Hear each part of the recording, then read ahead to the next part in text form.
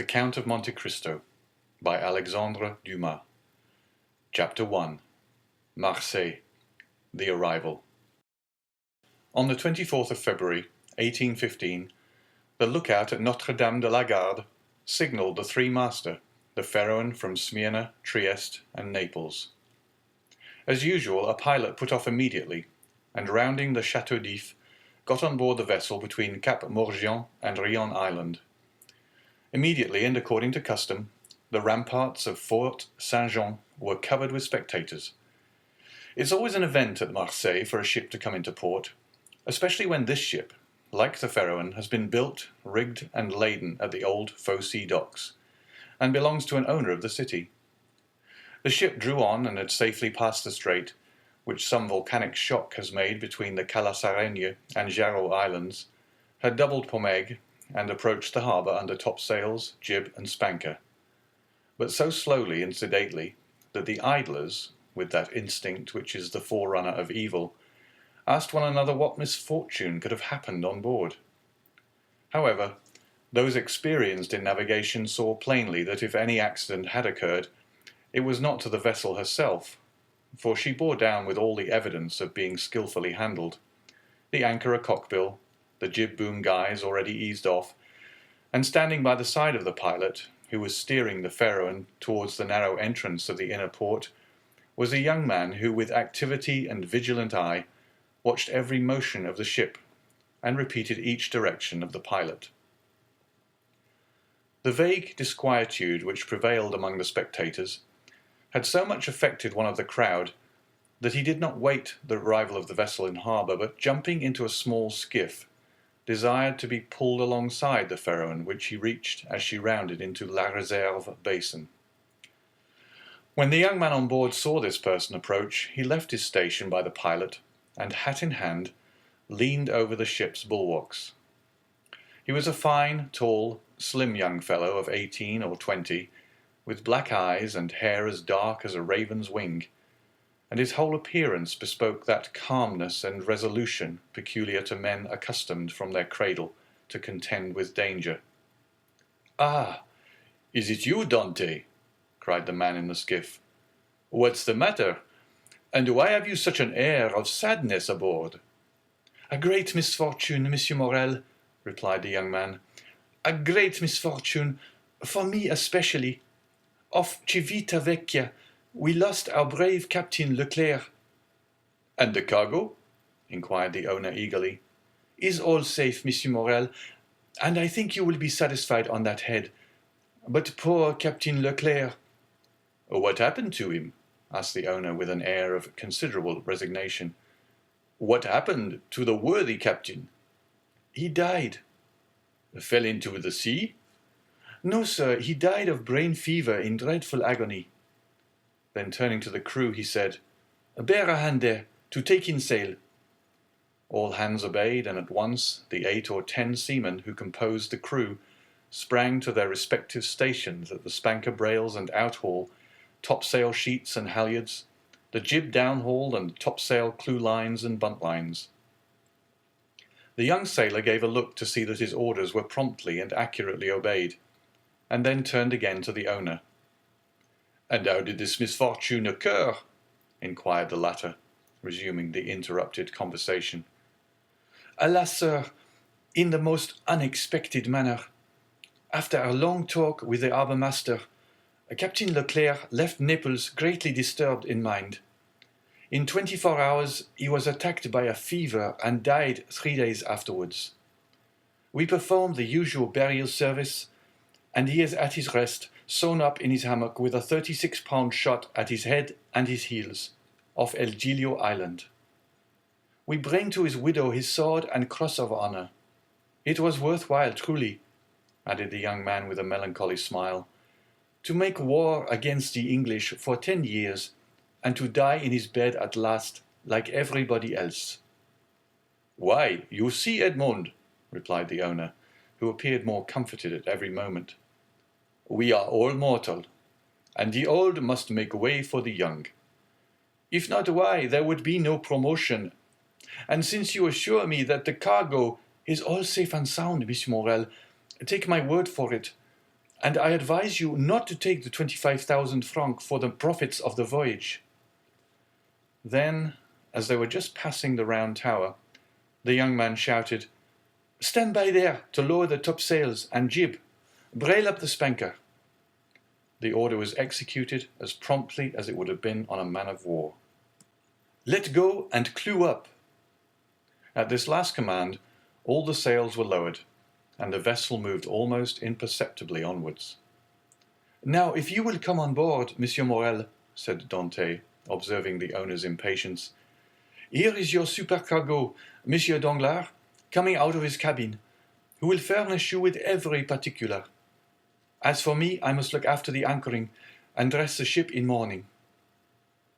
The owner did not wait for a second invitation.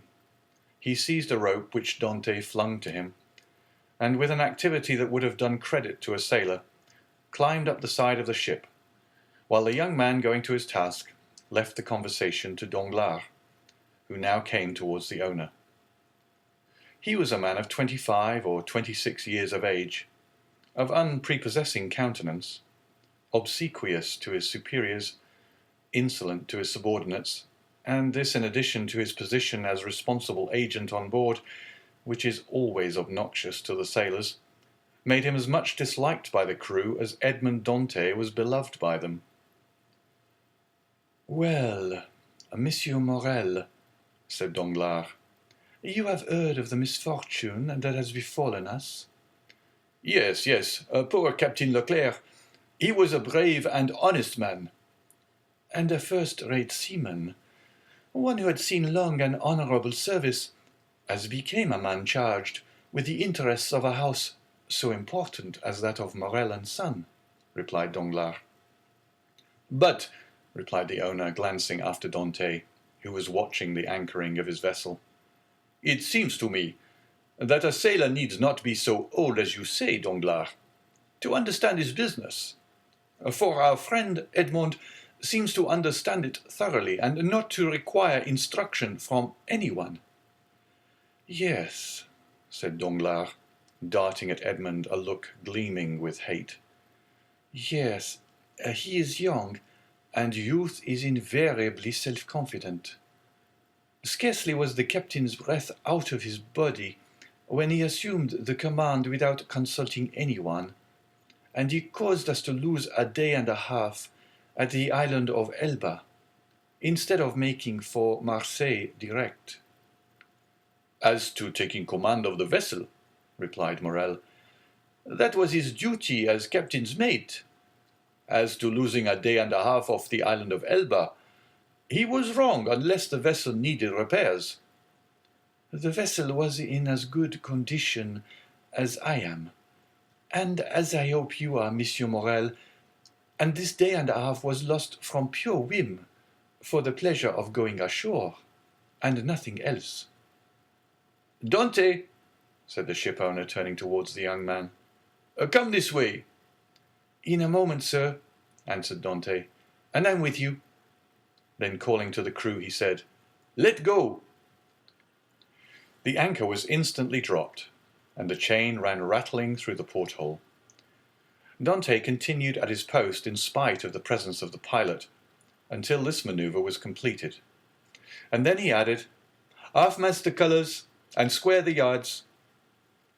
"You see," said Danglars, "he fancies himself captain already, upon my word." "And so in fact he is," said the owner. "Except your signature and your partner's, Monsieur Morel." "And why should he not have this?" asked the owner. "He is young, it is true, but he seems to me a thorough seaman, and of full experience." A cloud passed over Danglars' brow. "Your pardon, Monsieur Morel," said Dante, approaching. "The vessel now rides at anchor, and I am at your service. You hailed me, I think." Danglars retreated a step or two. "I wish to inquire why you stopped at the island of Elba." "I do not know, sir. It was to fulfill the last instructions of Captain Leclerc, who, when dying, gave me a packet for Marshal Bertrand." "Then did you see him, Edmond?" "Who?" "The Marshal." "Yes, Morel looked around him, and then drawing Dante on one side, he said suddenly, "And how is the Emperor?" "Very well, as far as I could judge from the sight of him." "You saw the Emperor, then?" "He entered the Marshal's apartment while I was there." "And you spoke to him?" "Why, it was he who spoke to me, sir," said Dante with a smile. "And what did he say to you?" "Asked me questions about the vessel, the time she left Marseille, the course she had taken, and what was her cargo. I believe if she had not been laden, and I had been her master, he would have brought her. But I told him I was only mate, and that she belonged to the firm of Morel and Son." "Ah, yes," he said, "I know them. The Morels have been shipowners from father to son. And there was a Morel who served in the same regiment with me when I was in garrison at Valence." "Pardieu! And that is true!" cried the owner, greatly delighted.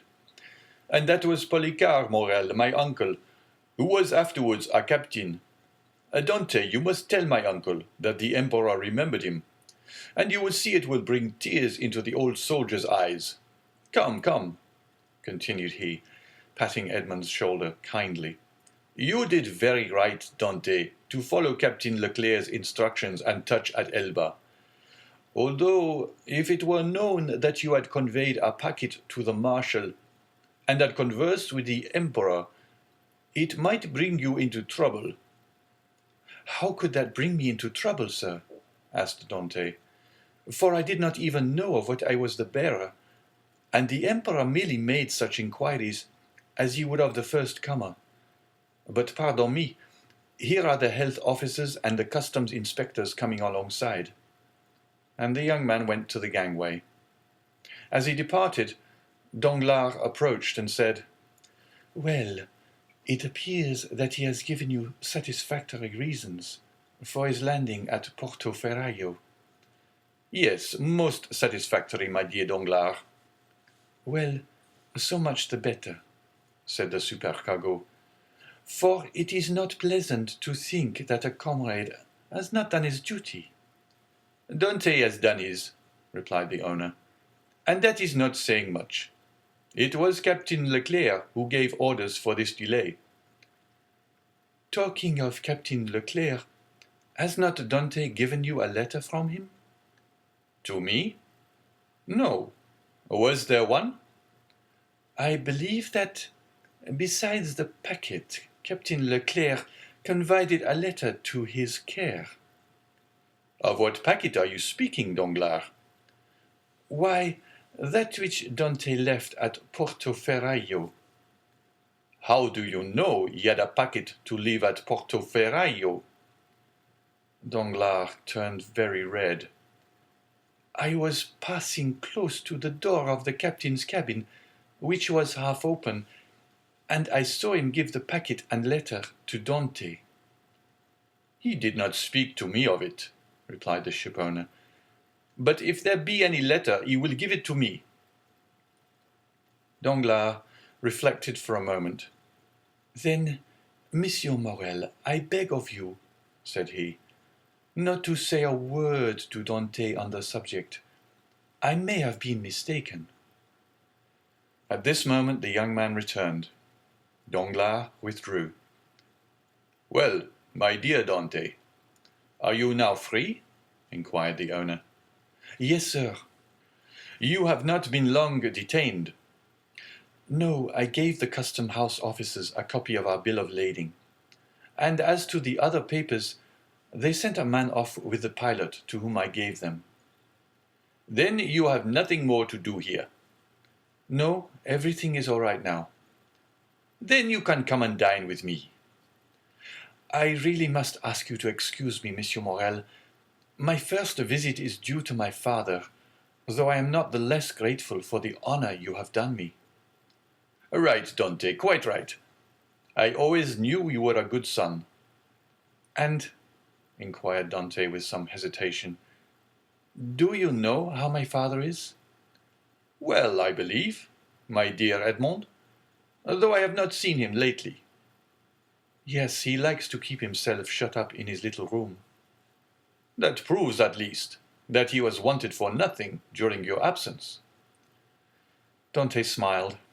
My father is proud, sir, and if he had not a meal left, I doubt if he would have asked anything from anyone, except from heaven. Well then, after this first visit has been made, we shall count on you. I must again excuse myself, Monsieur Morel, for after this first visit has been paid, I have another which I am most anxious to pay. True, Dante. I forgot. There was at the Catalans someone who expects you no less impatiently than your father, the lovely Mercedes. Dante blushed. Aha, said the shipowner. I am not in the least surprised, for she has been to me 3 times, inquiring if there were any news of the fair one. Peste, Edmond, you have a very handsome mistress. She is not my mistress, replied the young sailor gravely. She is my betrothed. Sometimes the one and the same thing, said Morel with a smile. Not with us, sir, replied Dante. Well, well, my dear Edmond, continued the owner, don't let me detain you. You have managed my affairs so well that I ought to allow you all the time you require for your own. Do you want any money? No, sir, I have all my pay to take, nearly 3 months' wages. You are a careful fellow, Edmond. Say I have a poor father, sir. Yes, yes, I know how good a son you are. So now hasten away to see your father.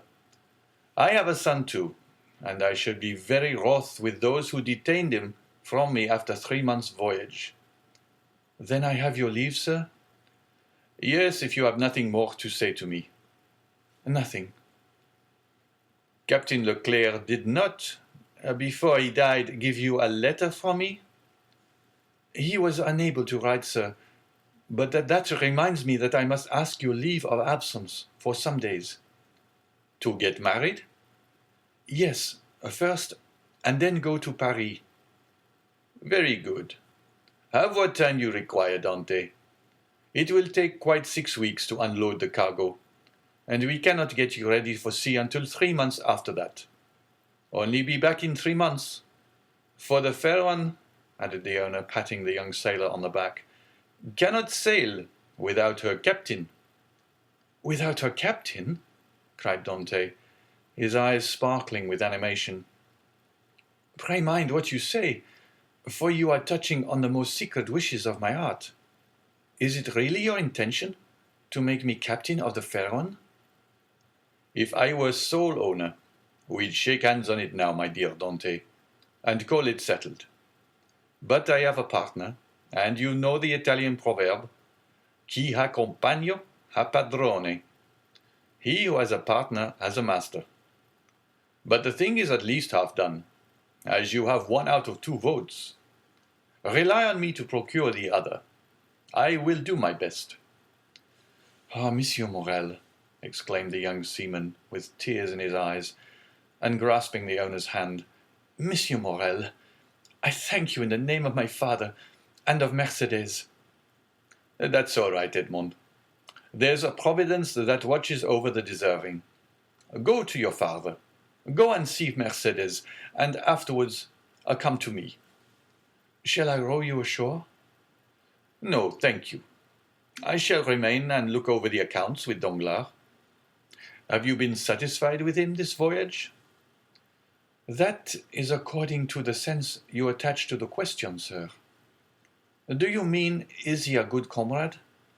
No, for I think he never liked me since the day when I was silly enough, after a little quarrel, we had to propose to him to stop for 10 minutes at the island of Monte Cristo to settle the dispute. A proposition which I was wrong to suggest, and he quite right to refuse. If you mean as responsible agent, when you ask me the question, I believe there is nothing to say against him, and that you will be content with the way in which he has performed his duty. But tell me, Dante, if you had command of the fair one, should you be glad to see Danglars remain? Captain or mate, Monsieur Morel, I shall always have the greatest respect for those who possess the owner's confidence. That's right, Dante. I see you are a thoroughly good fellow, and will detain you no longer. Go, for I see how impatient you are. Then I have leave? Go, I tell you. May I have the use of your skiff? Certainly. Then, for the present, Monsieur Morel, farewell, and 1,000 thanks. I hope soon to see you again, my dear Edmond. Good luck to you. The young sailor jumped into the skiff and sat down in the stern sheets, with the order that he be put ashore at La Canebière. The two oarsmen bent to their work, and the little boat glided away as rapidly as possible in the midst of the 1,000 vessels which choke up the narrow way which leads between the two rows of ships from the mouth of the harbour to the Quai d'Orléans. The ship-owner, smiling, followed him with his eyes until he saw him spring out on the quay and disappear in the midst of the throng, which from 5 o'clock in the morning until 9 o'clock at night swarms in the famous street of La Canebière, a street of which the modern Phocéens are so proud that they say with all the gravity in the world, and with that accent which gives so much character to what is said, "If Paris had La Canebière, Paris would be a second Marseille." On turning round, the owner saw Danglars behind him, apparently awaiting orders, but in reality also watching the young sailor. But there was a great difference in the expression of the two men who thus followed the movements of Edmond Dantès. End of chapter 1.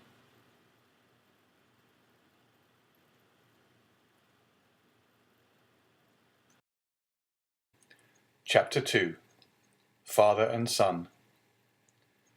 We will leave Danglars struggling with the demon of hatred and endeavouring to insinuate in the ear of the ship-owner some evil suspicions against his comrade, and follow Dante, who, after having traversed La Canebière, took the Rue de Noailles and entered a small house on the left of the Allée de Meilhan, rapidly ascended 4 flights of a dark staircase, holding the baluster with one hand, while with the other he repressed the beatings of his heart, and paused before a half-open door, from which he could see the whole of a small room.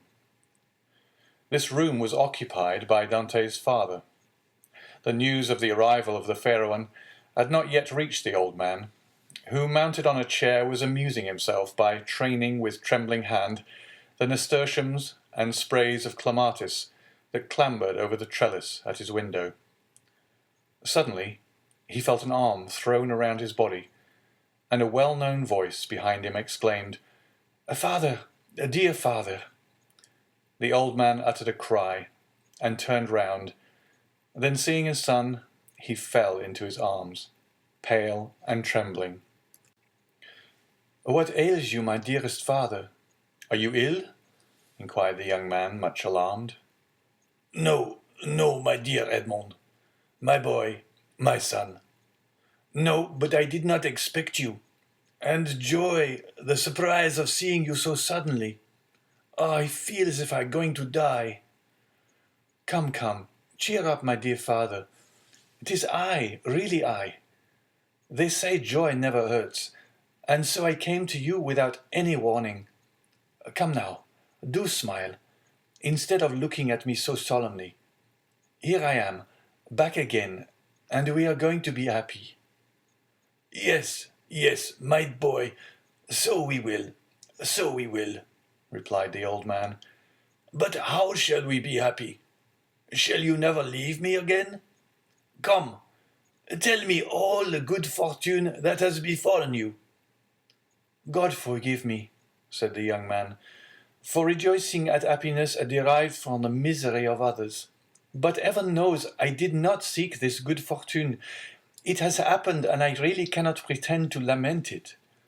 The good Captain Leclerc is dead, father, and it is probable that with the aid of Monsieur Morel I shall have his place. Do you understand, father? Only imagine me a captain at 20, with 100 louis pay, and a share in the profits. Is this not more than a poor sailor like me could have hoped for?" "Yes, my dear boy," replied the old man. "It is very fortunate." "Well then, with the first money I touch, I mean you to have a small house, with a garden in which to plant clematis, nasturtium, and honeysuckle. But what ails you, father? Are you not well?" "It is nothing, nothing. It will soon pass away." And as he said so, the old man's strength failed him, and he fell backwards. "Come, come," said the young man. "A glass of wine, father, will revive you. Where do you keep your wine?" "No, no, thanks. You need not look for it. I do not want it," said the old man. "Yes, yes, father, tell me where it is." And he opened 2 or 3 cupboards. "It is no use," said the old man. "There is no wine." "What, no wine?" said Dante, turning pale and looking alternately at the hollow cheeks of the old man and the empty cupboards.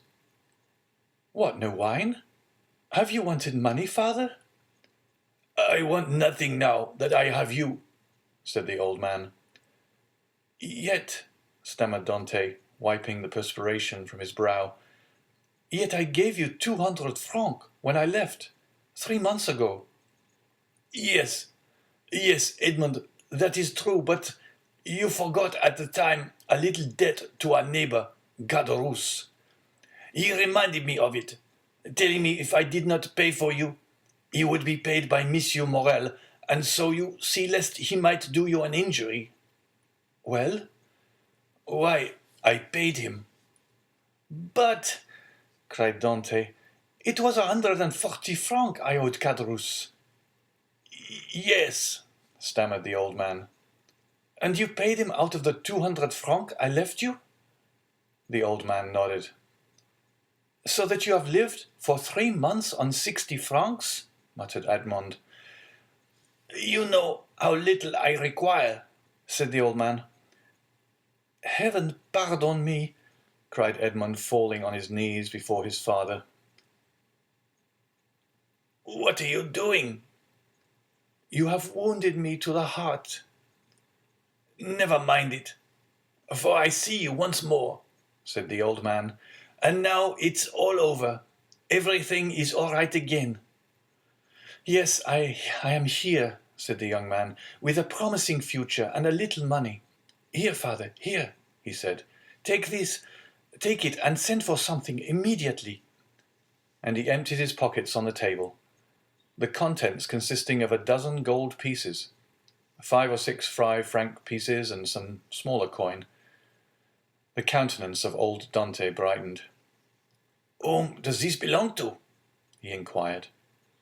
"To me, to you, to us. Take it. Buy some provisions. Be happy.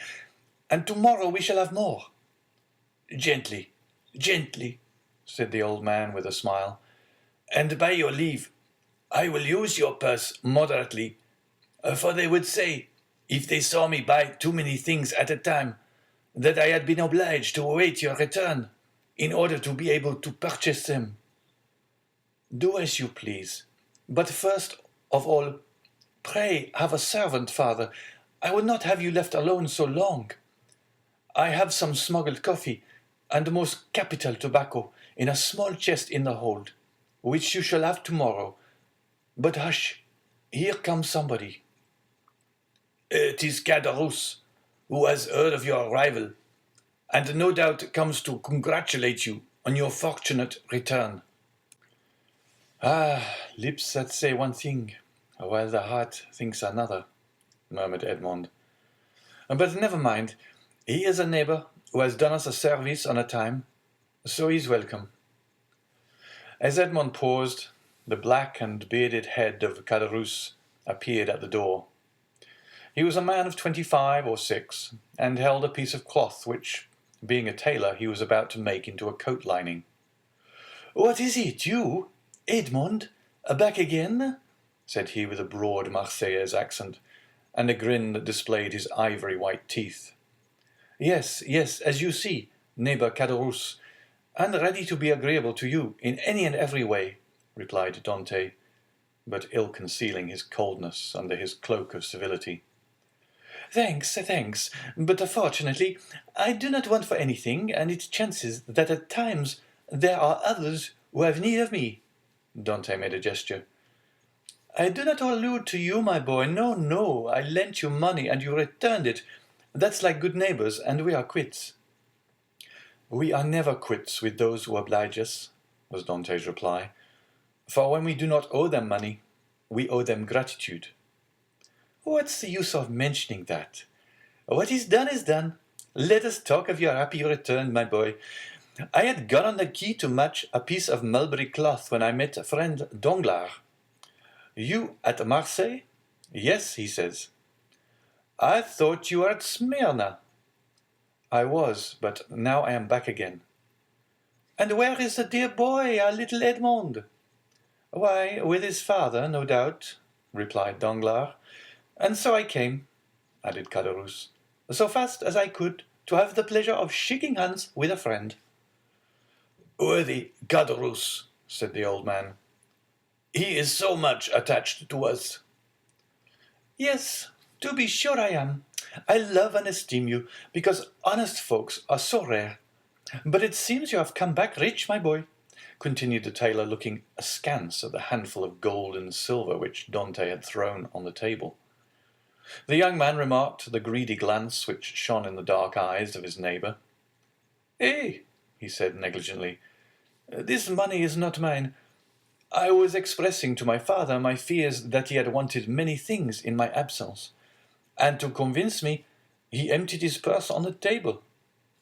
Come, father," added Dante, "put this money back in your box, unless neighbour Caderousse wants anything, and in that case it is at his service." No, my boy, no, said Caderousse. I am not in any want. Thank God, my living is suited to my means. Keep your money. Keep it, I say. One never has too much. But at the same time, my boy, I am as much obliged by your offer as if I took advantage of it. It was offered with good will, said Dante. No doubt, my boy, no doubt. Well, you stand well with Monsieur Morrel, I hear. Are you insinuating dog you?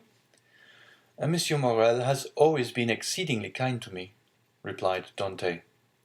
Then you were wrong to refuse to dine with him. What? Did you refuse to dine with him? Said old Dante. And did he invite you to dine? Yes, my father, replied Edmond, smiling at his father's astonishment at the excessive honour paid to his son. And why did you refuse, my son? Inquired the old man. That I might sooner see you again, my dear father, replied the young man. I was most anxious to see you. But it must have vexed Monsieur Morrel good, worthy man, said Caderousse. And when you are looking forward to be captain, it was wrong to annoy the owner. But I explained to him the cause of my refusal, replied Dante, and I hope he fully understood it.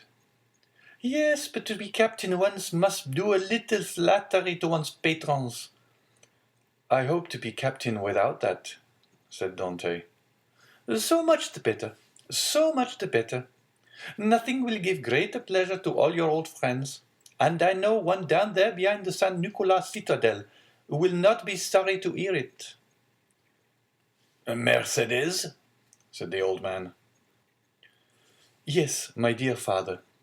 And with your permission, now I have seen you, and know you are well, and have all you require, I will ask your consent to go and pay a visit to the Catalans. Go, my dear boy, said the old Dante, and heaven bless you in your wife, as it has blessed me in my son. His wife, said Caderousse. Why, how fast you go on, Father Dante. She is not his wife yet, as it seems to me.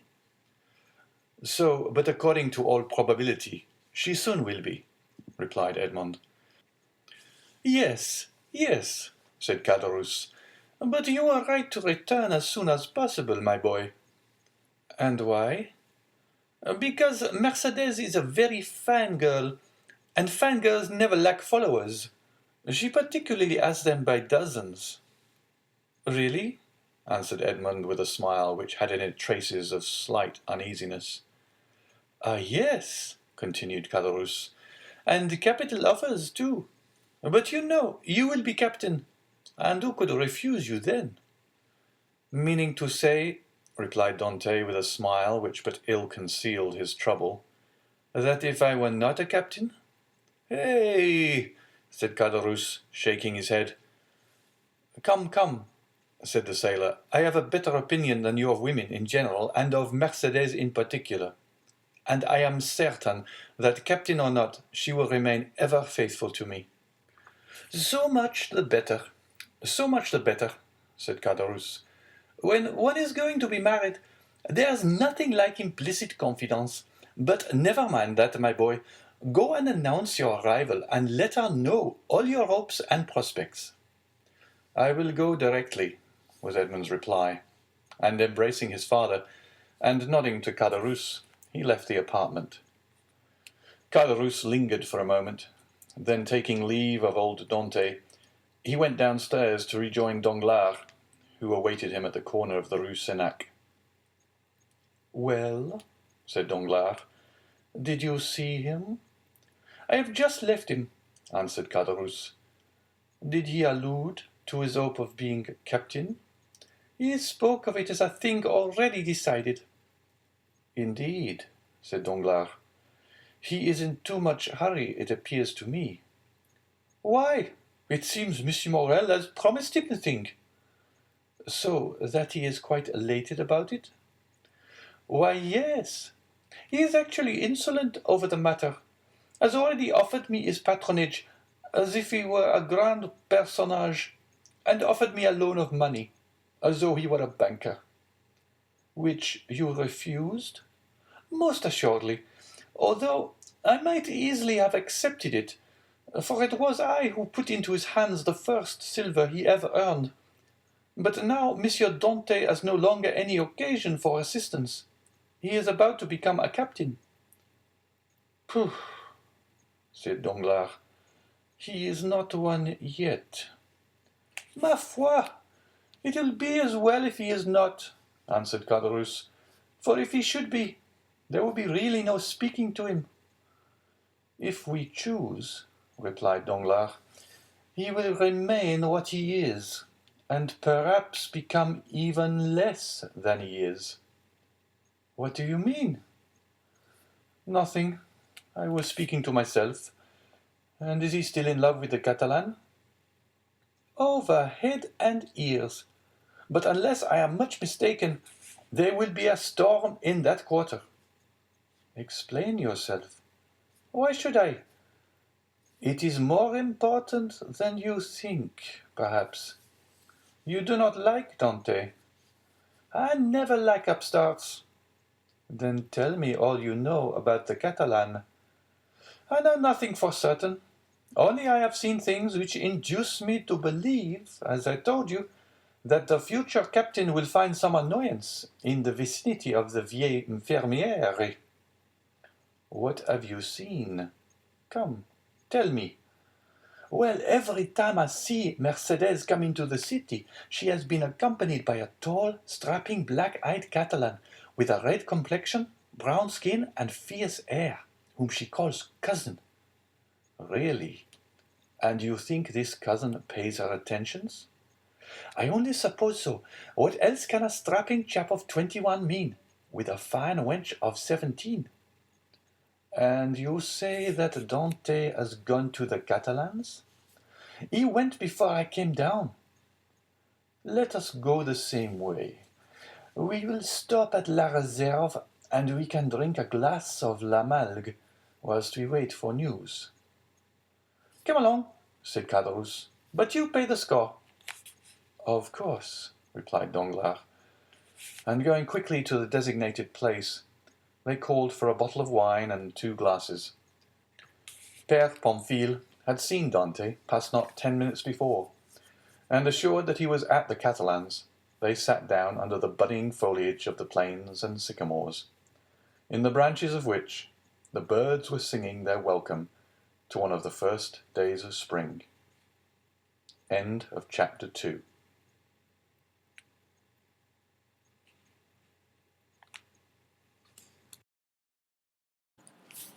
Chapter 3. The Catalans.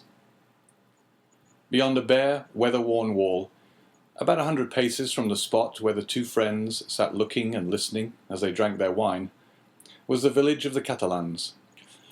Long ago this mysterious colony quitted Spain and settled on the tongue of land on which it is to this day. Whence it came no one knew, and it spoke an unknown tongue. One of its chiefs, who understood Provençal, begged the commune of Marseille to give them this bare and barren promontory, where, like the sailors of old, they had run their boats ashore. The request was granted, and 3 months afterwards, around the 12 or 15 small vessels which had brought those gypsies of the sea, a small village sprang up. This village, constructed in a singular and picturesque manner, half Moorish, half Spanish, still remains and is inhabited by descendants of the first comers, who speak the language of their fathers. For 3 or 4 centuries they have remained upon this small promontory, on which they had settled like a flight of seabirds, without mixing with the Marseillaise population, intermarrying and preserving their original customs, and the costume of their mother country, as they have preserved its language.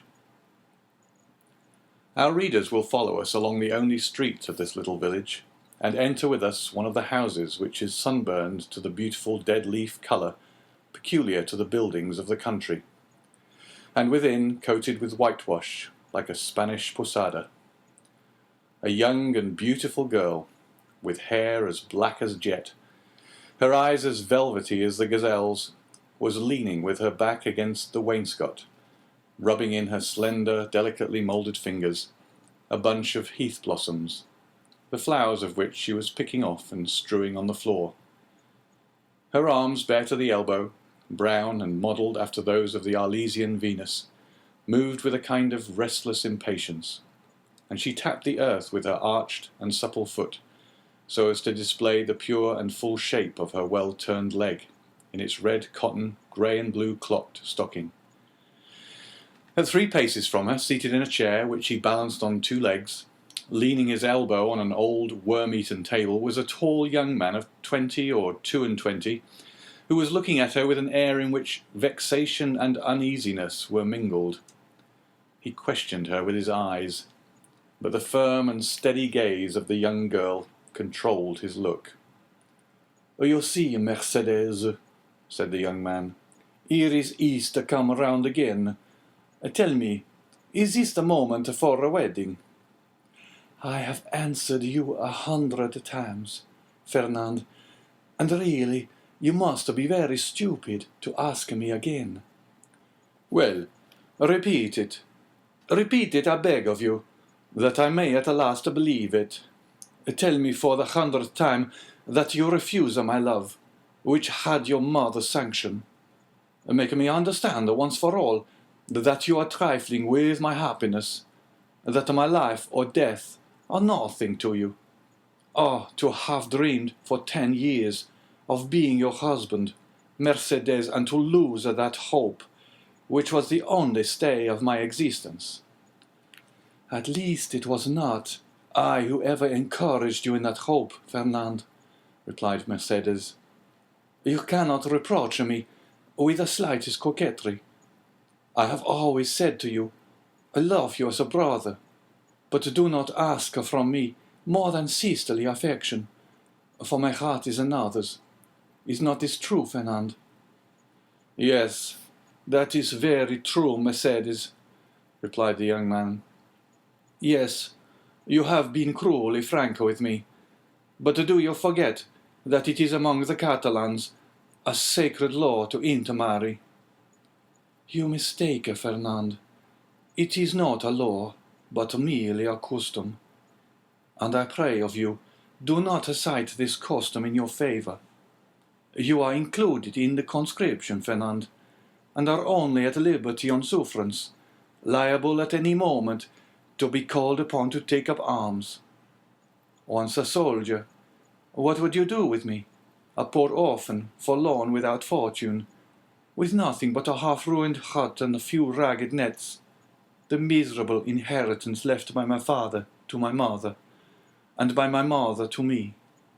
She has been dead a year, And you know, Fernand, I have subsisted almost entirely on public charity. Sometimes you pretend I am useful to you, and that is an excuse to share with me the produce of your fishing, and I accept it, Fernand, because you are the son of my father's brother, because we were brought up together, and still more because it would give you so much pain if I refuse. But I feel very deeply that this fish which I go and sell, and with the produce of which I buy the flax I spin, I feel very keenly, Fernand, that this is charity. And if it were, Mercedes, poor and lone as you are, you suit me as well as the daughter of the first shipowner, or the richest banker of Marseille. What do you such as we desire but a good wife and a careful housekeeper? And where can I look for these better than in you? Fernand, answered Mercedes, shaking her head, a woman becomes a bad manager, and who shall say she will remain an honest woman when she loves another man better than her husband?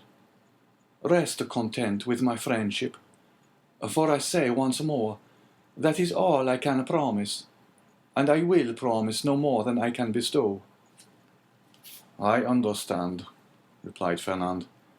You can endure your own wretchedness patiently, but you are afraid to share mine.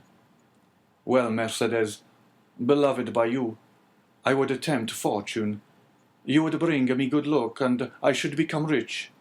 I could extend my occupation as a fisherman, might get a place as clerk in a warehouse, and become in time a dealer myself. You could do no such thing, Fernand. You are a soldier, and if you remain at the Catalans, it is because there is no war. So remain a fisherman, and contented with my friendship, as I cannot give you more. Well, I will do better, Mercedes. I will be a sailor, instead of the costume of our fathers, which you despise. I will wear a varnished hat, a striped shirt, and a blue jacket with an anchor on the buttons. Would not that dress please you? What do you mean? Asked Mercedes, with an angry glance. What do you mean? I do not understand you. I mean, Mercedes, that you are thus harsh and cruel with me, because you are expecting someone who is thus attired. But perhaps he whom you await is inconstant, or if he is not, the sea is so to him. Fernand, cried Mercedes, I believed you were good-hearted, and I was mistaken.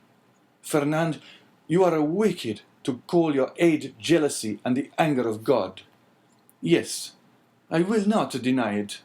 I do await and I do love of him of whom you speak, and if he does not return, instead of accusing him of the inconstancy which you insinuate, I will tell you that he died loving me and me only. The young girl made a gesture of rage. I understand you, Fernand. You would be revenged on him because I do not love you. You would cross your Catalan knife with his dirk. What end would that answer? To lose you my friendship if he were conquered, and see that friendship changed into hate if you were victor.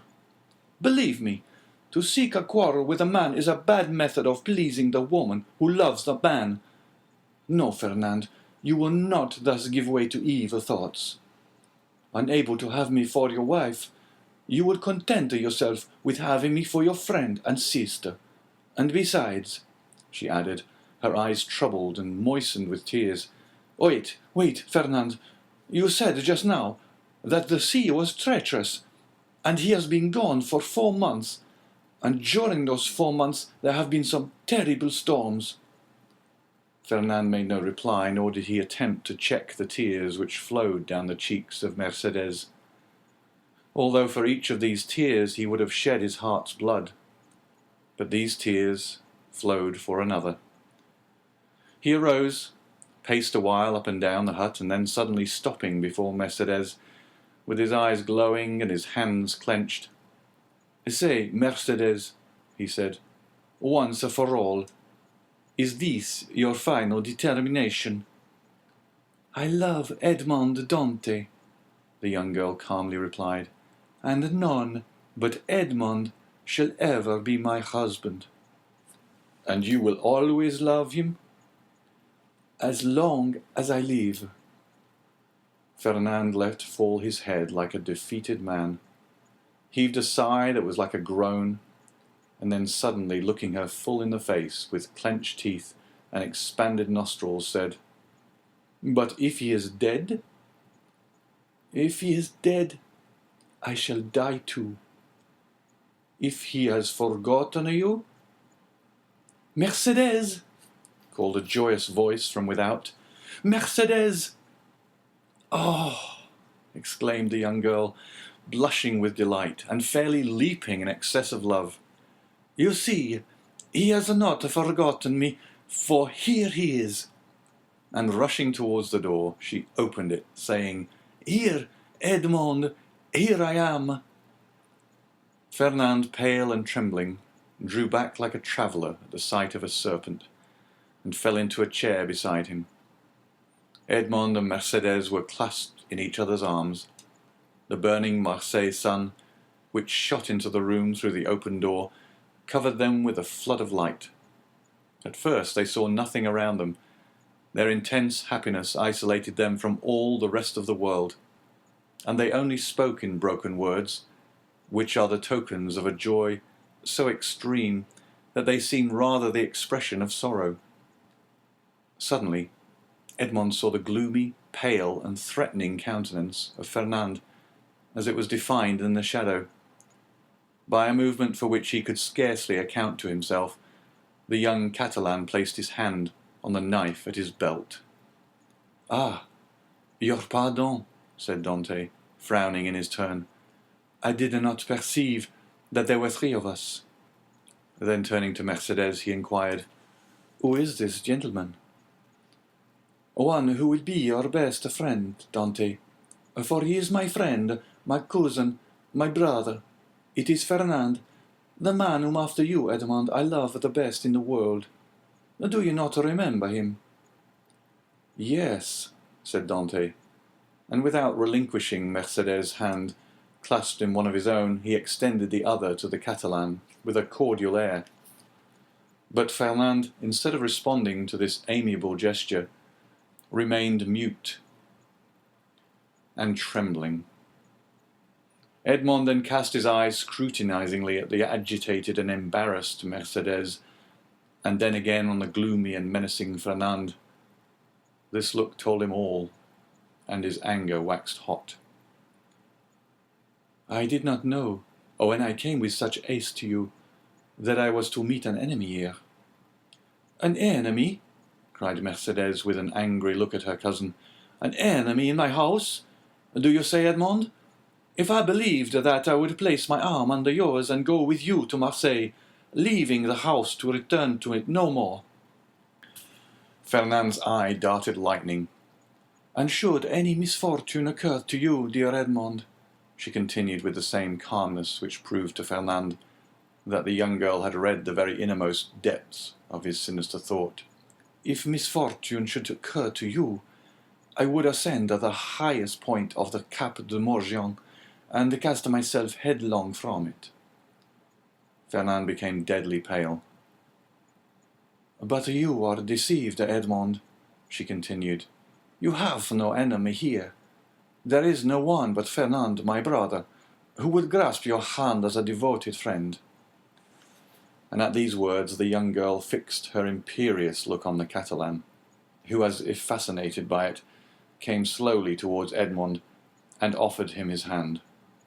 His hatred, like a powerless, though furious wave, was broken against the strong ascendancy which Mercedes exercised over him. Scarcely, however, had he touched Edmond's hand, than he felt he had done all he could do, and rushed hastily out of the house. "Oh!" he exclaimed, running furiously and tearing his hair. "Oh, who will deliver me from this man? Wretched, wretched that I am!" "Hallo, Catalan! Hallo, Fernand! Where are you running to?" exclaimed a voice. The young man stopped suddenly, looking around him, and perceived Caderousse sitting at table with Danglars under an arbour. Well, said Caderousse, why don't you come? Are you really in such a hurry that you have no time to pass the time of day with your friends? Particularly when they have still a full bottle before them, added Danglars. Fernand looked at them both with a stupefied air, but did not say a word. He seems besotted, said Danglars, pushing Caderousse with his knee. Are we mistaken? And is Dante a triumphant, in spite of all we have believed? Why, we must inquire into that, was Caderousse's reply, and turning towards the young man, said, Well, Catalan, can't you make up your mind? Fernand wiped away the perspiration steaming from his brow, and slowly entered the arbour, whose shade seemed to restore somewhat of calmness to his senses, and whose coolness somewhat of refreshment to his exhausted body. Good day, said he. You called me, didn't you? And he fell rather than sat down on one of the seats which surrounded the table. I called you because you were running like a madman, and I was afraid you would throw yourself into the sea, said Caderousse, laughing. Why, when a man has friends, they are not only to offer him a glass of wine, but moreover to prevent his swallowing 3 or 4 pints of water unnecessarily. Fernand gave a groan, which resembled a sob, and dropped his head into his hands, his elbows leaning on the table. Well, Fernand, I must say, said Caderousse, beginning the conversation with that brutality of the common people in which curiosity destroys all diplomacy, you look uncommonly like a rejected lover. Ha, ha, ha, as he burst into a hoarse laugh. Bah, said Danglars, a lad of his make was not born to be unhappy in love. You are laughing at him, Caderousse. No, you replied, only hark how he sighs. Come, come, Fernand, said Caderousse, hold up your head and answer us. It's not polite not to reply to friends who ask news of your health. My health is well enough, said Fernand, clenching his hands without raising his head. Ah, you see, Danglars, said Caderousse, winking at his friend, this is how it is.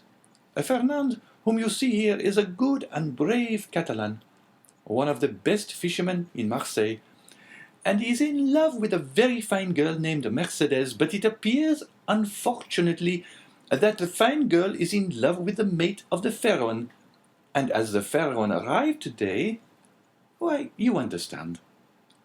No, I do not understand, said Danglars. Poor Fernand has been dismissed, continued Caderousse. Well, and what then? Said Fernand, lifting up his head and looking at Caderousse like a man who looks for someone on whom to vent his anger. Mercedes is not accountable to any person, is she? Is she not free to love whomsoever she will? Oh, if you take it in that sense, said Caderousse, it is another thing. But I thought you were a Catalan, and they told me the Catalans were not men to allow themselves to be supplanted by a rival. It was even told me that Fernand especially was terrible in his vengeance. Fernand smiled piteously. A lover is never terrible, he said. Poor fellow, remarked Danglars, affecting to pity the young man from the bottom of his heart. Why, you see, he did not expect to see Dante return so suddenly. He thought he was dead, perhaps, or perchance faithless. These things always come on us more severely when they come suddenly. Ah, ma foi, under any circumstance, said Caderousse, who drank as he spoke, and on whom the fumes of the wine began to take effect. Under any circumstance, Fernand is not only person but out by the unfortunate arrival of Dante. Is he, Danglars? No, you are right, and I should say that would bring him ill luck. Well, never mind, answered Caderousse, pouring out a glass of wine for Fernand and filling his own for the 8th or 9th time, while Danglars had merely sipped his. Never mind. In the meantime, He marries Mercedes, the lovely Mercedes. At least he returns to that. During this time, Danglars fixed his piercing glance on the young man, on whose heart Caderousse's words fell like molten lead. "And when is the wedding to be?" he asked. "Oh, it is not yet fixed," murmured Fernand. "No, but it will be," said Caderousse, "as surely as Dante will be captain of the Pharaon. Eh, Danglars?" Danglars shuddered at his unexpected attack, and turned to Caderousse, whose countenance he scrutinized to try and detect whether the blow was premeditated. But he read nothing but envy in a countenance already rendered brutal and stupid by drunkenness. "Well," said he, filling the glasses, "let us drink to Captain Edmond Dante, husband of the beautiful Catalane." Caderousse raised his glass to his mouth with unsteady hand, and swallowed the contents at a gulp. Fernand dashed his on the ground. "Eh, eh, eh," stammered Caderousse. "What do I see down there by the wall, in the direction of the Catalans? Look, Fernand, your eyes are better than mine. I believe I see double. You know, wine is a deceiver, but I would say it was two lovers walking side by side, and hand in hand. Heaven forgive me, they do not know that we can see them, and they are actually embracing." Danglars did not lose one pang that Fernand endured. "Do you know them, Fernand?" he said. "Yes," was the reply in a low voice. "It is Edmond and Mercedes." "Ah, see there now," said Caderousse, "and I did not recognize them. Hello, Dante. Hello, lovely damsel. Come this way, and let us know when the wedding is to be, for Fernand here is so obstinate he will not tell us." "Hold your tongue, will you?" said Danglars, pretending to restrain Caderousse, who, with the tenacity of drunkards, leaned out of the arbour. "Try to stand upright, and let the lovers make love without interruption. See, look at Fernand, and follow his example. He is well behaved." Fernand, probably excited beyond bearing, pricked by Danglars as the bull is by the bandoleros, was about to rush out, for he had risen from his seat, and seemed to be collecting himself to dash headlong upon his rival, when Mercedes, smiling and graceful, lifted up her lovely head, and looked at them with her clear and bright eyes. At this Fernand recollected her threat of dying if Edmond died, and dropped again heavily on his seat. Danglars looked at the two men, one after the other, the one brutalized by liquor, the other overwhelmed with love. "I shall get nothing from these fools," he muttered, "and am very much afraid of being here between a drunkard and a coward. He is an envious fellow, making himself boozy on wine, when he ought to be nursing his wrath.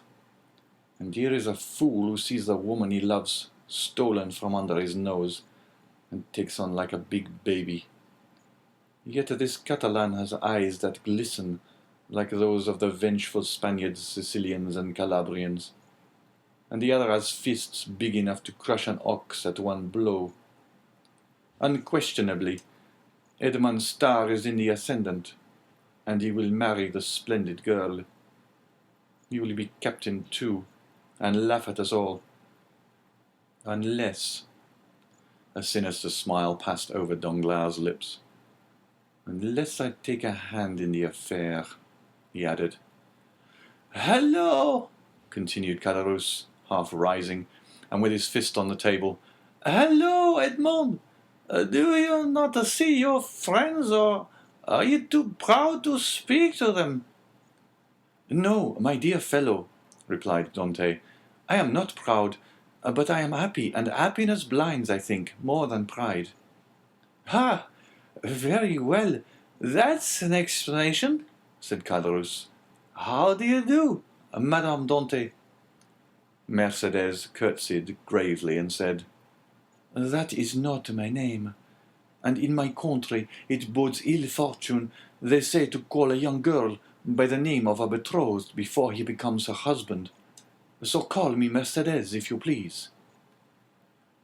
"We must excuse our worthy neighbor, Caderousse," said Dante.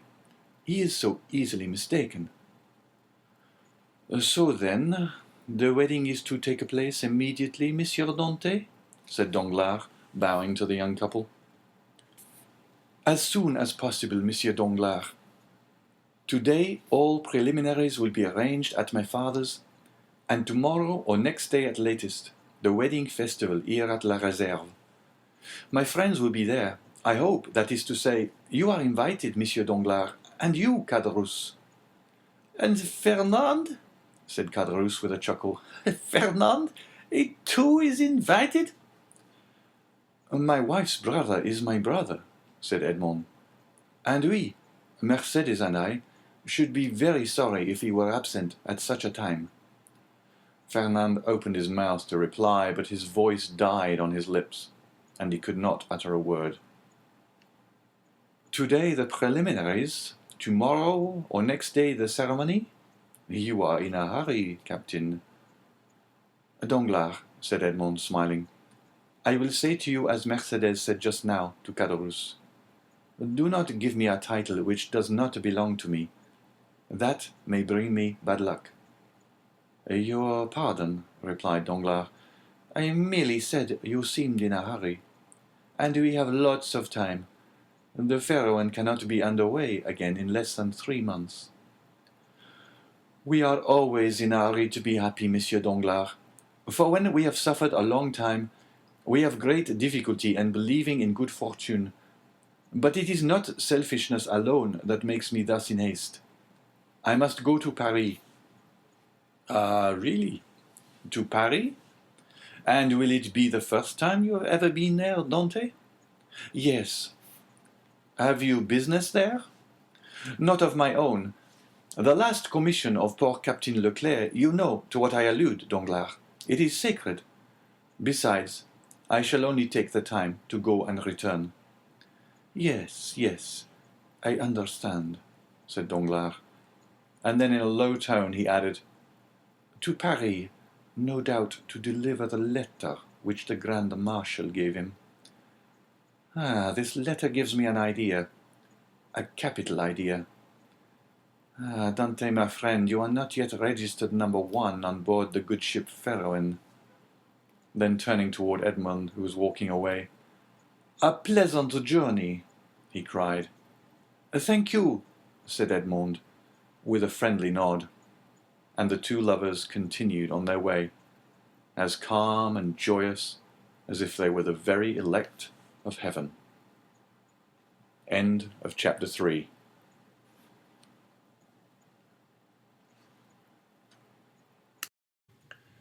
Chapter 4. Conspiracy. Danglars followed Edmond and Mercedes with his eyes until the two lovers disappeared behind one of the angles of Fort Saint-Nicolas. Then turning around, he perceived Fernand, who had fallen, pale and trembling, into his chair, while Caderousse stammered out the words of a drinking song. "Well, my dear sir," said Danglars to Fernand, "here is a marriage which does not appear to make everybody happy." "It drives me to despair," said Fernand. "Do you love Mercedes?" "I adore her." "For long?" "As long as I have known her, always." "And you sit there, tearing your hair, instead of seeking to remedy your condition? I did not think that was the way of your people." "What would you have me do?" said Fernand. "How do I know? Is it my affair? I am not in love with Mademoiselle Mercedes. But for you, in the words of the Gospel, seek, and you shall find." "I have found already." "What?" "I would stab the man, but the woman told me that if any misfortune happened to her betrothed, she would kill herself." "Pooh! Women say those things, but never do them. You do not know, Mercedes, what she threatens she would do. Idiot, muttered Danglars. Whether she kill herself or not, what matter, provided Dante is not captain? Before Mercedes should die, replied Fernand, with the accents of unshaken resolution, I would die myself. That's what I call love, said Caderousse with a voice more tipsy than ever. That's love, or I don't know what love is. Come, said Danglars, you appear to me a good sort of fellow, and hang me, I should like to help you, but... Yes, said Caderousse, but how? My dear fellow, replied Danglars, you are 3 parts drunk. Finish the bottle, and you will be completely so. Drink, then, and do not meddle with what we are discussing, for that requires all one's wit and cool judgment. I? Drunk? Said Caderousse. Well, that's a good one. I could drink 4 more such bottles. They are no bigger than Cologne flasks. Père Pamphile, more wine. And Caderousse rattled his glass upon the table. You were saying, sir, said Fernand, awaiting with great anxiety the end of this interrupted remark. What was I saying? I forget. This drunken Caderousse has made me lose the thread of my sentence. Drunk, if you like, so much the worse for those who fear wine, for it is because they have bad thoughts, which they are afraid the liquor will extract from their hearts. And Caderousse began to sing the 2 last lines of a song very popular at that time. Tous les méchants sont buveurs d'eau, c'est bien prouvé par la déluge. The wicked are great drinkers of water, as the flood proved once for all. You said, sir, you would like to help me, but... Yes, but I added, to help you it would be sufficient that Dante did not marry her your love, and the marriage may easily be thwarted, methinks, and yet Dante need not die. Death alone can separate them, remarked Fernand. You talk like a noodle, my friend, said Caderousse, and here is Danglars, who is wide awake, clever, a deep fellow, who will prove to you that you are wrong. Prove it, Danglars. I have answered for you. Say there is no need why Dante should die. It would indeed be a pity he should. Dante is a good fellow. I like Dante. Dante, your health. Fernand rose impatiently. Let him run on, said Danglars, restraining the young man. Drunk as he is not much out in what he says. Absence severs as well as death, and if the walls of a prison were between Edmond and Mercedes, they would be as effectually separated as if he lay under a tombstone. Yes, but one gets out of prison, said Caderousse, who, with what sense was left him, listened eagerly to the conversation. And when one gets out, and one's name is Edmond Dante, one seeks revenge.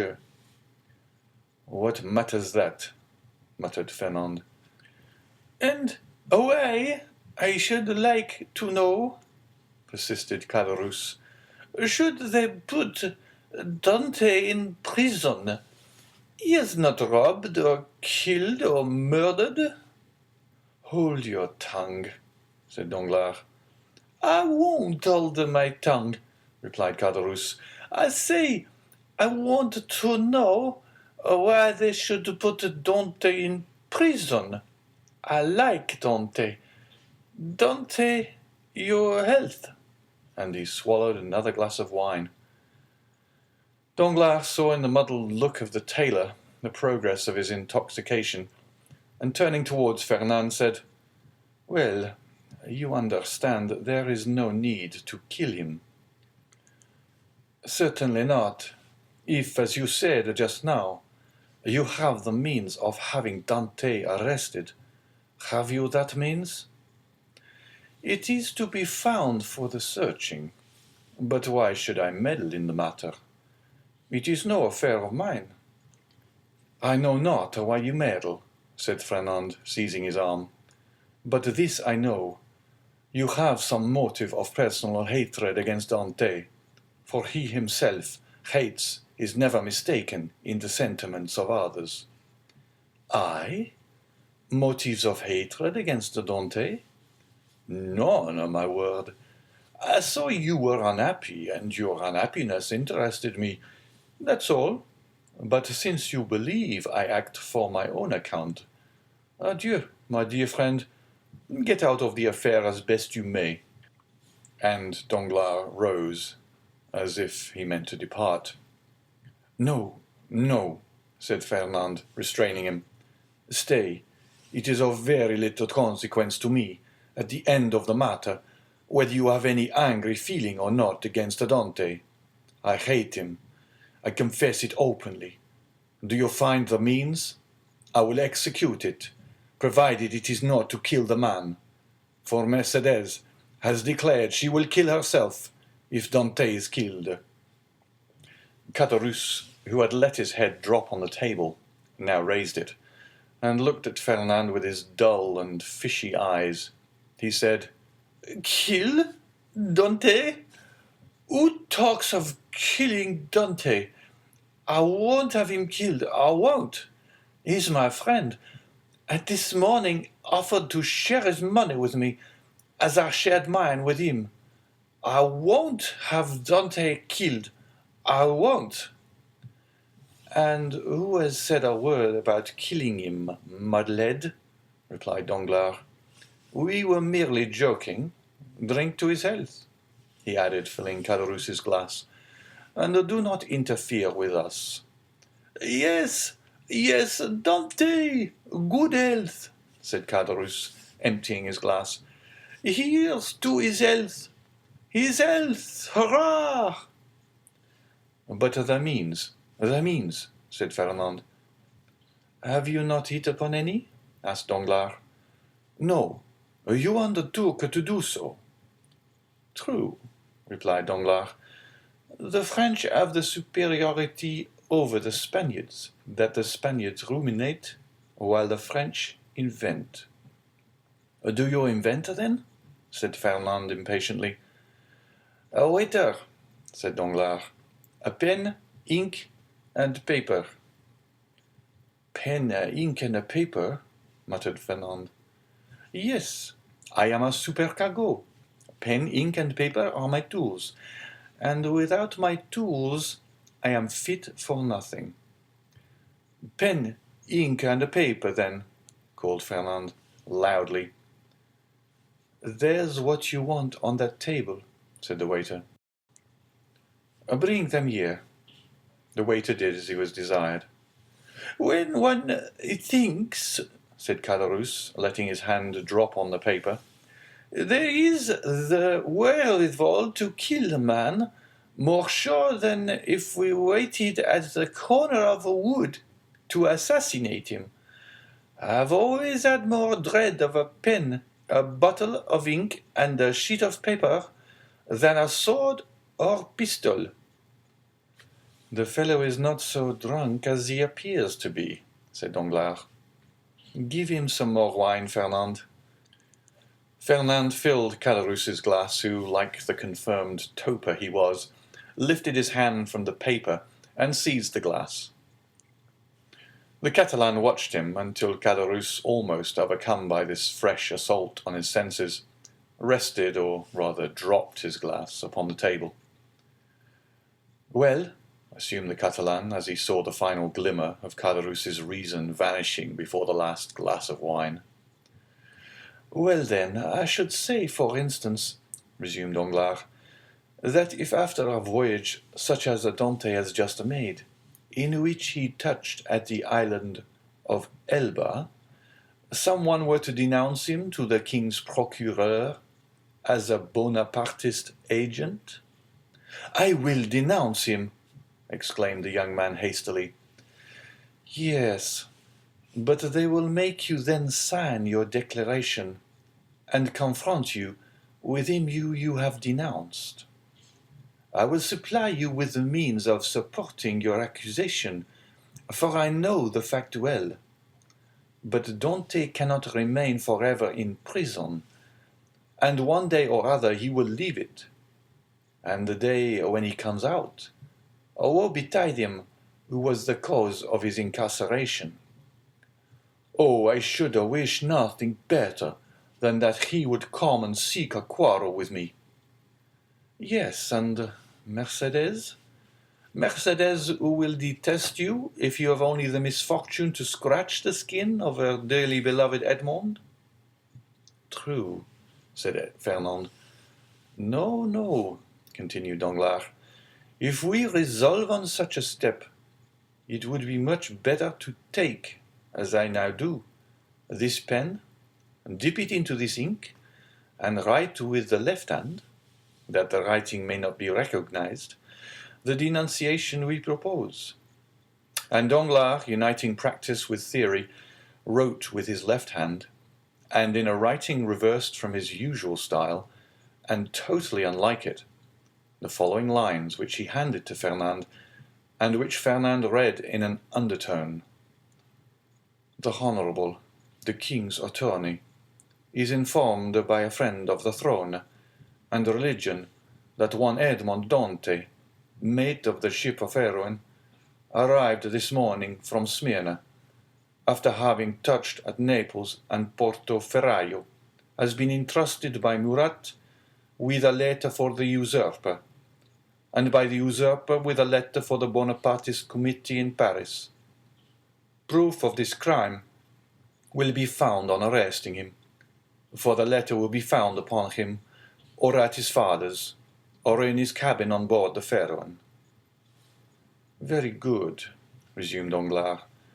Now your revenge looks like common sense, for in no way can it revert to yourself, and the matter will thus work its own way.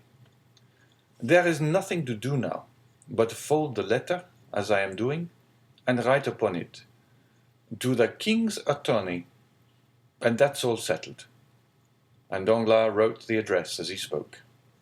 Yes, and that's all settled, exclaimed Caderousse, who by a last effort of intellect had followed the reading of the letter, and instinctively comprehended all the misery which such a denunciation must entail.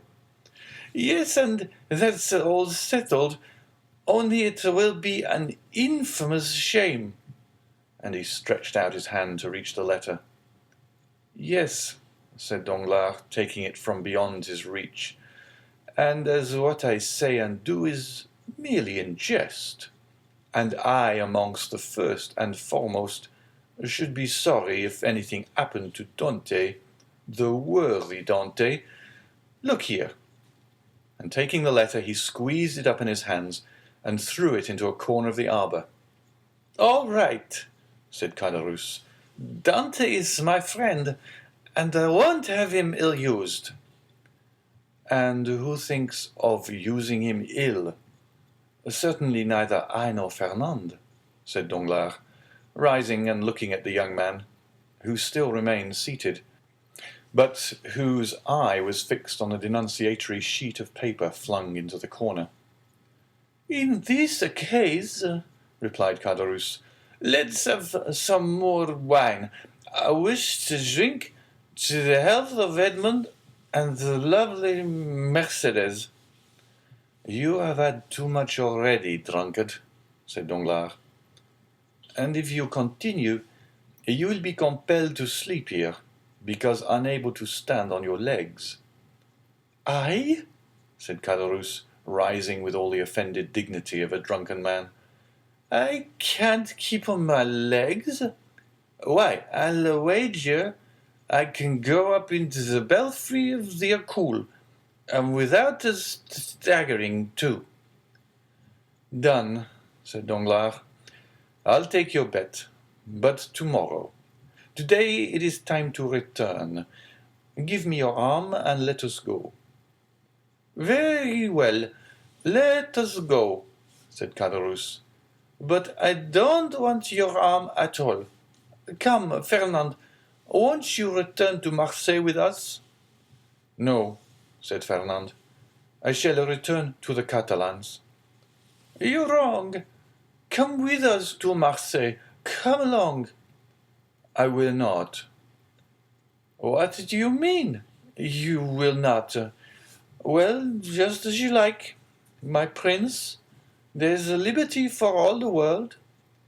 Come along, Danglars, and let the young gentleman return to Catalans if he chooses. Danglars took advantage of Caderousse's temper at the moment to take him off towards Marseille, by the Porte Saint-Victor, staggering as he went. When they advanced about 20 yards, Danglars looked back and saw Fernand stoop, pick up the crumpled paper, and putting it into his pocket, then rush out of the arbour towards Pillon. Well, said Caderousse, why, what a lie he told. He said he was going to the Catalans, and he is going to the city. Hallo, Fernand. Oh, you don't see straight, said Danglars. He's gone right enough. Well, said Caderousse, I should have said not. How treacherous wine is. Come, come, said Danglars to himself. Now the work is at work, and it will effect its purpose unassisted. End of chapter 4.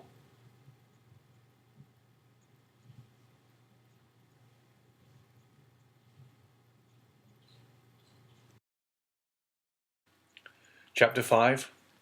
The Marriage Feast.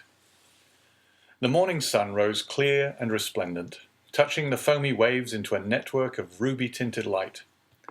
The feast had been made ready on the second floor at La Réserve, with whose arbour the reader is already familiar. The apartment, destined for the purpose, was spacious and lighted by a number of windows, over each of which was written in golden letters, for some inexplicable reason, the name of one of the principal cities of France. Beneath these windows, a wooden balcony extended the entire length of the house, and although the entertainment was fixed for 12 o'clock, an hour previous to that time, the balcony was filled with impatient and expectant guests, consisting of the favoured part of the crew of the Pharaon and other personal friends of the bridegroom, the whole of whom had arrayed themselves in their choicest costumes, in order to do greater honour to the occasion. Various rumours were afloat to the effect that the owners of the Pharaon had promised to attend the nuptial feast, but all seemed unanimous in doubting that an act of such rare and exceeding condescension could possibly be intended. Danglars, however, who now made his appearance accompanied by Caderousse, effectually confirmed the report, stating that he had recently conversed with M. Morrel, who had himself assured him of his intention to dine at La Réserve. In fact, a moment later, M. Morrel appeared and was saluted with an enthusiastic burst of applause from the crew of the Pharaon, who hailed the visit of the shipowner as a sure indication that the man whose wedding feast he thus delighted to honour would ere long be first in command of the ship. And as Dante was universally beloved on board his vessel, the sailors put no restraint on their tumultuous joy at finding that the opinion and choice of their superiors so exactly coincided with their own. With the entrance of M. Morrel, Danglars and Caderousse were dispatched in search of the bridegroom, to convey to him the intelligence of the arrival of the important personage whose coming had created such a lively sensation, and to beseech him to make haste. Danglars and Caderousse set off upon their errand at full speed, But ere they had gone many steps, they perceived a group advancing towards them, composed of the betrothed pair, a party of young girls in attendance on the bride, by whose side walked Dante's father, the whole brought up by Fernand, whose lips wore their usual sinister smile. Neither Mercedes nor Edmond observed the strange expression of his countenance. They were so happy that they were conscious only of the sunshine and the presence of each other. Having acquitted themselves of their errand, and exchanged a hearty shake of the hand with Edmond, Danglars and Caderousse took their places beside Fernand and old Dante, the latter of whom attracted universal notice. The old man was attired in a suit of glistening watered silk, trimmed with steel buttons, beautifully cut and polished. His thin but wiry legs were arrayed in a pair of richly embroidered clocked stockings, evidently of English manufacture, while from his three-cornered hat depended a long streaming knot of white and blue ribbons. Thus he came along, supporting himself on a curiously carved stick, his aged countenance lit up with happiness, looking for all the world like one of the aged dandies of 1796, parading the newly opened garden of the Tuileries and Luxembourg.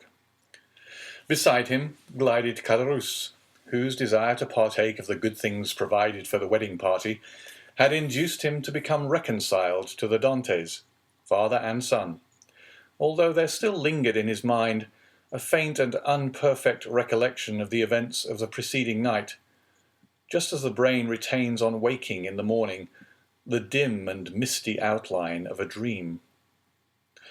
As Danglars approached the disappointed lover, he cast on him a look of deep meaning, while Fernand, as he slowly paced behind the happy pair, who seemed in their own unmixed content to have entirely forgotten that such a being as himself existed, was pale and abstracted. Occasionally, however, a deep flush would overspread his countenance, and a nervous contraction distort his features, while, with an agitated and restless gaze, he would glance in the direction of Marseille, like one who either anticipated or foresaw some great and important event.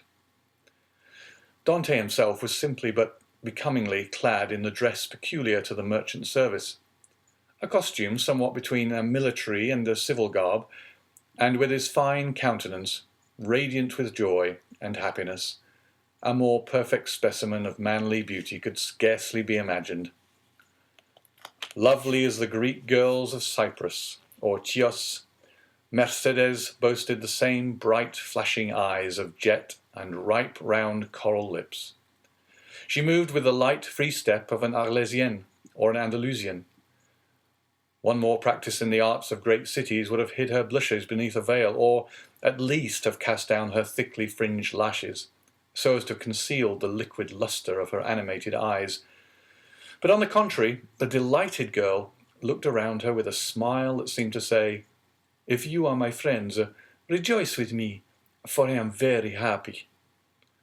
As soon as the bridal party came in sight of La Réserve, Monsieur Morel descended and came forth to meet it, followed by the soldiers and sailors there assembled, to whom he had repeated the promise already given, that Dante should be the successor to the late Captain Leclerc.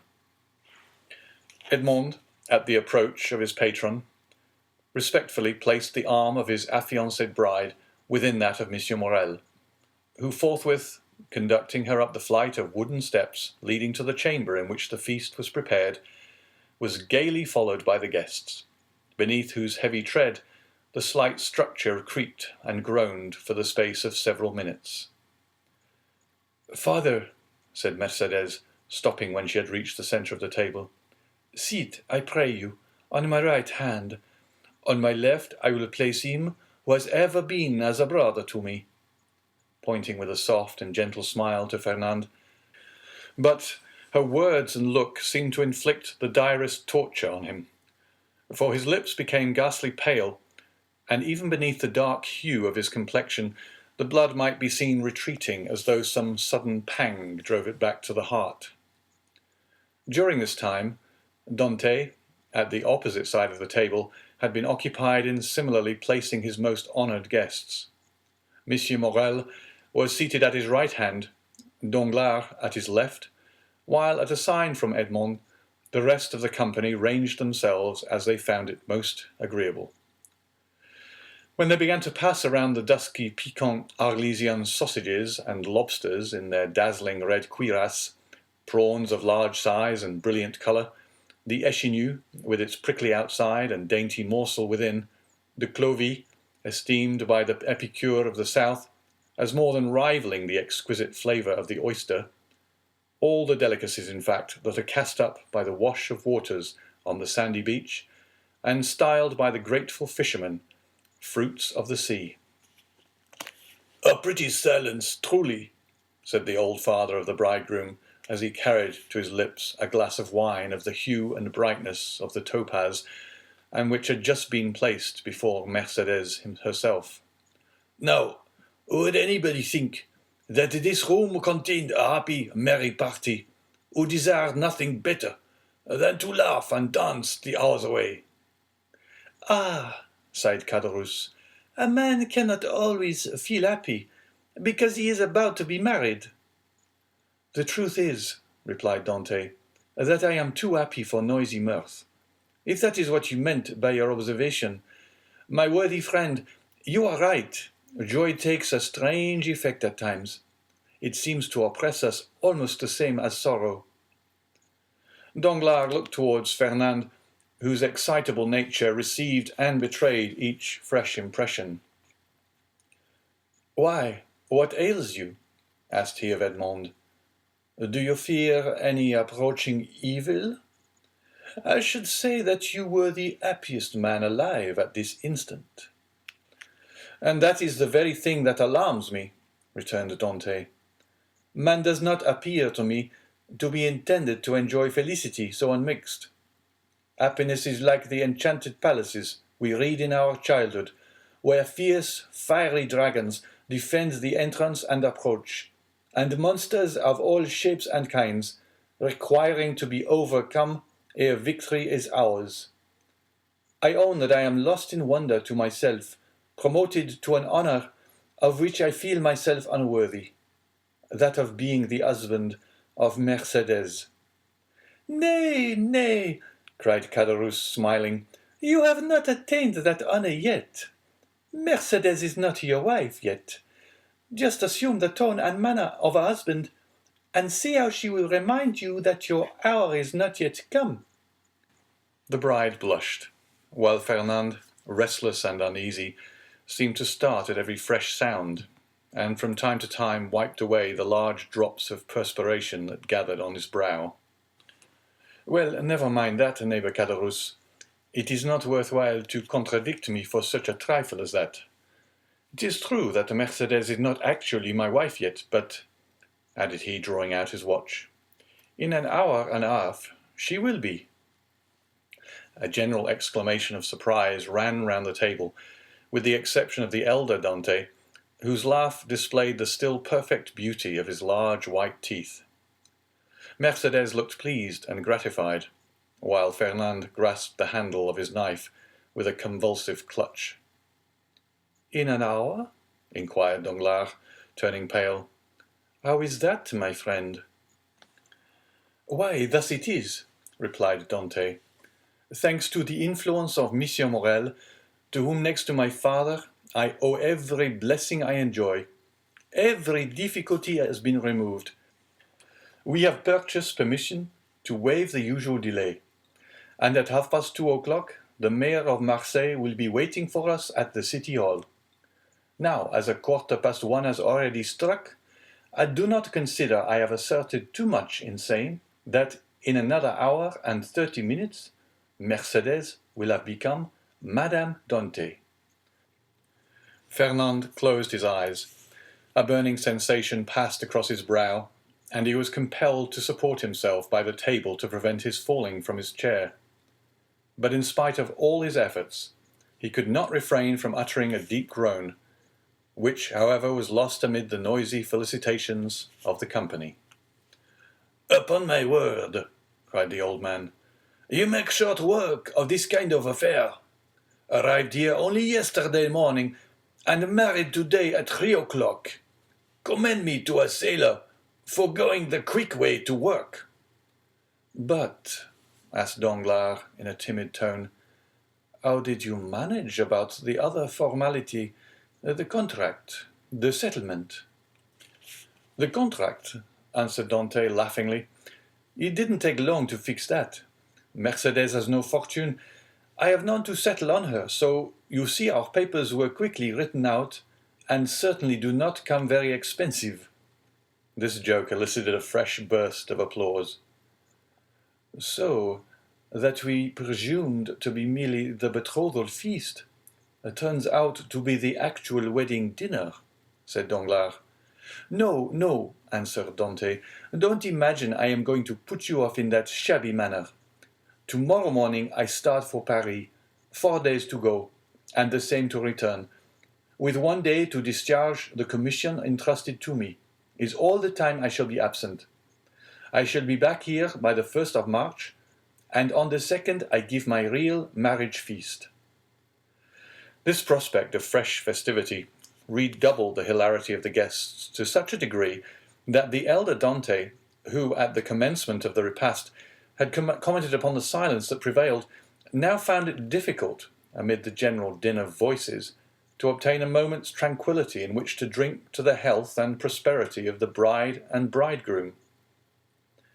Dante, perceiving the affectionate eagerness of his father, responded by a look of grateful pleasure, while Mercedes glanced at the clock and made an expressive gesture to Edmond. Around the table reigned that noisy hilarity which usually prevails at such a time among people sufficiently free from the demands of social position not to feel the trammels of etiquette. Such as at the commencement of the repast had not been able to seat themselves according to their inclination rose unceremoniously and sought out more agreeable companions. Everybody talked at once, without waiting for a reply, and each one seemed to be contented with expressing his or her own thoughts. Fernand's paleness appeared to have communicated itself to Danglars. As for Fernand himself, he seemed to be enduring the tortures of the damned.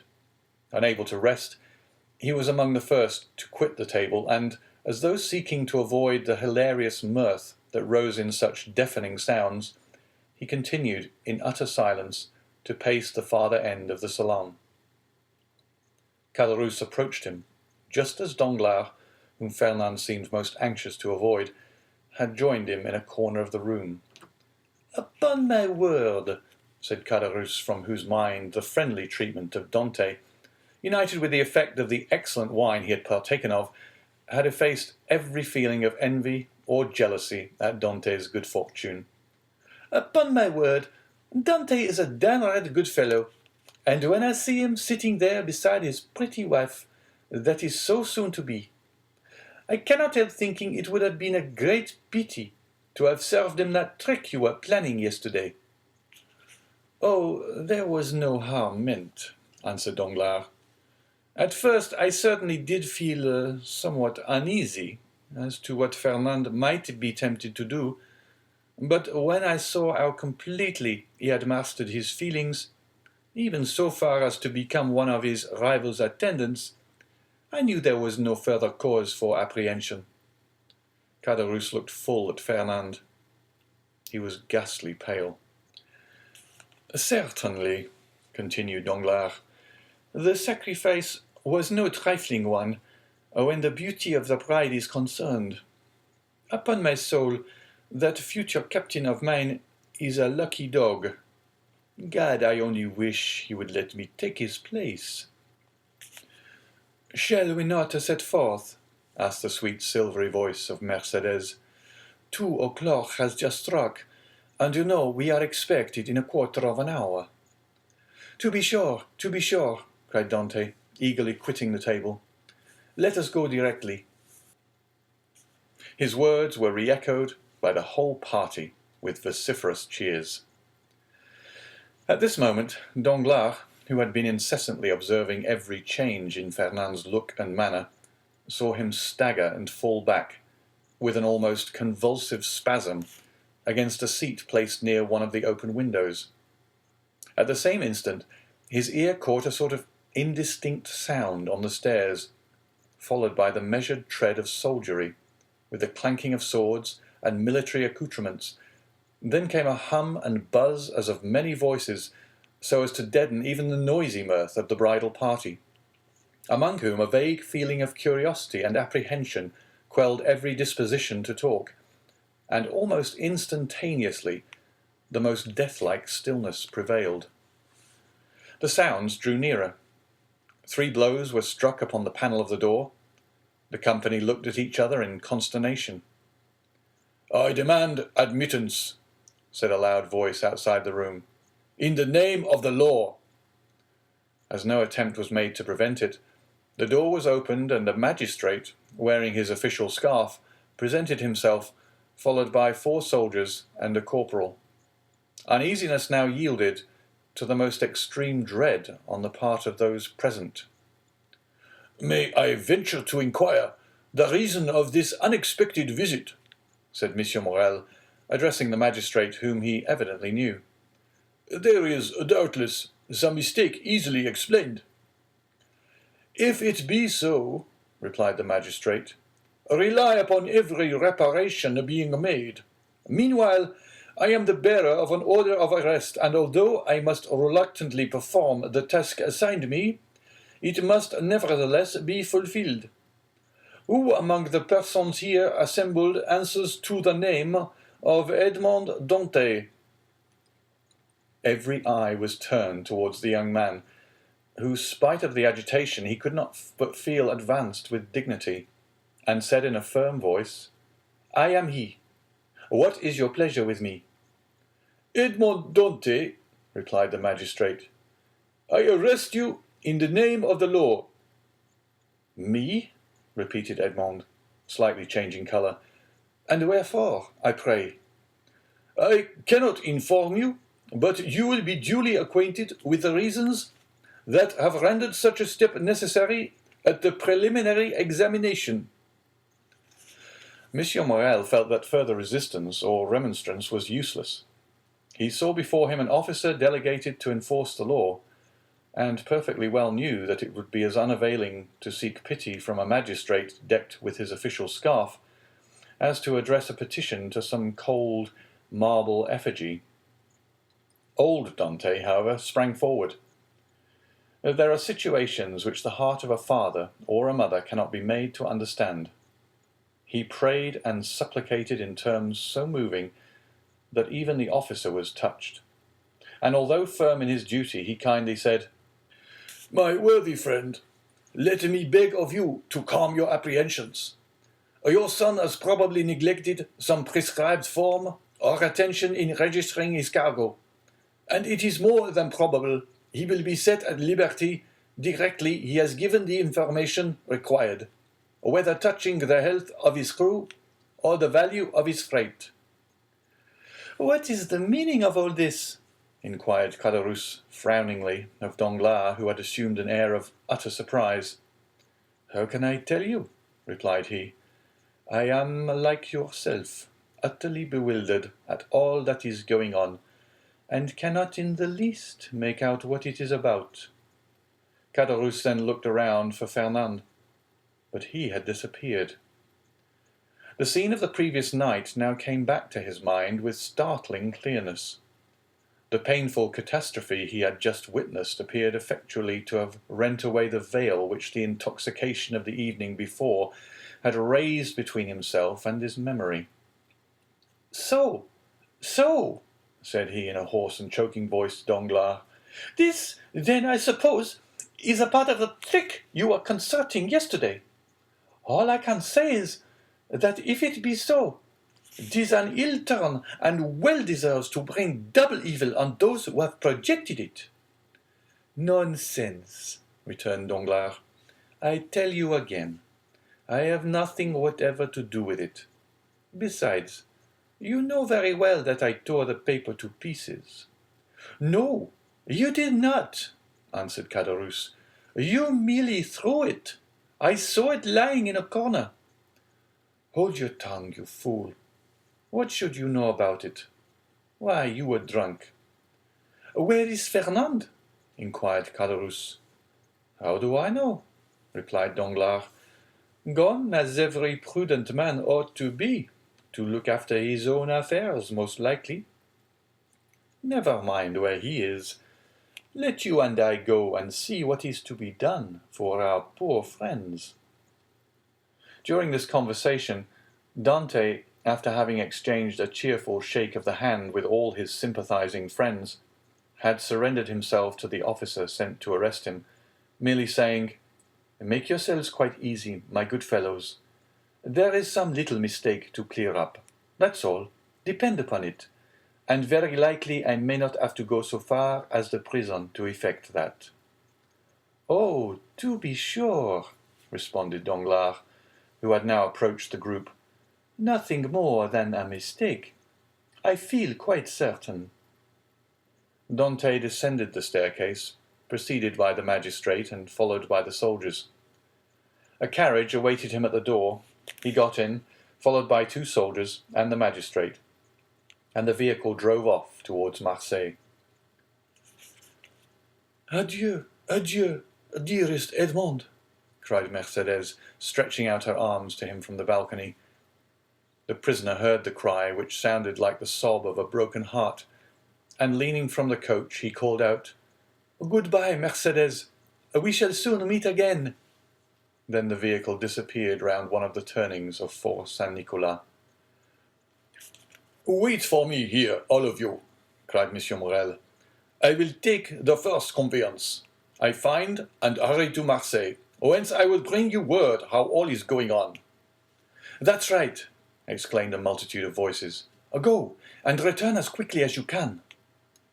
This second departure was followed by a long and fearful state of terrified silence on the part of those who were left behind. The old father and Mercédès remained for some time apart, each absorbed in grief. But at length the 2 poor victims of the same blow raised their eyes and, with simultaneous burst of feeling, rushed into each other's arms.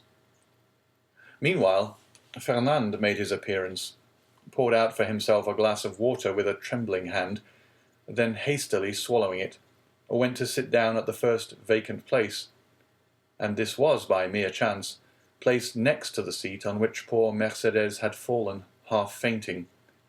When released from the warm and affectionate embrace of old Dante, instinctively Fernand drew back his chair.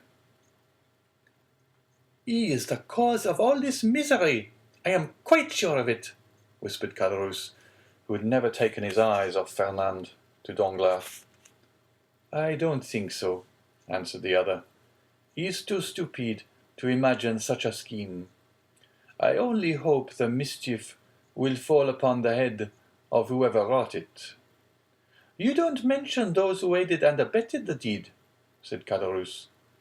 "Surely," answered Danglars, "one cannot be held responsible for every chance arrow shot into the air."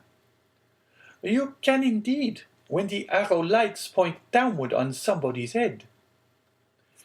Meantime, the subject of the arrest was being canvassed in every different form. "What think you, Danglars?" said one of the party, turning towards him, "of this event?" "Why," replied he, "I think it just possible Dante may have been detected with some trifling article on board ship, considered here as contraband." "But how could he have done so without your knowledge, Danglars, since you are the ship's supercargo?" "Why, as for that, I could only know what I was told respecting the merchandise with which the vessel was laden. I know she was loaded with cotton, and that she took in her freight at Alexandria from Pastre's warehouse, and at Smyrna from Pascal's. That is all I was obliged to know, and I beg I may not be asked for any further particulars." "Now, I recollect," said the afflicted old father. "My poor boy told me yesterday he had got a small case of coffee and another of tobacco for me." "There, you see," exclaimed Danglars. "Now the mischief is out. Depend upon it, the custom-house people went rummaging about the ship in our absence, and discovered poor Dante's hidden treasures. Mercedes, however, paid no heed to this explanation of her lover's arrest. Her grief, which she had hitherto tried to restrain, now burst out in a violent fit of hysterical sobbing. Come, come, said the old man. be comforted, my poor child. There is still hope. Hope, repeated Danglars.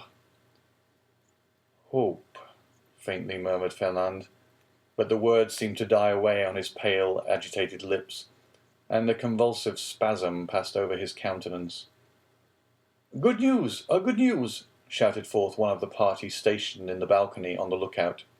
Here comes Monsieur Morrel back. No doubt now we shall hear that our friend is released. Mercedes and the old man rushed to meet the shipowner, and greeted him at the door. He was very pale. What news? Exclaimed a general burst of voices. Alas, mes friends, replied Monsieur Morrel, with a mournful shake of his head, the thing has assumed a more serious aspect than I expected. Oh, indeed, sir, he is innocent, sobbed forth Mercedes. That I believe, answered Monsieur Morrel, but still he is charged. With what? inquired the elder Dante. With being an agent of the Bonapartist faction. And many of our readers may be able to recollect how formidable such an accusation became in the period at which our story is dated. A despairing cry escaped the pale lips of Mercedes. The old man sank into a chair. Ah, Danglars, whispered Caderousse, you have deceived me. The trick you spoke of last night has been played. But I cannot suffer a poor old man or an innocent girl to die of grief through your fault. I am determined to tell them all about it. Be silent, you simpleton, cried Danglars, grasping him by the arm, or I will not answer even for your own safety. Who can tell whether Dante be innocent or guilty? The vessel did touch at Elba, where he quitted it and passed a whole day in the island. Now, should any letters or other documents of a compromising character be found upon him, will it not be taken for granted that all who uphold him are his accomplice? With the rapid instinct of selfishness, Caderousse readily perceived the solidity of this mode of reasoning. He gazed doubtfully, wistfully on Danglars, and then caution supplanted generosity. Suppose we wait a while, and see what comes of it, said he, casting a bewildered look on his companion. To be sure, answered Danglars, let us wait, by all means. If he be innocent, of course he will be set at liberty. If guilty, why, it is no use involving ourselves in a conspiracy. Let us go, then. I cannot stay here any longer. With all my heart, replied Danglars, pleased to find the other so tractable. Let us take ourselves out of the way, and leave things for the present to take their course. After their departure, Fernand, who had now again become the friend and protector of Mercedes, led the girl to her home, while the friends of Dante conducted the now half-fainting man back to his abode. The rumour of Edmond's arrest as a Bonapartist agent was not slow in circulating throughout the city. Could you ever have credited such a thing, my dear Danglars? asked Monsieur Morrel, as on his return to the port for the purpose of gleaning fresh tidings of Dante from Monsieur de Villefort, the assistant procureur, he overtook his supercargo and Caderousse. Could you believe such a thing possible? Why, you know I told you, replied Danglars, that I considered the circumstance of his having anchored at the island of Elba as a very suspicious circumstance. And did you mention these suspicions to any person beside myself? Certainly not, returned Danglars, then added in a low whisper, You understand that on account of your uncle, Monsieur Policar Morrel, who served under the other government, and who does not altogether conceal what he thinks on the subject. You are strongly suspected of regretting the abdication of Napoleon. I should have feared to injure both Edmond and yourself, had I divulged my own apprehensions to a soul. I am too well aware that, though a subordinate like myself is bound to acquaint the shipowner with everything that occurs, there are many things he ought most carefully to conceal from all else. "'Tis well, Danglars, 'tis well," replied M. Morrel. "You are a worthy fellow, and I had already thought of your interests in the event of poor Edmond having become captain of the Pharaon." "Is it possible you were so kind?" "Yes, indeed. I had previously inquired of Dante what was his opinion of you, and if he should have any reluctance to continue you in your post. For somehow I have perceived a sort of coolness between you." "And what was his reply?" "That he certainly did think he had given you offence in an affair which he merely referred to without entering into particulars, but that whoever possessed the good opinion and confidence of the ship's owner would have his preference also." "The hypocrite," murmured Danglars. "Poor Dante," said Caderousse. "No one can deny his being a noble-hearted young fellow." "But meanwhile," continued Miss Morrel, "here is the Pharaon without a captain." "Oh," replied Danglars, "since we cannot leave this port for the next 3 months, let us hope that ere the expiration of that period, Dante will be set at liberty." "No doubt. But in the meantime—" "I am entirely at your service, Monsieur Morrel," answered Danglars.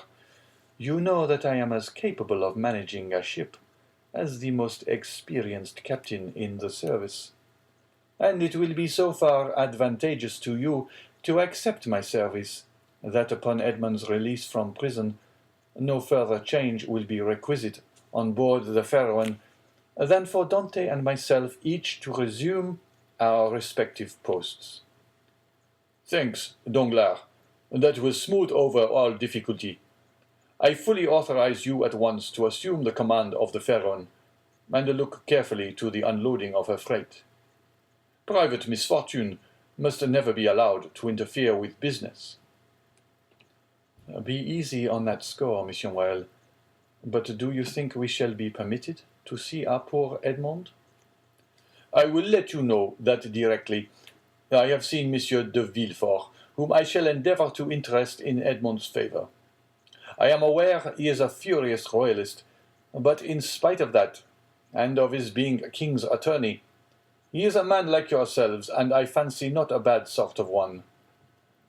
"Perhaps not," replied Danglars, "but I hear that he is ambitious, and that's rather against him." "Well, well," returned M. Morrel, "we shall see. But now hasten on board. I will join you there ere long." So saying, the worthy shipowner quitted the two allies, and proceeded in the direction of the Palais de Justice. "You see," said Danglars, addressing Caderousse, "the turn things have taken.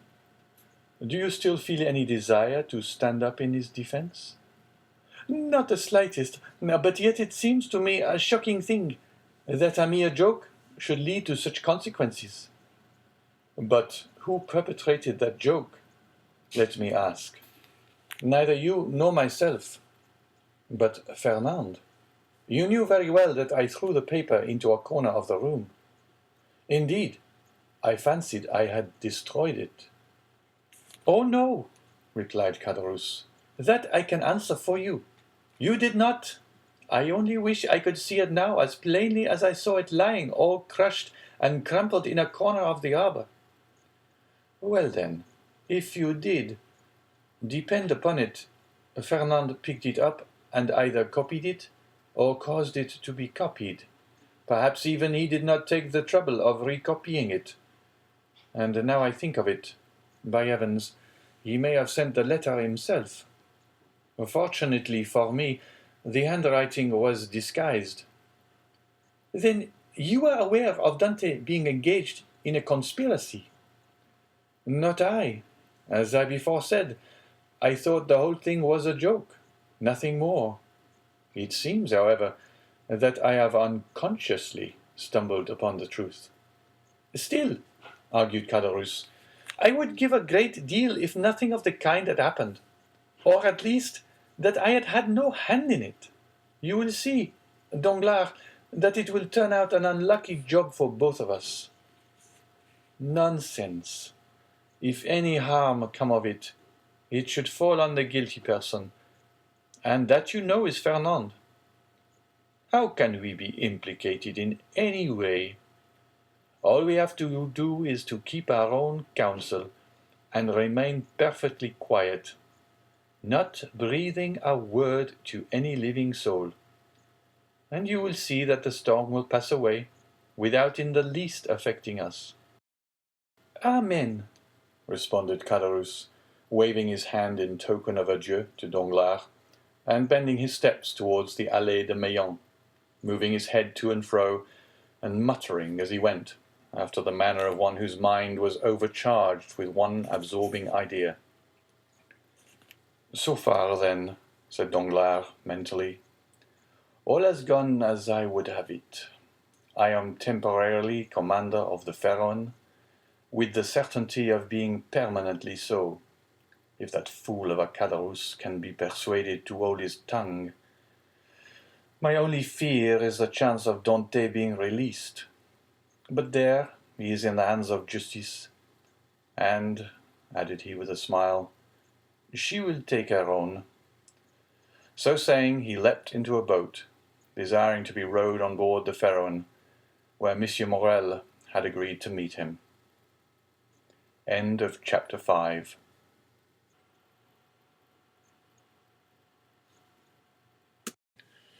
Chapter 6.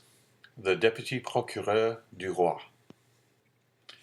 In one of the aristocratic mansions built by Puget in the Rue du Grand Cours, opposite the Medusa fountain, a second marriage feast was being celebrated, almost at the same hour with the nuptial repast given by Dante. In this case, however, although the occasion of the entertainment was similar, the company was strikingly dissimilar. Instead of a rude mixture of sailors, soldiers, and those belonging to the humblest grade of life, the present assembly was composed of the very flower of Marseille society: magistrates who had resigned their office during the usurper's reign, officers who had deserted from the imperial army and joined forces with Conde, and younger members of families brought up to hate and execrate the man whom 5 years of exile would convert into a martyr, and 15 of restoration elevate to the rank of a god. The guests were still at table, and the heated and energetic conversation that prevailed betrayed the violent and vindictive passions that then agitated each dweller of the South, where, unhappily, for 5 centuries religious strife had long given increased bitterness to the violence of party feeling. The emperor, now king of the petty island of Elba, after having held sovereign sway over 1/2 of the world, counting as his subjects a small population of 5,000 or 6,000 souls, after having been accustomed to hear the Vive Napoleon of 120 millions of human beings uttered in 10 different languages, was looked upon here as a ruined man, separated forever from any fresh connection with France or claim to her throne. The magistrates freely discussed their political views. The military part of the company talked unreservedly of Moscow and Leipzig, while the women commented on the divorce of Josephine. It was not over the downfall of the man, but over the defeat of the Napoleonic idea that they rejoiced, and this they foresaw for themselves the bright and cheering prospect of a revivified political existence. An old man, decorated with the cross of Saint Louis, now rose and proposed the health of King Louis XVIII. It was the Marquis de Saint-Méran.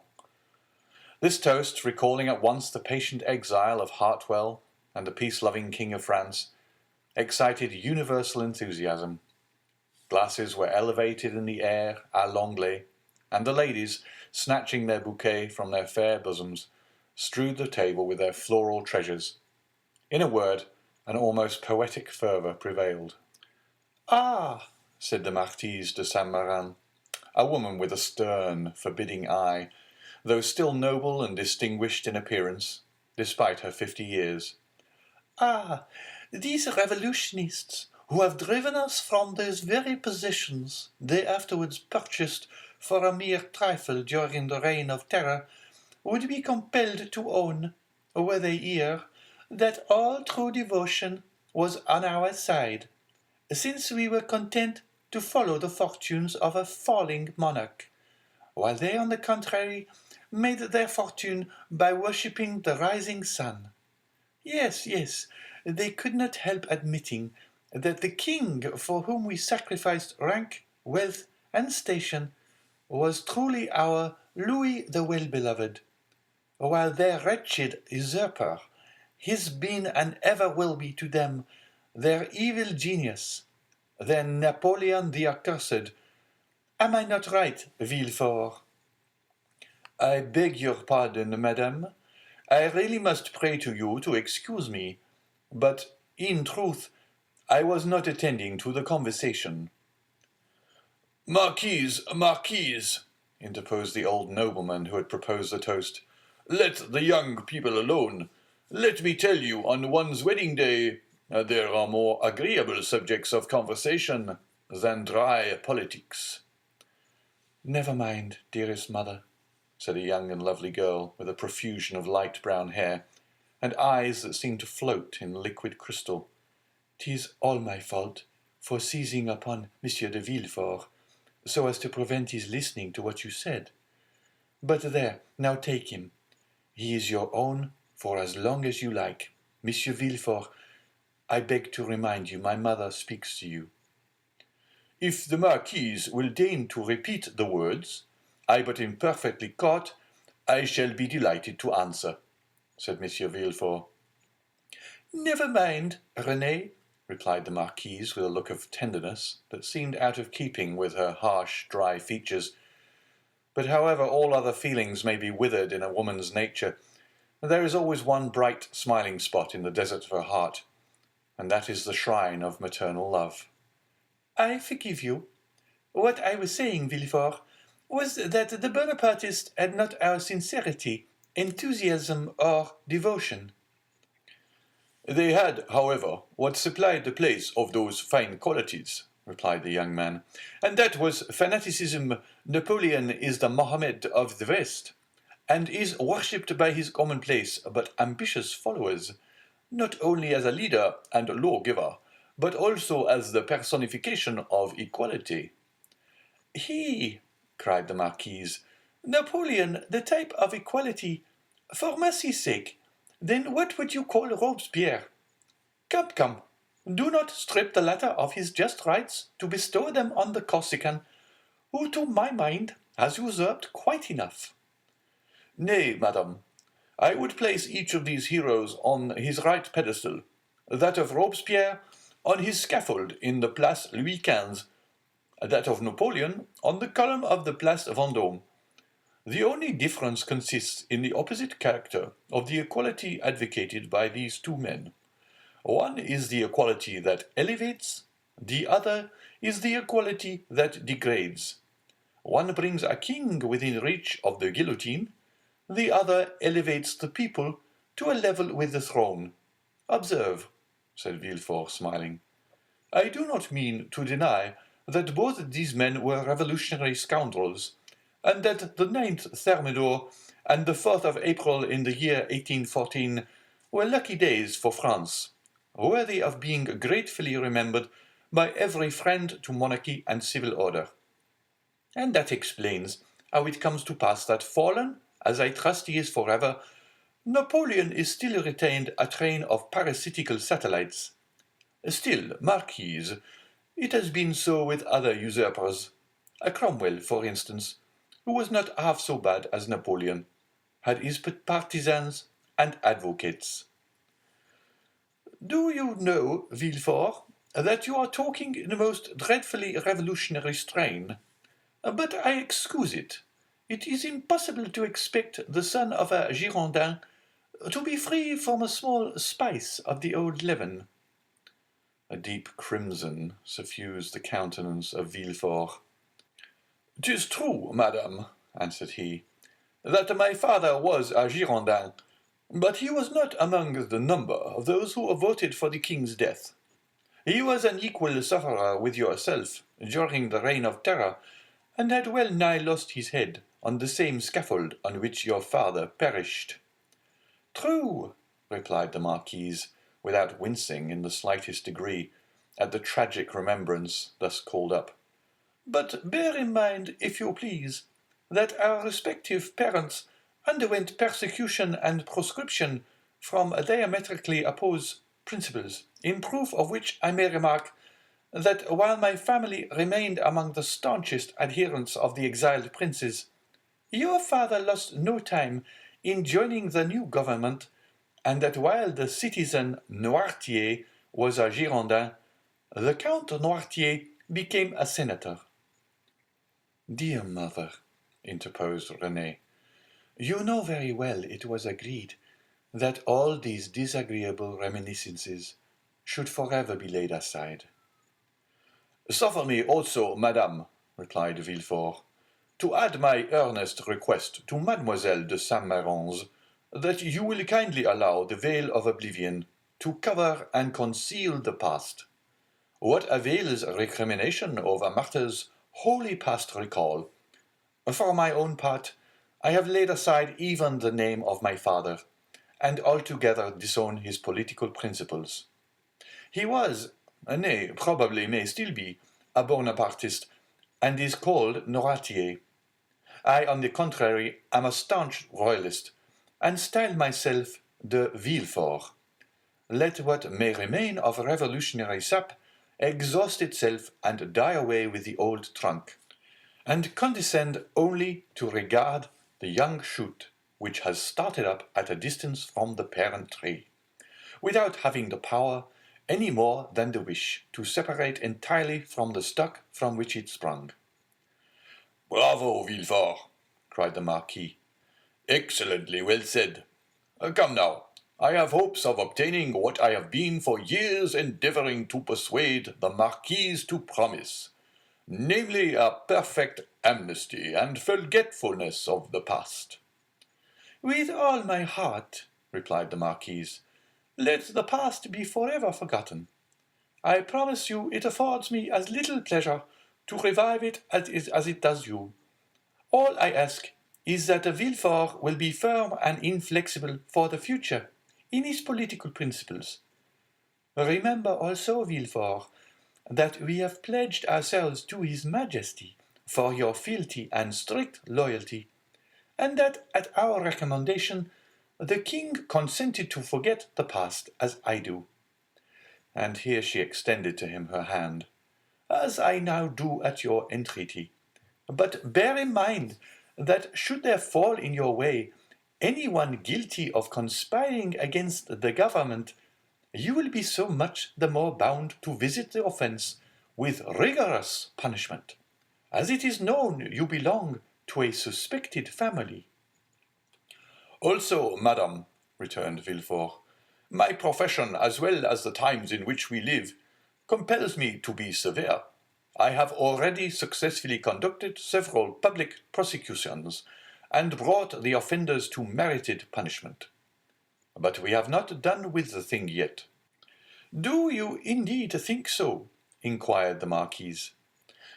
"I am at last fearful of it. Napoleon in the island of Elba is too near France, and his proximity keeps up the hopes of his partisans. Marseille is filled with half-pay officers who are daily, under one frivolous pretext or other, getting up quarrels with the royalists. From hence arise continual and fatal duels among the higher classes of persons, and assassinations in the lower." "You have heard, perhaps," said the Comte de Salvieux, one of M. de Saint-Méran's oldest friends, and chamberlain to the Comte d'Artois, "that the Holy Alliance propose removing him from thence." "Yes, they were talking about it when we left Paris," said M. de Saint-Méran. "And where is it decided to transfer him?" "To St. Helena." "For heaven's sake, where is that?" asked the Marquise. An island situated on the other side of the equator, at least 2,000 leagues from here, replied the Count. So much the better. As Villefort observes, it is a great act of folly to have left such a man between Corsica, where he was born, and Naples, of which his brother-in-law is king, and face to face with Italy, the sovereignty of which he coveted for his son. Unfortunately, said Villefort, there are treaties of 1814, and we cannot molest Napoleon without breaking those compacts. Oh well, we shall find some way out of it, responded M. de Salvieux. There wasn't any trouble over treaties when it was a question of shooting the poor Duc d'Enghien. Well, said the Marquise, it seems probable that by the aid of the Holy Alliance we shall be rid of Napoleon, and we must trust to the vigilance of M. de Villefort to purify Marseille of his partisans. The king is either a king or no king. If he be acknowledged as sovereign of France, he should be upheld in peace and tranquillity, and this can best be effected by employing the most inflexible agents to put down every attempt at conspiracy. 'Tis the best and surest means of preventing mischief. Unfortunately, madame, answered Villefort, the strong arm of the law is not called upon to interfere until the evil has taken place. Then all he has got to do is to endeavour to repair it. Nay, madame, the law is frequently powerless to effect this. All it can do is to avenge the wrong done. Oh, Monsieur de Villefort, cried a beautiful young creature, daughter to the Comte de Salvieux, and the cherished friend of Mademoiselle de Saint-Méran. Do try and get up some famous trial while we are at Marseille. I never was in a law court.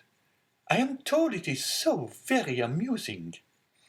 Amusing, certainly, replied the young man, inasmuch as instead of shedding tears, as at the fictitious tale of woe produced at a theatre, you behold in a law court a case of real and genuine distress, a drama of life.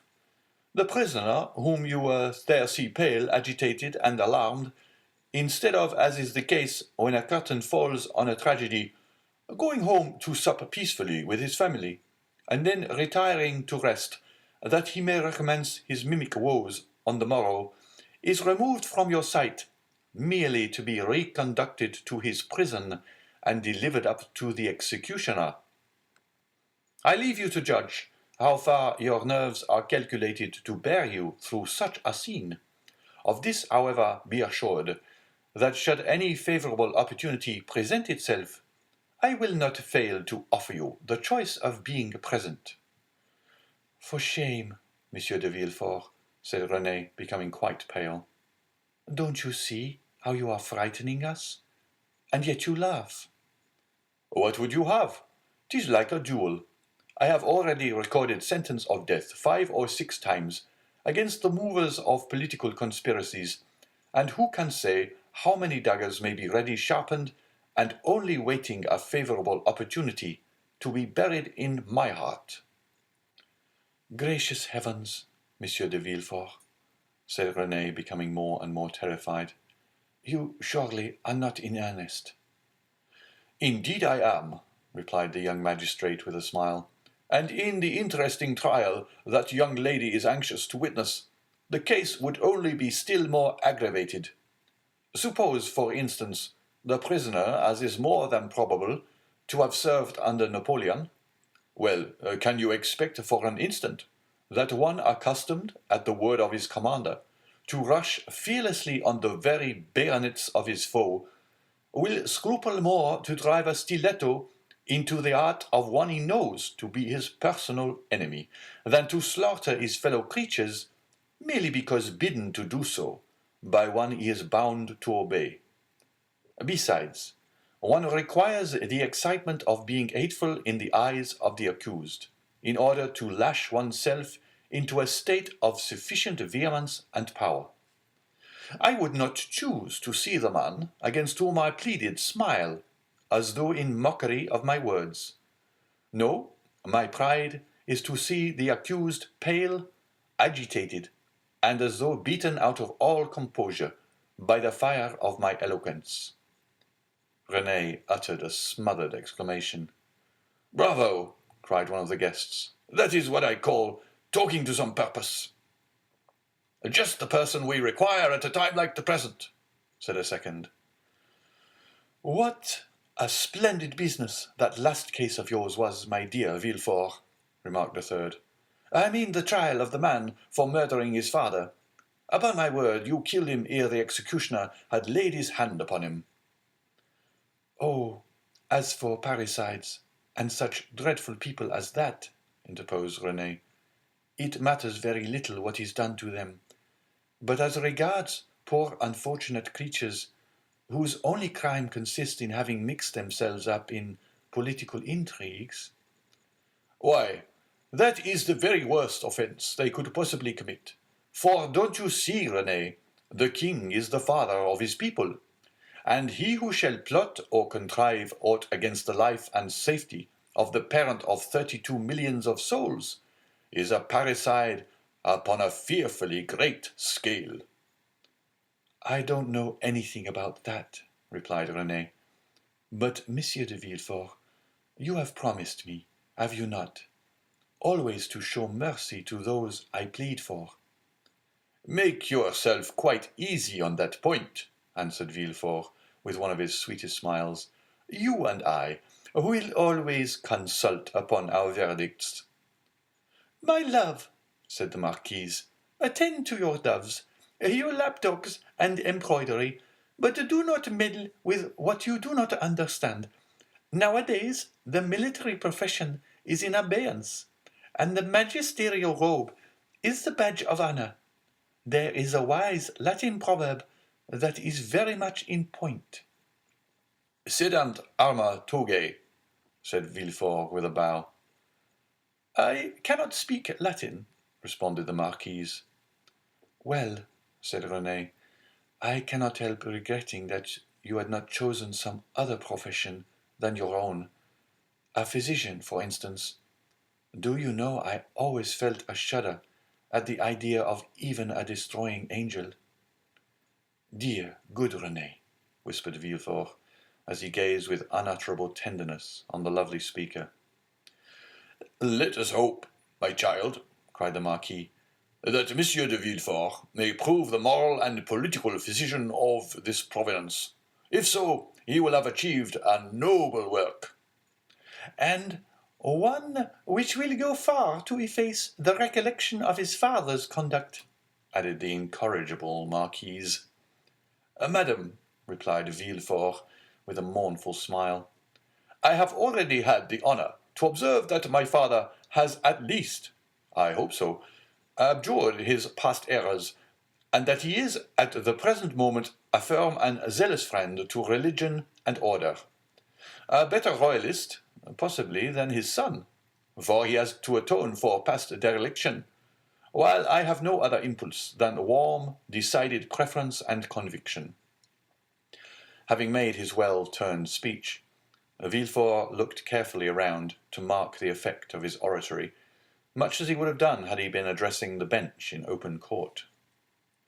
"Do you know, my dear Villefort," cried the Comte de Salvieux, "that is exactly what I myself said the other day at the Tuileries, when questioned by His Majesty's principal chamberlain touching the singularity of an alliance between the son of our Girondin and the daughter of an officer of the Duc de Conde. And I assure you, he seemed fully to comprehend that this mode of reconciling political differences was based upon sound and excellent principles. Then the king, who, without our suspecting it, had overheard our conversation, interrupted us by saying, "Villefort." observed that the king did not pronounce the word Noirtier, but on the contrary placed considerable emphasis on that of Villefort. "Villefort," said his Majesty, "is a young man of great judgment and discretion. who will be sure to make a figure in his profession. I like him much, and it gave me great pleasure to hear that he was about to become the son-in-law of the Marquis and Marquise de Saint-Méran. I should myself have recommended the match, had not the noble Marquis anticipated my wishes by requesting my consent to it. Is it possible the king could have condescended so far as to express himself so favourably of me? Asked the enraptured Villefort. I give you his very words, and if the Marquis chose to be candid, he will confess that they perfectly agree with what his Majesty said to him, when he went 6 months ago to consult him upon the subject of your espousing his daughter. That is true, answered the Marquis. How much do I owe this gracious prince? What is there I would not do to evince my earnest gratitude? That is right, cried the Marquise. I love to see you thus. Now then, with a conspirator to fall into your hands, he would be most welcome. For my part, dear mother, interposed Renée, I trust your wishes will not prosper, and that Providence will only permit petty offenders, poor debtors, and miserable cheats to fall into Monsieur de Villefort's hands. Then I shall be contented. Just as the same as though you prayed that a physician might only be called upon to prescribe for headaches, measles, and the stings of wasps, or any other slight affection of the epidermis. If you wish to see me the king's attorney, you must desire for me some of those violent and dangerous diseases, from the cure of which so much honour rebounds to the physician. At this moment, and as though the utterance of Villefort's wish had suffered to effect its accomplishment, a servant entered the room, and whispered a few words in his ear. Villefort immediately rose from table and quitted the room upon the plea of urgent business. He soon, however, returned, his whole face beaming with delight. Renée regarded him with fond affection, and certainly his handsome features lit up, as they then were, with more than usual fire, and animation seemed formed to excite the innocent admiration with which she gazed on her graceful and intelligent lover. You were wishing just now, said Villefort, addressing her, that I were a doctor instead of a lawyer. Well, at least resemble the disciples of Aesculapius in one thing, that of not being able to call a day my own, not even that of my betrothal. And wherefore were you called away just now? Asked Mademoiselle de Saint-Méran, with an air of deep interest. For a very serious matter, which bids fair to make work for the executioner. How dreadful! Exclaimed Renée, turning pale. Is it possible? Burst simultaneously from all who were near enough to the magistrate to hear his words. Why, if my information prove correct, a sort of Bonaparte conspiracy has just been discovered.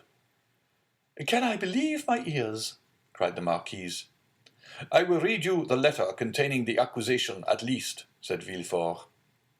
The king's attorney is informed by a friend to the throne and the religious institutions of his country that one named Edmond Dante, mate of the ship Pharaon, this day arrived from Smyrna, after having touched at Naples and Porto Ferraio, has been the bearer of a letter from Murat to the usurper, and again taken charge of another letter from the usurper to the Bonapartist Club in Paris. Ample corroboration of this statement may be obtained by arresting the above-mentioned Edmond Dante, who either carries the letter for Paris about with him, or has it at his father's abode. Should it not be found in the possession of father or son, then it will be assuredly be discovered in the cabin belonging to the said Dante on board the Pharaon. But, said Renée, this letter, which after all is but an anonymous scrawl, is not even addressed to you, but to the king's attorney. True, but the gentleman being absent, his secretary by his orders opened these letters, thinking this one of importance. He sent for me, but not finding me, took upon himself to give the necessary orders for arresting the accused party. Then the guilty person is absolutely in custody? Said the Marquise. Nay, dear mother, say the accused person. You know we cannot yet pronounce him guilty. He is in safe custody, answered Villefort. And rely upon it, if the letter is found, he will not be likely to be trusted abroad again, unless he goes forth under the especial protection of the headsman. And where is the unfortunate being? Asked Renée. He is at my house. Come, my dear friend, interrupted the Marquise. Do not neglect your duty to linger with us. You are the king's servant, and must go wherever that service calls you. Oh, Villefort, cried Renée, clasping her hands and looking towards her lover with piteous earnestness, be merciful on this day of our betrothal. The young man passed round to the side of the table where the fair pleader sat, and leaning over her chair, said tenderly, To give you pleasure, my sweet Renée, I promise to show all the lenity in my power. But if the charges brought against this Bonapartist hero prove correct, why then, you really must give me leave to order his head to be cut off. Renée shuddered. Never mind that foolish girl, Villefort, said the Marquise. She will soon get over these things. So saying, Madame de Saint-Méran extended her dry, bony hand to Villefort, who, while imprinting a son-in-law's respectful salute on it, looked at Renée as much as to say, I must try and fancy it is your dear hand I kiss, as it should have been. These are mournful auspices to accompany a betrothal, sighed poor Renée. Upon my word, child, exclaimed the angry Marquise, your folly exceeds all bounds. I should be glad to know what connection there can possibly be between your sickly sentimentality and the affairs of the state. Oh, mother, murmured Renée. Nay, madam, I pray you pardon this little traitor. I promise you that, to make up for her want of loyalty, I will be most inflexible severe.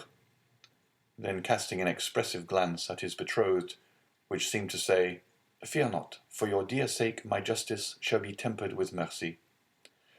And receiving a sweet and approving smile in return, Villefort quitted the room. End of chapter 6.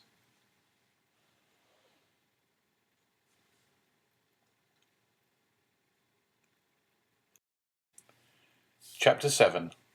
The Examination.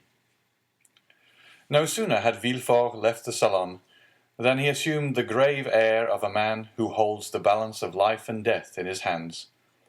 Now, in spite of the nobility of his countenance, the command of which, like a finished actor, he had carefully studied before the glass, it was by no means easy for him to assume an air of judicial severity. Except the recollection of the line of politics his father had adopted, and which might interfere, unless he acted with the greatest prudence, with his own career, Gérard de Villefort was as happy as a man could be. Already rich, he held a high official situation. Though only 27, he was about to marry a young and charming woman whom he loved, not passionately, but reasonably, as became a deputy attorney of the king, and besides her personal attractions, which were very great, Mademoiselle de Saint-Méran's family possessed considerable political influence, which they would, of course, exert in his favour. The dowry of his wife amounted to 50,000 crowns, and he had, besides, the prospect of seeing her fortune increased to 500,000 at her father's death. These considerations naturally gave Villefort a feeling of such complete felicity that his mind was fairly dazzled in its contemplation. At the door he met the commissary of police, who was waiting for him. The sight of this officer recalled Villefort from the third heaven to earth. He composed his face, as we have before described, and said, I have read the letter, sir, and you have acted rightly in arresting this man. Now inform me what you have discovered concerning him and the conspiracy. We know nothing as yet of the conspiracy, monsieur, All the papers found have been sealed up and placed on your desk.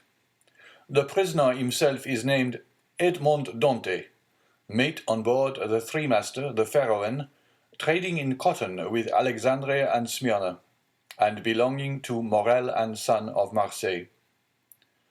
Before he entered the merchant service, had he ever served in the marines? Oh no, monsieur. He is very young. How old? 19 or 20 at the most. At this moment, and as Villefort had arrived at the corner of the Rue du Conseil, a man who seemed to have been waiting for him approached. It was Monsieur Morel. "Ah, Monsieur de Villefort," cried he, "I am delighted to see you. Some of your people have committed the strangest mistake. They have just arrested Edmond Dante, mate of my vessel." "I know it, monsieur," replied Villefort, "and I am now going to examine him." "Oh," said Morel, carried away by his friendship, "you do not know him, and I do. He is the most estimable, the most trustworthy creature in the world, and I will venture to say there is not a better seaman in all the merchant service. Oh, Monsieur de Villefort, I beseech your indulgence for him." Villefort, as we have seen, belonged to the aristocratic party at Marseille, Morel to the plebeian. The first was a royalist, the other suspected of Bonapartism. Villefort looked disdainfully at Morel and replied, "You are aware, monsieur, that a man may be estimable and trustworthy in private life, and the best seaman in the merchant service, and yet be, politically speaking, a great criminal. Is it not true?" The magistrate laid emphasis on these words, as if he wished to apply them to the owner himself, while his eyes seemed to plunge into the heart of one who, interceding for another, had himself need of indulgence. Morel reddened, for his own conscience was not quite clear on politics. Besides, what Dante had told him of his interview with the Grand Marshal, and what the Emperor had said to him, embarrassed him. He replied, however, "I entreat you, Monsieur de Villefort, be as you always are, kind and equitable, and give him back to us soon." This "give us" sounded revolutionary in the deputy's ears. "Aha!" murmured he. "Is Dante then a member of some Carbonari society, that his protector thus employs the collective form?" "He was, if I recollect, arrested in a tavern, in company with great many others." Then he added, "Monsieur, you may rest assured I shall perform my duty impartially, and that if he be innocent, you shall not have appealed to me in vain. Should he, however, be guilty, in his present epoch, impunity would furnish a dangerous example, and I must do my duty." As he had now arrived at the door of his own house, which adjoined the Palais de Justice, he entered, after having coldly saluted the shipowner, who stood as if petrified on the spot where Villefort had left him. The antechamber was full of police agents and gendarmes, in the midst of whom, carefully watched, but calm and smiling, stood the prisoner. Villefort traversed the antechamber, cast a side glance at Dante, and taking a packet which a gendarme offered him, disappeared, saying, "Bring in the prisoner."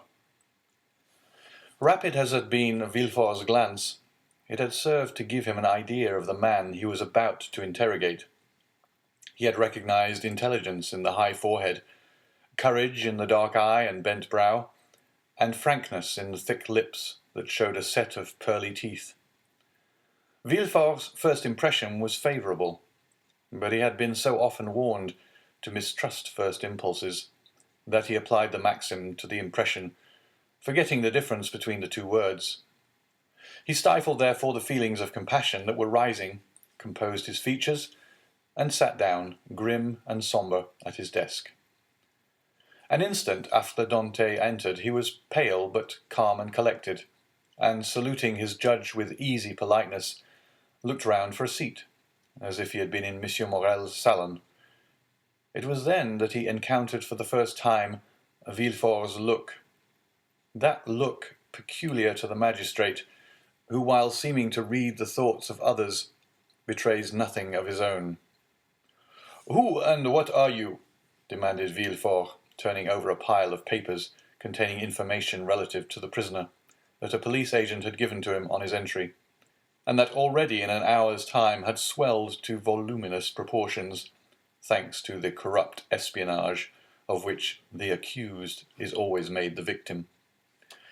"My name is Edmond Dantès," replied the young man calmly. "I am mate of the Pharaon, belonging to Messrs. Morel and Son." "Your age?" continued Villefort. 19, returned Dantès. "What were you doing at the moment you were arrested?" "I was at the festival of my marriage, monsieur," said the young man, his voice slightly tremulous. So great was the contrast between that happy moment and the painful ceremony he was now undergoing. So great was the contrast between the sombre aspect of M. de Villefort and the radiant face of Mercédès. "You were at the festival of your marriage," said the deputy, shuddering in spite of himself. "Yes, monsieur. I am on the point of marrying a young girl I have been attached to for 3 years." Villefort, impassive as he was struck with this coincidence, and the tremulous voice of Dantès, surprised in the midst of his happiness, struck a sympathetic chord in his own bosom. He also was on the point of being married, and he was summoned from his own happiness to destroy that of another. "This philosophic reflection," thought he, "will make a great sensation at Monsieur de Saint-Méran's." And he arranged mentally, while Dantès awaited further questions, the antithesis by which orators often create a reputation for eloquence. When this speech was arranged, Villefort turned to Dantès. "Go on, sir," said he. "What would you have me say?" "Give all the information in your power." "Tell me on which point you desire information, and I will tell you all I know. Only," he added with a smile, "I warn you, I know very little." "Have you served under the usurper?" "I was about to be mustered into the Royal Marines when he fell." "It is reported your political opinions are extreme," said Villefort, who had never heard anything of the kind, but was not sorry to make this inquiry, as if it were an accusation. "My political opinions?" replied Dantès. "Alas, sir, I never had any opinions. I am hardly 19. I know nothing. I have no part to play. If I obtain the situation I desire, I shall owe it to M. Morel. Thus all my opinions, I will not say it public, but private, are confined to these 3 sentiments. I love my father, I respect M. Morel, and I adore Mercédès. This, sir, is all I can tell you, and you see how uninteresting it is." As Dantès spoke, Villefort gazed at his ingenuous and open countenance, and recollected the words of Renée, who, without knowing who the culprit was, had besought his indulgence for him. With the deputy's knowledge of crime and criminals, every word the young man uttered convinced him more and more of his innocence. This lad, for he was scarcely a man, simple, natural, eloquent with that eloquence of the heart never found when sought for, full of affection for everybody because he was happy and because happiness renders even the wicked good, extended his affection even to his judge, spite of Villefort's severe look and stern accent. Dantès seemed full of kindness. "Pardieu," said Villefort, "he is a noble fellow. I hope I shall gain Renée's favour easily by obeying the first command she ever imposed on me. I shall have at least a pressure of the hand in public, and a sweet kiss in private." Full of this idea, Villefort's face became so joyous that when he turned to Dantès, the latter, who had watched the change on his physiognomy, was smiling also. "Sir," said Villefort, "have you any enemies, at least, that you know?" "I have enemies?" replied Dantès. "My position is not sufficiently elevated for that. As for my disposition, that is, perhaps, somewhat too hasty. But I have striven to repress it. I have had 10 or 12 sailors under me, and if you question them, they will tell you that they love and respect me, not as a father, for I am too young, but as an elder brother. But you may have excited jealousy. You are about to become captain at 19, an elevated post. You are about to marry a pretty girl who loves you, and these two pieces of good fortune may have excited the envy of someone. You are right. You know men better than I do, and what you say may possibly be the case, I confess. But if such persons are among my acquaintances, I prefer not to know it, because then I should be forced to hate them. You are wrong. You should always strive to see clearly around you. You seem a worthy young man. I will depart from the strict line of my duty to aid you in discovering the author of this accusation. Here is the paper. Do you know the writing? As he spoke, Villefort drew the letter from his pocket and presented it to Dante. Dante read it. A cloud passed over his brow as he said, "No, monsieur, I do not know the writing, and yet it is tolerably plain. Whoever did it writes well. I am very fortunate," added he, looking gratefully at Villefort, "to be examined by such a man as you, for this envious person is a real enemy." And by the rapid glance that the young man's eyes shot forth, Villefort saw how much energy lay hid beneath his mildness.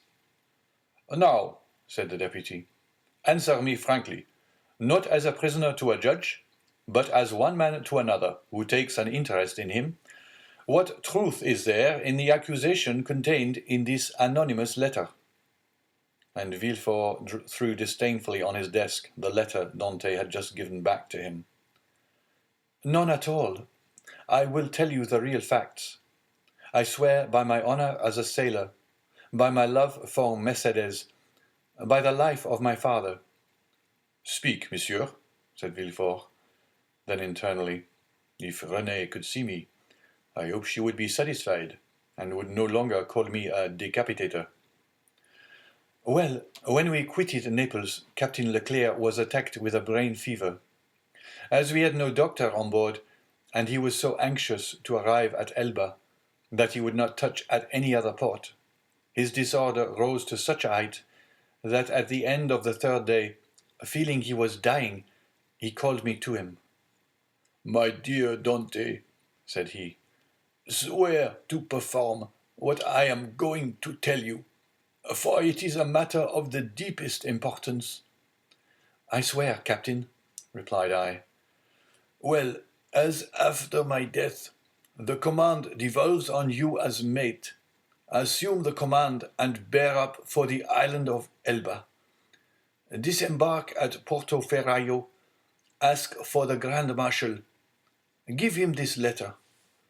Perhaps they will give you another letter and charge you with a commission. You will accomplish what I was to have done, and derive all the honor and profit from it." "I will do it, Captain, but perhaps I shall not be admitted to the Grand Marshal's presence as easily as you expect." "Here is a ring that will obtain audience of him, and remove every difficulty," said the captain. At these words he gave me a ring. It was time. 2 hours after he was delirious, the next day, he died. "And what did you do then?" What I ought to have done, and what everyone would have done in my place. Everywhere the last requests of a dying man are sacred, but with a sailor the last requests of his superior are commands. I sailed for the island of Elba, where I arrived the next day. I ordered everybody to remain on board and went on shore alone. As I had expected, I found some difficulty in obtaining access to the Grand Marshal, but I sent the ring I had received from the captain to him, and was instantly admitted. He questioned me concerning Captain Leclerc's death, and, as the latter had told me, gave me a letter to carry on to a person in Paris. I undertook it because it was what my captain had bade me do. I landed here, regulated the affairs of the vessel, and hastened to visit my affianced bride, whom I found more lovely than ever. Thanks to Monsieur Morel, all the forms were got over. In a word, I was told, as I told you at my marriage feast, and I should have been married in an hour, and tomorrow I intended to start for Paris, had I not been arrested on this charge, which you as well as I now see to be unjust. Ah, said Villefort, this seems to be the truth. If you have been culpable, it was imprudence, and this imprudence was in obedience to the orders of your captain. Give up this letter you have brought from Elba, and pass your word you will appear should be required, and go and rejoin your friends. I am free then, sir? Cried Dante joyfully. Yes, but first give me this letter. You have it already, for it was taken from me, with some others which I see in that packet. Stop a moment, said the deputy, as Dante took his hat and gloves. To whom is it addressed? To Monsieur Noirtier, Rue Coqueron, Paris. Had a thunderbolt fallen into the room, Villefort could not have been more stupefied. He sank into his seat and hastily, turning over the packet, drew forth the fatal letter, at which he glanced with an expression of terror. Monsieur Noirtier, Rue Coqueron, numéro 13, murmured he, growing still paler. Yes, said Dante. Do you know him? No, replied Villefort. A faithful servant of the king does not know conspirators. It is a conspiracy, then? Asked Dante, who, after believing himself free, now began to feel a tenfold alarm. I have, however, already told you, sir, I was entirely ignorant of the contents of the letter. Yes, but you know the name of the person to whom it was addressed, said Villefort. I was forced to read the address, to know to whom to give it. Have you shown this letter to anyone? Asked Villefort, becoming still more pale. To no one, on my honor. Everybody is ignorant that you are the bearer of a letter from the island of Elba and addressed to Monsieur Noirtier. Everybody except the person who gave it to me. And that was too much, far too much, murmured Villefort. Villefort's brow darkened more and more. His white lips and clenched teeth filled Dante with apprehension. After reading the letter, Villefort covered his face with his hands. "Oh," said Dante timidly, "what is the matter?" Villefort made no answer, but raised his head at the expiration of a few seconds, and again perused the letter. "And you say that you are ignorant of the contents of this letter?" "I give you my word of honor, sir," said Dante. "But what is the matter? You are ill. Shall I ring for assistance? Shall I call?" "No," said Villefort, rising hastily. "Stay where you are. It is for me to give orders here, not you." "Monsieur," replied Dante proudly, "it was only to summon assistance for you." "I want none. It was a temporary indisposition. Attend to yourself. Answer me." Dante waited, expecting a question, but in vain. Villefort fell back on his chair, passed his hand over his brow, moist with perspiration, and for the third time read the letter. "Oh, if he knows the contents of this," murmured he, "and that Noirtier is the father of Villefort, I am lost." And he fixed his eyes upon Edmond, as if he would have penetrated his thoughts. "Oh, it is impossible to doubt it," cried he suddenly. "In heaven's name," cried the unhappy young man, "if you doubt me, question me. I will answer you." Villefort made a violent effort, and in a tone he strove to render firm. "Sir," said he, "I am no longer able, as I had hoped, to restore you immediately to liberty. Before doing so, I must consult the trial justice.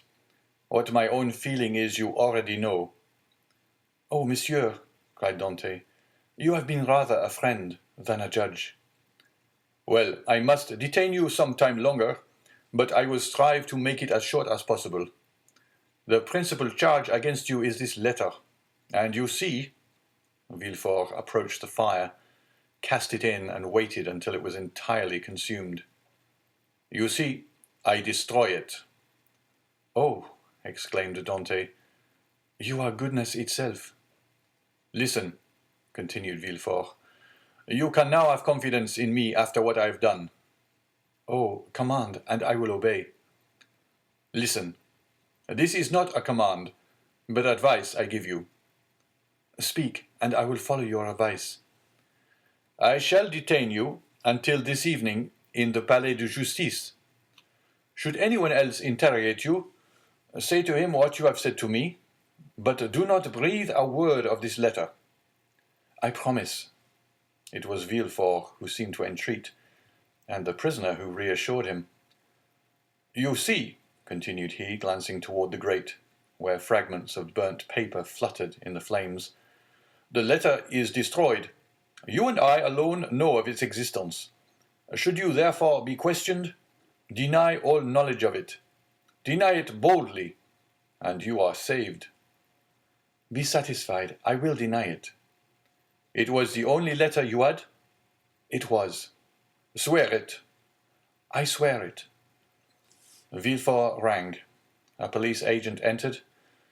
Villefort whispered some words in his ear, to which the officer replied by a motion of his head. "Follow him," said Villefort to Dante.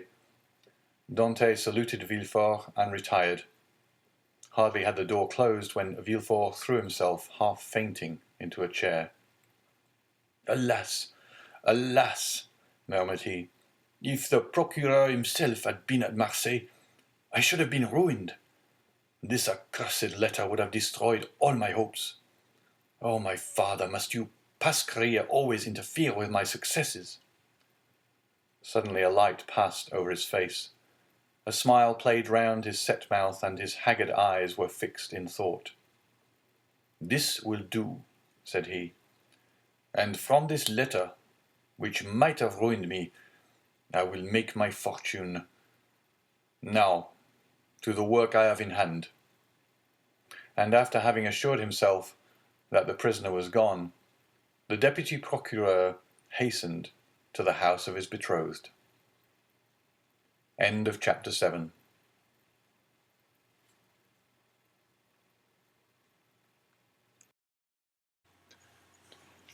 Chapter 8.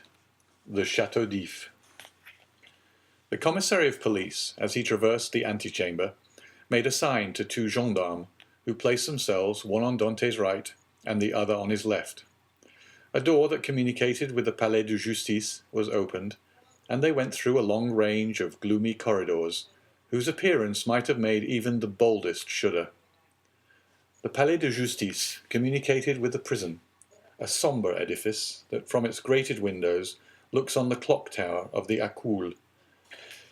After numberless windings, Dante saw a door with an iron wicket. The commissary took up an iron mallet and knocked thrice. Every blow seemed to Dante as if struck on his heart. The door opened, the two gendarmes gently pushed him forward, and the door closed with a loud sound behind him. The air he inhaled was no longer pure, but thick and mephitic. He was in prison. He was conducted to a tolerably neat chamber, but grated and barred, and its appearance, therefore, did not greatly alarm him. Besides, the words of Villefort, who seemed to interest himself so much, resounded still in his ears like a promise of freedom. It was 4 o'clock when Dante was placed in this chamber. It was, as we have said, the 1st of March, and the prisoner was soon buried in darkness. The obscurity augmented the acuteness of his hearing. At the slightest sound he rose and hastened to the door, convinced they were about to liberate him. But the sound died away, and Dante sank again into his seat. At last, about 10 o'clock, and just as Dante began to despair, steps were heard in the corridor. A key turned in the lock. The bolts creaked, the massy oaken door flew open, and a flood of light from 2 torches pervaded the apartment. By the torchlight, Dante saw the glittering sabres and carbines of 4 gendarmes He had advanced at first, but stopped at the sight of this display of force. "Are you come here to fetch me?" asked he. "Yes," replied a gendarme. "By the orders of the deputy procureur?" "I believe so." The conviction that they came from M. de Villefort relieved all Dante's apprehensions. He advanced calmly and placed himself in the centre of the escort. A carriage waited at the door. The coachman was on the box, and a police officer sat beside him. "Is this carriage for me?" said Dante. "It is for you," replied a gendarme. Dante was about to speak, but feeling himself urged forward, and having neither the power nor the intention to resist, he mounted the steps, and was in an instant seated inside between two gendarmes. The two others took their places opposite, and the carriage rolled heavily over the stones. The prisoner glanced at the windows. They were grated. He had changed his prison for another that was conveying him he knew not whither. Through the grating, however, Dante saw they were passing through the Rue Caisserie and by the Rue Saint-Laurent and the Rue Taramie to the port. Soon he saw the lights of La Consigne. The carriage stopped. The officer descended, approached the guardhouse. A dozen soldiers came out and formed themselves in order. Dante saw the reflection of their muskets by the light of the lamps on the quay. "Can all this force be summoned on my account?" thought he. The officer opened the door, which was locked, and without speaking a word, answered Dante's question, for he saw between the ranks of the soldiers a passage formed from the carriage to the port. The two gendarmes who were opposite to him descended first. Then he was ordered to alight, and the gendarme on each side of him followed his example. They advanced towards a boat which a custom-house officer held by a chain near the quay. The soldiers looked at Dante with an air of stupid curiosity. In an instant he was placed in the stern sheets of the boat, between the gendarmes, while the officer stationed himself at the bow. A shove sent the boat adrift, and 4 sturdy oarsmen impelled it rapidly towards the Pilon.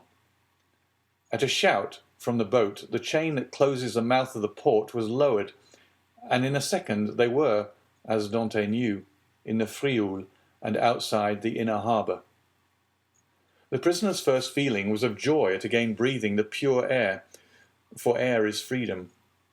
But he soon sighed, for he passed before La Réserve, where he had that morning been so happy, and now, through the open windows, came the laughter and revelry of a ball. Dante folded his hands, raised his eyes to heaven, and prayed fervently. The boat continued her voyage. They had passed the Tête de Morte, were now off the Anse du Pharaon, and about to double the battery. This manoeuvre was incomprehensible to Dante. "Whither are you taking me?" asked he. "You will soon know." "But still—" "We are forbidden to give you an explanation." Dante, trained in discipline, knew that nothing would be more absurd than to question subordinates, who were forbidden to reply, and so he remained silent. The most vague and wild thoughts passed through his mind.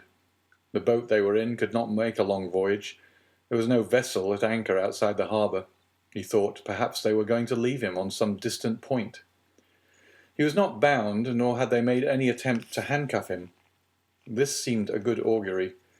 Besides, had not the deputy, who had been so kind to him, told him that provided he did not pronounce the dreaded name of Noirtier, he had nothing to apprehend? Had not Villefort, in his presence, destroyed the fatal letter, the only proof against him? He waited silently, striving to pierce through the darkness. They had left the Île Ratonneau, where the lighthouse stood on the right, and were now opposite the Point des Catalans. It seemed to the prisoner that he could distinguish a feminine form on the beach, for it was there Mercédès dwelt. How was it that a presentiment did not warn Mercédès that her lover was within 300 yards of her? One light alone was visible, and Dante saw that it came from Mercédès' chamber. Mercédès was the only one awake in the whole settlement. A loud cry could be heard by her, but pride restrained him, and he did not utter it. What would his guards think if they heard him shout like a madman? He remained silent, his eyes fixed upon the light. The boat went on, but the prisoner thought only of Mercedes. An intervening elevation of land hid the light. Dante turned, and perceived that they had got out to sea. While he had been absorbed in thought, they had shipped their oars and hoisted sail. The boat was now moving with the wind. In spite of his repugnance to address the guards, Dante turned to the nearest gendarme, and taking his hand, "Comrade," said he, "I adjure you, as a Christian and a soldier, to tell me where we are going. I am Captain Dante, a loyal Frenchman, thought accused of treason. Tell me where you are conducting me, and I promise, on my honor, I will submit to my fate." The gendarme looked irresolutely at his companion, who returned for answer a sign that said, "I see no great harm in telling him now." And the gendarme replied, "You are a native of Marseille and a sailor, and yet you do not know where you are going?" "On my honor, I have no idea." "Have you no idea whatever?" "None at all." "That is impossible." "I swear to you, it is true. Tell me, I entreat." "But my orders—" "Your orders do not forbid your telling me what I must know in 10 minutes, in half an hour, or an hour. You see, I cannot escape, even if I intended." "Unless you are blind, or have never been outside the harbor, you must know." "I do not." "Look round you, then." Dante rose and looked forward, when he saw rise within 100 yards of him the black and frowning rock on which stands the Chateau d'If. This gloomy fortress, which has for more than 300 years furnished food for so many wild legends, seemed to Dante like a scaffold to a malefactor. "The Chateau d'If?" cried he. "What are we going there for?" The gendarme smiled. "I'm not going there to be imprisoned," said Dante. "It is only used for political prisoners. I have committed no crime. Are there any magistrates or judges at the Chateau d'If?" "There are only," said the gendarme, "a governor, a garrison, turnkeys, and good thick walls. Come, do not look so astonished, or you will make me think you are laughing at me in return for my good nature." Dante pressed the gendarme's hand as though he would crush it. "You think, then," said he, "that I am taken to the Chateau d'If to be imprisoned there?" "It is probable, but there is no occasion to squeeze so hard." "Without any inquiry? Without any formality?" "All the formalities have been gone through. The inquiry is already made." "And so in spite of Monsieur de Villefort's promises?" "I do not know what Monsieur de Villefort promised you," said the gendarme, "but I know we are taking you to the Chateau d'If. But what are you doing? Help, comrade, help!" By a rapid movement, which the gendarme's practised eye had perceived, Dante sprang forward to precipitate himself into the sea, but 4 vigorous arms seized him as his feet quitted the bottom of the boat. He fell back, cursing with rage. "Good," said the gendarme, placing his knee on his chest. "Believe soft-spoken gentlemen again. Harkee, my friend, I have disobeyed my first order, but I will not disobey the second, and if you move, I will blow your brains out." And he levelled his carbine at Dante, who felt the muzzle against his temple. For a moment, the idea of struggling crossed his mind, and of so ending the unexpected evil that had overtaken him. But he bethought of Monsieur de Villefort's promise, and, besides, death in a boat from the hand of a gendarme seemed too terrible. He remained motionless, but gnashing his teeth and wringing his hands with fury. At this moment the boat came to a landing with a violent shock. One of the sailors leapt on shore. A cord creaked as it ran through a pulley, and Dante guessed they were at the end of the voyage, and that they were mooring the boat. His guards, taking him by the arms and coat collar, forced him to rise, and dragged him towards the steps that led to the gate of the fortress, while the police officer, carrying a musket with fixed bayonet, followed behind. Dante made no resistance. He was like a man in a dream. He saw soldiers drawn up on the embankment. He knew vaguely that he was ascending a flight of steps. He was conscious that he passed through a door, and that the door closed behind him, but all this indistinctly as through a mist. He did not even see the ocean, that terrible barrier against freedom, which the prisoners look upon with utter despair. They halted for a minute, during which he strove to collect his thoughts. He looked around. He was in a court surrounded by high walls. He heard the measured tread of sentinels, and as they passed before the light, he saw the barrels of their muskets shine. They waited upwards of 10 minutes, certain Dante could not escape. The gendarme released him. They seemed awaiting orders. The orders came. "Where is the prisoner?" said a voice. "Here," replied the gendarme. "Let him follow me. I will take him to his cell." "Go," said the gendarme, thrusting Dante forward. The prisoner followed his guide, who led him into a room almost underground, whose bare and reeking walls seemed as though impregnated with tears. A lamp, placed on a stool, illumined the apartment faintly, and showed Dante the features of his conductor, an under-jailer, ill-clothed and of sullen appearance. "Here is your chamber for tonight," said he. "It is late, and the governor is asleep. Tomorrow, perhaps, he may change you. In the meantime, there is bread, water, and fresh straw, and that is all a prisoner can wish for. Good night." And before Dante could open his mouth, before he had noticed where the jailer placed his bread or the water, before he had glanced towards the corner where the straw was, the jailer disappeared, taking with him the lamp and closing the door, leaving stamped upon the prisoner's mind the dim reflection of the dripping walls of his dungeon. Dante was alone in darkness and in silence, cold as the shadows that he felt breathe on his burning forehead. With the first dawn of day, the jailer returned, with orders to leave Dante where he was. He found the prisoner in the same position, as if fixed there, his eyes swollen with weeping. He had passed the night standing and without sleep. The jailer advanced. Dante appeared not to perceive him. He touched him on the shoulder. Edmond started.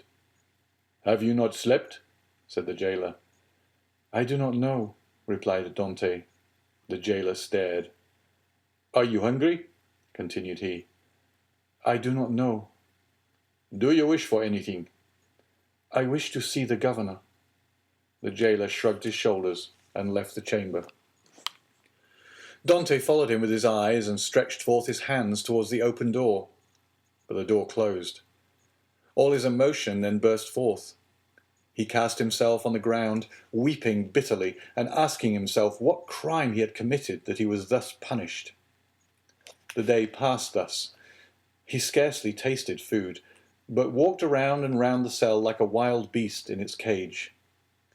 One thought in particular tormented him, namely that during his journey hither he had sat so still, whereas he might, a dozen times, have plunged into the sea, and, thanks to his powers of swimming for which he was famous, have gained the shore, concealed himself until the arrival of a Genoese or Spanish vessel, escaped to Spain or Italy, where Mercedes and his father could have joined him.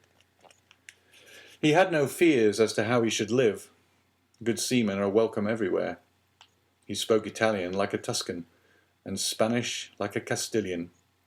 He would have been free and happy with Mercedes and his father, whereas he was now confined in the Château d'If, that impregnable fortress, ignorant of the future destiny of his father and Mercedes, and all this because he had trusted to Villefort's promise. The thought was maddening, and Dante threw himself furiously down on his straw. The next morning, at the same hour, the jailer came again. "Well," said the jailer, "are you more reasonable today?" Dante made no reply. "Come, cheer up. Is there anything that I can do for you?" "I wish to see the governor." "I have already told you it was impossible." "Why so?" Because it is against prison rules, and prisoners must not even ask for it. What is allowed then? Better fare, if you pay for it, books, and leave to walk about. I do not want books. I am satisfied with my food, and do not care to walk about. But I wish to see the governor. If you worry me by repeating the same thing, I will not bring you any more to eat. Well then, said Edmond, if you do not, I shall die of hunger. That is all. The jailer saw by his tone he would be happy to die, and as every prisoner is worth 10 sous a day to his jailer, he replied in a more subdued tone, "What you ask is impossible, but if you are very well behaved, you will be allowed to walk about, and some day you will meet the governor, and if he chooses to reply, that is his affair." But, asked Dante, how long shall I have to wait? "Ah, a month, 6 months, a year." It is too long a time. I wish to see him at once. "Ah," said the jailer, "do not always brood over what is impossible, or you will be mad in a fortnight." You think so? "Yes. We have an instance here. It was by always offering 1,000,000 of francs to the governor for his liberty that an abbé became mad, who was in this chamber before you." How long has he left it? 2 years. Was he liberated then? No. He was put in a dungeon.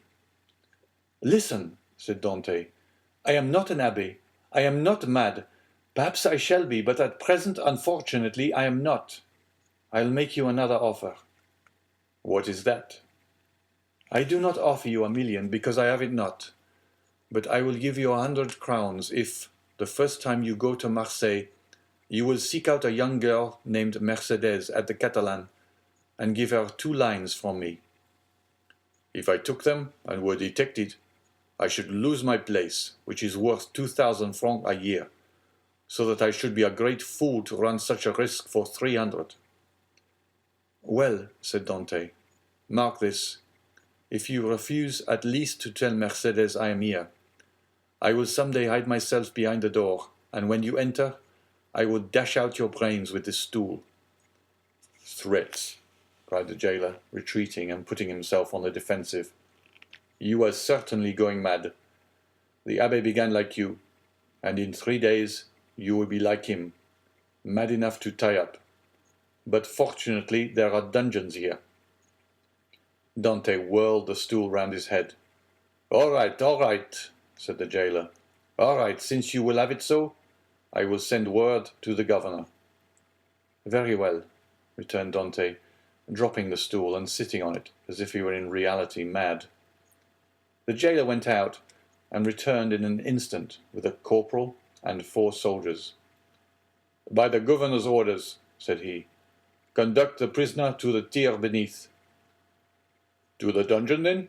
Said the corporal. Yes, we must put the madman with the madmen. The soldiers seized Dante, who followed passively.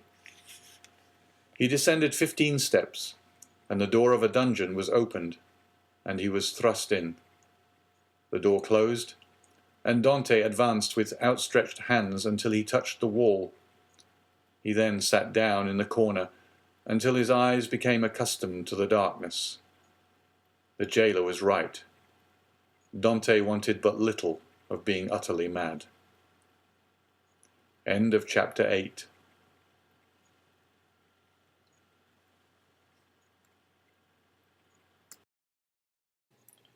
Chapter 9.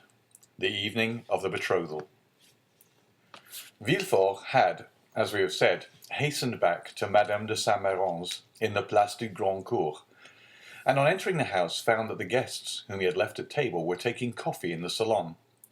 Renée was, with all the rest of the company, anxiously awaiting him, and his entrance was followed by a general exclamation. "Well, decapitator, guardian of the state, royalist, Brutus, what is the matter?" said one. "Speak out." "Are we threatened with a fresh reign of terror?" asked another. "Has the Corsican ogre broken loose?" cried a third. Marquise, said Villefort, approaching his future mother-in-law, "I request your pardon for thus leaving you. Will the Marquis honour me by a few moments' private conversation?" "Ah, it is a really serious matter, then?" asked the Marquis, remarking the cloud on Villefort's brow. "So serious that I must take leave of you for a few days. So," added he, turning to Renée, "judge for yourself, if it be not important." "You are not going to leave us?" cried Renée, unable to hide her emotion at this unexpected announcement. "Alas," returned Villefort, "I must." "Where, then, are you going?" asked the Marquise.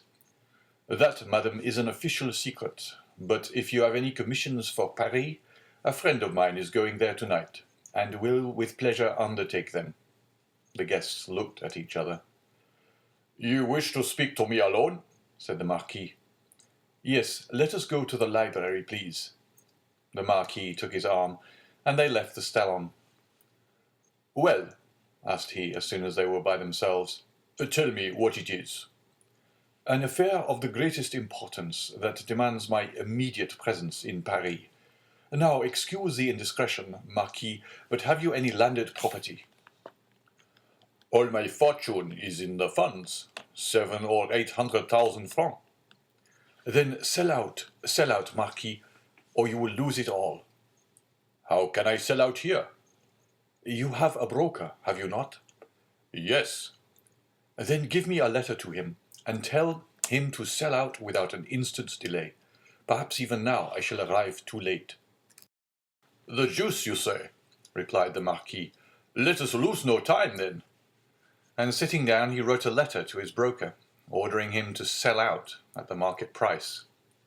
"Now then," said Villefort, placing the letter in his pocket-book, "I must have another." "To whom?" "To the king." "To the king?" "Yes." "I dare not write to his Majesty." "I do not ask you to write to his Majesty, but ask Monsieur de Salvieux to do so. I want a letter that will enable me to reach the king's presence without all the formalities of demanding an audience. That would occasion a loss of precious time." "But address yourself to the keeper of the seals. He has the right of entry at the Tuileries, and can procure your audience at any hour of the day or night." "Doubtless, but there is no occasion to divide the honors of my discovery with him." "The keeper would leave me in the background, and take all the glory to himself." "I tell you, Marquis, my fortune is made if I only reach the Tuileries the first, for the king will not forget the service I do him." "In that case, go and get ready. I will call Salvieux, and make him write the letter." "Be as quick as possible. I must be on the road in quarter of an hour." "Tell your coachman to stop at the door." "You will present my excuses to the Marquise and Mademoiselle Renée, whom I leave on such a day with great regret." "You will find them both here, and can make your farewells in person." "A thousand thanks. And now for the letter." The Marquis rang. A servant entered. "Say to the Comte de Salvieux that I would like to see him." "Now then, go," said the Marquis. "I shall be gone only a few moments." Villefort hastily quitted the apartment, but reflecting that the sight of the deputy procureur running through the streets would be enough to throw the whole city into confusion, he resumed his ordinary pace. At his door he perceived a figure in the shadow that seemed to wait for him. It was Mercédès, who, hearing no news of her lover, had come unobserved to inquire after him. As Villefort drew near, she advanced and stood before him. Dante had spoken of Mercédès, and Villefort instantly recognized her. Her beauty and high bearing surprised him, and when she inquired what had become of her lover, it seemed to him that she was the judge and he the accused. "The young man you speak of," said Villefort abruptly, "is a great criminal, and I can do nothing for him, mademoiselle." Mercédès burst into tears, and as Villefort strove to pass her, again addressed him. "But at least tell me where he is, that I may know whether he is alive or dead," said she. I do not know. He is no longer in my hands, replied Villefort. And, desirous of putting an end to the interview, he pushed by her and closed the door, as if to exclude the pain he felt. But remorse is not thus banished. Like Virgil's wounded hero, he carried the arrow in his wound, and arrived at the salon. Villefort uttered a sigh that was almost a sob, and sank into a chair. Then the first pangs of an unending torture seized upon his heart. The man he sacrificed to his ambition, that innocent victim immolated on the altar of his father's faults, appeared to him pale and threatening, leading his affianced bride by the hand, and bringing with him remorse, not such as the ancients figured, furious and terrible, but that slow and consuming agony whose pangs are intensified from hour to hour, up to the very moment of death. Then he had a moment's hesitation. He had frequently called for capital punishment on criminals, and owing to his irresistible eloquence they had been condemned, and yet the slightest shadow of remorse had never clouded Villefort's brow, because they were guilty. At least, he believed so. But here was an innocent man whose happiness he had destroyed. In this case, he was not the judge, but the executioner. As he thus reflected, he felt the sensation we have described, and which had hitherto been unknown to him, arise in his bosom, and fill him with vague apprehensions.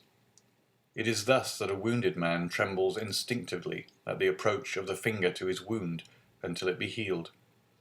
But Villefort's was one of those that never close, or if they do, only close to reopen more agonizing than ever.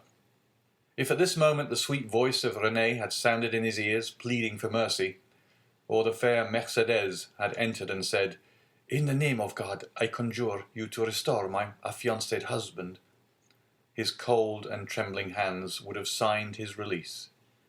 But no voice broke the stillness of the chamber, and the door was opened only by Villefort's valet, who came to tell him that the travelling carriage was in readiness. Villefort arose, or rather sprang, from his chair, hastily opened one of the drawers of his desk, emptied all the gold it contained into his pocket, stood motionless an instant, his hand pressed to his head, muttered a few inarticulate sounds, and then, perceiving that his servant had placed his cloak on his shoulders, he sprang into the carriage, ordering the postilions to drive to Monsieur de Saint-Méran's.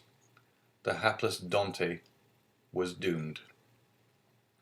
As the Marquis had promised, Villefort found the Marquise and Renée in waiting. He started when he saw Renée, for he fancied she was again about to plead for Dante. Alas, her emotions were wholly personal. She was thinking only of Villefort's departure. She loved Villefort, and he left her at the moment he was about to become her husband. Villefort knew not when he should return, and Renée, far from pleading for Dante, hated the man whose crime separated her from her lover. Meanwhile, what of Mercédès? She had met Fernand at the corner of the Rue de la Loge. She had returned to the Catalans, and had despairingly cast herself on her couch. Fernand, kneeling by her side, took her hand and covered it with kisses that Mercédès did not even feel. She passed the night thus. The lamp went out for want of oil, but she paid no heed to the darkness, and dawn came, but she knew not that it was day. Grief had made her blind to all but one object. That was Edmond. "Ah, you are there," she said at length, turning towards Fernand. "I have not quitted you since yesterday," returned Fernand sorrowfully. Monsieur Morel had not readily given up the fight. He learned that Dante had been taken to prison, and he had gone to all his friends and the influential persons of the city. But the report was already in circulation that Dante was arrested as a Bonapartist agent, and as the most sanguine looked upon any attempt of Napoleon to remount the throne as impossible, he met nothing but refusal, and had returned home in despair, declaring that the matter was serious, and that nothing more could be done. Caderousse was equally restless and uneasy, but instead of seeking, like Monsieur Morel, to aid Dante, he had shut himself up with 2 bottles of black currant brandy in the hope of drowning reflection. But he did not succeed, and became too intoxicated to fetch any more drink, and yet not so intoxicated as to forget what had happened. With his elbows on the table, he sat between the 2 empty bottles, while spectres danced in the light of the unsnuffed candle, spectres such as Hoffmann strews over his punch-drenched pages like black, fantastic dust. Danglars alone was content and joyous. He had got rid of an enemy and made his own situation on the Feroan secure. Danglars was one of those men born with a pen behind the ear and an inkstand in place of a heart. Everything with him was multiplication or subtraction. The life of a man was to him of far less value than a numeral, especially when by taking it away he could increase the sum total of his own desires. He went to bed at his usual hour and slept in peace. Villefort, after having received M. de Salvieux's letter, embraced Renée, kissed the Marquis's hand, and shaken that of the Marquis, started for Paris, along the Aix road. Old Dante was dying with anxiety to know what had become of Edmond, but we know very well what had become of Edmond. End of chapter 9.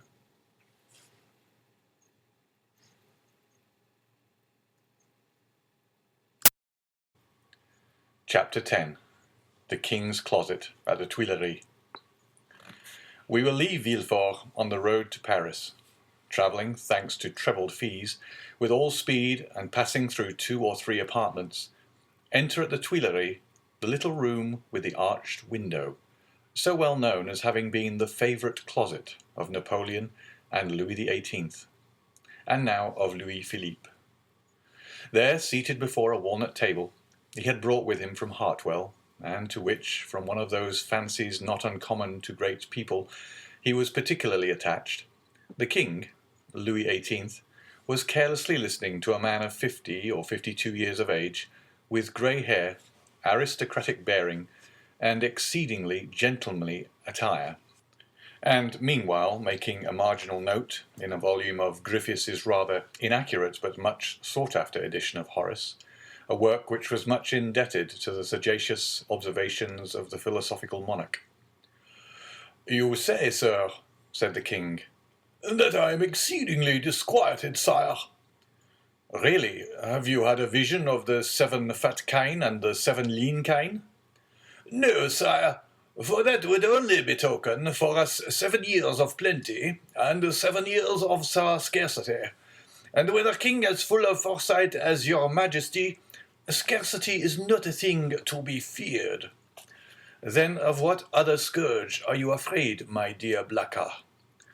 "Sire, I have every reason to believe that a storm is brewing in the south."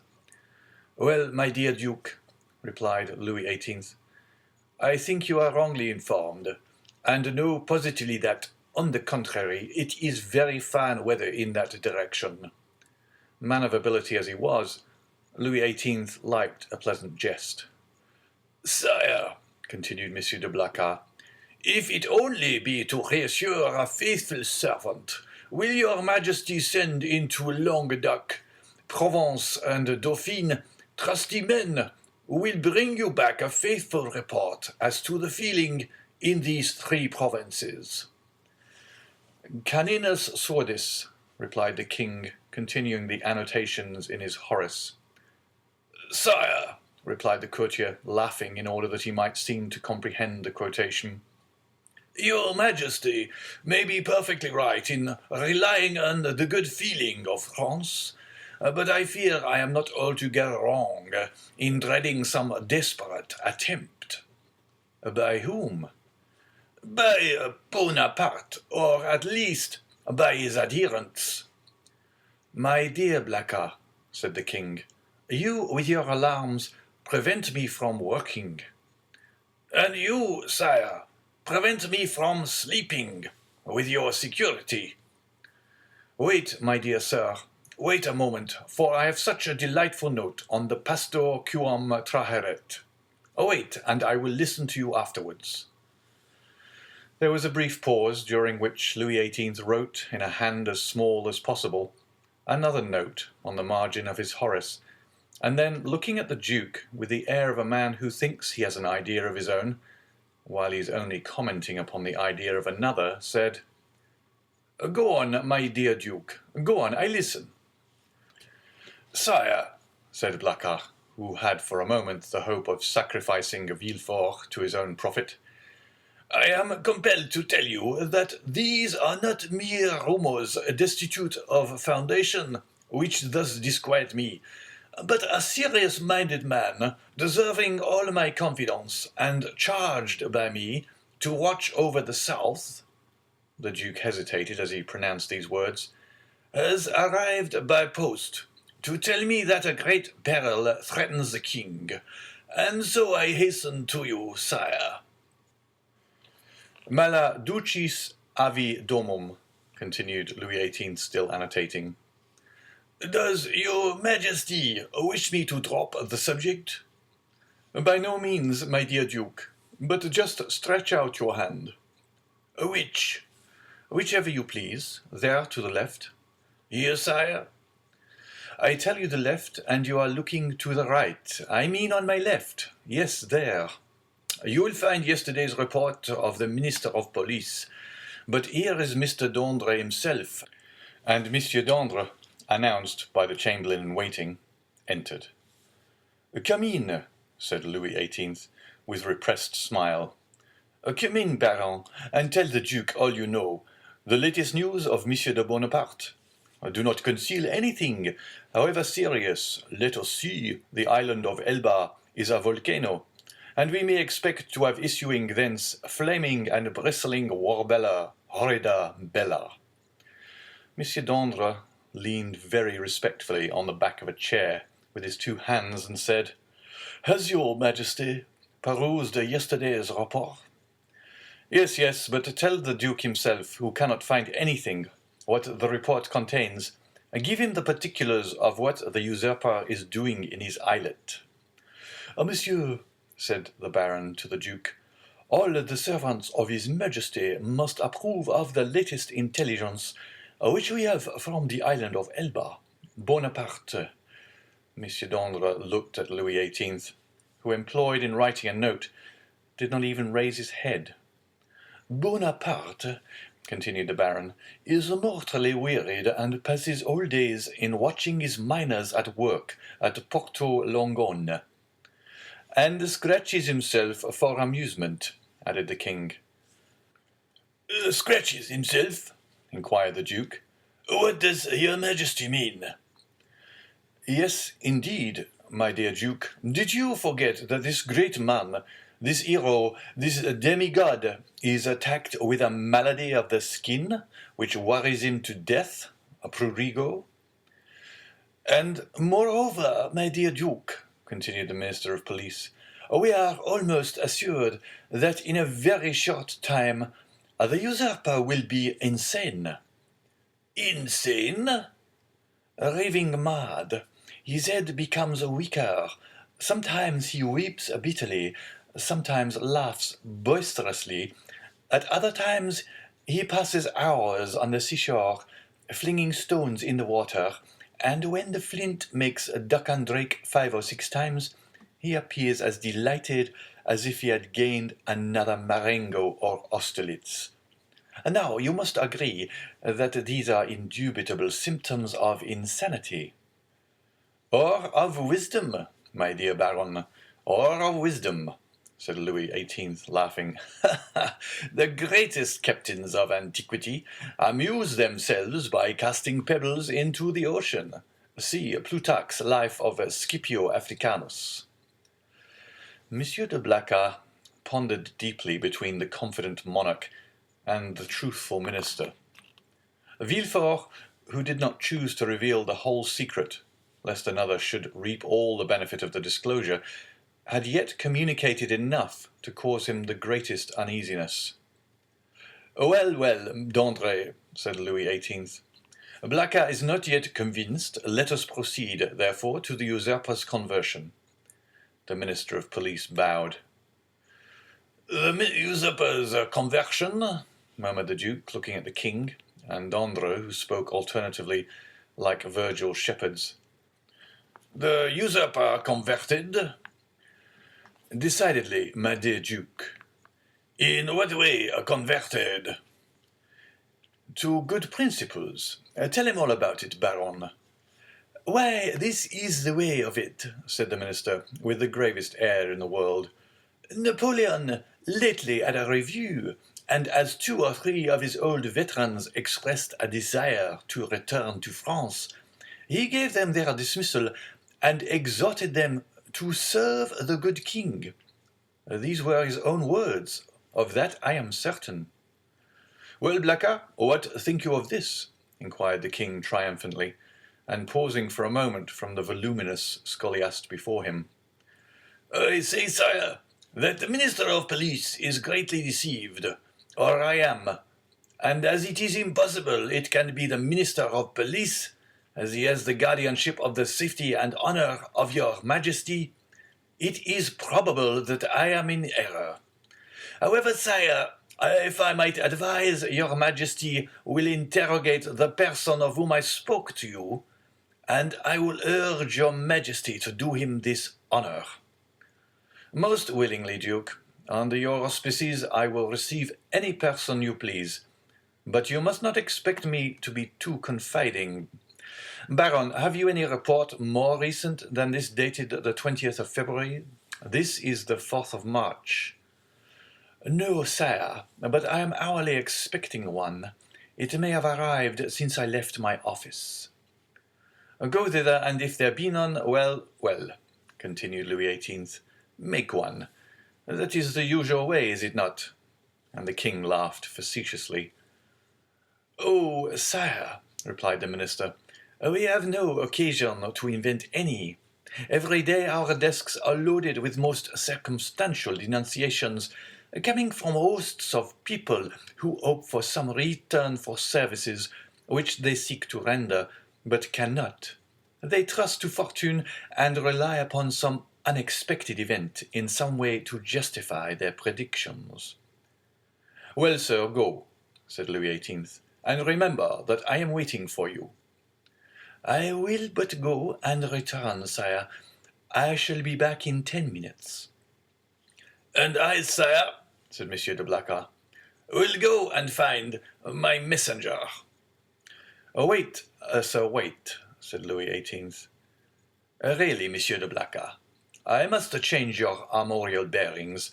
I will give you an eagle with outstretched wings, holding in its claws a prey which tries in vain to escape, and bearing this device, Tenax. Sire, I listen, said de Blacas, biting his nails with impatience. I wish to consult you on this passage. Molli fugiens angelitu. You know it refers to a stag flying from a wolf. Are you not a sportsman and a great wolf hunter? Well then, what do you think of the Molli angelitu? Admirable, sire. But my messenger is like the stag you refer to, for he has posted 220 leagues in scarcely 3 days. Which is undergoing a great fatigue and anxiety, my dear Duke. When we have a telegraph which transmits messages in 3 or 4 hours, and that without getting in the least out of breath. Oh, sire, you recompense but badly this poor young man, who has come so far, and with so much ardour, to give your Majesty useful information, if only for the sake of Monsieur de Salvieux, who recommends him to me. I entreat your Majesty to receive him graciously. Monsieur de Salvieux, my brother's chamberlain. Yes, sire. He is at Marseille, and writes me thence. Does he speak to you of this conspiracy? No, but strongly recommends Monsieur de Villefort, and begs me to present him to your Majesty. Monsieur de Villefort, cried the king. Is the messenger's name Monsieur de Villefort? Yes, sire. And he comes from Marseille? In person. Why did you not mention his name at once? Replied the king, betraying some uneasiness. Sire, I thought his name was unknown to your majesty. No, no, Blacas. He is a man of strong and elevated understanding, ambitious too, and pardieu, you know his father's name? His father? Yes, Noirtier. Noirtier the Girondin? Noirtier the senator? He himself. And your majesty has employed the son of such a man? Blacas, my friend, you have but limited comprehension. I told you Villefort was ambitious, and to attain his ambition, Villefort would sacrifice everything, even his father. Then, sire, may I present him? This instant, Duke. Where is he? Waiting below, in my carriage. Seek him at once. I hasten to do so. The Duke left the royal presence with the speed of a young man. His really sincere royalism made him youthful again. Louis XVIII remained alone, and turning his eyes on his half-opened Horace, muttered, Justum et tanacem propositi virum. Monsieur de Blacas returned as speedily as he had departed, but in the antechamber he was forced to appeal to the king's authority.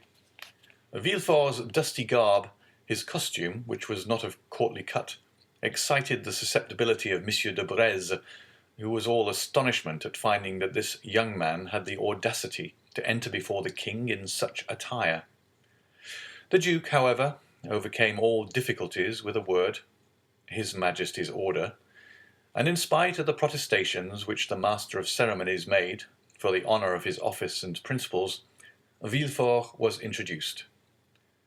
The king was seated in the same place where the Duke had left him.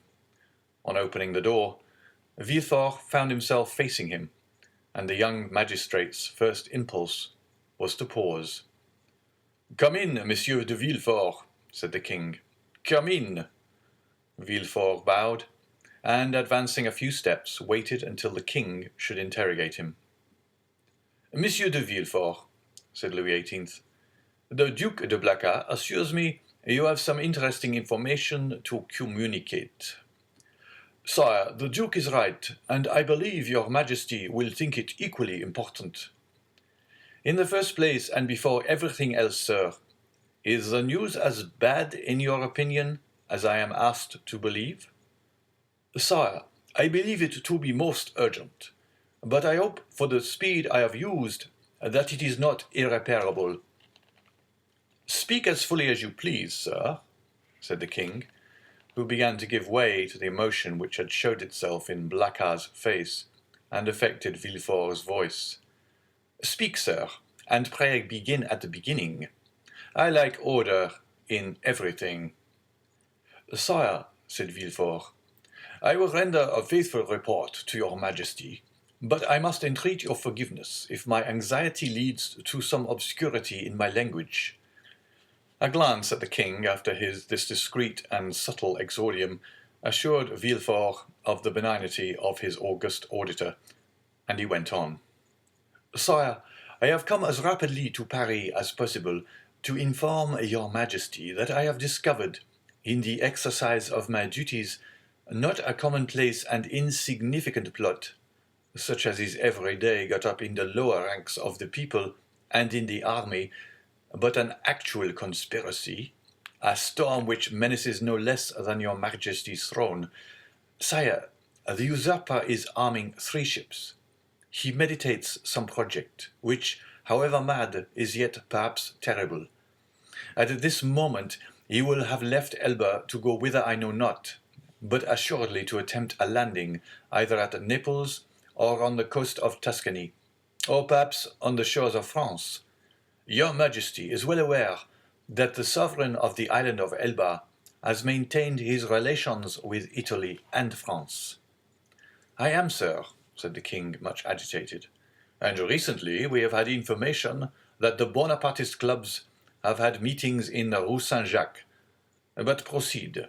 I beg of you, how did you obtain these details?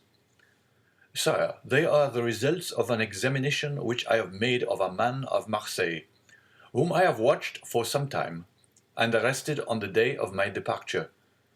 This person, a sailor of turbulent character, and whom I suspected of Bonapartism, has been secretly to the island of Elba.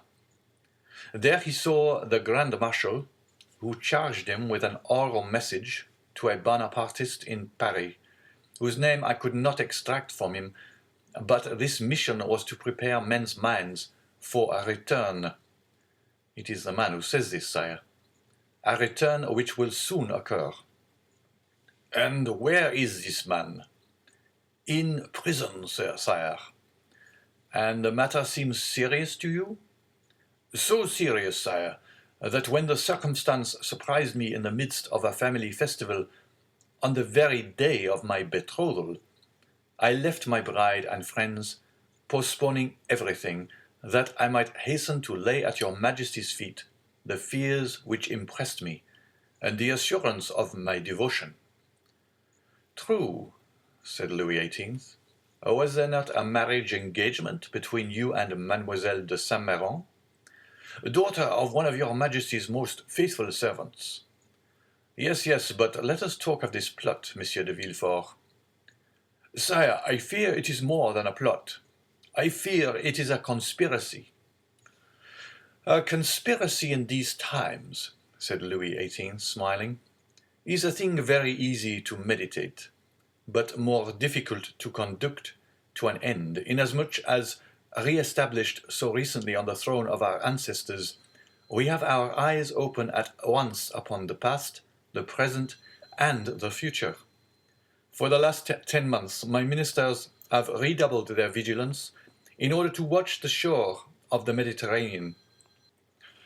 If Bonaparte landed at Naples, the whole coalition would be on foot before he could even reach Piombino. If he landed in Tuscany, he would be in an unfriendly territory. If he landed in France, it must be with a handful of men, and the result of that would be easily foretold, execrated as he is by the population. Take courage, sir, but at the same time rely on our royal gratitude. Ah, here is Monsieur d'Andre, cried de Blacas. At this instant, the Minister of Police appeared at the door, pale, trembling, and as if ready to faint. Villefort was about to retire, but Monsieur de Blacas, taking his hand, restrained him. End of chapter 10.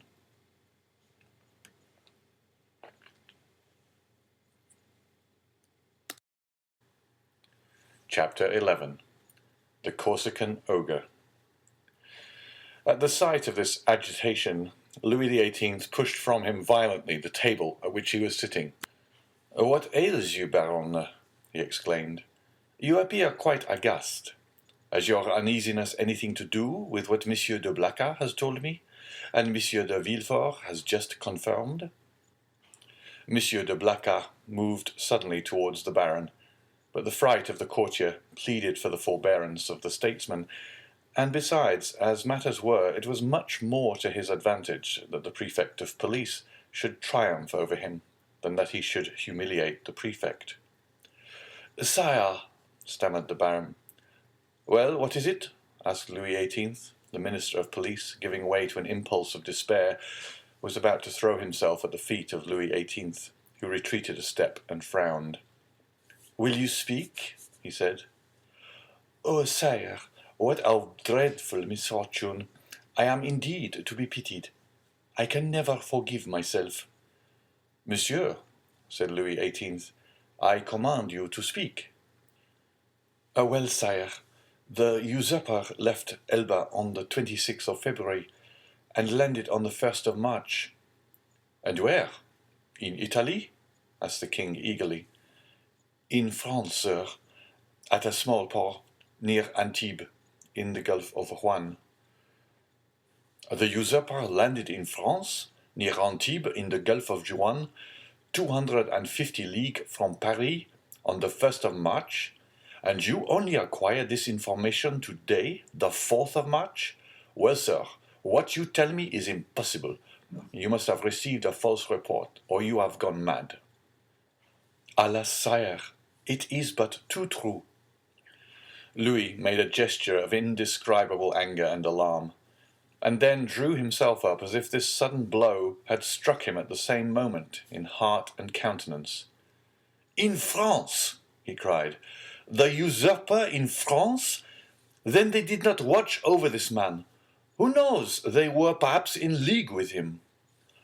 Oh, sire, exclaimed the Duc de Blacas, Monsieur d'Andre is not a man to be accused of treason.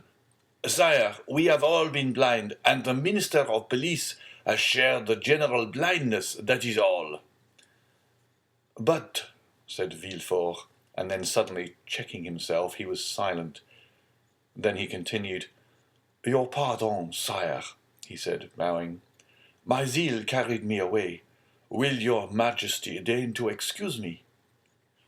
Speak, sir, speak boldly, replied Louis. You alone forewarned us of the evil.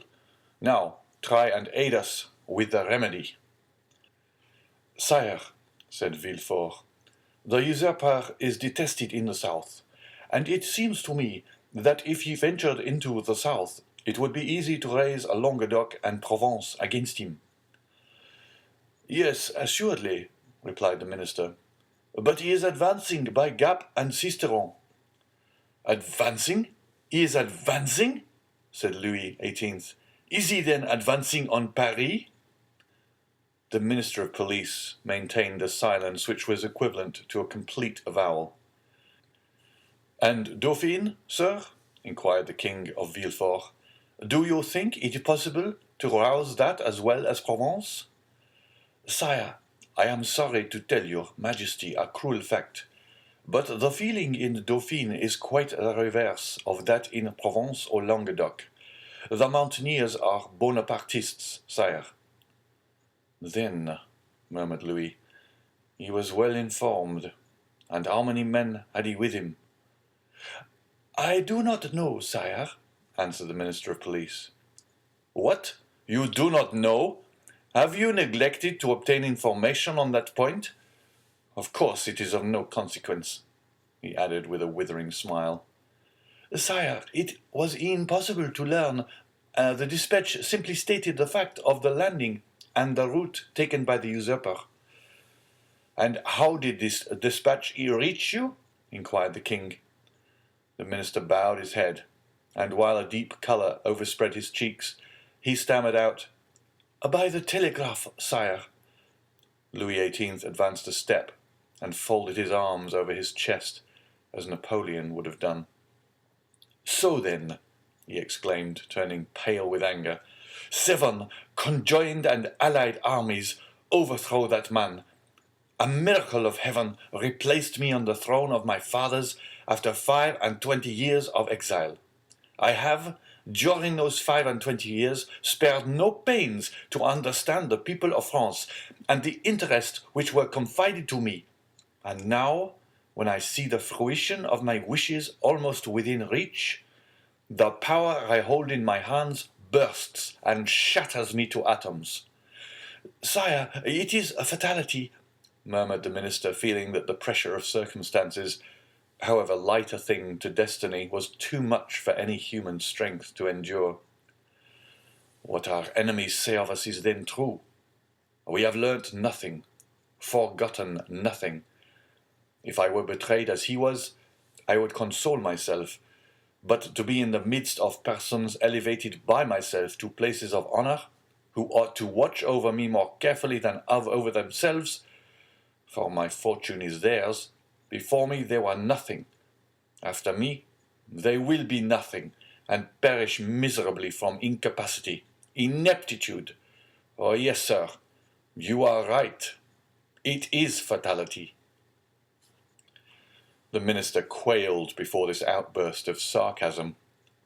Monsieur de Blacas wiped the moisture from his brow. Villefort smiled within himself, for he felt his increased importance. To fall, continued King Louis, who at the first glance had sounded the abyss on which the monarchy hung suspended. To fall, and learn of that fall by my telegraph? Oh, I would rather mount the scaffold of my brother, Louis XVI, than thus descend the staircase at the Tuileries, driven away by ridicule. Ridicule, sir! Why, you know not its power in France, and yet you ought to know it. Sire, sire, murmured the minister, for pity's...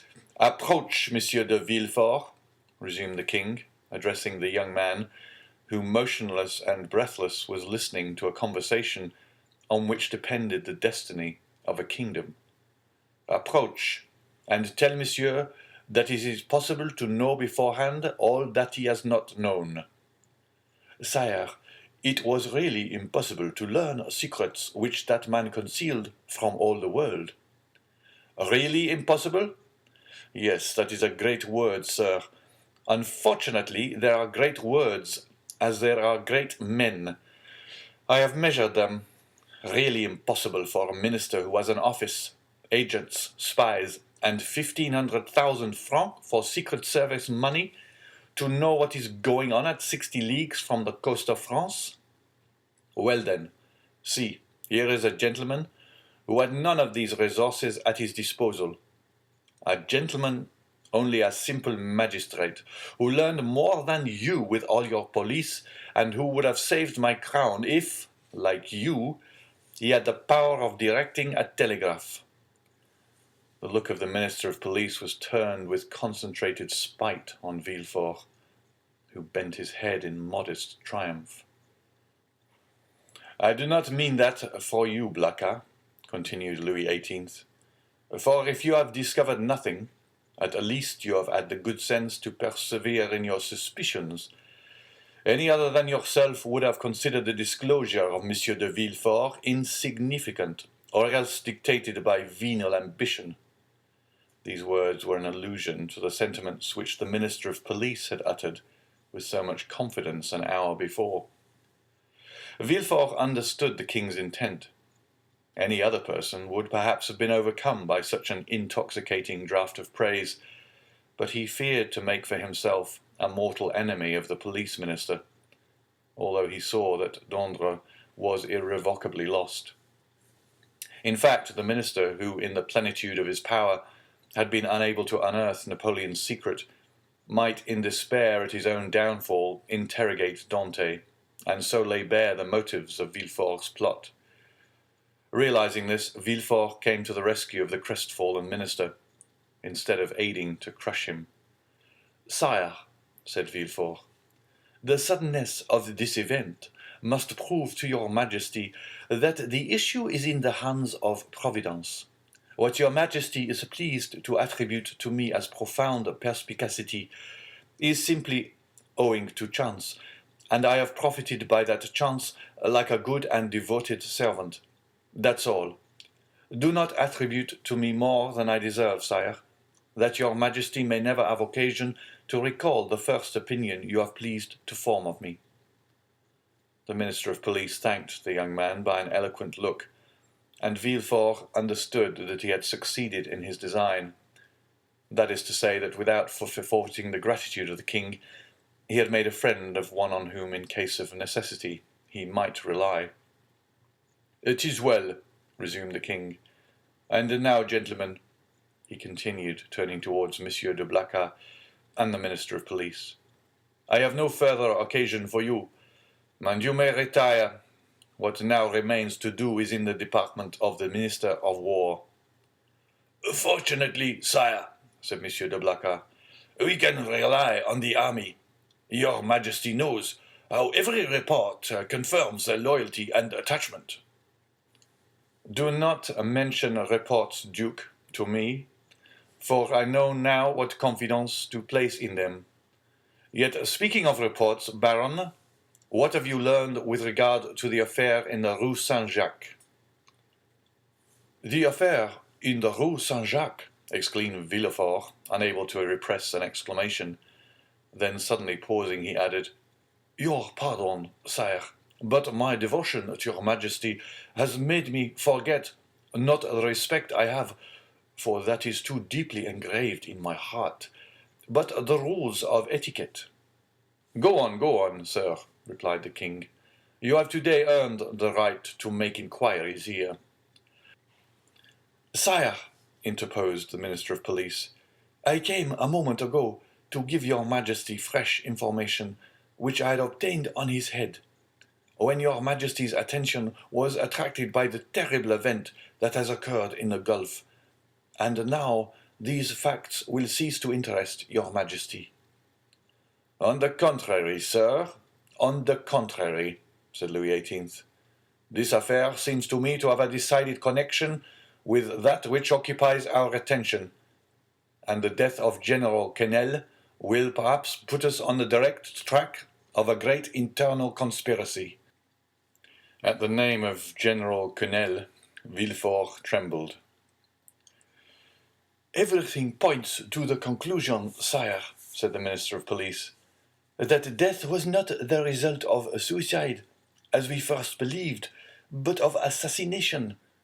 General Quesnel, it appears, had just left a Bonapartist club when he disappeared. An unknown person had been with him that morning and made an appointment with him in the Rue Saint-Jacques. Unfortunately, the general's valet, who was dressing his hair at the moment when the stranger entered, heard the street mentioned, but did not catch the number. As the police minister related this to the king, Villefort, who looked as if his very life hung on the speaker's lips, turned alternately red and pale. The king looked towards him. Do you not think with me, Monsieur de Villefort, that General Quesnel, whom they believe attached to the usurper, but who was really entirely devoted to me, has perished the victim of a Bonapartist ambush? It is probable, sire, replied Villefort. But is this all that is known? They are on the track of the man who appointed the meeting with him. On his track? Said Villefort. Yes, the servant has given his description. He is a man of from 50 to 52 years of age, dark, with black eyes covered with shaggy eyebrows, and a thick moustache. He was dressed in a blue frock coat, buttoned up to the chin, and wore at his buttonhole the rosette of an officer of the Legion of Honor. Yesterday, a person exactly corresponding with this description was followed, but he was lost sight of at the corner of the Rue de la Jussienne and the Rue Coq-Héron. Villefort leaned on the back of an armchair, for as the Minister of Police went on speaking, he felt his legs bend under him.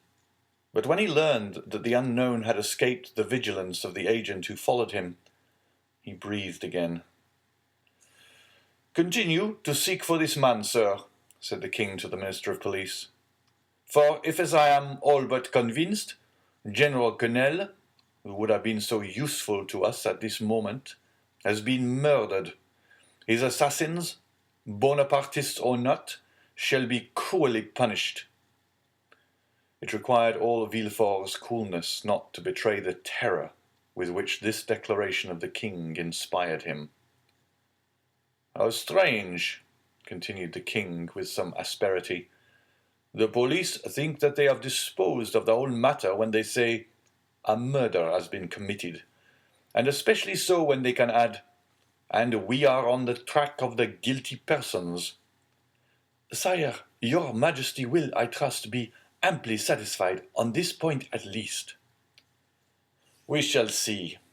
I will no longer detain you, Monsieur de Villefort, for you must be fatigued after so long a journey. Go and rest.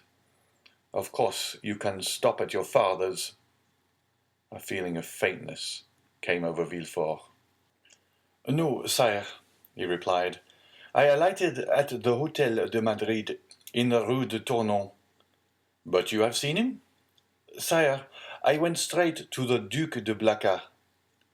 But you will see him, then? I think not, sire. Ah, I forgot, said Louis, smiling in a manner which proved that all these questions were not made without a motive. I forgot, you and Monsieur Noirtier are not on the best terms possible. and that is another sacrifice made to the royal cause, and for which you should be recompensed. Sire, the kindness of your Majesty deigns to evince towards me is a recompense which so far surpasses my uttermost ambition that I have nothing more to ask for. Never mind, sir. We will not forget you. Make your mind easy. In the meanwhile, the king here detached the cross of the Legion of Honor, which he usually wore over his blue coat, near the cross of Saint Louis, above the order of Notre Dame du Mont Carmel and Saint Lazare, and gave it to Villefort. In the meanwhile, take this cross. Sire, said Villefort, your Majesty mistakes. This is an officer's cross. Ma foi, said Louis XVIII. Take it, such as it is, for I have not the time to procure you another. Blacas, let it be your care to see that the brevet is made out and sent to Monsieur de Villefort. Villefort's eyes were filled with tears of joy and pride. He took the cross and kissed it. And now, he said, may I inquire what are your orders with which your Majesty deigns to honor me? Take what rest you require, and remember that if you are not able to serve me here in Paris, you may be of the greatest service to me at Marseille. Sire, replied Villefort, bowing, in an hour I shall have quitted Paris. Go, sir, said the king, and should I forget you, king's memories are short, do not be afraid to bring yourself to my recollection. Baron, send for the Minister of War. Blacas, remain. Ah, sir, said the Minister of Police to Villefort, as they left the Tuileries, you entered by luck's door. Your fortune is made. Will it be long first? Muttered Villefort, saluting the minister whose career was ended, and looking about him for a hackney coach. One passed at the moment which he hailed. He gave his address to the driver, and springing in, threw himself on the seat, and gave loose to dreams of ambition. 10 minutes afterwards, Villefort reached his hotel, ordered horses to be ready in 2 hours, and asked to have his breakfast brought to him. He was about to begin his repast when the sound of the bell rang sharp and loud. The valet opened the door, and Villefort heard someone speak his name. Who could know that I was here already? Said the young man. The valet entered. Well, said Villefort, what is it? Who rang? Who asked for me? A stranger. You will not send his name. A stranger who will not send in his name. What can he want with me? He wishes to speak to you. To me? Yes. Did he mention my name? Yes. What sort of person is he? Why, sir, a man of about 50. Short or tall? About your own height, sir. Dark or fair?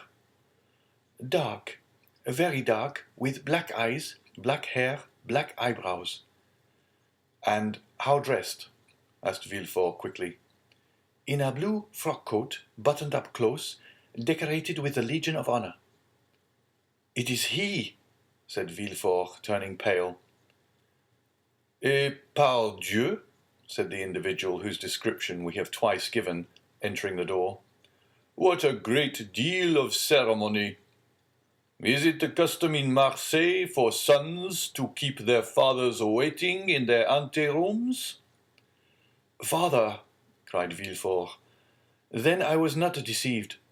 I felt sure it must be you. Well then, if you felt so sure, replied the newcomer, putting his cane in a corner and his hat on a chair, allow me to say, my dear Gérard, that it was not very filial of you to keep me waiting at the door. Leave us, Germain, said Villefort. The servant quitted the apartment with evident signs of astonishment. End of chapter 11.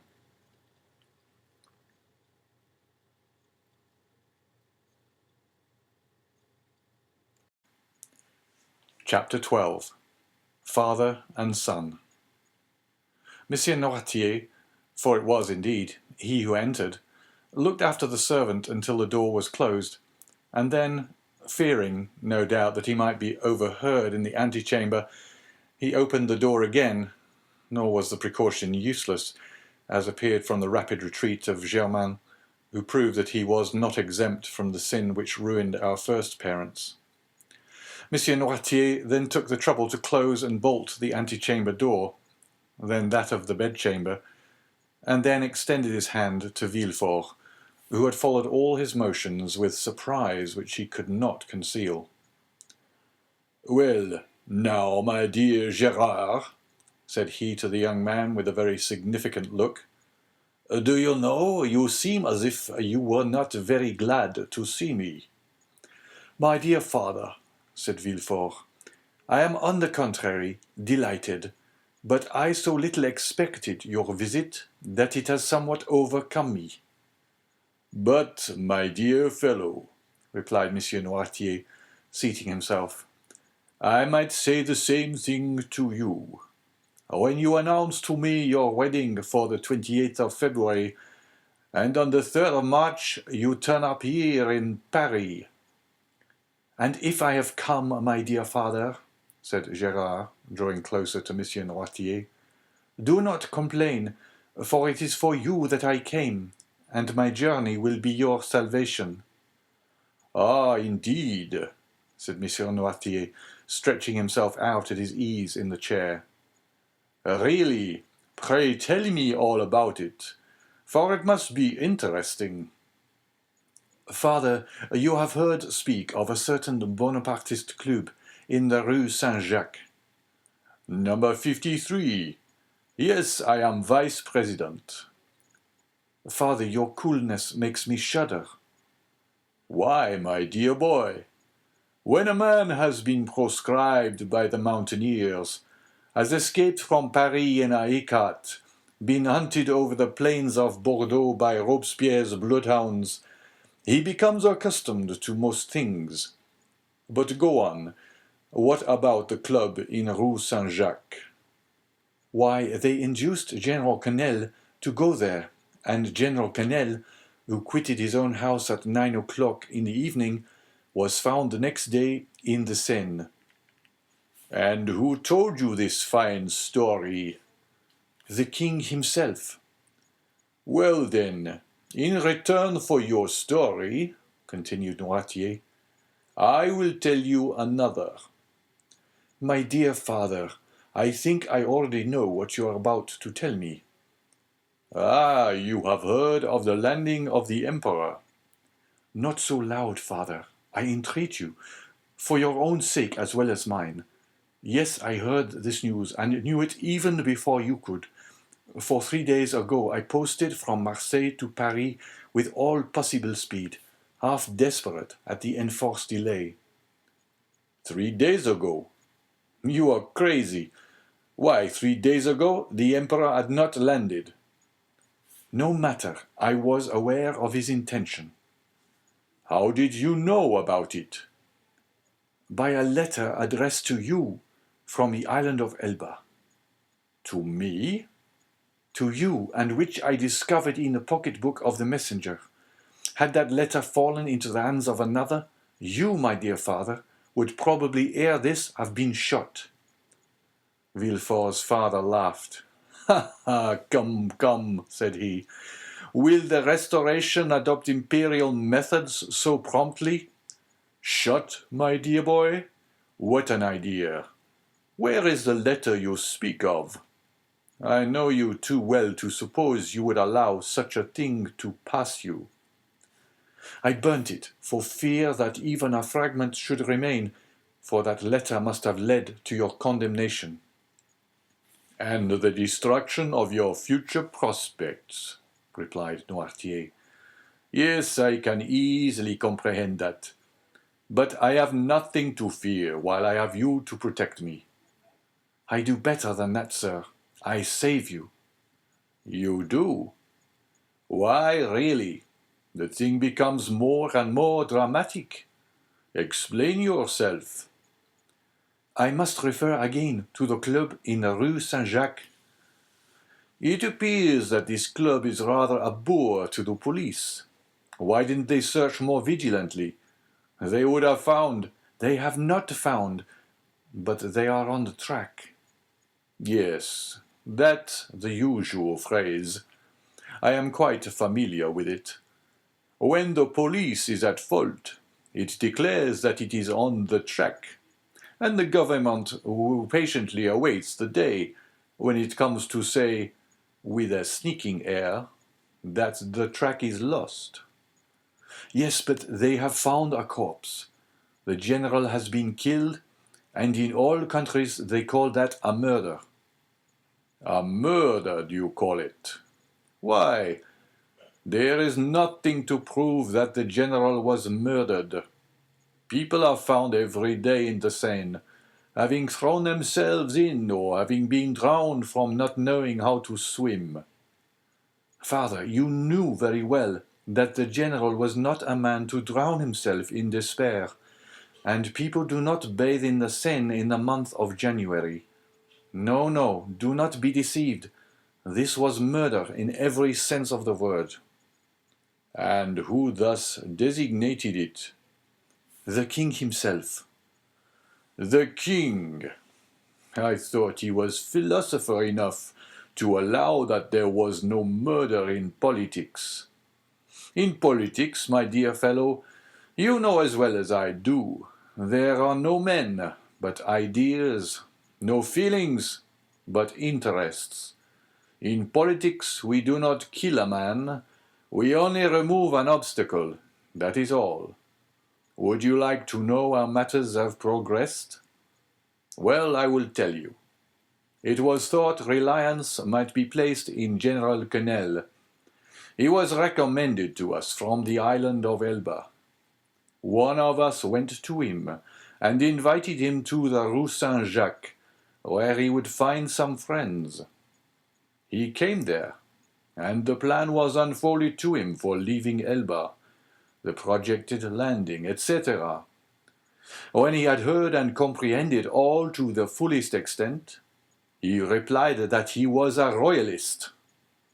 Then all looked at each other.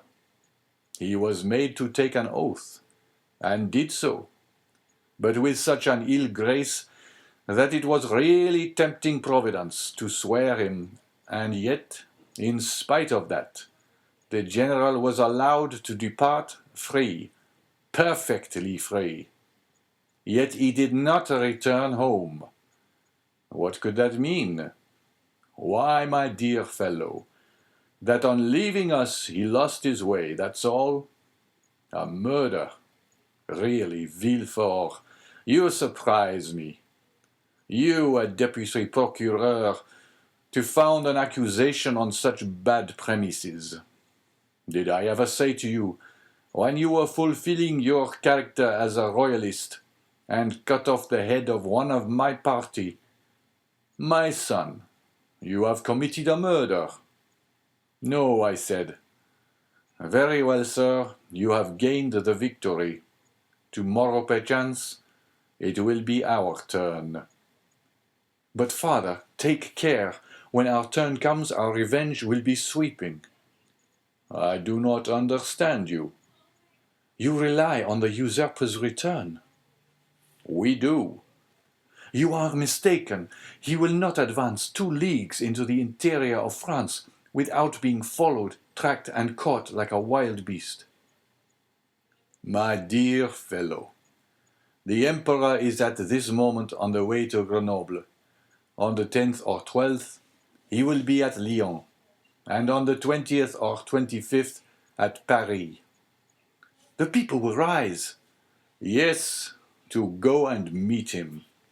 He has but a handful of men with him, and armies will be dispatched against him. Yes, to escort him into the capital. Really, my dear Gérard, you are but a child. You think yourself well informed because the telegraph has told you. 3 days after the landing, the usurper has landed at Cannes with several men. He is pursued. But where is he? What is he doing? You do not know at all. and in this way they would chase him to Paris without drawing a trigger. Grenoble and Lyon are faithful cities, and will oppose him to an impassable barrier. Grenoble will open her gates to him with enthusiasm. All Lyon will hasten to welcome him. Believe me, we are as well informed as you, and our police are as good as your own. Would you like a proof of it? Well, you wish to conceal your journey from me, and yet I knew of your arrival half an hour after you had passed the barrier. You gave your direction to no one but your postilion, yet I have your address, and in proof I am here, the very instant you are going to sit at table. Ring, then, if you please, for a second knife, fork, and plate, and we will dine together. Indeed, replied Villefort, looking at his father with astonishment. You really do seem very well informed. Eh? The thing is simple enough. You are in power of only the means that money produces. We who are in expectation have those with devotion prompts. Devotion? Said Villefort with a sneer. Yes, devotion, for that is, I believe, the phrase for hopeful ambition. And Villefort's father extended his hand to the bell-rope to summon the servant whom his son had not called. Villefort caught his arm. "Wait, my dear father," said the young man. "One word more." Say on. However stupid the royalist police may be, they do know one terrible thing. And what is that? The description of the man who, on the morning of the day when General Quesnel disappeared, presented himself at his house. Oh, the admirable police have found that out, have they? And what may be that description? Dark complexion, hair, eyebrows, and whiskers, black, blue frock coat, buttoned up to the chin, rosette of an officer of the Legion of Honor in his buttonhole, a hat with wide brim, and a cane. Aha, that is it, said Noirtier. And why then have they not laid hands on him? Because yesterday or the day before, they lost sight of him at the corner of the Rue Coqueron. Didn't I say that your police were good for nothing? Yes, but they may catch him yet. True, said Noirtier, looking carelessly around him. True, if this person were not on his guard as he is, and he added with a smile, he will consequently make a few changes in his personal appearance. At these words he rose and put off his frock coat and cravat, went towards a table on which he lay his son's toilet articles, lathered his face, took a razor and, with a firm hand, cut off the compromising whiskers. Villefort watched him with alarm, not devoid of admiration. His whiskers cut off, Noirtier gave another turn to his hair, took instead of his black cravat a coloured neckerchief which lay at the top of an open portmanteau, put on in lieu of his blue and high-buttoned frock-coat, a coat of Villefort's of dark brown and cut away in front, tried on before the glass a narrow-brimmed hat of his son's, which appeared to fit him perfectly, and leaving his cane in the corner where he had deposited it, he took up a small bamboo switch, cut the air with it once or twice, and walked about with that easy swagger which has one of his principal characteristics. "Well," he said, turning towards his wondering son, when his disguise was completed, "well, do you think your police will recognize me now?" "No, father," stammered Villefort. At least, I hope not." "And now, my dear boy," continued Noirtier, "I rely on your prudence to remove all the things which I leave in your care." "Oh, rely on me," said Villefort. "Yes, yes, and now I believe you are right. and that you have really saved my life. Be assured I will return the favor hereafter. Villefort shook his head. You are not convinced yet. I hope at least that you may be mistaken. Shall you see the king again? Perhaps. Would you pass in his eyes for a prophet? Prophets of evil are not in favor at the court, father. True, but some day they do them justice. And supposing a second restoration, you would then pass for a great man. Well, what should I say to the king? Say to him, Sire, you are deceived as to the feeling in France, as to the opinions of the towns, and the prejudices of the army. He whom in Paris you call the Corsican ogre, who at Nevers is styled the usurper, is already saluted as Bonaparte at Lyons and Emperor at Grenoble. You think he is tracked, pursued, captured. He is advancing as rapidly as his own eagles.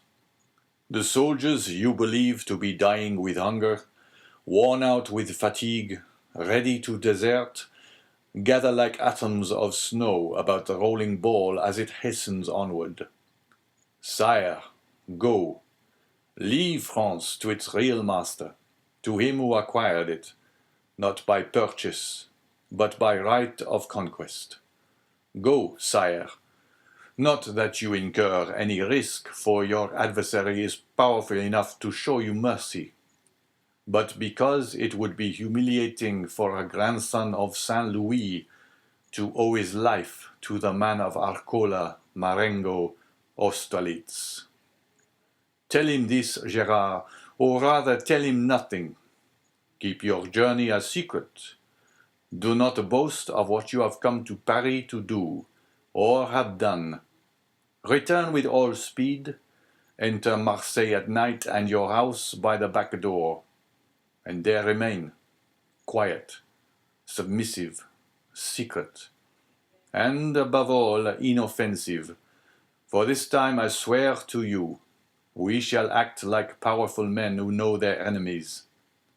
Go, my son, go, my dear Gérard, and by your obedience to my paternal orders, or if you prefer it, friendly counsels, we will keep you in your place. This will be, added Noirtier with a smile, one means by which you may a second time save me. If the political balance should some day take another turn, and cast you aloft while hurling me down, adieu, my dear Gérard, and at your next journey, alight at my door. Noirtier left the room when he had finished, with the same calmness that had characterized him during the whole of this remarkable and trying conversation.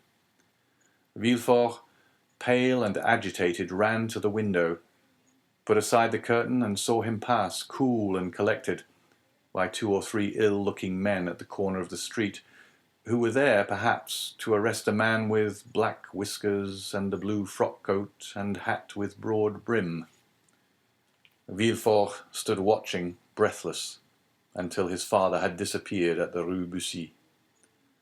Then he turned to the various articles he had left behind him, put the black cravat and blue frock-coat at the bottom of the portmanteau, threw the hat into a dark closet, broke the cane into small bits and flung it in the fire, put on his travelling cap, and calling his valet, checked with a look the 1,000 questions he was ready to ask, paid his bill, sprang into his carriage, which was ready, learned at Lyons that Bonaparte had entered Grenoble, and in the midst of the tumult which prevailed along the road, at length reached Marseille, a prey to all the hopes and fears which enter into the heart of man with ambition and its first successes.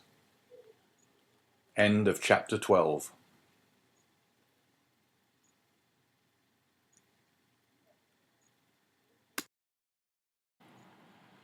Chapter 13. The 100 Days.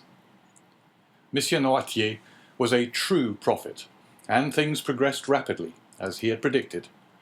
Everyone knows the history of the famous return from Elba, a return which was unprecedented in the past and will probably remain without a counterpart in the future.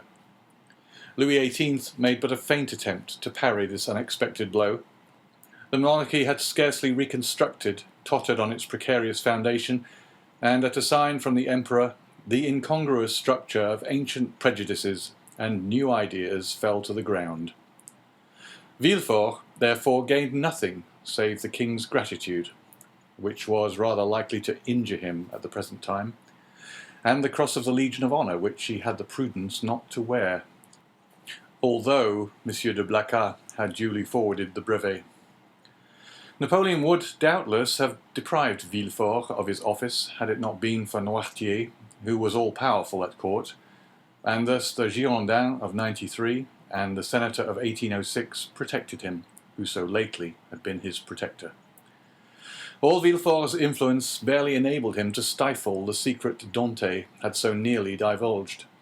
The king's procureur alone was deprived of his office, being suspected of royalism. However, scarcely was the imperial power established, that is, scarcely had the emperor re-entered the Tuileries and begun to issue orders from the closet into which we have introduced our readers, he found on the table there Louis XVIII's half-filled snuff-box. Scarcely had this occurred when Marseille began, in spite of the authorities, to rekindle the flames of civil war, always smouldering in the south, and it required but little to excite the populace to acts of far greater violence than the shouts and insults with which they assailed the royalists whenever they ventured abroad. Owing to this change, the worthy shipowner became at that moment, we will not say all-powerful, because Morel was a prudent and rather timid man, so much so that many of the most zealous partisans of Bonaparte accused him of moderation, but sufficiently influential to make a demand in favour of Dante.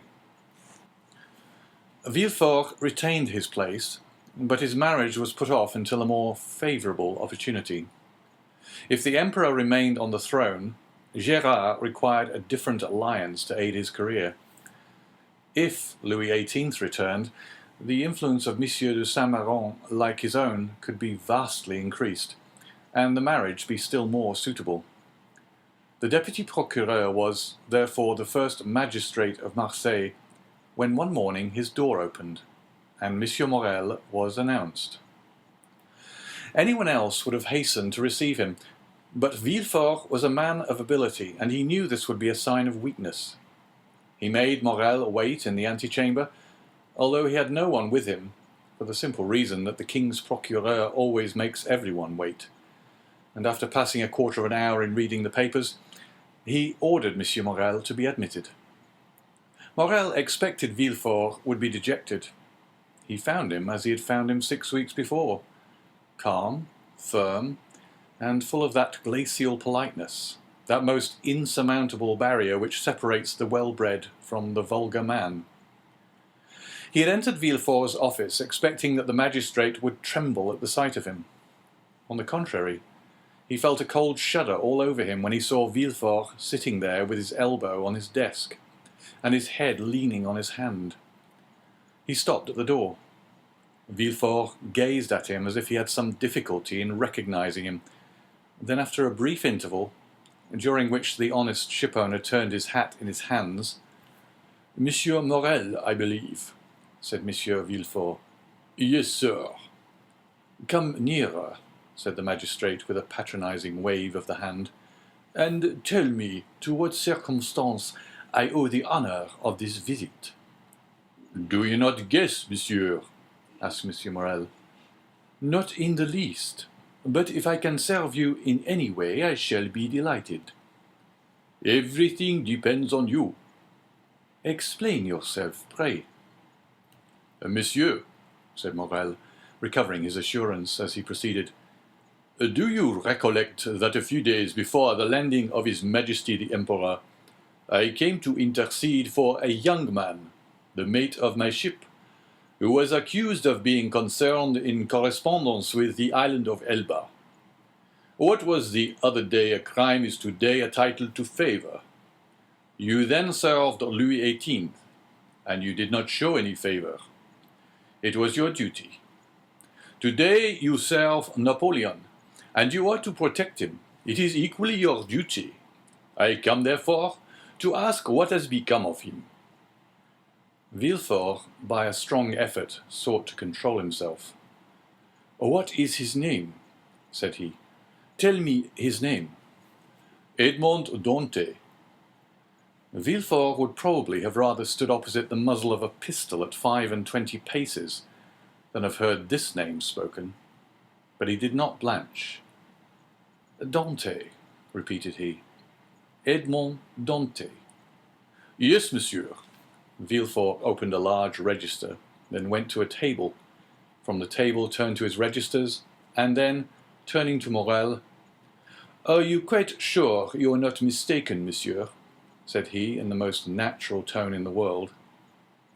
Had Morrel been a more quick-sighted man, or better versed in these matters, he would have been surprised at the king's procureur answering him on such a subject, instead of referring him to the governors of the prison or the prefect of the department. But Morrel, disappointed in his expectations of exciting fear, was conscious only of the other's condescension. Villefort had calculated rightly. No, said Morrel, I am not mistaken. I have known him for 10 years, the last 4 of which he was in my service. Do not you recollect? I came about 6 weeks ago to plead for clemency, as I come today to plead for justice. You received me very coldly. Oh, the Royalists were very severe with the Bonapartists in those days. Monsieur, returned Villefort, I was then a Royalist, because I believed the Bourbons not only the heirs to the throne, but the chosen of the nation. The miraculous return of Napoleon has conquered me. The legitimate monarch is he who is loved by his people. That's right, cried Morrel. I like to hear you speak thus, and I augur well for Edmond from it. Wait a moment, said Villefort, turning over the leaves of a register. I have it. A sailor, who was about to marry a young Catalan girl. I recollect now, it was a very serious charge. How so? You know that when he left here he was taken to the Palais de Justice. Well? I made my report to the authorities at Paris, and a week after he was carried off. Carried off? Said Morrel. What can they have done with him? Oh, he has been taken to Fenestrelle, to Pignerol, or to the Sainte Marguerite Islands. Some fine morning he will return to take command of your vessel. Come, when he will, it shall be kept for him. But how is it he is not already returned? It seems to me the first care of a government should be to set at liberty those who have suffered for their adherence to it.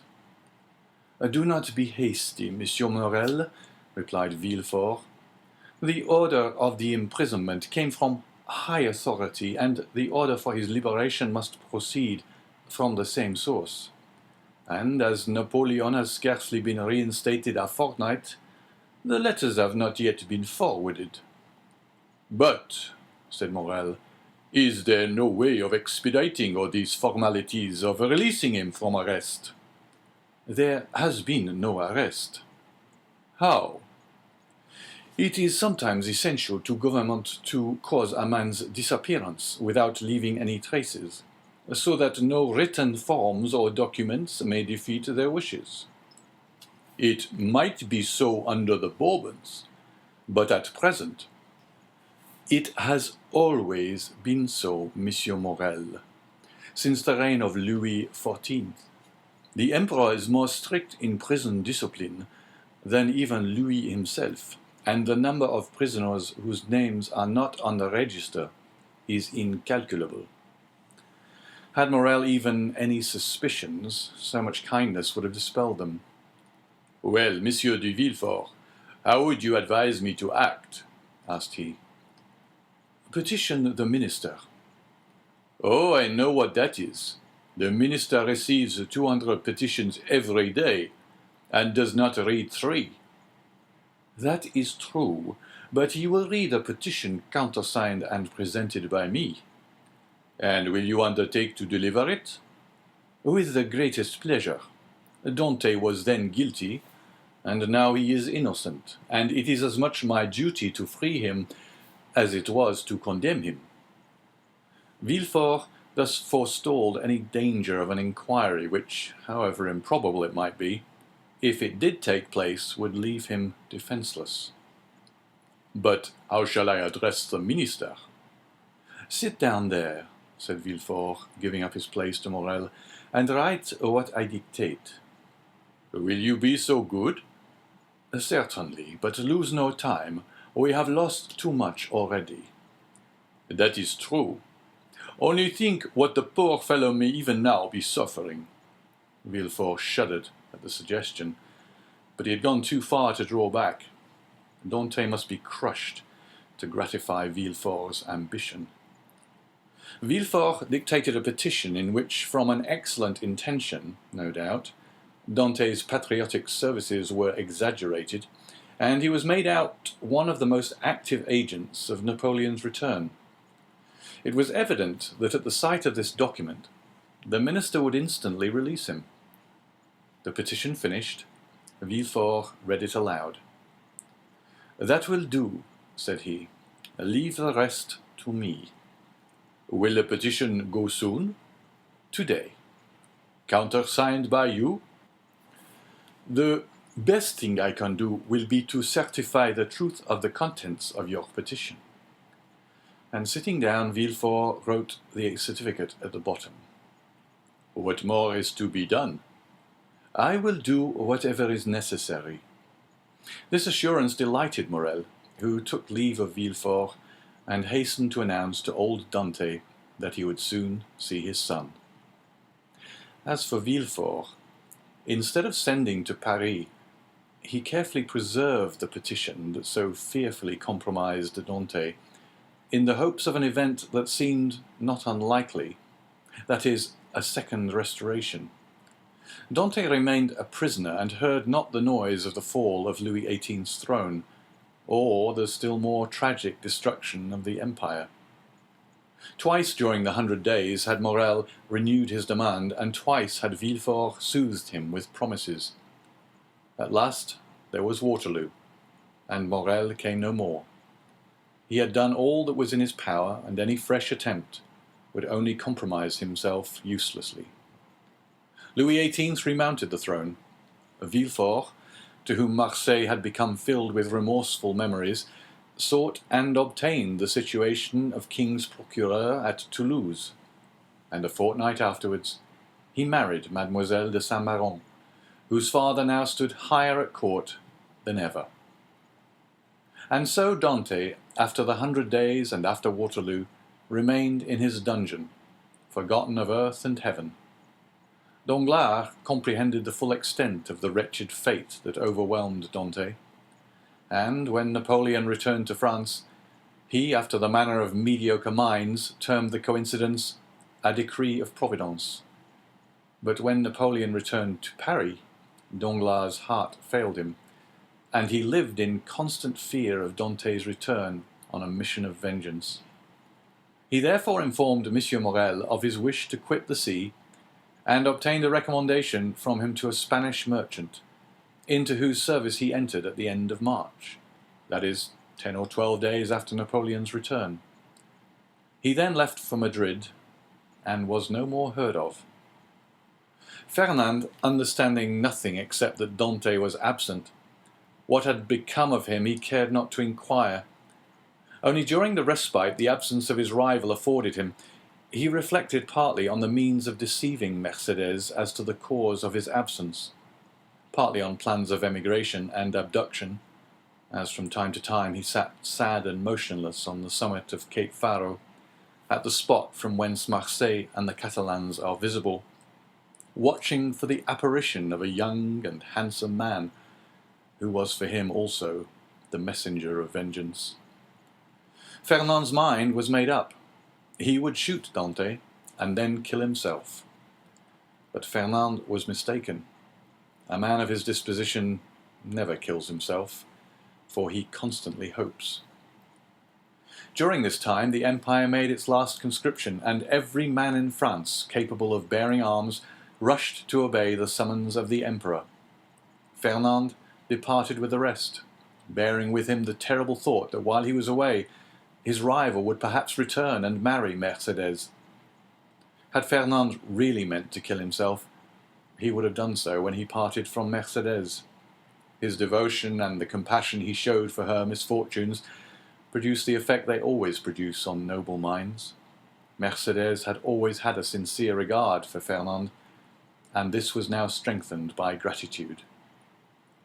"My brother," said she as she placed his knapsack on his shoulders, "be careful of yourself, for if you are killed, I shall be alone in the world." These words carried a ray of hope into Fernand's heart. Should Dante not return, Mercedes might one day be his. Mercedes was left alone face to face with the vast plain that had never seemed so barren, and the sea that had never seemed so vast. Bathed in tears, she wandered about the Catalan village. Sometimes she stood mute and motionless as a statue, looking towards Marseille, at other times gazing on the sea and debating as to whether it were not better to cast herself into the abyss of the ocean, and thus end her woes. It was not want of courage that prevented her putting this resolution into execution, but her religious feelings came to her aid and saved her.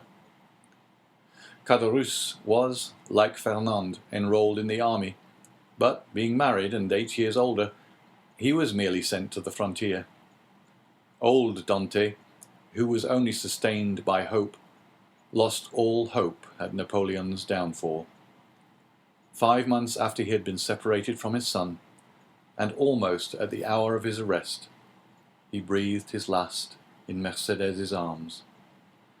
Monsieur Morel paid the expenses of his funeral, and a few small debts the poor old man had contracted. There was more than benevolence in this action. There was courage. The South was aflame, and to assist even on his deathbed the father of so dangerous a Bonapartist as Dante was stigmatized as a crime. End of chapter 13.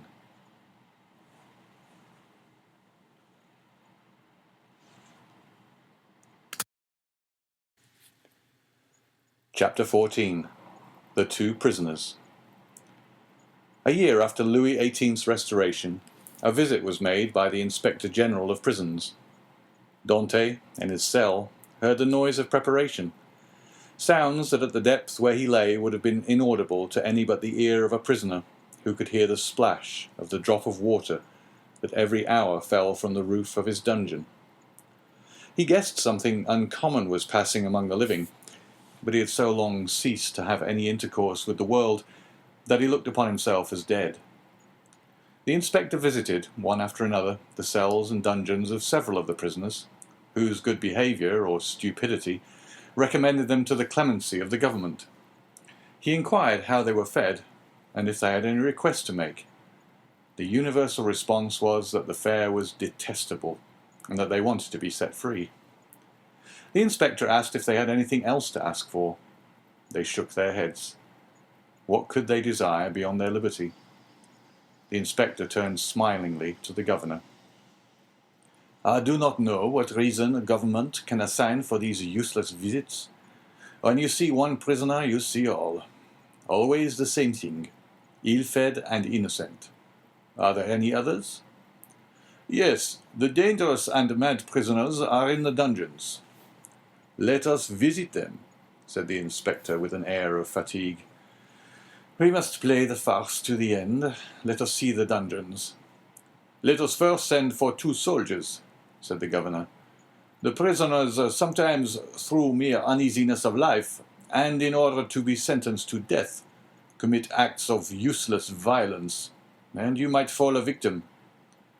"Take all the needful precautions," replied the inspector.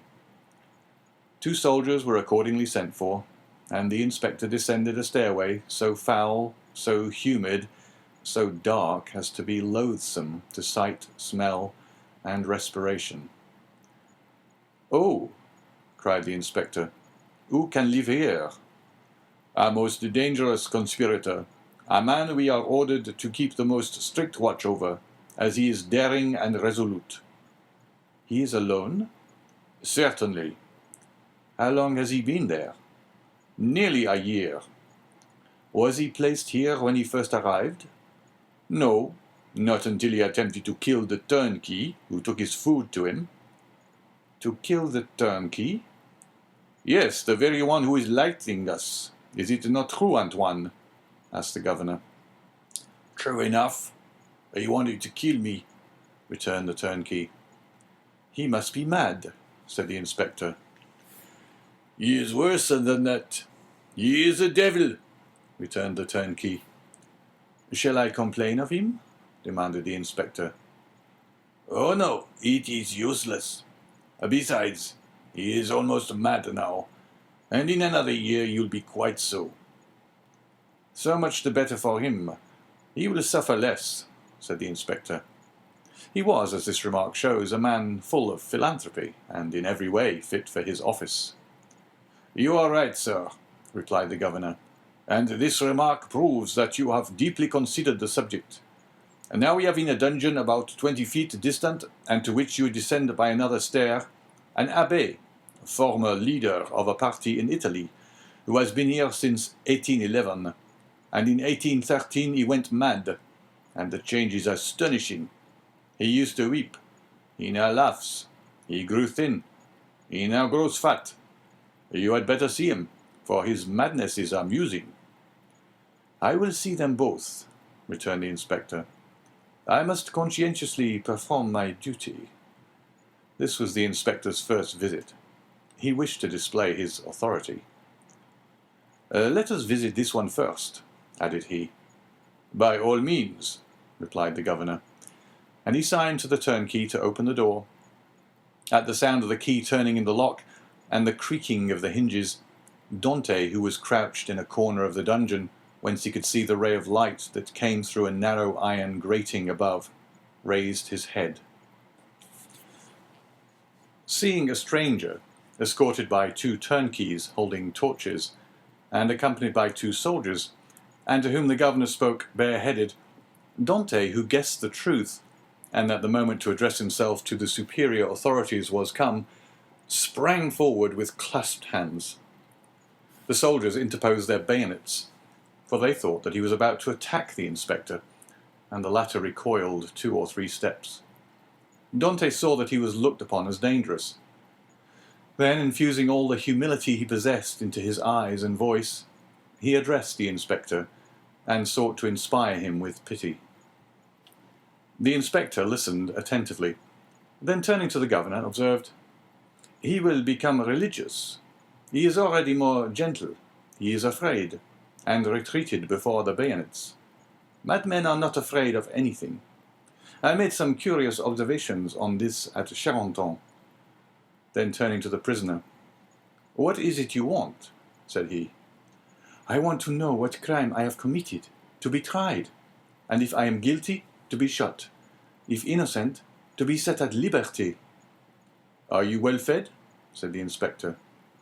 "I believe so. I don't know. It's of no consequence.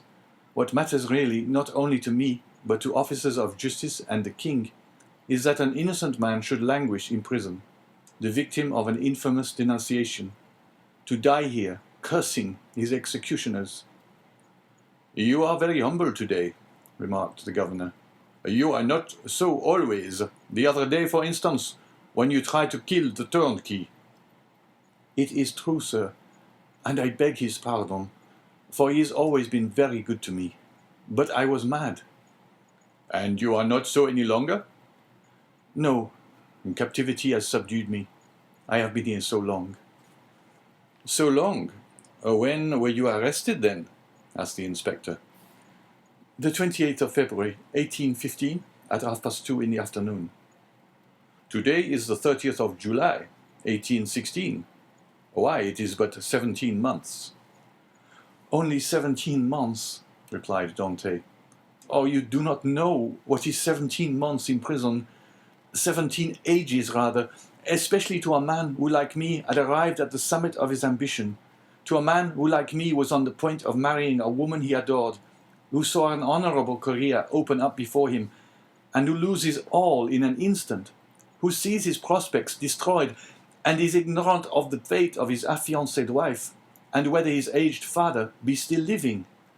17 months captivity to a sailor accustomed to the boundless ocean is a worse punishment than human crime can ever merit. Have pity on me then, and ask for me not intelligence, but a trial, not pardon, but a verdict. A trial, sir.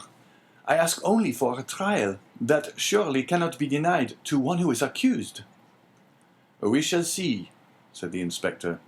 Then turning to the governor, on my word, the poor devil touches me. You must show me the proofs against him. Certainly, but you will find terrible charges. Monsieur, continued Dante, I know it is not in your power to release me, but you can plead for me. You can have me tried, and that is all I ask. Let me know my crime and the reason why I was condemned. Uncertainty is worse than all. Go on with the lights, said the inspector. Monsieur, cried Dante, I can tell by your voice you are touched with pity. Tell me at least to hope. I cannot tell you that, replied the inspector. I can only promise to examine into your case. Oh, I am free, then I am saved. Who arrested you? Monsieur Villefort. See him and hear what he says. Monsieur Villefort is no longer at Marseille. He is now at Toulouse. I am no longer surprised at my detention, murmured Dante, since my only protector is removed. Had Monsieur Villefort any cause of personal dislike to you? None, on the contrary, he was very kind to me. I can then rely on the notes he has left concerning you? Entirely. That is well. Wait patiently then. Dante fell on his knees and prayed earnestly. The door closed, but this time a fresh inmate was left with Dante. Hope. Will you see the register at once? Asked the governor. Or proceed to the other cell? Let us visit them all, said the inspector. If I once went up those stairs, I should never have the courage to come down again. Ah, this is not like the other, and his madness is less affecting than this one's display of reason. What is his folly? He fancies he possesses an immense treasure. The first year he offered the government 1,000,000 of francs for his release. The second, 2. The third, 3. And so on progressively. He is now in his 5th year of captivity. He will ask to speak to you in private, and offer you 5,000,000. How curious. What is his name? The Abbé Faria. Numero 27, said the inspector. It is here. Unlock the door, Antoine. The turnkey obeyed, and the inspector gazed curiously into the chamber of the mad abbé. In the centre of the cell, in a circle traced with a fragment of plaster detached from the wall, sat a man whose tattered garment scarcely covered him. He was drawing in this circle geometrical lines, and seemed as much absorbed in his problem as Archimedes was when the soldier of Marcellus slew him. He did not move at the sound of the door, and continued his calculations until the flash of the torches lighted up with an unwonted glare the sombre walls of his cell. Then, raising his head, he perceived with astonishment the number of persons present. He hastily seized the coverlet of his bed and wrapped it around him. "What is it you want?" said the inspector. I, monsieur, replied the abbé with an air of surprise. I want nothing. "You do not understand," continued the inspector. "I am sent here by government to visit the prison, and hear the requests of the prisoners." Oh, that is different, cried the abbé, and we shall understand each other. I hope. "There now," whispered the governor. "It is just as I told you." Monsieur, continued the prisoner, I am the Abbe Faria, born at Roma. I was for 20 years a Cardinal's father's secretary. I was arrested. Why, I know not. Toward the beginning of the year 1811. Since then, I have demanded my liberty from the Italian and French government. Why from the French government? Because I was arrested at Piombino, and I presume that, like Milano and Florence, Piombino has become the capital of some French department. Ah, said the inspector. You have not the latest news from Italy. My information dates from the day on which I was arrested, returned the Abbe Faria. And as the Emperor had created the kingdom of Rome for his infant son, I presume that he has realized the dream of Machiavelli and Caesar Borgia, which was to make Italy a united kingdom. Monsieur, returned the inspector, Providence has changed this gigantic plan you advocate so warmly. It is the only means of rendering Italy strong, happy, and independent. Very possibly. Only I am not come to discuss politics, but to inquire if you have anything to ask or to complain of. The food is the same as in other prisons. That is, very bad. The lodging is very unhealthful, but on the whole, passable for a dungeon. But it is not that which I wish to speak of, but a secret I have to reveal of the greatest importance. We are coming to the point, whispered the governor. It is for that reason I am delighted to see you, continued the abbe, although you have disturbed me in a most important calculation, which, if it succeeded, would possibly change Newton's system. Could you allow me a few words in private? What did I tell you? Said the governor. You knew him, returned the inspector with a smile. What you ask is impossible, monsieur, continued he, addressing Faria. But, said the abbe, I would speak to you of a larger sum, amounting to 5 millions. The very sum you named, whispered the inspector in his turn. However, continued Faria, seeing that the inspector was about to depart, it is not absolutely necessary for us to be alone. The governor can be present. Unfortunately, said the governor, I know beforehand what you are about to say. It concerns your treasures, does it not? Faria fixed his eyes on him with an expression that would have convinced anyone else of his sanity. Of course, said he. Of what else should I speak? Mr. Inspector, continued the governor, I can tell you the story as well as he, for it has been dinned in my ears for the last 4 or 5 years. That proves, returned the abbe, that you are like those of Holy Writ, who having ears hear not, and having eyes see not. My dear sir, the government is rich and doesn't want your treasures, replied the inspector. Keep them until you are liberated. The abbe's eyes glistened. He seized the inspector's hand. But what if I am not liberated? Cried he, and am detained here until my death? This treasure will be lost. Had not government better profit by it? I will offer 6 million, and I will content myself with the rest, if they will only give me my liberty. On my word, said the inspector in a low tone, had I not been told beforehand that this man was mad, I should believe what he says. I am not mad, replied Faria, with that acuteness of hearing peculiar to prisoners. The treasure I speak of really exists, and I offer to sign an agreement with you in which I promise to lead you to the spot where you shall dig, and if I deceive you, bring me here again. I ask no more. The governor laughed. Is the spot far from here? 100 leagues. It is not ill planned, said the governor. If all the prisoners took it into their heads to travel 100 leagues, and their guardians consented to accompany them, they would have a capital chance of escaping. The scheme is well known, said the inspector, and the abbe's plan has not even the merit of originality. Then turning to Faria, "I inquired if you are well fed," said he.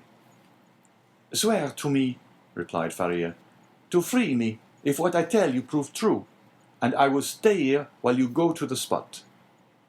"Are you well fed?" repeated the inspector. "Monsieur, you can run no risk, for as I told you, I will stay here, so there is no chance of me escaping." "You do not reply to my question," replied the inspector impatiently. "Nor you to mine," cried the abbé. "You will not accept my gold. I will keep it for myself. You refuse me my liberty. God will give it to me." And the abbé, casting away his coverlet, resumed his place and continued his calculations. "What is he doing there?" said the inspector. "Counting his treasures," replied the governor. Faria replied to this sarcasm with a glance of profound contempt. They went out. The turnkey closed the door behind them.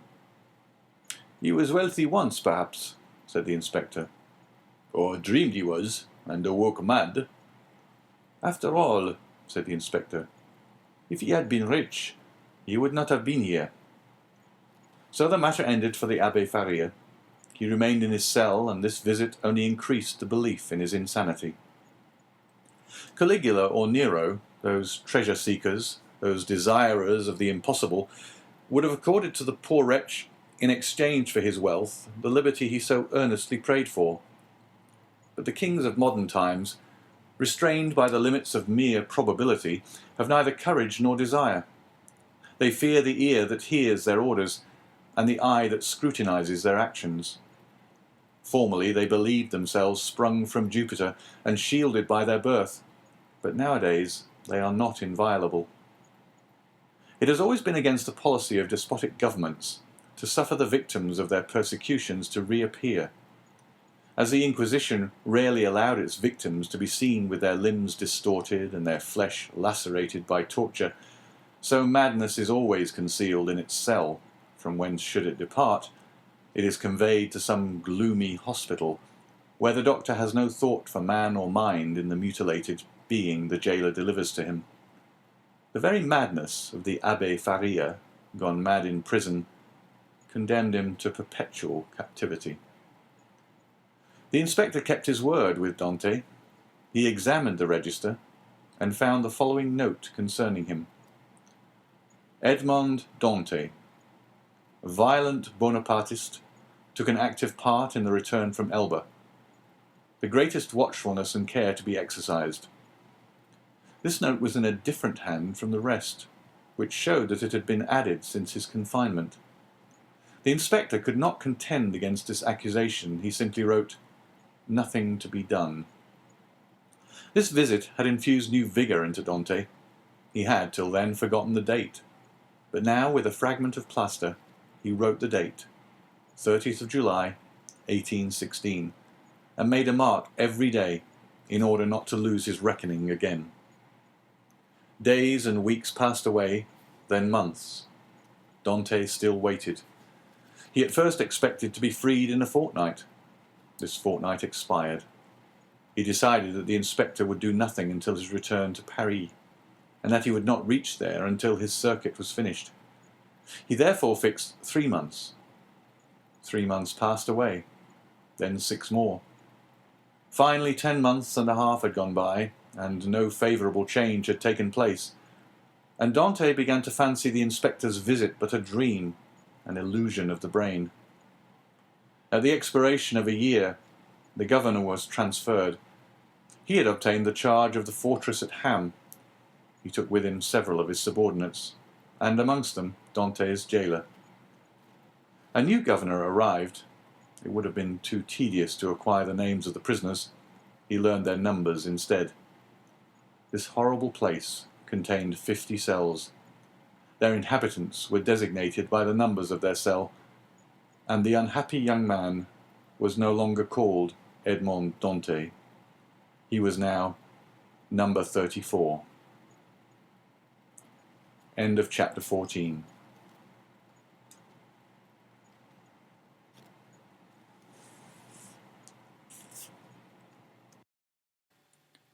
Chapter 15. Number 34 and number 27. Dante passed through all the stages of torture natural to prisoners in suspense. He was sustained at first by that pride of conscious innocence which is the sequence to hope. Then he began to doubt his own innocence, which justified in some measure the governor's belief in his mental alienation.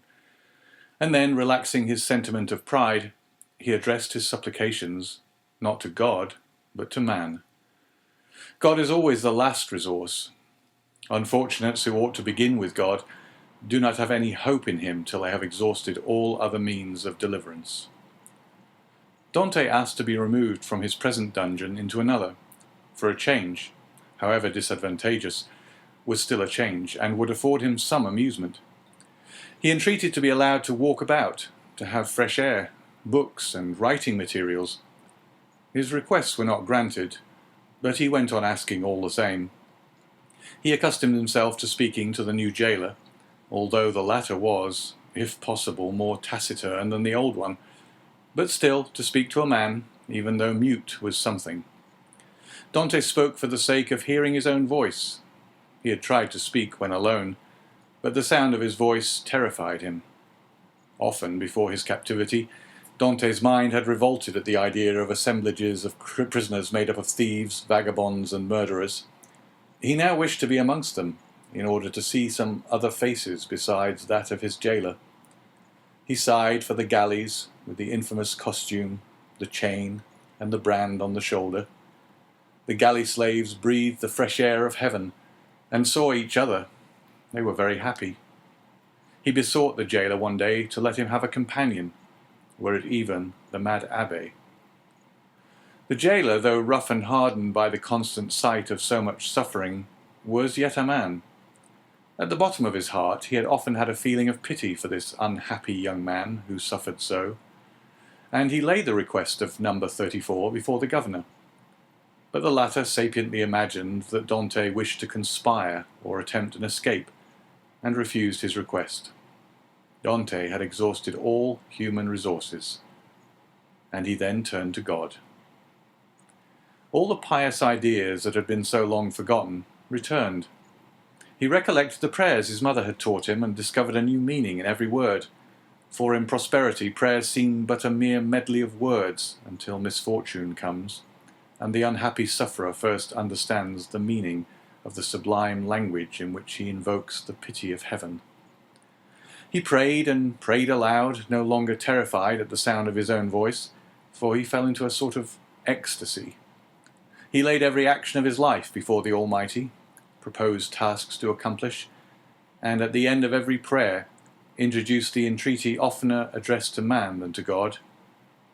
Forgive us our trespasses, as we forgive them that trespass against us. Yet in spite of his earnest prayers, Dante remained a prisoner. Then gloom settled heavily upon him. Dante was a man of great simplicity of thought, and without education. He could not therefore, in the solitude of his dungeon, traverse in mental vision the history of the ages, bring to life the nations that had perished, and rebuild the ancient cities, so vast and stupendous in the light of the imagination, and that passed before the eye glowing with celestial colours in Martin's Babylonian pictures. He could not do this, he whose past life was so short, whose present so melancholy, and his future so doubtful. 19 years of light to reflect upon in eternal darkness. No distraction could come to his aid. His energetic spirit, that would have exulted in thus revisiting the past, was imprisoned like an eagle in a cage. He clung to one idea, that of his happiness, destroyed without apparent cause by an unheard-of fatality. He considered and reconsidered this idea, devoured it, so to speak, as the implacable Ugolino devours the skull of Archbishop Roger in the Inferno of Dante. Rage supplanted religious fervour. Dante uttered blasphemies that made his jailer recoil with horror, dashed himself furiously against the walls of his prison, wreaked his anger upon everything and chiefly upon himself, so that the least thing, a grain of sand, a straw, or a breath of air that annoyed him, led to paroxysms of fury. Then the letter that Villefort had showed to him recurred to his mind, and every line gleamed forth in fiery letters on the wall, like the menetekel upharsin of Belshazzar. He told himself that it was the enmity of man and not the vengeance of heaven that had thus plunged him into the deepest misery. He consigned his unknown persecutors to the most horrible tortures he could imagine, and found them all insufficient, because after torture came death, and after death, if not repose, at least the boon of unconsciousness. By dint of constantly dwelling on the idea that tranquillity was death, and if punishment were the end in view, other tortures than death must be invented, he began to reflect on suicide. Unhappy he who, on the brink of misfortune, broods over ideas like these. Before him is a dead sea that stretches in azure calm before the eye, but he who unwarily ventures within its embrace finds himself struggling with a monster that would drag him down to perdition. Once thus ensnared, unless the protecting hand of God snatch him thence, all is over, and his struggles but tend to hasten his destruction. This state of mental anguish is, however, less terrible than the sufferings that precede, or the punishment that possibly will follow. There is a sort of consolation at the contemplation of the yawning abyss, at the bottom of which lie darkness and obscurity. Edmond found some solace in these ideas. All his sorrows, all his sufferings, with their train of gloomy spectres, fled from his cell when the angel of death seemed about to enter. Dante reviewed his past life with composure, and, looking forward with terror to his future existence, chose that middle line that seemed to afford him a refuge. "Sometimes," said he, "in my voyage, when I was a man and commanded other men, I have seen the heavens overcast, the sea rage and foam, the storm arise, and like a monstrous bird, beating the two horizons with its wings. Then I felt that my vessel was a vain refuge, that trembled and shook before the tempest. Soon the fury of the waves and the sight of the sharp rocks announced the approach of my death. And death then terrified me, and I used all my skill and intelligence as a man and a sailor to struggle against the wrath of God. But I did so because I was happy, because I had not courted death, because to be cast upon a bed of rocks and seaweed seemed terrible, because I was unwilling that I, a creature made for the service of God, should serve for food to the gulls and ravens. But now it is different. I have lost all that bound me to life. Death smiles and invites me to repose. I die after my own manner. I die exhausted and broken-spirited, as I fall asleep when I have paced 3,000 times around my cell." No sooner had this idea taken possession of him than he became more composed, arranged his couch to the best of his power, ate little and slept less, and found existence almost supportable, because he felt that he could throw it off at pleasure like a worn-out garment. Two methods of self-destruction were at his disposal. He could hang himself with his handkerchief to the window bars, or refuse food and die of starvation. But the first was repugnant to him. Dante had always entertained the greatest horror of pirates who were hung up to the yardarm. He would not die by what seemed an infamous death. He resolved to adopt the second, and began that day to carry out his resolve. Nearly 4 years had passed away. At the end of the second, he had ceased to mark the lapse of time. Dante said, "I wish to die," and had chosen the manner of his death, and fearful of changing his mind, he had taken an oath to die. "When my morning and evening meals are brought," thought he, "I will cast them out of the window, and they will think that I have eaten them." He kept his word. Twice a day he cast out, through the barred aperture, the provisions his jailer brought him. At first gaily, then with deliberation, and at last with regret. Nothing but the recollection of his oath gave him strength to proceed. Hunger made viands once repugnant, now acceptable. He held a plate in his hand for an hour at a time and gazed thoughtfully at the morsel of bad meat, of tainted fish, of black and mouldy bread. It was the last yearning for life, contending with the resolution of despair. Then his dungeon seemed less sombre, his prospects less desperate.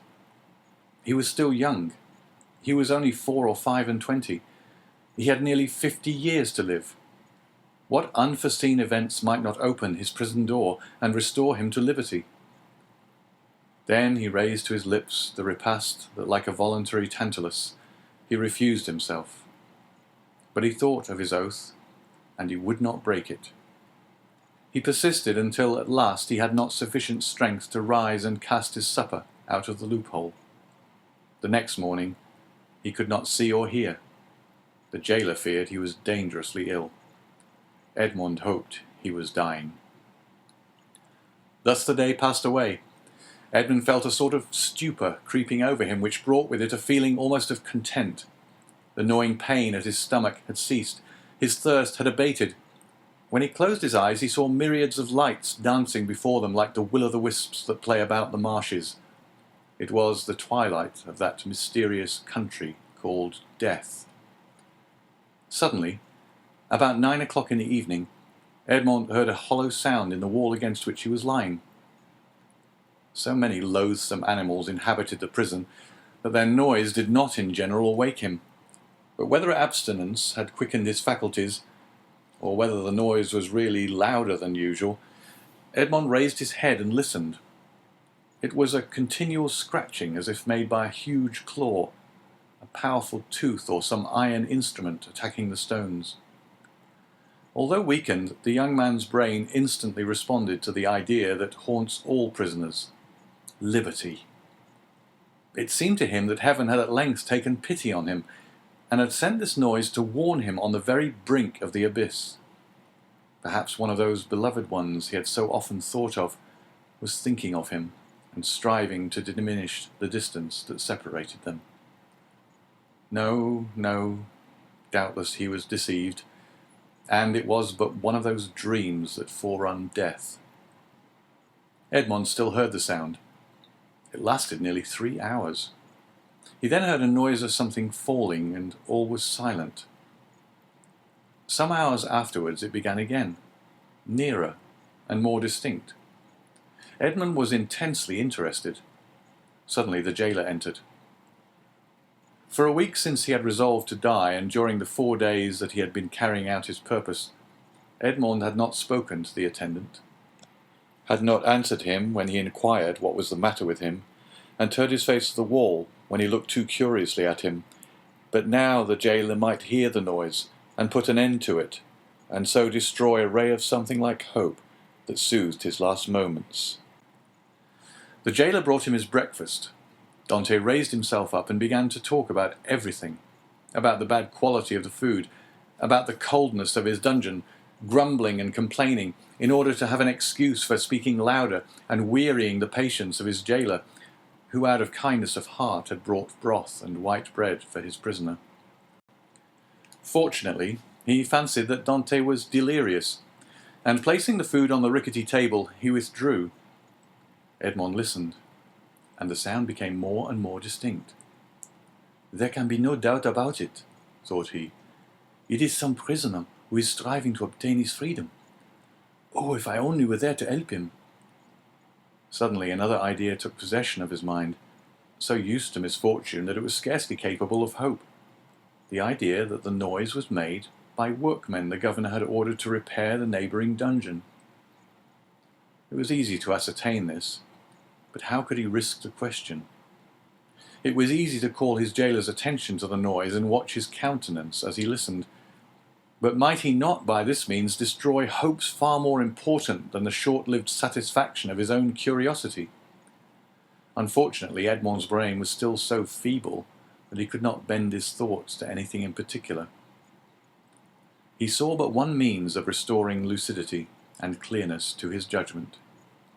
He turned his eyes towards the soup which the jailer had brought, rose, staggered towards it, raised the vessel to his lips and drank off the contents with a feeling of indescribable pleasure.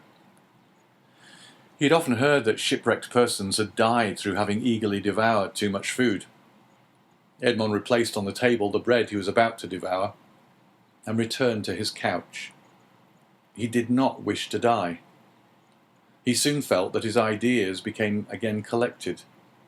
He could think and strengthen his thoughts by reasoning. Then he said to himself, "I must put this to the test, but without compromising anybody. If it is a workman, I need but knock against the wall and he will cease to work, in order to find out who is knocking, and why he does so. But as his occupation is sanctioned by the governor, he will soon resume it. If, on the contrary, it is a prisoner, the noise I will make will alarm him. He will cease and not begin again until he thinks everyone is asleep." Edmond rose again, but this time his legs did not tremble and his sight was clear.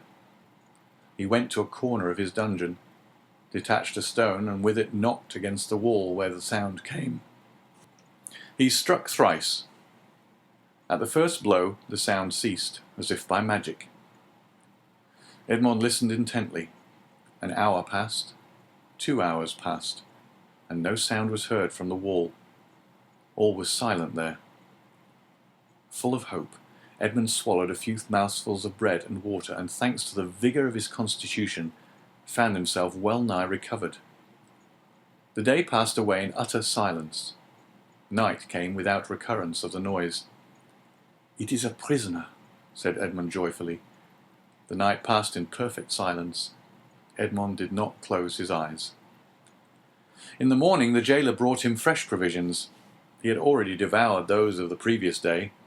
He ate these, listening anxiously for the sound, walking round and round his cell, shaking the iron bars of the loophole, restoring vigour and agility to his limbs by exercise, and so preparing himself for his future destiny.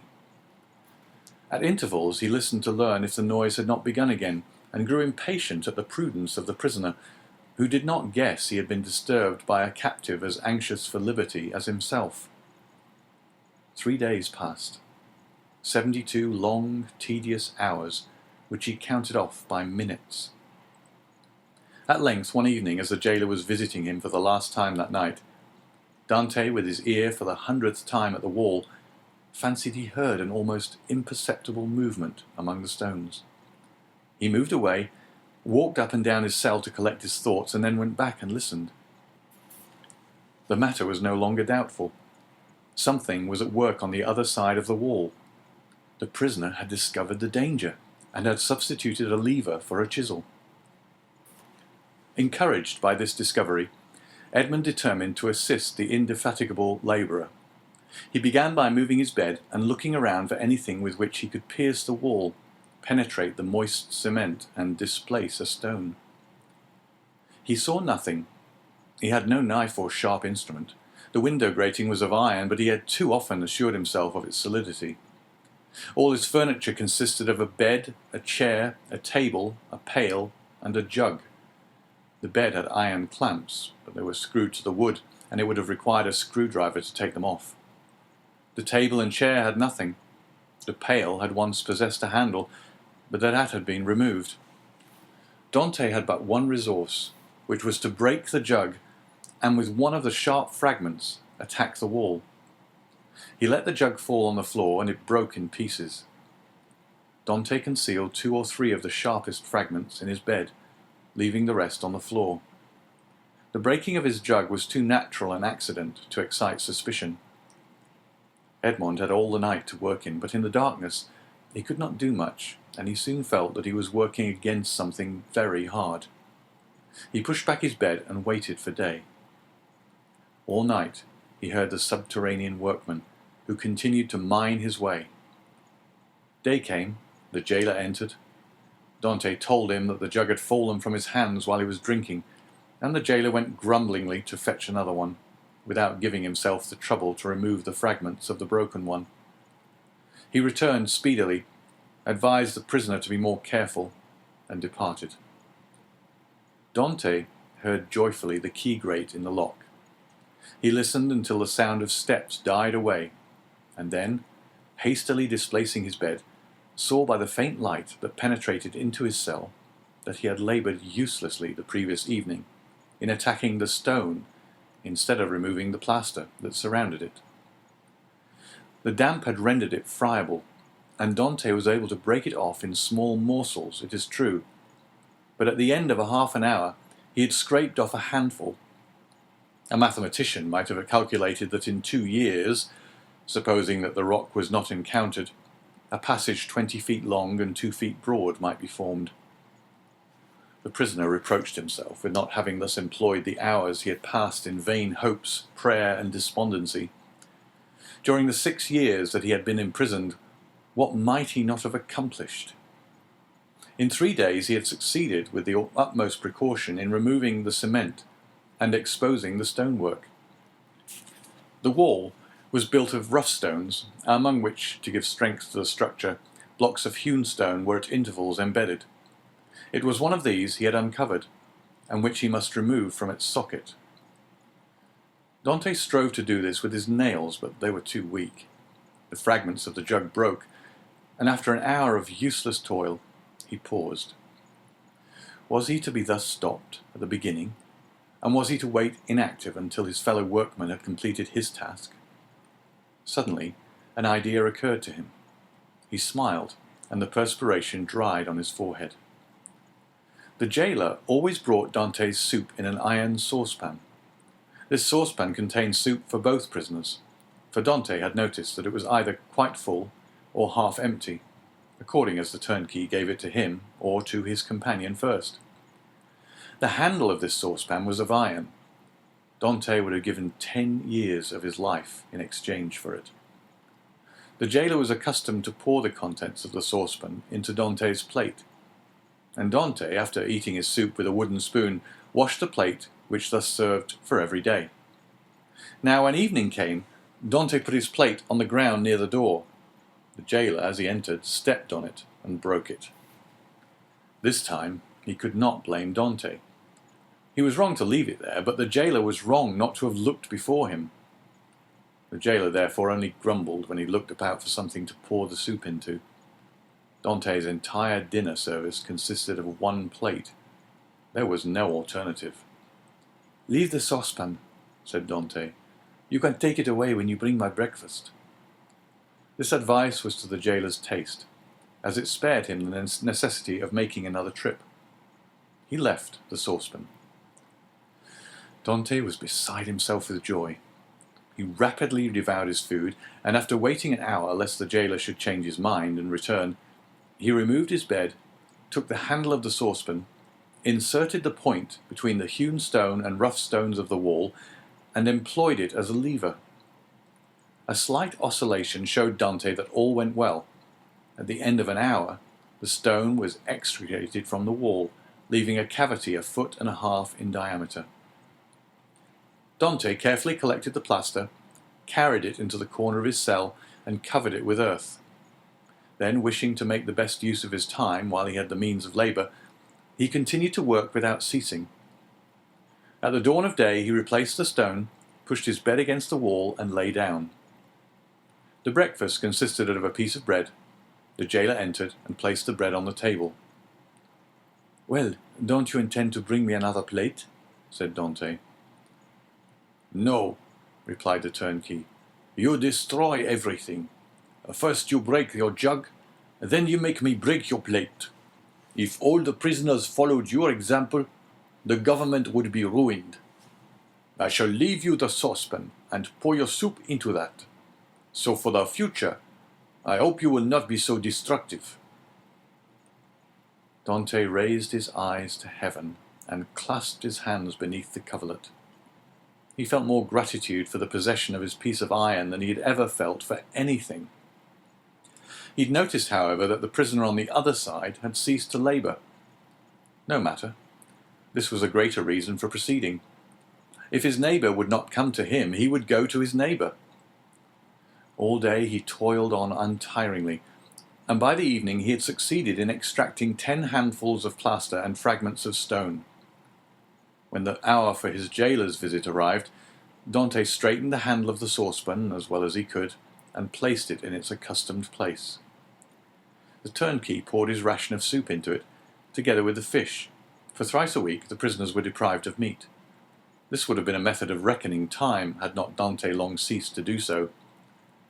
Having poured out the soup, the turnkey retired.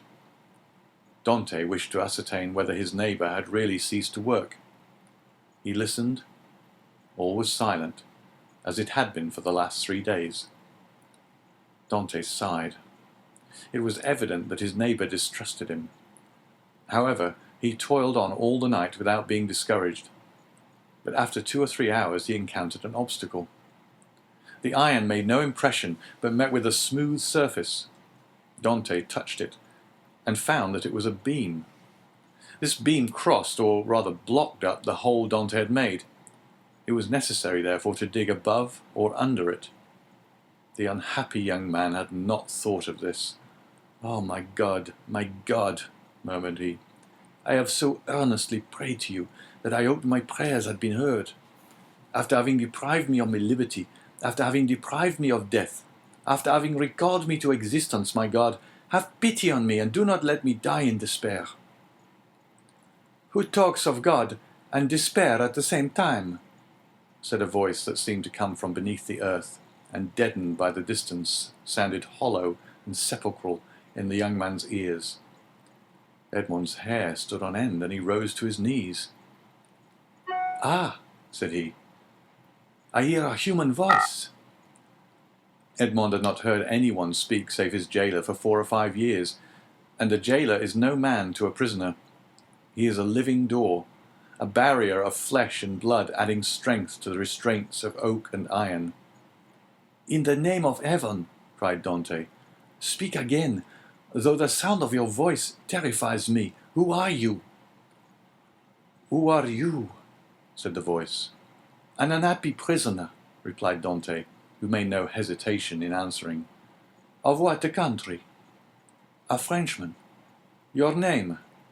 "Edmond Dante." "Your profession?" "A sailor." "How long have you been here?" "Since the 28th of February, 1815. "Your crime?" "I am innocent." "But of what are you accused?" "Of having conspired to aid the Emperor's return." "What? For the Emperor's return? The Emperor is no longer on the throne, then." "He abdicated at Fontainebleau in 1814, and was sent to the island of Elba." "But how long have you been here, that you are ignorant of all this?" "Since 1811. Dante shuddered. This man had been 4 years longer than himself in prison. "Do not dig any more," said the voice. "Only tell me how high is your excavation?" "On a level with the floor." "How is it concealed?" "Behind my bed."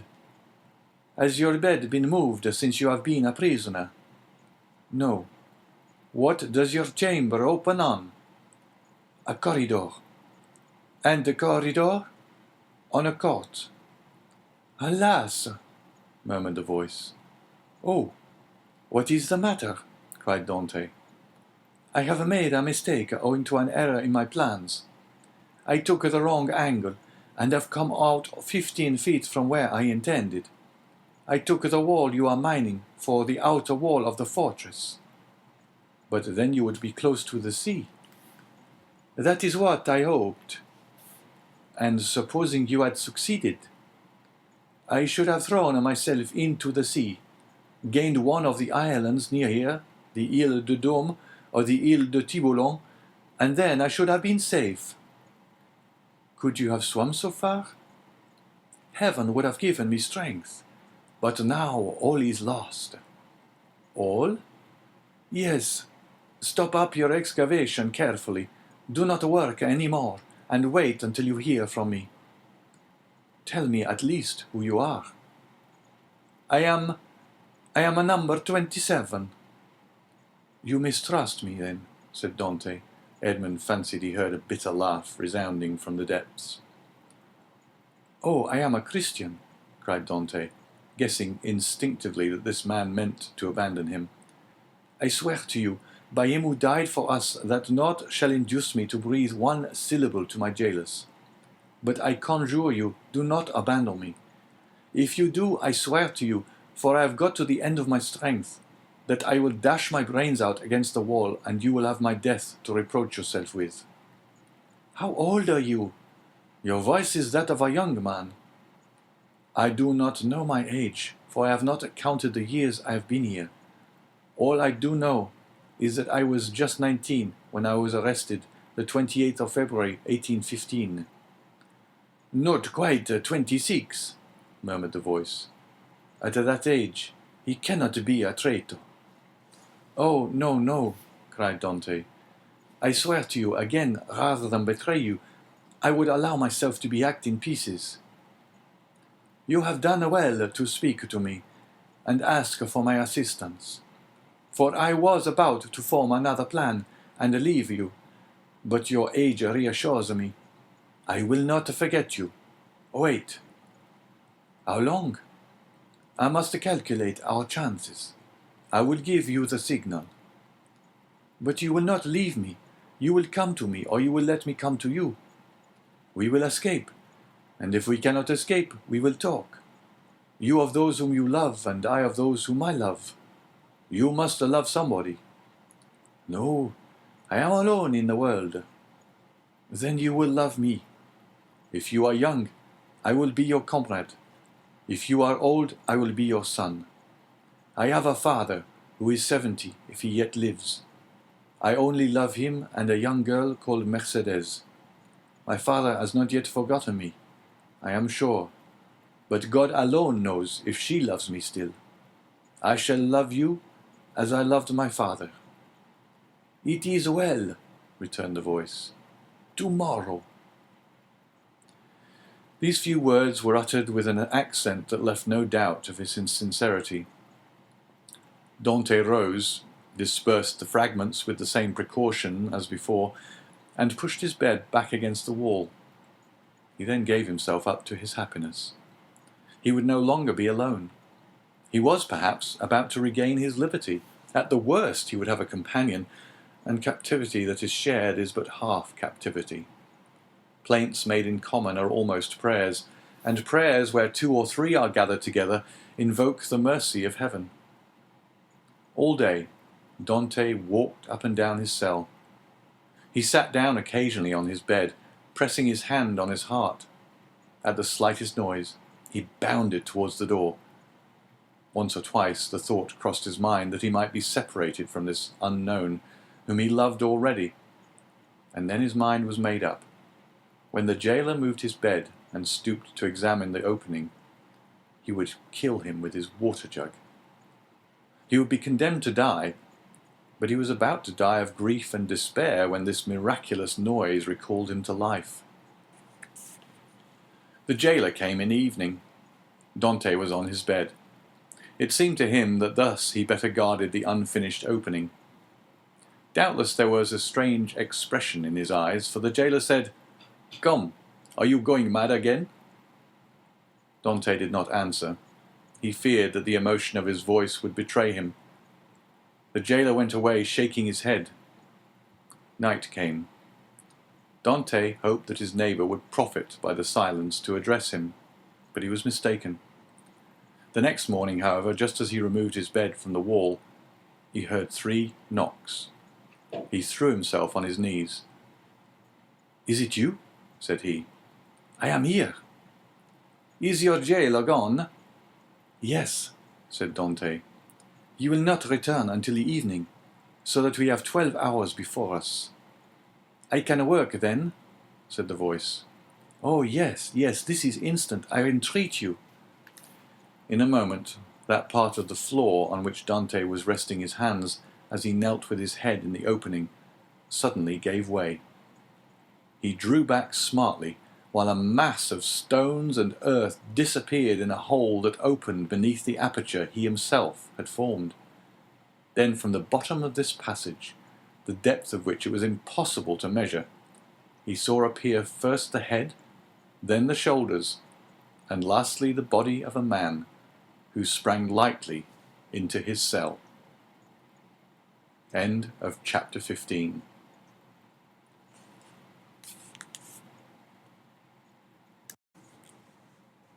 Chapter 16. A Learned Italian. Seizing in his arms the friend so long and ardently desired, Dante almost carried him towards the window in order to obtain a better view of his features by the aid of the imperfect light that struggled through the grating. He was a man of small stature, with hair blanched rather by suffering and sorrow than by age. He had a deep-set, penetrating eye almost buried beneath a thick grey eyebrow, and a long and still black beard reaching down to his breast. His thin face, deeply furrowed by care, and the bold outline of his strongly marked features betokened a man more accustomed to exercise his mental faculties than his physical strength. Large drops of perspiration were now standing on his brow, while the garments that hung about him were so ragged that one could only guess at the pattern upon which they had originally been fashioned. The stranger might have numbered 60 or 65 years, but a certain briskness and appearance of vigour in his movements made it probable that he was aged more from captivity than the course of time. He received the enthusiastic greeting of his young acquaintance with evident pleasure, as though his chilled affections were rekindled and invigorated by his contact with one so warm and ardent. He thanked him with grateful cordiality for his kindly welcome, although he must at that moment have been suffering bitterly to find another dungeon, where he had fondly reckoned on discovering a means of regaining his liberty. "Let us first see," said he, "whether it is possible to remove the traces of my entrance here. Our future tranquillity depends upon our jailers being entirely ignorant of it." Advancing to the opening, he stooped and raised the stone easily, in spite of its weight. Then, fitting it into its place, he said, "You removed this stone very carelessly, but I suppose you had no tools to aid you." "Why," exclaimed Dante with astonishment, "do you possess any?" "I made myself some, and with the exception of a file, I have all that are necessary, a chisel, pincers, and a lever." "Oh, how I should like to see those products of your industry and patience." "Well, in the first place, here is my chisel." So saying, he displayed a sharp, strong blade, with a handle made of beechwood. "And with what did you contrive to make that?" inquired Dante. "With one of the clamps of my bedstead, and this very tool has sufficed me to hollow out the road by which I came hither, a distance of about 50 feet. 50 feet, responded Dante, almost terrified. "Do not speak so loud, young man. Don't speak so loud. It frequently occurs in a state prison like this, that persons are stationed outside of the doors of the cells, purposely to overhear the conversation of the prisoners." "But they believe I am shut up alone here." "That makes no difference." "And you say that you dug your way a distance of 50 feet to get here?" "I do. That is about the distance that separates your chamber from mine. Only, unfortunately, I did not curve right, for want of the necessary geometrical instruments to calculate my scale of proportion. Instead of taking an ellipsis of 40 feet, I made it 50. I expected, as I told you, to reach the outer wall, pierce through it, and throw myself into the sea. I have, however, kept along the corridor in which your chamber opens, instead of going beneath it. My labor is all in vain, for I find that the corridor looks into a courtyard filled with soldiers." "That's true," said Dante, "but the corridor you speak of only bounds one side of my cell. There are 3 others. Do you know anything of their situation?" "This one is built against the solid rock, and it would take 10 experienced miners, duly furnished with the requisite tools, as many years to perforate it. This adjoins the lower part of the governor's apartments, and were we to work our way through, we should only get into some lock-up cellars. where we must necessarily be recaptured. The fourth and last side of your cell faces on. Stop a minute. Now where does it face? The wall of which he spoke was the one in which was fixed the loophole by which light was admitted to the chamber. This loophole, which gradually diminished in size as it approached the outside to an opening through which a child could not have passed, was, for better security, furnished with 3 iron bars, so as to quiet all apprehensions, even in the mind of the most suspicious jailer, as to the possibility of a prisoner's escape. As the stranger asked the question, he dragged a table beneath the window. "Climb up," said he to Dante. The young man obeyed, mounted on the table, and, divining the wishes of his companion, placed his back securely against the wall and held out both hands. The stranger, whom as yet Dante knew only by the number of his cell, sprang up with an agility by no means to be expected in a person of his years, and, light and steady on his feet as a cat or a lizard, climbed from the table to the outstretched hands of Dante, and from them to his shoulders. Then, bending double, for the ceiling of the dungeon prevented him from holding himself erect, he managed to slip his head between the upper bars of the window, so as to be able to command a perfect view from top to bottom. An instant afterwards he hastily drew back his head, saying, "I thought so," and sliding from the shoulders of Dante, as dexterously as he had descended, he nimbly leapt from the table to the ground. "What was it that you thought?" asked the young man anxiously, in his turn descending from the table. The elder prisoner pondered the matter. "Yes," said he at length, "it is so. This side of your chamber looks out upon a kind of open gallery, where patrols are continually passing, and sentries keep watch day and night." "Are you quite sure of that?" "Certain. I saw the soldier's shape, and the top of his musket. That made me draw in my head so quickly, for I was fearful he might also see me." "Well?" inquired Dante. "You perceive, then, the utter impossibility of escaping through your dungeon." "Then," pursued the young man eagerly, "then," answered the elder prisoner, "the will of God be done." And as the old man slowly pronounced those words, an air of profound resignation spread itself over his careworn countenance. Dante gazed on the man who could thus philosophically resign hopes so long and ardently nourished, with an astonishment mingled with admiration. "Tell me, I entreat you, who and what you are," said he at length. "Never have I met with so remarkable a person as yourself." "Willingly," answered the stranger, "if indeed you feel any curiosity respecting one, now alas powerless to aid you in any way." "Say not so. You can console and support me by the strength of your own powerful mind. Pray let me know who you really are." The stranger smiled a melancholy smile. "Then listen," said he. "I am the Abbe Faria, and have been imprisoned, as you know, in this Chateau d'If since the year 1811, previously to which I had been confined for 3 years in the fortress of Fenestrelle. In the year 1811 I was transferred to Piedmont in France. It was at this period I learned that the destiny which seemed subservient to every wish formed by Napoleon had bestowed on him a son, named King of Rome even in his cradle. I was very far then from expecting the change you have just informed me of, namely that 4 years afterwards this colossus of power would be overthrown. Then who reigns in France at this moment? Napoleon II? No, Louis XVIII.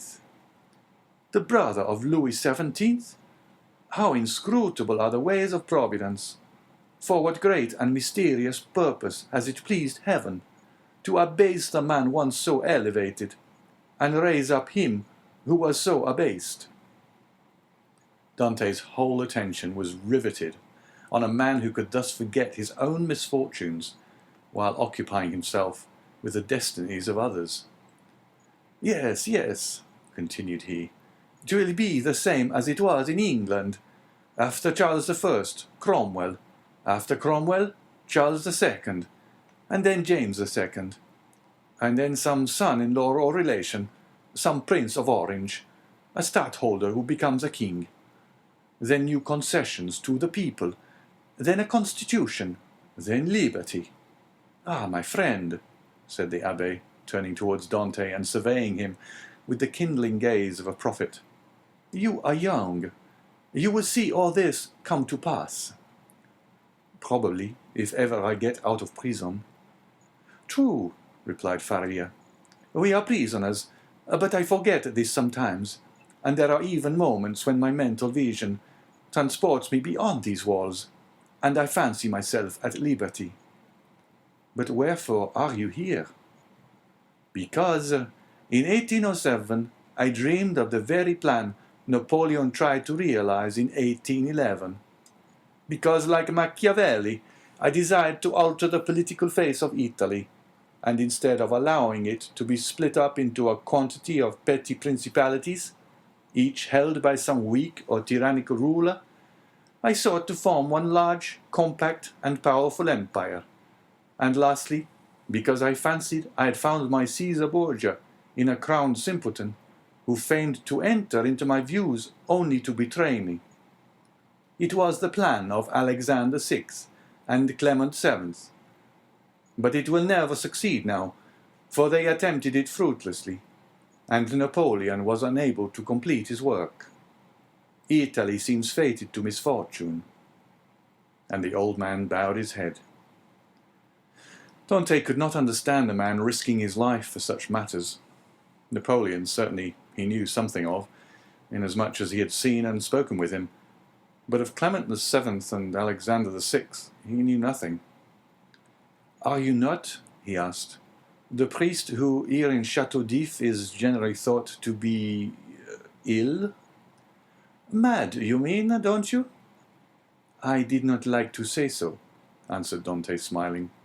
Well then, resumed Faria with a bitter smile, let me answer your question in full, by acknowledging that I am the poor mad prisoner of the Château d'If, for many years permitted to amuse the different visitors with what is said to be my insanity, and in all probability I should be promoted to the honor of making sport for the children, if such innocent beings could be found in an abode devoted like this to suffering and despair.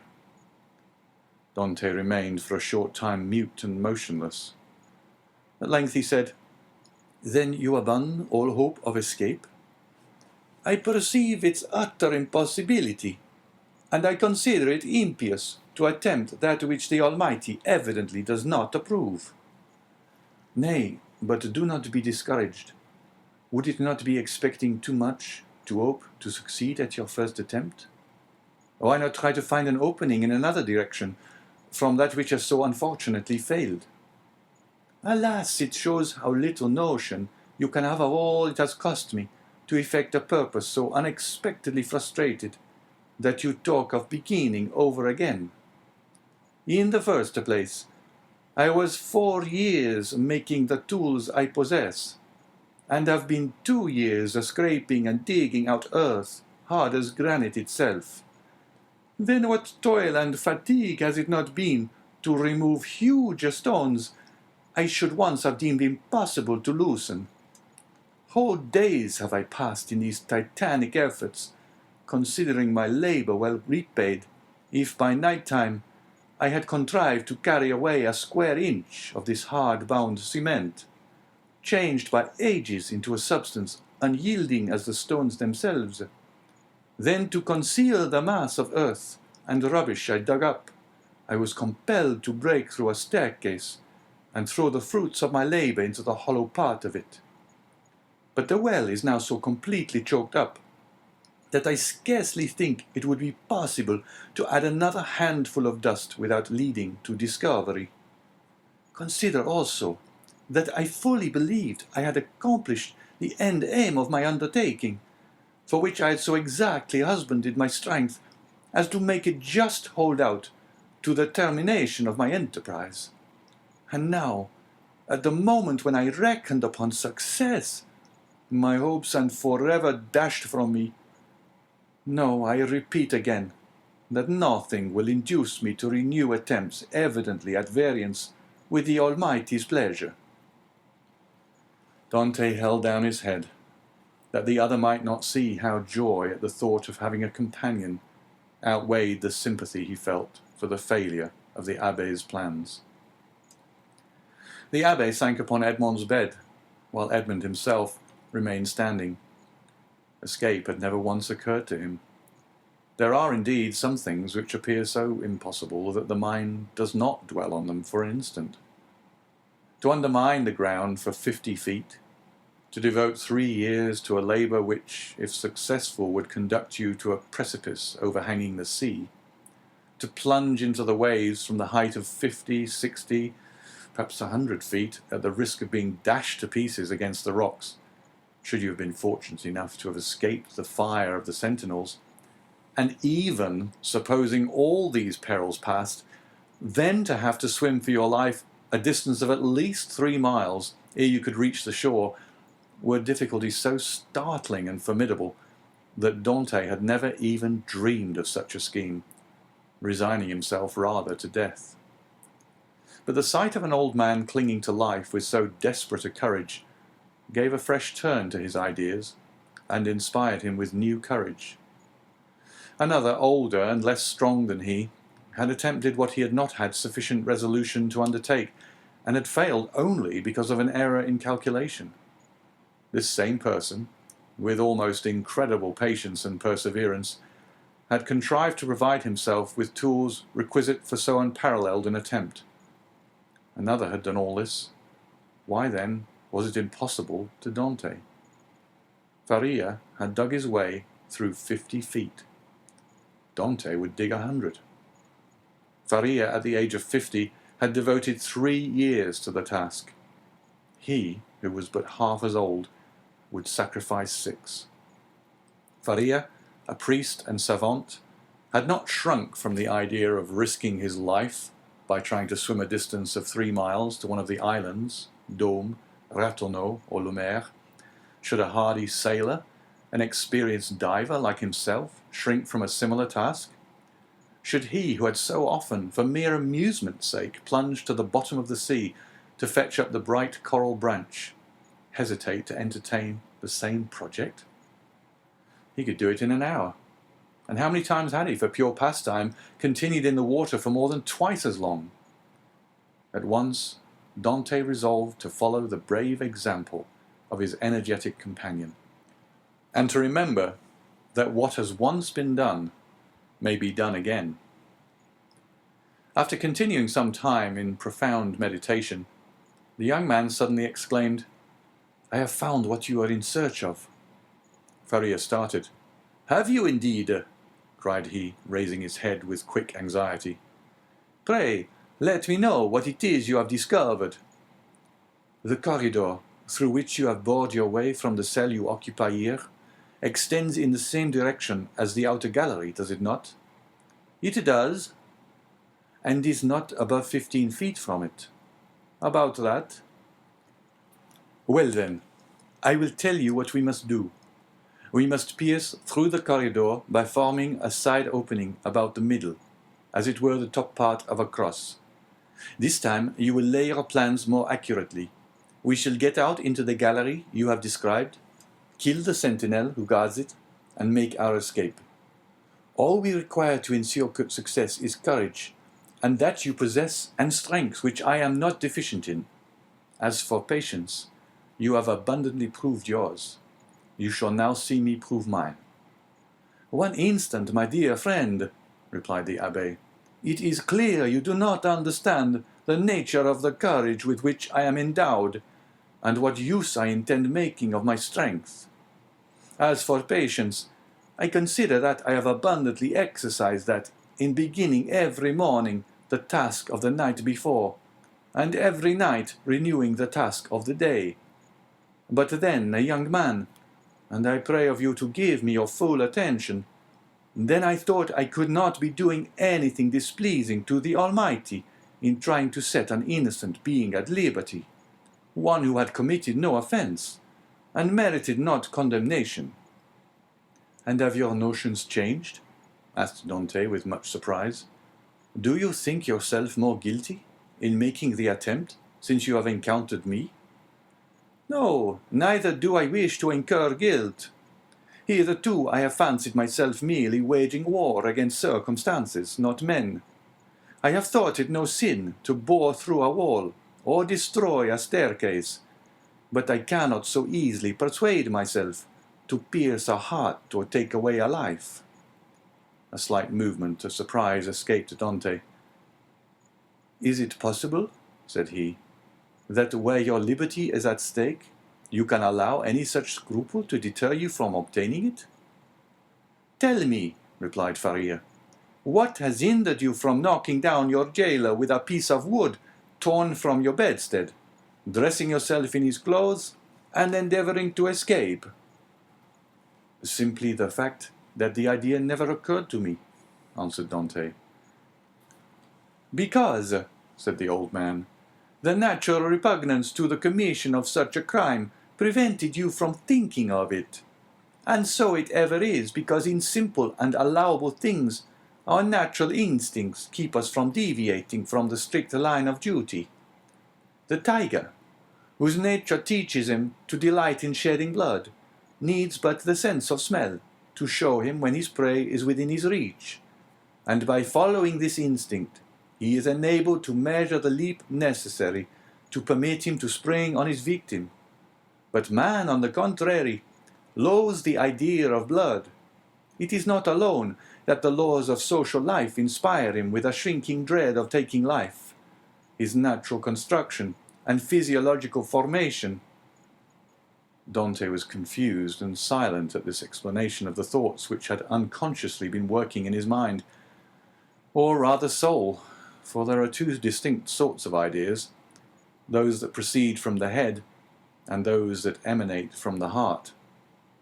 Since my imprisonment, said Faria, I have thought over all the most celebrated cases of escape on record. They have rarely been successful. Those that have been crowned with full success have been long meditated upon and carefully arranged, such, for instance, as the escape of the Duc de Beaufort from the Château de Vincennes, that of the Abbé de Beauquois from Fort l'Evêque, of Latude from the Bastille. Then there are those for which chance sometimes affords opportunity, and those are the best of all. Let us therefore wait patiently for some favourable moment, and when it presents itself, profit by it. Ah, said Dante, you might well endure the tedious delay. You were constantly employed in the task you set yourself, and when weary with toil, you had your hopes to refresh and encourage you. I assure you, replied the old man, I did not turn to that source for recreation or support. What did you do then? I wrote or studied. Were you then permitted the use of pens, ink, and paper? Oh, no, answered the abbé. I had none but what I made for myself. You made paper, pens, and ink? Yes. Dante gazed with admiration, but he had some difficulty in believing. Faria saw this. When you pay me a visit in my cell, my young friend, said he, I will show you an entire work, the fruits of the thoughts and reflections of my whole life, many of them meditated over in the shades of the Colosseum at Rome, at the foot of St. Mark's Column at Venice, and on the borders of the Arno at Florence, little imagining at the time that they would be arranged in order within the walls of the Château d'If. The work I speak of is called A Treatise on the Possibility of a General Monarchy in Italy, and will make one large quarto volume. And on what have you written all this? On 2 of my shirts. I invented a preparation that makes linen as smooth and as easy to write on as parchment. You are then a chemist? Somewhat. I know Lavoisier, and was the intimate friend of Cabanilles. But for such a work you must have needed books. Had you any? I had nearly 5,000 volumes in my library at Rome, but after reading them over many times, I found out that with 150 well-chosen books, a man possesses, if not a complete summary of all human knowledge, at least all that a man need really know. I devoted 3 years of my life to reading and studying these 150 volumes, till I knew them nearly by heart, so that since I have been in prison, a very slight effort of memory has enabled me to recall their contents as readily as though the pages were open before me. I could recite you the whole of Thucydides, Xenophon, Plutarch, Titus, Livius, Tacitus, Strada, Jonandes, Dante, Montaigne, Shakespeare, Spinoza, Machiavelli, and Bossuet. I name only the most important. You are doubtless acquainted with a variety of languages, so as to have been able to read all these. Yes, I speak 5 of the modern tongues, that is to say, German, French, Italian, English, and Spanish. By the aid of ancient Greek, I learned modern Greek. I don't speak it so well as I could wish, but I am still trying to improve myself. Improve yourself, repeated Dante. Why, how can you manage to do so? Why, I made a vocabulary of the words I knew, turned, returned, and arranged them, so as to enable me to express my thoughts through their medium. I know nearly 1,000 words, which is all that is absolutely necessary, although I believe there are nearly 100,000 in the dictionaries. I cannot hope to be very fluent, but I certainly should have no difficulty in explaining my wants and wishes, and that would be quite as much as I should ever require. Stronger grew the wonder of Dante, who almost fancied it had to do with one gifted with supernatural powers. Still hoping to find some imperfection which might bring him down to a level with human beings, he added, "Then, if you were not furnished with pens, how did you manage to write the word you speak of?" "I made some excellent ones, which would be universally preferred to all others if once known. You are aware what huge whitings are served us on maigre days. Well, I selected the cartilages of the heads of these fishes, and you can scarcely imagine the delight with which I welcome the arrival of each Wednesday, Friday, and Saturday, as affording me the means of increasing my stock of pens. For I will freely confess that my historical labours have been my greatest solace and relief. While retracing the past, I forgot the present, and traversing at will the path of history, I cease to remember that I am myself a prisoner." "But the ink," said Dante. "Of what did you make your ink?" "There was formerly a fireplace in my dungeon," replied Faria, "but it was closed up long ere I became an occupant of this prison. Still, it must have been many years in use, for it was thickly covered with a coating of soot. This soot I dissolved in a portion of the wine brought to me every Sunday, and I assure you a better ink cannot be desired. For very important notes, for which closer attention is required, I pricked one of my fingers, and wrote with my own blood." "And when?" asked Dante. "May I see all this?" "Whenever you please," replied the abbé. "Oh, then let it me directly," exclaimed the young man. "Follow me, then," said the abbé, as he re-entered the subterranean passage, in which he soon disappeared, followed by Dante. End of chapter 16.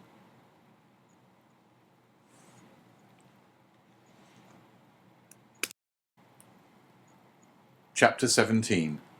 The Abbé's Chamber. After having passed with tolerable ease through the subterranean passage, which, however, did not admit of their holding themselves erect, the two friends reached the further end of the corridor, into which the abbé's cell opened. From that point, the passage became much narrower, and barely permitted one to creep through on hands and knees. The floor of the abbé's cell was paved, and it had been by raising one of the stones in the most obscure corner that Faria had been able to commence the laborious task of which Dante had witnessed the completion. As he entered the chamber of his friend, Dante cast around one eager and searching glance in quest of the expected marvels, but nothing more than common met his view. "It is well," said the abbé. "We have some hours before us. It is now just 12:15 o'clock." Instinctively, Dante turned round to observe by what watch or clock the abbé had been able so accurately to specify the hour.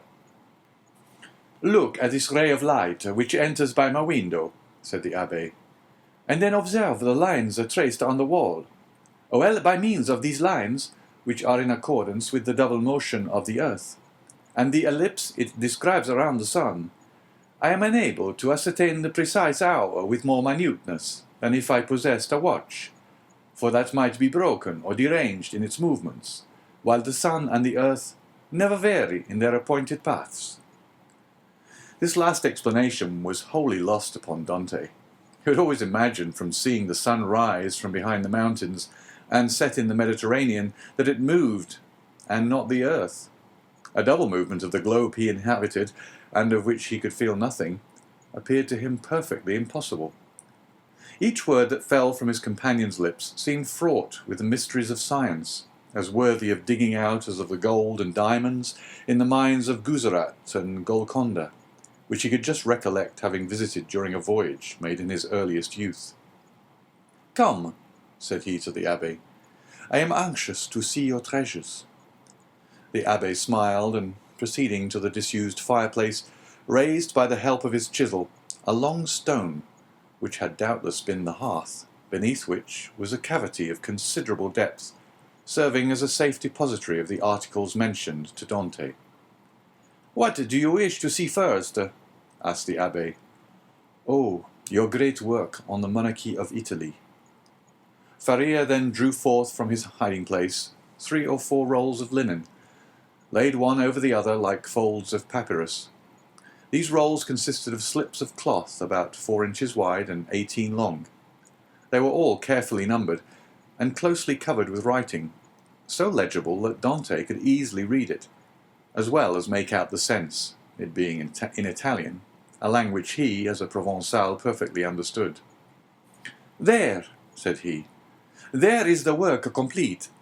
I wrote the word finis at the end of the 68th strip about a week ago. I have torn up 2 of my shirts, and as many handkerchiefs as I was master of, to complete the precious pages. Should I ever get out of prison and find in all Italy a printer courageous enough to publish what I have composed, my literary reputation is forever secured." "I see," answered Dante. "Now let me behold the curious pens with which you have written your work." "Look," said Faria, showing to the young man a slender stick about 6 inches long, and much resembling the size of the handle of a fine painting brush, to the end of which was tied, by a piece of thread, one of those cartilages of which the abbé had before spoken to Dante. It was pointed, and divided at the nib like an ordinary pen. Dante examined it with intense admiration, then looked around to see the instrument with which it had been shaped so correctly into form. "Ah, yes," said Faria. "The penknife, that's my masterpiece. I made it as well, this larger knife, out of an old iron candlestick." The penknife was sharp and keen as a razor. As for the other knife, it would serve a double purpose, and with it one cut and thrust. Dante examined the various articles shown to him with the same attention that he had bestowed on the curiosities and strange tools exhibited in the shops at Marseille as the works of the savages in the South Seas, from whence they had been brought by the different trading vessels. "As for the ink," said Faria, "I told you I managed to obtain that, and I only just made it from time to time as I require it." "One thing still puzzles me," observed Dante, "and that is how you managed to do all this by daylight." "I worked at night also," replied Faria. "Night? Why, for heaven's sake, are your eyes like cats, that you can see to work in the dark?" Indeed they are not, but God has supplied man with the intelligence that enables him to overcome the limitations of natural conditions. I furnish myself with a light. You did? Pray, tell me how. I separated the fat from the meat served to me, melted it, and so made oil. Here is my lamp. So saying, the abbé exhibited a sort of torch, very similar to those used in public illuminations. But light. Here are 2 flints and a piece of burnt linen. And matches? I pretended that I had a disorder of the skin, and asked for a little sulphur, which was readily supplied. Dante laid the different things he had been looking at on the table, and stood with his head drooping on his breast, as though overwhelmed by the perseverance and strength of Faria's mind. "You have not seen all yet," continued Faria, "for I do not think it wise to trust all my treasures in the same hiding place. Let us shut this one up." They put the stone back in its place. The abbé sprinkled a little dust over it to conceal the traces of its having been removed, rubbed his foot well on it to make it assume the same appearance as the other, and then, going towards his bed, he removed it from the spot it stood in. Behind the head of the bed, and concealed by a stone fitting in so closely as to defy all suspicion, was a hollow space, and in this space a ladder of cords between 25 and 38 feet in length. Dante closely and eagerly examined it. He found it firm, solid, and compact enough to bear any weight. "Who supplied you with the materials for making this wonderful work?" "I tore up several of my shirts and ripped out the seams in the seats of my bed during my 3 years' imprisonment at Fenestrelle, and when I was removed to the Chateau d'If, I managed to bring the ravellings with me, so that I have been able to finish my work here." "And was it not discovered that your sheets were unhemmed?" "Oh no, for when I had taken out the thread I required, I hemmed the edges over again." "With what?" "With this needle," said the abbé, as opening his ragged vestments he showed Dante a long, sharp fishbone, with a small perforated eye for the thread, a small portion of which still remained in it. "I once thought," continued Faria, "of removing these iron bars and letting myself down from the window, which, as you see, is somewhat wider than yours, although I should have enlarged it still more, preparatory to my flight. However, I discovered that I should merely have dropped into a sort of inner court, and I therefore renounced the project altogether as too full of risk and danger. Nevertheless, I carefully preserved my ladder against one of those unforeseen opportunities of which I spoke just now, and which sudden chance frequently brings about." While affecting to be deeply engaged in examining the ladder, the mind of Dante was, in fact, busily occupied by the idea that a person so intelligent, ingenious, and clear-sighted as the abbé might probably be able to solve the dark mystery of his own misfortunes, where he himself could see nothing. "What are you thinking of?" asked the abbé smilingly, imputing the deep abstraction in which his visitor was plunged to the excess of his awe and wonder. "I was reflecting, in the first place," replied Dante, "upon the enormous degree of intelligence and ability you must have employed to reach the high perfection to which you have attained. What would you not have accomplished if you had been free?" "Possibly nothing at all. The overflow of my brain would probably, in a state of freedom, have evaporated in 1,000 follies. Misfortune is needed to bring to light the treasures of the human intellect. Compression is needed to explode gunpowder. Captivity has brought my mental faculties to a focus, and you are well aware that from the collision of clouds electricity is produced, from electricity lightning, from lightning illumination." "No," replied Dante, "I know nothing. Some of your words are to me quite empty of meaning. You must be blessed indeed to possess the knowledge you have." The abbé smiled. "Well," said he, "but you had another subject for your thoughts. Did you not say so just now?" "I did." "You have told me as yet but one of them. Let me hear the other, It was this, that while you had related to me all the particulars of your past life, you were perfectly unacquainted with mine.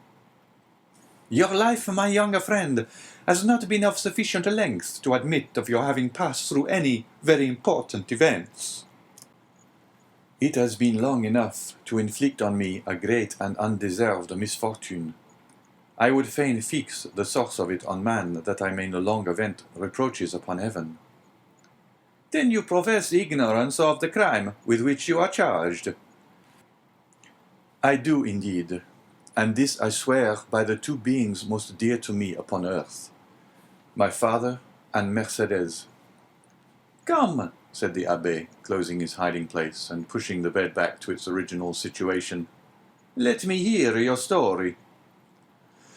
Dante obeyed and commenced what he called his history, but which consisted only of the account of a voyage to India and 2 or 3 voyages to the Levant, until he arrived at the recital of his last cruise, with the death of Captain Leclerc, and the receipt of a packet to be delivered by himself to the Grand Marshal. His interview with that personage, and his receiving, in place of the packet brought, a letter addressed to a Monsieur Noirtier, his arrival at Marseille and interview with his father, his affection for Mercedes and their nuptial feast, his arrest and subsequent examination, his temporary detention at the Palais de Justice, and his final imprisonment in the Château d'If. From this point everything was a blank to Dante. He knew nothing more, not even the length of time he had been imprisoned. His recital finished, the abbé reflected long and earnestly. "There is," said he at the end of his meditations, "a clever maxim, which bears upon what I was saying to you some little while ago, and that is that unless wicked ideas take root in a naturally depraved mind, human nature in a right and wholesome state revolts at crime. Still, from an artificial civilization have originated wants, vices, and false tastes, which occasionally become so powerful as to stifle within us all good feelings, and ultimately to lead us into guilt and wickedness. From this view of things, then comes the axiom that if you visit to discover the author of any bad action, seek first to discover the person to whom the perpetration of that bad action could be in any way advantageous. And now to apply it in your case, to whom could your disappearance have been serviceable? To no one, by heaven. I was a very insignificant person. Do not speak thus, for your reply evinces neither logic nor philosophy. Everything is relative, my dear young friend, from the king who stands in the way of his successor, to the employee who keeps his rival out of a place. Now, in the event of the king's death, his successor inherits a crown. When the employee dies, the supernumerary steps into his shoes and receives his salary of 12,000 livres. Well, these 12,000 livres are his civil list, and are as essential to him as the 12 millions of a king. Every one, from the highest to the lowest degree, has his place on the social ladder, and is beset by stormy passions and conflicting interests, as in Descartes' theory of pressure and impulsion. But these forces increase as we go higher, so that we have a spiral which, in defiance of reason, rests upon the apex and not on the base. Now let us return to your particular world. You say you were on the point of being made a captain of the Pharaon. Yes. And about to become the husband of a young and lovely girl. Yes. Now, could anyone have had any interest in preventing the accomplishment of these two things? But let us first settle the question as to its being the interest of anyone to hinder you from being captain of the Pharaon. What say you? I cannot believe such was the case. I was generally liked on board, and had the sailors possessed the right of selecting a captain themselves, I feel convinced their choice would have fallen on me. There was only one person among the crew who had any feeling of ill will towards me. I had quarrelled with him some time previously, and had even challenged him to fight me, but he refused. Now we are getting on. And what was this man's name? Danglars. What rank did he hold on board? He was supercargo. And had you been a captain, should you have retained him in his employment? Not if the choice had remained with me, for I had frequently observed inaccuracies in his accounts. Good again. Now then tell me, was any person present during your last conversation with Captain Leclerc? No, we were quite alone. Could your conversation have been overheard by anyone? It might, for the cabin door was open. And stay, now, I recollect. Danglars himself passed by just as Captain Leclerc was giving me the packet for the Grand Marshal. That's better, cried the Abbé. Now we are on the right ascent. Did you take anybody with you when you put into the port of Elba? Nobody. Somebody there received your packet, and gave you a letter in place of it, I think. Yes, the Grand Marshal did. And what did you do with that letter? Put it into my portfolio. You had your portfolio with you, then? Now, how could a sailor find room in his pocket for a portfolio large enough to contain an official letter? You are right, it was left on board. Then it was not until your return to the ship that you put the letter in the portfolio? No. And what did you do with this same letter while returning from the Porto Ferraio to the vessel? I carried it in my hand. So that when you went on board the Pharaon, everybody could see that you held a letter in your hand? Yes. Danglars as well as the rest? Danglars as well as others. Now listen to me, and try to recall every circumstance attending your arrest. Do you recollect the words in which the information against you was formulated? Oh yes, I read it over 3 times, and the words sank deeply into my memory. Repeat it to me. Dante paused a moment, then said, This is it, word for word. The king's attorney is informed by a friend to the throne and religion that one Edmond Dante, mate on board the Pharaon, this day arrived from Smyrna, after having touched at Naples and Porto Ferraio, has been entrusted by Murat with a packet for the usurper, again by the usurper, with a letter for the Bonapartist Club in Paris. This proof of his guilt may be procured by his immediate arrest, as the letter will be found either about his person, at his father's residence, or in his cabin on board the Pharaon. The Abbé shrugged his shoulders. The thing is clear as day, said he, and you must have had a very confiding nature, as well as a good heart, not to have suspected the origin of the whole affair. Do you really think so? That would indeed be infamous. How did Danglars usually write? In a handsome running hand. And how was the anonymous letter written? Backhanded. Again the Abbé smiled. Disguised? It was very boldly written, if disguised. Stop a bit, said the Abbé, taking out what he called his pen, and after dipping it into the ink, he wrote on a piece of prepared linen with his left hand the first 2 or 3 words of the accusation. Dante drew back and gazed on the Abbé with sensation almost amounting to terror. How very astonishing, cried he at length. Why, your writing exactly resembles that of the accusation. Simply because that accusation had been written with the left hand, and I have noticed that— What?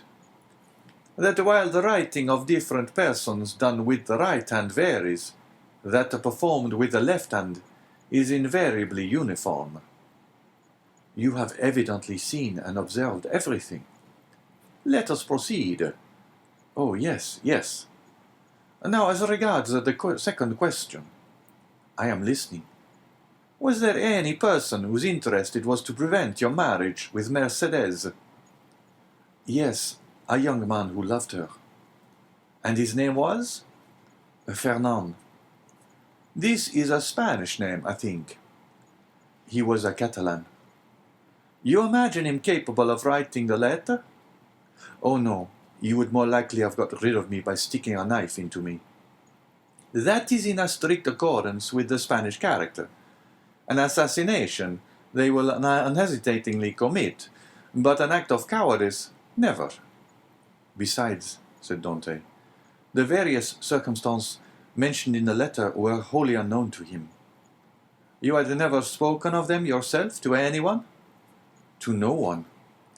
Not even to your mistress? No, not even to my betrothed. Then it is a Danglars. I feel quite sure of it now. Wait a little. Pray, was Danglars acquainted with Fernand? No. Yes, he was. Now I recollect. What? To have seen them both sitting at table together under an arbor at Père Pamphil's the evening before the day fixed for my wedding. They were in earnest conversation. Danglars was joking in a friendly way, but Fernand looked pale and agitated. Were they alone? There was a third person with them, whom I knew perfectly well, and who had in all probability made their acquaintance. He was a tailor named Caderousse, but he was very drunk. Stay, how strange, that it should not have occurred to me before. Now I remember quite well that on the table round which they were sitting were pens, ink, and paper. Oh, the heartless, treacherous scoundrels! Exclaimed Dante, pressing his hand to his throbbing brows. Is there anything else I can assist you in discovering, besides the villainy of your friends? Inquired the abbé with a laugh.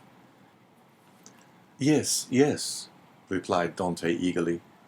I would beg of you, who see so completely to the depths of things, and to whom the greatest mystery seems but an easy riddle, to explain to me how it was that I underwent no second examination, was never brought to trial, and above all, was condemned without ever having had sentence passed on me.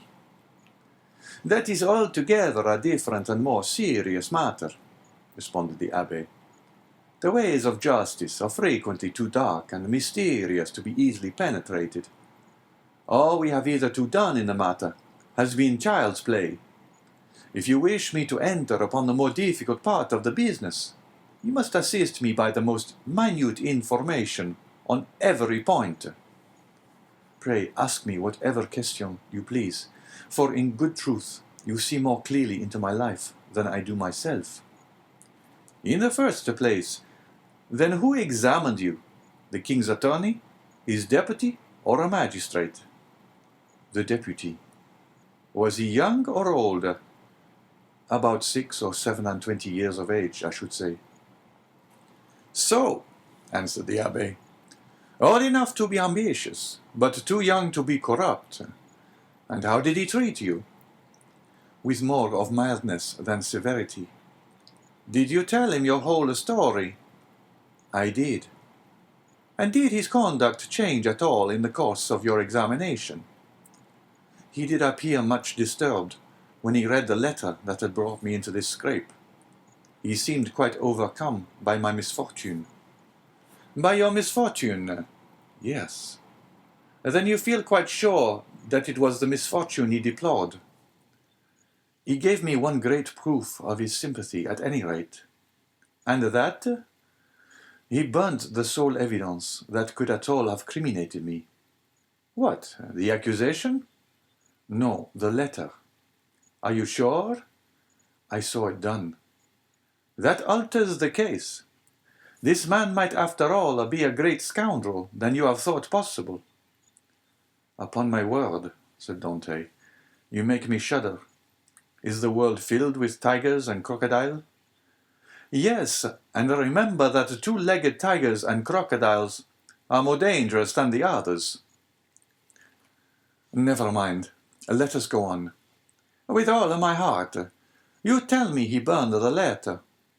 He did, saying at the same time, you see, I thus destroy the only proof existing against you.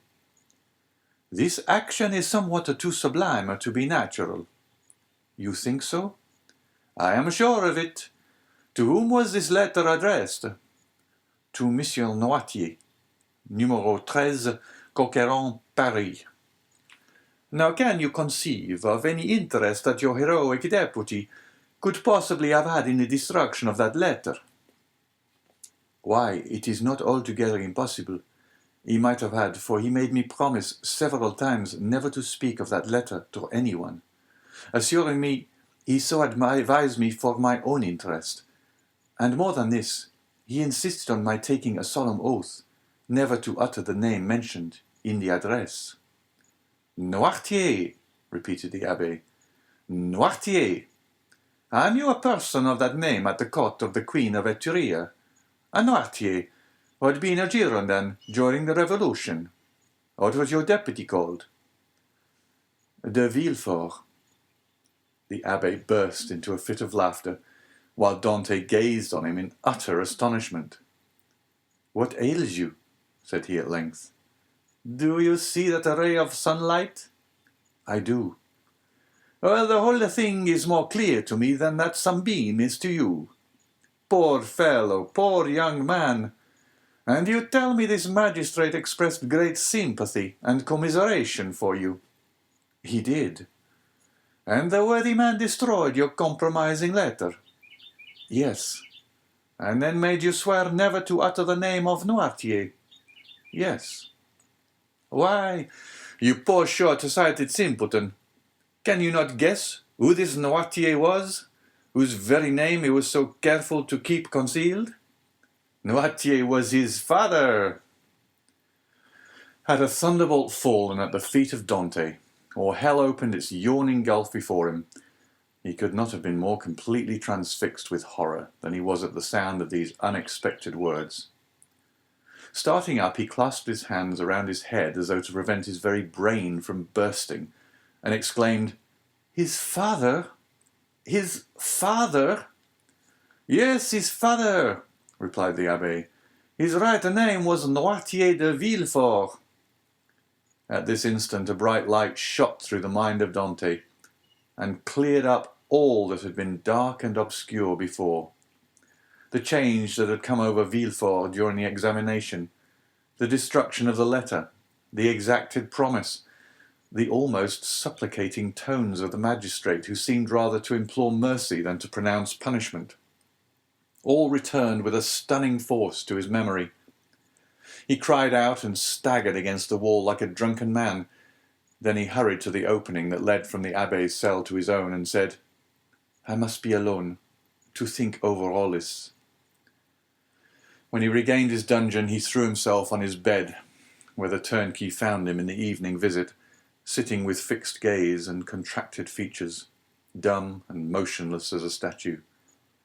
During these hours of profound meditation, which to him had seemed only minutes, he had formed a fearful resolution, and bound himself to its fulfilment by a solemn oath. Dante was at length roused from his reverie by the voice of Faria, who, having also been visited by his jailer, had come to invite his fellow-sufferer to share his supper.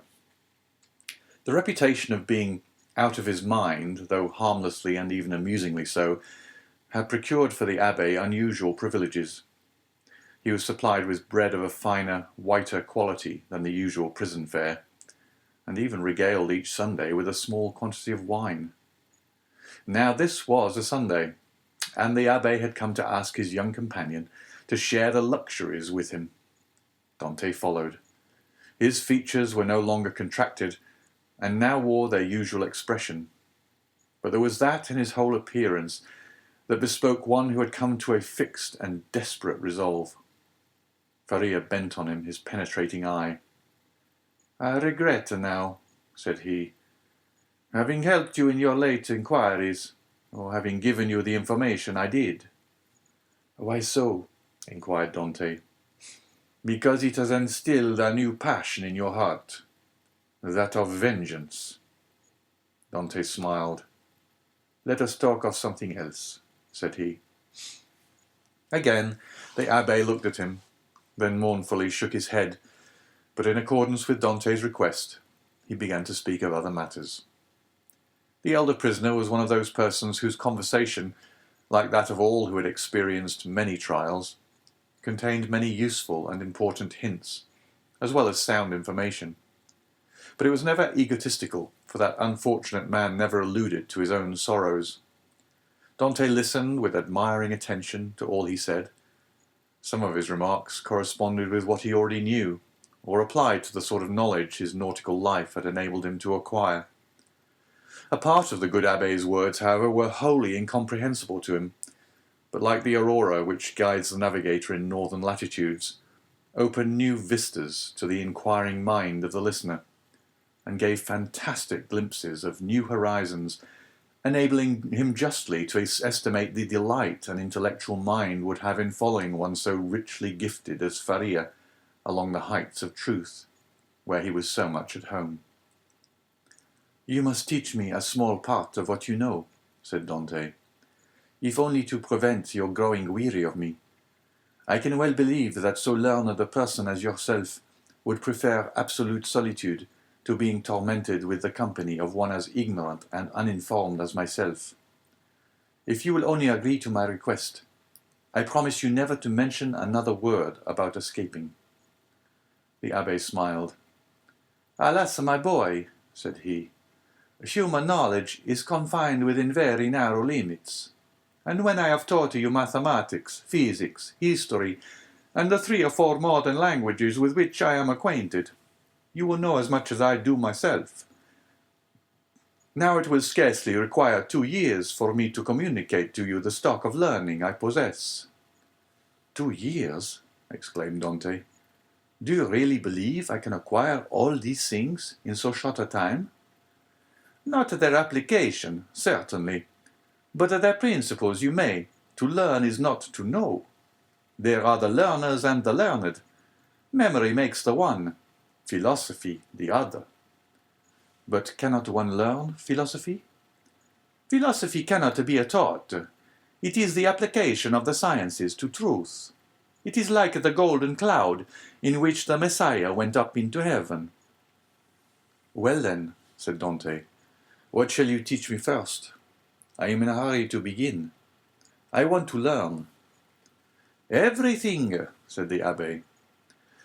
And that very evening the prisoners sketched a plan of education to be entered upon the following day. Dante possessed a prodigious memory, combined with an astonishing quickness and readiness of conception. The mathematical turn of his mind rendered him apt at all kinds of calculation, while his naturally poetical feelings threw a light and pleasing veil over the dry reality of arithmetical computation, or the rigid severity of geometry. He already knew Italian, and had also picked up a little of the Romaic dialect during voyages to the East, and by the aid of these 2 languages he easily comprehended the construction of all the others, so that at the end of 6 months he began to speak Spanish, English, and German. In strict accordance with the promise made to the abbé, Dante spoke no more of escape. Perhaps the delight his studies afforded him left no room for such thoughts. Perhaps the recollection that he had pledged his word, on which his sense of honour was keen, kept him from referring in any way to the possibilities of flight. Days, even months, passed by unheeded in one rapid and instructive course. At the end of a year, Dante was a new man. Dante observed, however, that Faria, in spite of the relief his society afforded, daily grew sadder. One thought seemed incessantly to harass and distract his mind. Sometimes he would fall into long reverie, sigh heavily and involuntarily, then suddenly rise, and with folded arms begin pacing the confined space of his dungeon. One day he stopped all at once and exclaimed, "Ah, if there were no sentinel!" "There shall not be one a minute longer than you please," said Dante, who had followed the working of his thoughts as accurately as though his brain were enclosed in crystal so clear as to display its minutest operations.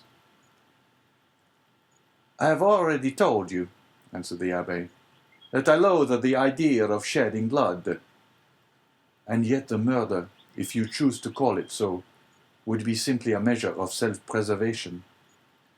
"No matter. I could never agree to it." "Still, you have thought of it." "Incessantly, alas!" cried the abbé. And you have discovered a means of regaining our freedom, have you not? Asked Dante eagerly. I have, if it were only possible to place a deaf and blind sentinel in the gallery beyond us. He shall be both blind and deaf, replied the young man with an air of determination that made his companion shudder. No, no, cried the abbé. Impossible. Dante endeavoured to renew the subject. The abbé shook his head in token of disapproval and refused to make any further response. 3 months passed away. Are you strong? The abbé asked one day of Dante. The young man in reply took up the chisel, bent it into the form of a horseshoe, and then as readily straightened it.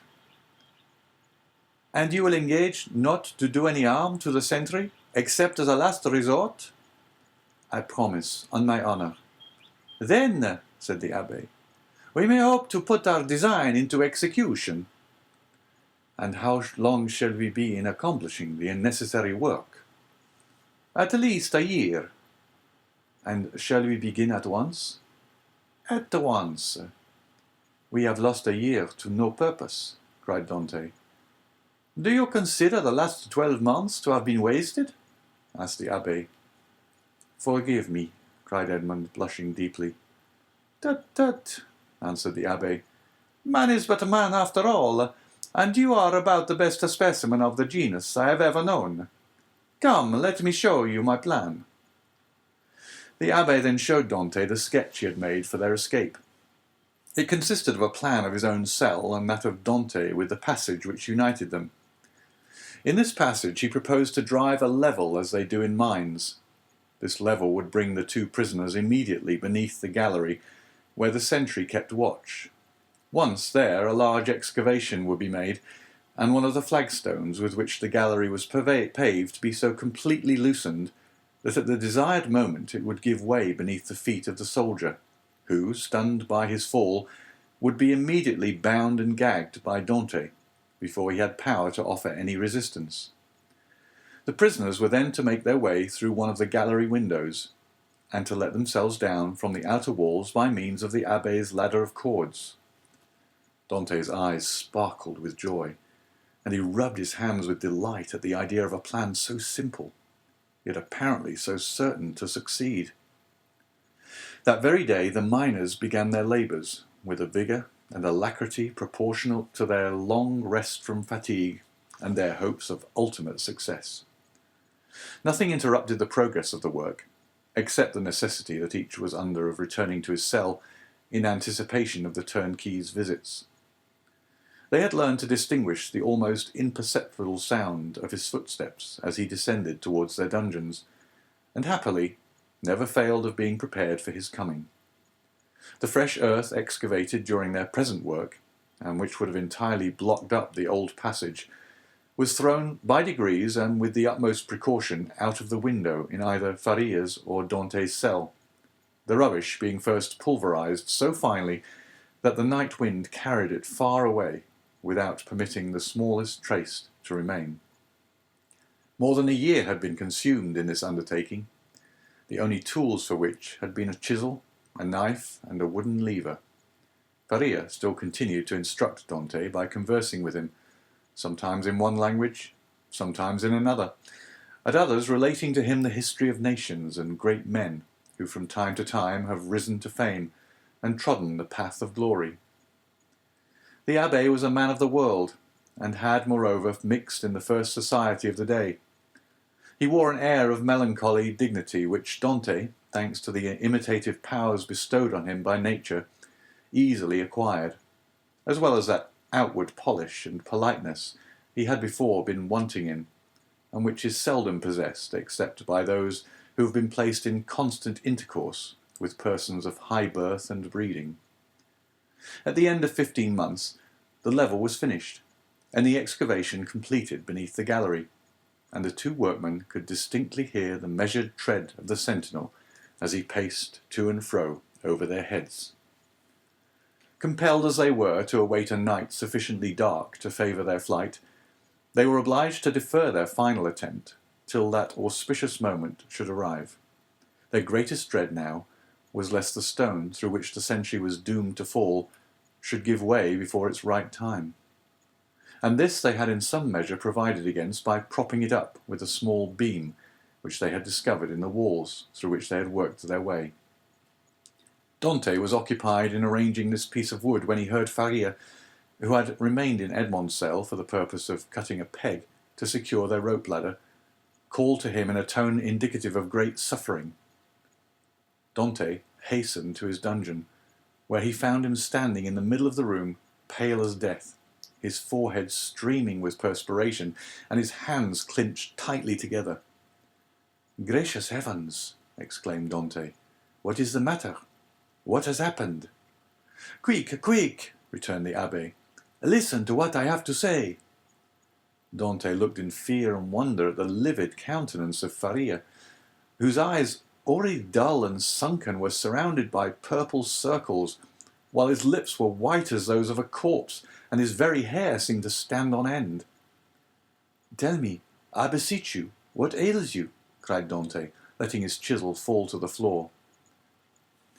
"Alas," faltered the abbé, "all is over with me. I am seized with a terrible, perhaps mortal illness. I can feel that the paroxysm is fast approaching. I had a similar attack the year previous to my imprisonment. This malady admits but of one remedy. I will tell you what it is. Go into my cell as quickly as you can. Draw out one of the feet that support the bed.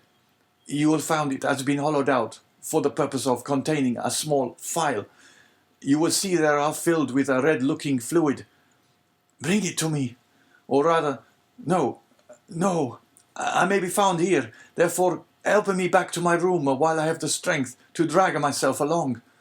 Who knows what may happen, or how long the attack may last?" In spite of the magnitude of the misfortune which thus suddenly frustrated his hopes, Dante did not lose his presence of mind, but descended into the passage, dragging his unfortunate companion with him. Then, half carrying, half supporting him, he managed to reach the abbé's chamber, when he immediately laid the sufferer on his bed. "Thanks," said the poor abbé, shivering as though his veins were filled with ice. "I am about to be seized with a fit of catalepsy. When it comes to its height, I shall probably lie still and motionless as though dead, uttering neither sigh nor groan. On the other hand, the symptoms may be much more violent, and cause me to fall into fearful convulsions, foam at the mouth, and cry out loudly. Take care my cries are not heard, for if they are, it is more than probable I shall be removed to another part of the prison, and we be separated forever. When I become quite motionless, cold, and rigid as a corpse, then, and not before, be careful about this, force open my teeth with a knife, pour from 8 to 10 drops of the liquor contained in the phial down my throat, and I may perhaps revive." "Perhaps!" exclaimed Dante in grief-stricken tones. "Help! Help!" cried the abbé. I die!" So sudden and violent was the fit that the unfortunate prisoner was unable to complete the sentence. A violent convulsion shook his whole frame. His eyes started from their sockets. His mouth was drawn on one side. His cheeks became purple. He struggled, foamed, dashed himself about, and uttered the most dreadful cries, which, however, Dante prevented from being heard by covering his head with the blanket. The fit lasted 2 hours. Then, more helpless than an infant, and colder and paler than marble, more crushed and broken than a reed trampled underfoot, he fell back, doubled up in one last convulsion, and became as rigid as a corpse. Edmond waited till life seemed extinct in the body of his friend. Then, taking up the knife, he with difficulty forced open the closely fixed jaws, carefully administered the appointed number of drops, and anxiously awaited the result. An hour passed away, and the old man gave no sign of returning animation. Dante began to fear he had delayed too long ere he had administered the remedy, and thrusting his hands into his hair, continued gazing on the lifeless features of his friend. At length, a slight colour, or tinged the livid cheeks, consciousness returned to the dull, open eyeballs, a faint sigh issued from the lips, and the sufferer made a feeble effort to move. "He is saved! He is saved!" cried Dante in a paroxysm of delight.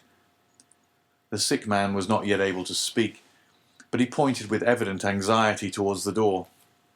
Dante listened and plainly distinguished the approaching steps of the jailer. It was therefore near 7 o'clock, but Edmond's anxiety had put all thoughts of time out of his head. The young man sprang to the entrance, darted through it, carefully drawing the stone over the opening, and hurried to his cell. He had scarcely done so before the door opened, and the jailer saw the prisoner seated as usual on the side of his bed. Almost before the key had turned in the lock, and before the departing steps of the jailer had died away in the long corridor, he had to traverse Dante, whose restless anxiety concerning his friend left him no desire to touch the food brought to him, hurried back to the abbé's chamber, and raising the stone by pressing his head against it, was soon beside the sick man's couch. Faria had now fully regained his consciousness, but he still lay helpless and exhausted. "I did not expect to see you again," said he feebly to Dante. "And why not?" asked the young man. "Did you fancy yourself dying?" "No, I had no such idea. But, knowing that all was ready for flight, I thought you might have made your escape." A deep glow of indignation suffused the cheeks of Dante. "Without you? Did you really think me capable of that?" "At least," said the abbé, "I now see how wrong such an opinion would have been. Alas, alas, I am fearfully exhausted and debilitated by this attack." "Be of good cheer," replied Dante. "Your strength will return." And as he spoke, he seated himself near the bed beside Faria and took his hands. The abbé shook his head. "The last attack I had," said he, "lasted but half an hour, and after it I was hungry, and got up without help. Now I can move neither my right arm nor leg, and my head seems uncomfortable, which shows that there has been a suffusion of blood on the brain. The third attack will either carry me off, or leave me paralyzed for life." "No, no," cried Dante, "you are mistaken. You will not die, and your third attack, if indeed you should have another, will find you at liberty. We shall save you another time, as we have done this, only with a better chance of success, because we shall be able to command every requisite assistance." "My good Edmond," answered the abbé, "be not deceived. The attack which has just passed away condemns me forever to the walls of a prison. None can fly from a dungeon who cannot walk." "Well, we will wait a week, a month, 2 months, if need be, and meanwhile your strength will return. Everything is in readiness for our flight, and we can select any time we choose. As soon as you feel able to swim, we will go." "I shall never swim again," replied Faria. "This arm is paralyzed, not for a time, but forever. Lift it and judge if I am mistaken." The young man raised the arm, which fell back by its own weight, perfectly inanimate and helpless. A sigh escaped him. "You are convinced now, Edmond, are you not?" asked the abbé. "Depend upon it. I know what I say. Since the first attack I experienced of this malady, I have continually reflected on it. Indeed, I expected it, for it is a family inheritance. Both my father and grandfather died of it in a third attack. The physician who prepared me for the remedy I have twice successfully taken was no other than the celebrated Cabanilles, and he predicted a similar end for me." "The physician may be mistaken," exclaimed Dante. "And as for your poor arm, what difference will that make? I can take you on my shoulders and swim for both of us." "My son," said the abbé, "you, who are a sailor and a swimmer, must know as well as I do that a man so loaded would sink before he had done 50 strokes. Cease then to allow yourself to be duped by vain hopes that even your own excellent heart refuses to believe in. Here I shall remain till the hour of my deliverance arrives, and that in all human probability will be the hour of my death. As for you, who are young and active, delay not on my account, but fly, go. I give you back your promise. It is well, said Dante. Then I shall also remain. Then rising and extending his hand with an air of solemnity over the old man's head, he slowly added, By the blood of Christ, I swear never to leave you while you live. Faria gazed fondly on his noble-minded, single-hearted, high-principled young friend, and read in his countenance ample confirmation of the sincerity of his devotion and the loyalty of his purpose. Thanks, murmured the invalid, extending one hand. I accept. You may one of these days reap the reward of your disinterested devotion. But as I cannot, and you will not quit this place, it becomes necessary to fill up the excavation beneath the soldier's gallery. He might, by chance, hear the hollow sound of his footsteps, and call the attention of his officer to the circumstance. That would bring about a discovery which would inevitably lead to our being separated. Go then, and set about this work in which, unhappily, I can offer you no assistance. Keep at it all night, if necessary, and do not return here tomorrow till after the jailer is visited me. I shall have something of the greatest importance to communicate to you. Dante took the hand of the abbé in his, and affectionately pressed it. Faria smiled encouragingly on him, and the young man retired to his task in the spirit of obedience and respect which he had sworn to show towards his aged friend. End of chapter 17.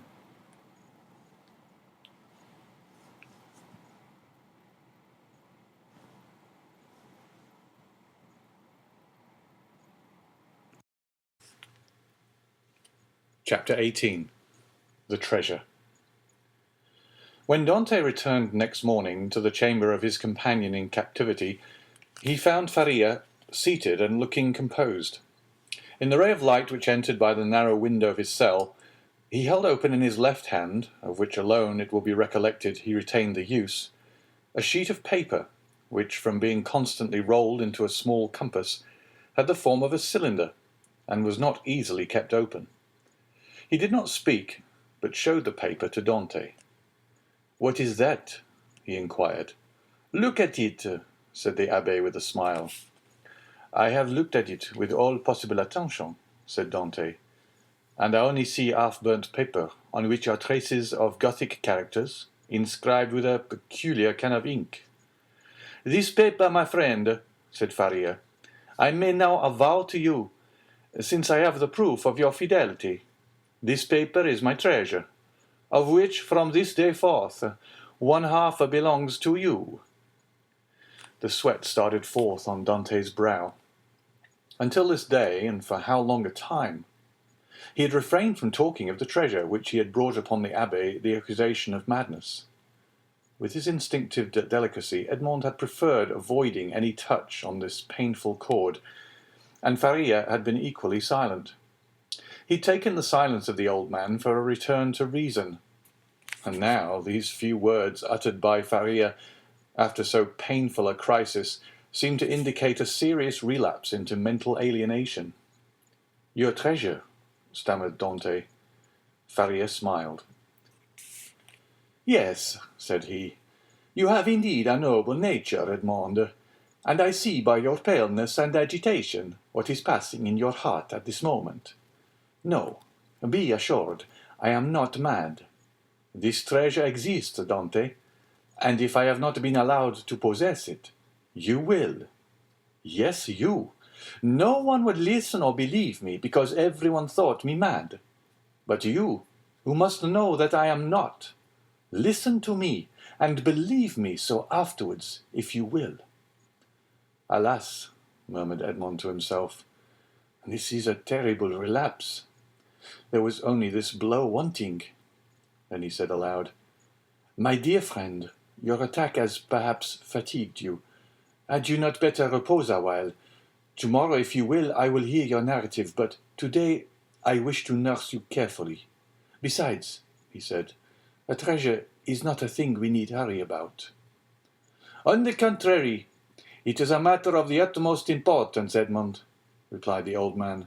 "Who knows if tomorrow, or the next day after, the third attack may not come on, and then must not all be over? Yes, indeed, I have often thought with a bitter joy that these riches which would make the wealth of a dozen families will be forever lost to those men who persecute me. This idea was one of vengeance to me, and I tasted it slowly in the night of my dungeon and the despair of my captivity. But now I have forgiven the world for the love of you. Now that I see you, young and with a promising future, now that I think of all that may result to you in the good fortune of such a disclosure, I shudder at any delay, and tremble lest I should not assure to one as worthy as yourself the possession of so vast an amount of hidden wealth." Edmond turned away his head with a sigh. "You persist in your incredulity, Edmond," continued Faria. "My words have not convinced you. I see you require proofs.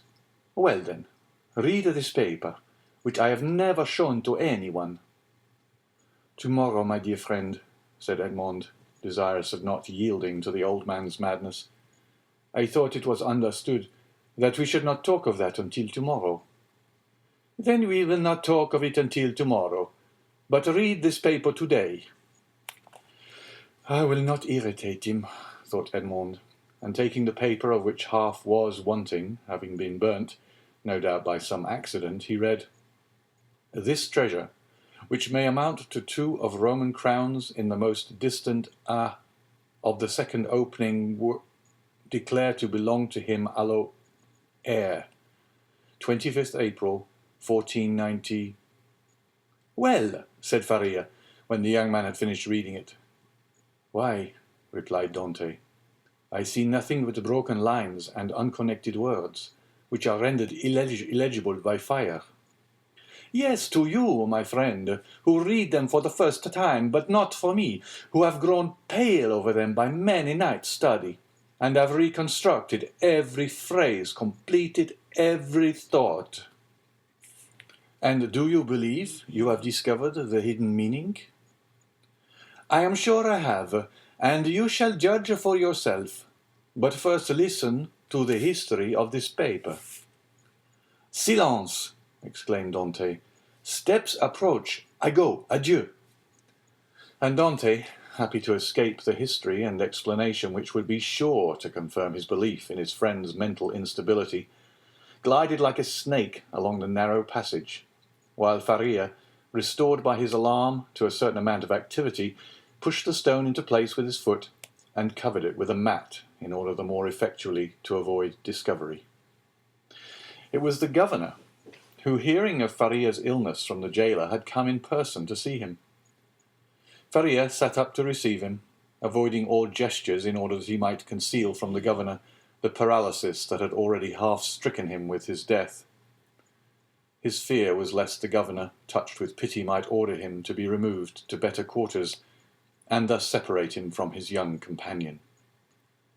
But fortunately this was not the case, and the governor left him convinced that the poor madman, for whom in his heart he felt a kind of affection, was only troubled with a slight indisposition.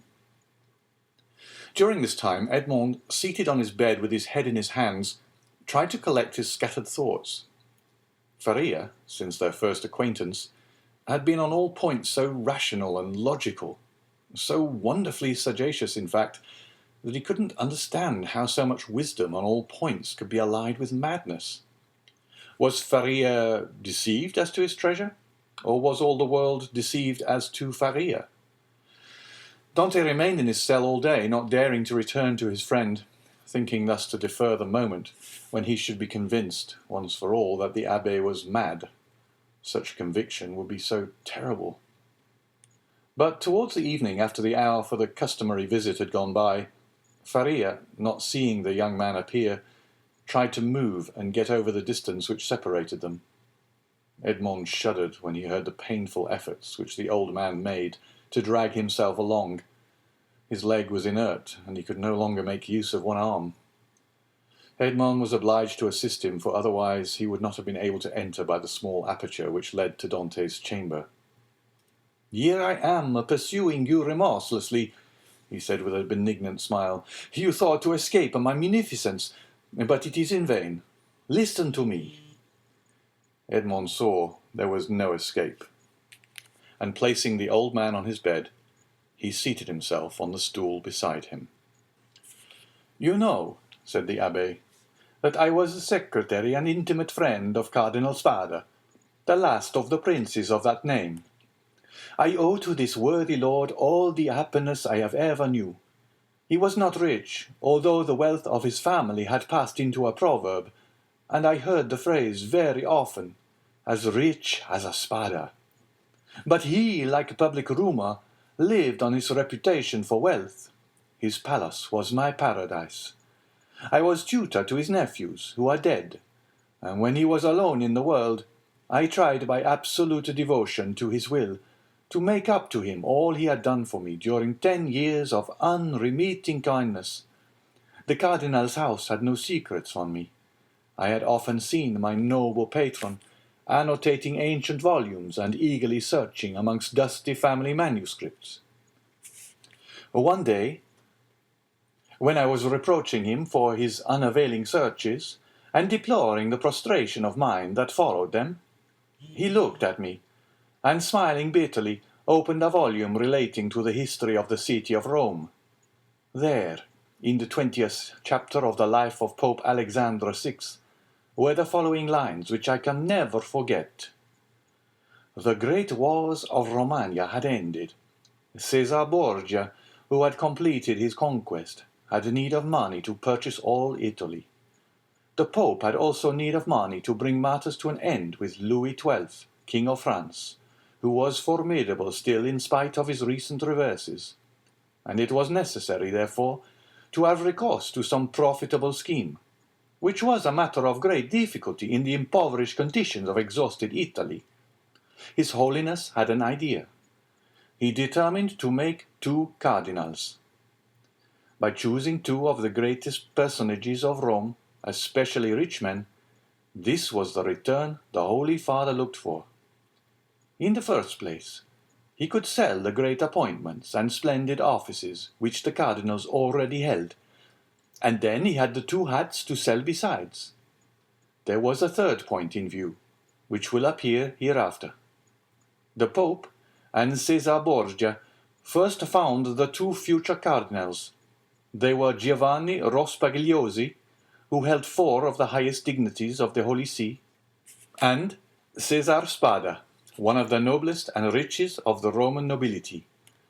Both felt the high honor of such a favor from the Pope. They were ambitious, and Caesar Borgia soon found purchasers for their appointments. The result was that Rospigliosi and Spada paid for being cardinals, and 8 other persons paid for the offices the cardinals held before their elevation. And thus 800,000 crowns entered into the coffers of the speculators. It is time now to proceed to the last part of the speculation. The Pope heaped attentions upon Rospigliosi and Spada, conferred upon them the insignia of the cardinalate, and induced them to arrange their affairs and take up their residence at Rome. Then the Pope and Caesar Borgia invited the 2 cardinals to dinner. This was a matter of dispute between the Holy Father and his son. Caesar thought they could make use of one of the means which he always had ready for his friends. That is to say, in the first place, the famous key which was given to certain persons with a request that they go and open a designated cupboard. This key was furnished with a small iron point, a negligence on the part of the locksmith. When this was pressed to effect the opening of the cupboard, of which the lock was difficult, the person was pricked by this small point and died next day. Then there was the ring with the lion's head, which Caesar wore when he wanted to greet his friends with a clasp of the hand. The lion bit the hand thus favored, and at the end of 24 hours, the bite was mortal. Caesar proposed to his father that they should either ask the cardinals to open the cupboard or shake hands with them. But Alexander VI replied, "Now, as to the worthy cardinals, Spada and Rospigliosi, let us ask both of them to dinner. Something tells me that we should get that money back. Besides, you forget, Caesar, an indigestion declares itself immediately, while a prick or a bite occasions a delay of a day or two." Caesar gave way before such cogent reasoning, and the cardinals were consequently invited to dinner. The table was laid in a vineyard belonging to the Pope, near San Pierdarina, a charming retreat which the cardinals knew very well by report. Rospigliosi, quite set up with his new dignities, went with a good appetite, and his most ingratiating manner. Spada, a prudent man and greatly attached to his only nephew, a young captain of the highest promise, took paper and pen, and made his will. He then sent word to his nephew to wait for him near the vineyard, but it appeared the servant did not find him. Spada knew what these invitations meant, since Christianity, so eminently civilizing, had made progress in Rome. It was no longer a centurion who came from the tyrant with a message, "Caesar wills that you die," but it was a legate at a Latere who came with a smile on his lips to say from the Pope, "His Holiness requests you to dine with him." Spada set about 2 o'clock to San Piedrina. The Pope awaited him. The first sight that attracted the eyes of Spada was that of his nephew in full costume, and Caesar Borgia paying him most marked attentions. Spada turned pale, as Caesar looked at him with an ironical air, which proved that he had anticipated all, and that the snare was well spread. They began their dinner, and Spada was only able to inquire of his nephew if he had received his message. The nephew replied no, perfectly comprehending the meaning of the question. It was too late, for he had already drunk a glass of excellent wine, placed for him expressly by the Pope's butler. Spada at the same moment saw another bottle approach him, which he was pressed to taste. An hour afterwards, a physician declared they were both poisoned through eating mushrooms.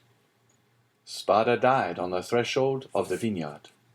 The nephew expired at his own door, making signs which his wife could not comprehend.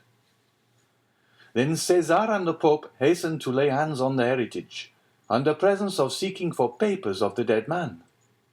But the inheritance consisted in this only, a scrap of paper on which Spada had written, "I bequeath to my beloved nephew my coffers, my books, and amongst others my breviary, with the gold corners, which I beg he will preserve in remembrance of his affectionate uncle." The heirs sought everywhere, admired the breviary, laid hands on the furniture, and were greatly astonished that Spada, the rich man, was really the most miserable of uncles. No treasures, unless they were those of science, contained in the library and laboratories. That was all. Caesar and his father searched, examined, scrutinized, but found nothing, or at least very little, not exceeding a few thousand crowns in plate, and about the same in ready money. But the nephew had time to say to his wife before he expired, "Look well among my uncle's papers. There is a will." They sought even more thoroughly than the august heirs had done, but it was fruitless. There were 2 palaces and a vineyard behind the Palatine Hill. But in these days landed property had not much value, and the 2 palaces and the vineyard remained to the family, since they were beneath the rapacity of the Pope and his son. Months and years rolled on. Alexander VI died, poisoned. You know by what mistake. Caesar, poisoned at the same time, escaped by shedding his skin like a snake. But the new skin was spotted by the poison, till it looked like a tiger's. Then, compelled to quit Rome, he went and got himself obscurely killed in a night skirmish, scarcely noticed in history.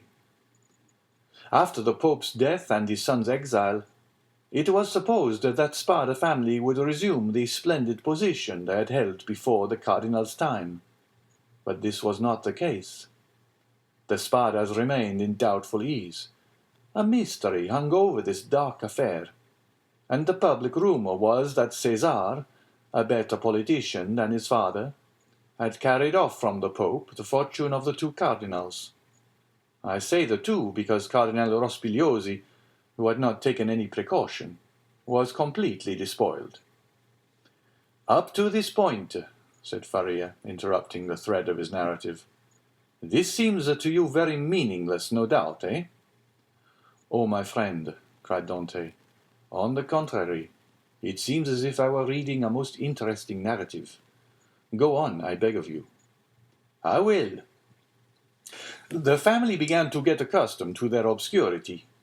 Years rolled on, and amongst the descendants some were soldiers, others diplomatists, some churchmen, some bankers, some grew rich and some were ruined. I come now to the last of the family, whose secretary I was, the Count of Spada. I had often heard him complain of the disproportion of his rank with his fortune, and I advised him to invest all he had in an annuity. He did so, and thus doubled his income. The celebrated breviary remained in the family, and was in the Count's possession. It had been handed down from father to son, for the singular clause of the only will that had been found, and caused it to be regarded as a genuine relic, preserved in the family with superstitious veneration. It was an illuminated book, with beautiful Gothic characters, and so weighty with gold that a servant always carried it before the cardinal on days of great solemnity. At the sight of papers of all sorts, titles, contracts, parchments, which were kept in the archives of the family, all descending from the poisoned cardinal, I in my turn examined the immense bundles of documents, like 20 servitors, stewards, secretaries before me. But in spite of the most exhaustive researches, I found nothing. Yet I had even written a precise history of the Borgia family, for the sole purpose of assuring myself whether any increase of fortune had occurred to them on the death of the Cardinal Cesar Spada, but could only trace the acquisition of the property of the Cardinal Rospigliosi, his companion in misfortune. I was then almost assured that the inheritance had neither profited the Borgias nor the family, but had remained unpossessed like the treasures of the Arabian Nights, which slept in the bosom of the earth, under the eyes of the genie. I searched, ransacked, counted, calculated 1,000 and 1,000 times the income and expenditure of the family for 300 years. It was useless. I remained in my ignorance, and the Count of Spada in his poverty. My patron died. He had reserved from his annuity his family papers, his library, composed of 5,000 volumes, and his famous breviary. All these he bequeathed to me, with 1,000 Roman crowns, which he had in ready money, on condition that I would have anniversary masses said for the repose of his soul, and that I would draw up a genealogical tree and history of his house. All this I did scrupulously. Be easy, my dear Edmond, we are near the conclusion. In 1807, a month before I was arrested, and a fortnight after the death of the Count of Spada, on the 25th of December. You will see presently how the date became fixed in my memory. I was reading for the 1000th time the papers I was arranging, for the palace was sold to a stranger, and I was going to leave Rome and settle at Florence, intending to take with me 12,000 francs I possessed, my library and the famous breviary, when, tired with my inconstant labour at the very same thing, and overcome by a heavy dinner I had eaten, my head dropped on my hands, and I fell asleep about 3 o'clock in the afternoon. I awoke as the clock was striking 6. I raised my head. I was in utter darkness. I rang for a light, but as no one came, I determined to find one for myself. It was indeed but anticipating the simple manners which I should soon be under the necessity of adopting. I took a wax candle in one hand, and with the other groped about for a piece of paper, my matchbox being empty, with which I proposed to get a light from the small flame still playing on the embers.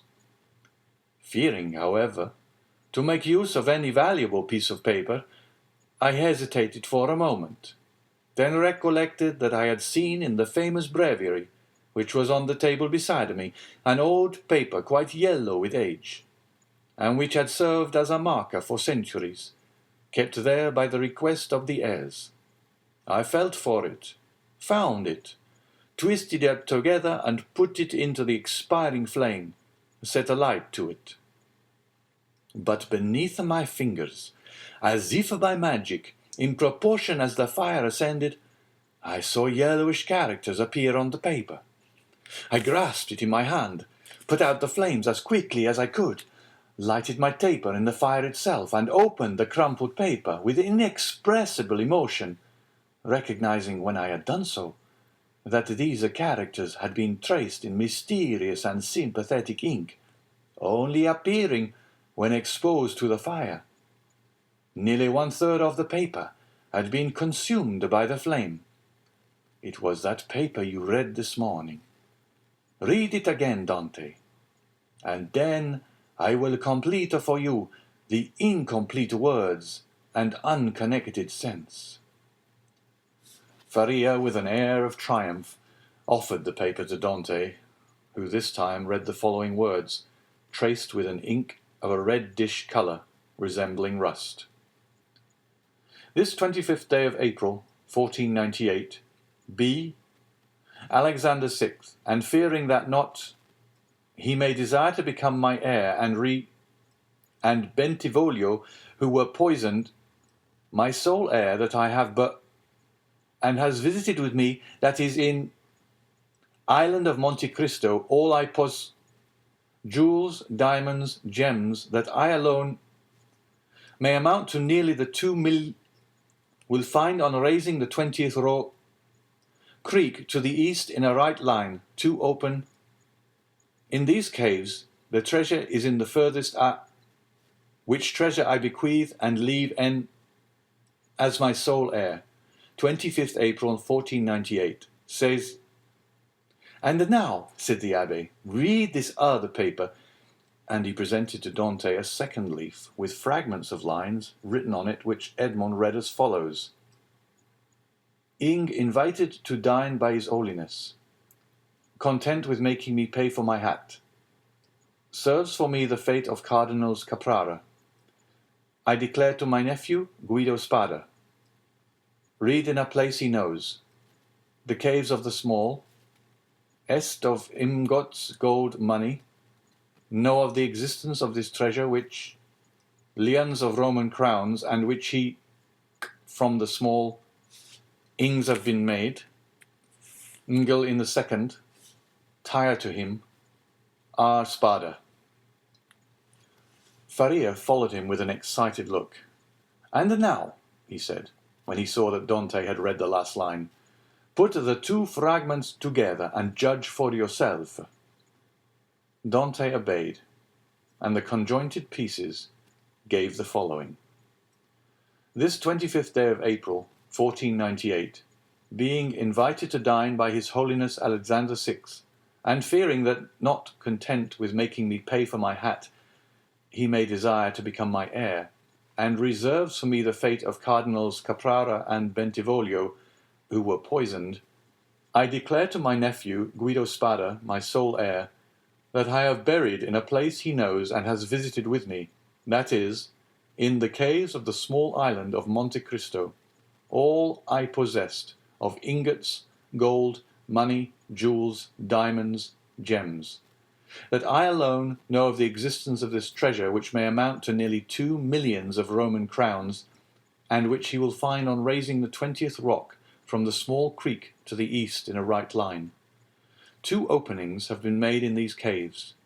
The treasure is in the furthest angle in the second, which treasure I bequeath and leave entire to him as my sole heir.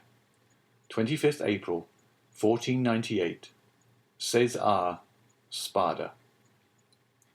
"Well, do you comprehend now?" inquired Faria. "It is the declaration of Cardinal Spada, and the will so long sought for," replied Edmond, still incredulous. "Yes, 1,000 times yes." "And who completed it as it is now?" "I did, aided by the remaining fragment. I guessed the rest, measuring the length of the lines by those of the paper, and divining the hidden meaning by means of what was in part revealed, as we are guided in a cavern by the small ray of light above us." "And what did you do when you arrived at this conclusion?" "I resolved to set out, and did set out at that very instant, carrying with me the beginning of my great work, the unity of the Italian kingdom. But for some time the imperial police, who at this period, quite contrary to what Napoleon desired so soon as he had son born to him, wished for a partition of provinces, had their eyes on me, and my hasty departure, the cause of which they were unable to guess, having aroused their suspicions. I was arrested at the very moment I was leaving Piombino. Now," continued Faria, addressing Dante with an almost paternal expression, "now, my dear fellow, you know as much as I do myself.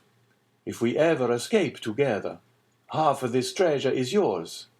If I die here, and you escape alone, the whole belongs to you." "But," inquired Dante, hesitating, "has this treasure no more legitimate possessor in the world than ourselves?" "No, no, be easy on that score. The family is extinct. The last Count of Spada, moreover, made me his heir, bequeathing to me this symbolic breviary. He bequeathed to me all it contained. No, no, make your mind satisfied on that point. If we lay hands on this fortune, we may enjoy it without remorse." "And you say this treasure amounts to—" 2 millions of Roman crowns, nearly 13 millions of our money." "Impossible," said Dante, staggered at the enormous amount. "Impossible? And why?" asked the old man. "The Spada family was one of the oldest and most powerful families of the 15th century, and in those times when other opportunities for investment were wanting, such accumulations of gold and jewels were by no means rare. There are at this day Roman families perishing of hunger, though possessed of nearly 1 million in diamonds and jewels, handed down by entail, and which they cannot touch." Edmond thought he was in a dream. He wavered between incredulity and joy. "I have only kept this secret so long from you," continued Faria, "that I might test your character, and then surprise you. Had we escaped before my attack of catalepsy, I should have conducted you to Monte Cristo now," he added with a sigh. "It is you who will conduct me thither. Well, Dante, you do not thank me?" "This treasure belongs to you, my dear friend," replied Dante, "and to you only. I have no right to it. I am no relation of yours." "You are my son, Dante," exclaimed the old man. "You are the child of my captivity. My profession condemns me to celibacy. God has sent you to me to console, at one and the same time, the man who could not be a father, and the prisoner who could not get free." And Faria extended the arm of which alone the use remained to him, to the young man, who threw himself upon his neck and wept. End of chapter 18.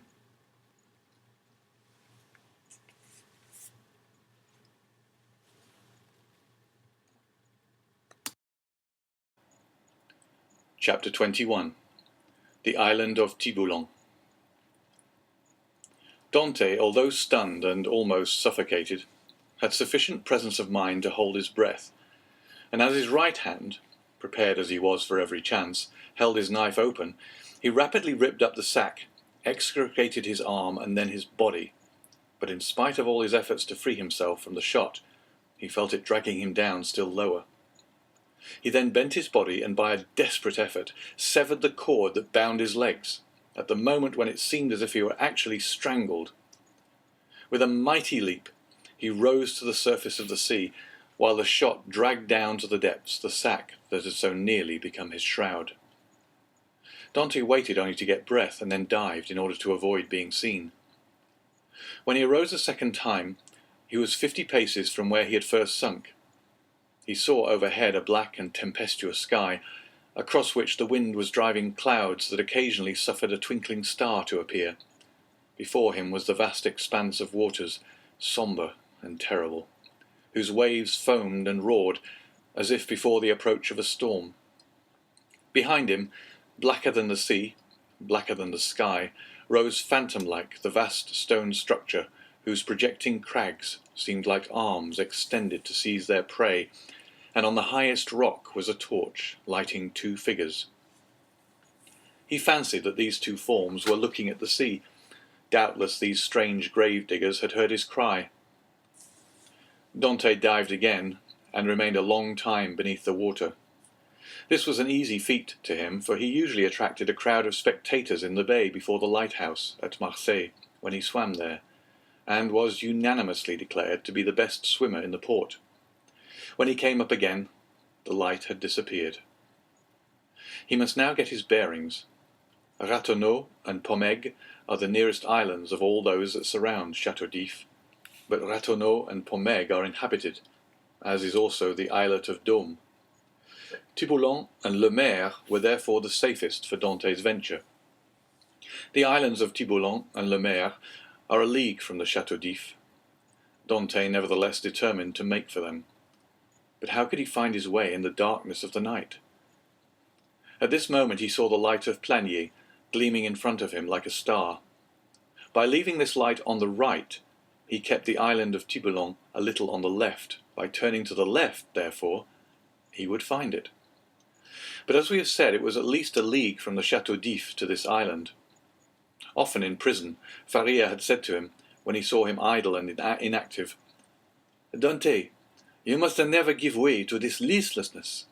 You will be drowned if you seek to escape, and your strength has not been properly exercised and prepared for exertion."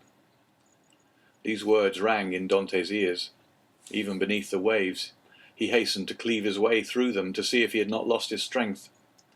He found with pleasure that his captivity had taken away nothing of his power, and that he was still master of that element on whose bosom he had so often sported as a boy. Fear, that relentless pursuer, clogged Dante's efforts.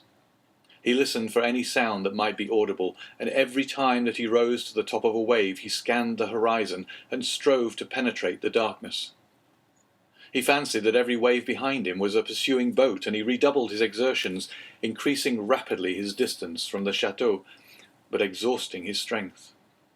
He swam on still, and already the terrible chateau had disappeared in the darkness. He could not see it, but he felt its presence. An hour passed, during which Dante, excited by the feeling of freedom, continued to cleave the waves. "Let us see," said he. "I have swum above an hour, but as the wind is against me, that has retarded my speed. However, if I am not mistaken, I must be close to Tiburon. But what if I were mistaken?" A shudder passed over him. He sought to tread water in order to rest himself, but the sea was too violent, and he felt that he could not make use of this means of recuperation. "Well," said he, "I will swim on until I am worn out, or the cramp seizes me, and then I shall sink." And he struck out with the energy of despair. Suddenly the sky seemed to him to become still darker and more dense, and heavy clouds seemed to sweep down towards him. At the same time, he felt a sharp pain in his knee. He fancied for a moment that he had been shot, and listened for the report, but he heard nothing. Then he put out his hand and encountered an obstacle, and with another stroke knew that he had gained the shore. Before him rose a grotesque mass of rocks that resembled nothing so much as a vast fire petrified at the moment of its most fervent combustion. It was the island of Tiburon. Dante rose, advanced a few steps, and with a fervent prayer of gratitude stretched himself on the granite, which seemed to him softer than down. Then, in spite of the wind and rain, he fell into the deep, sweet sleep of utter exhaustion. At the expiration of an hour, Edmond was awakened by the roar of thunder. The tempest was let loose and beating the atmosphere with its mighty wings. From time to time a flash of lightning stretched across the heavens like a fiery serpent, lighting up the clouds that rolled on its vast, chaotic waves. Dante had not been deceived. He had reached the first of the two islands, which was in fact Tiburon. He knew that it was barren and without shelter, but when the sea became more calm, he resolved to plunge into its waves again and swim to Le Mer, equally arid but larger and consequently better adapted for concealment. An overhanging rock offered him a temporary shelter, and scarcely had he availed himself of it when the tempest burst forth in all its fury. Edmond felt the trembling of the rock beneath which he lay. The waves, dashing themselves against it, wetted him with their spray. He was safely sheltered, and yet he felt dizzy in the midst of the warring of the elements and the dazzling brightness of the lightning. It seemed to him that the island trembled to its base, and that it would, like a vessel at anchor, break moorings and bear him off into the centre of the storm. He then recollected that he had not eaten or drunk for 24 hours.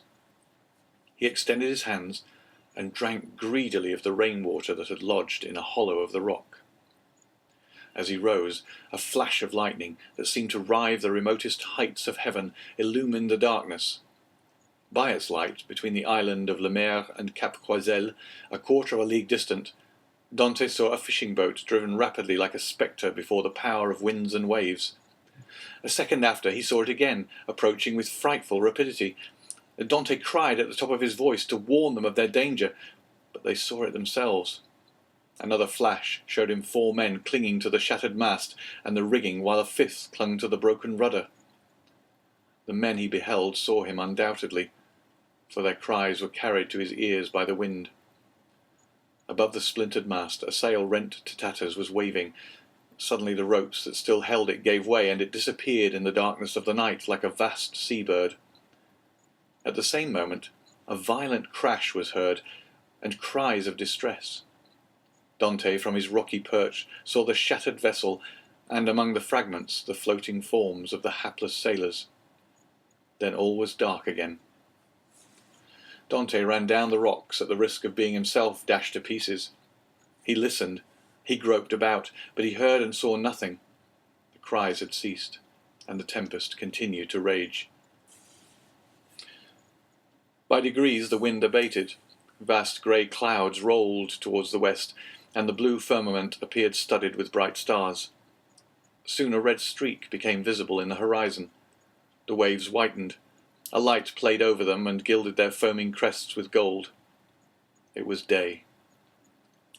Dante stood mute and motionless before this majestic spectacle, as if he now beheld it for the first time. And indeed, since his captivity in the Château d'If, he had forgotten that such scenes were ever to be witnessed. He turned towards the fortress and looked at both sea and land. The gloomy building rose from the bosom of the ocean with imposing majesty, and seemed to dominate the scene. It was about 5 o'clock. The sea continued to get calmer.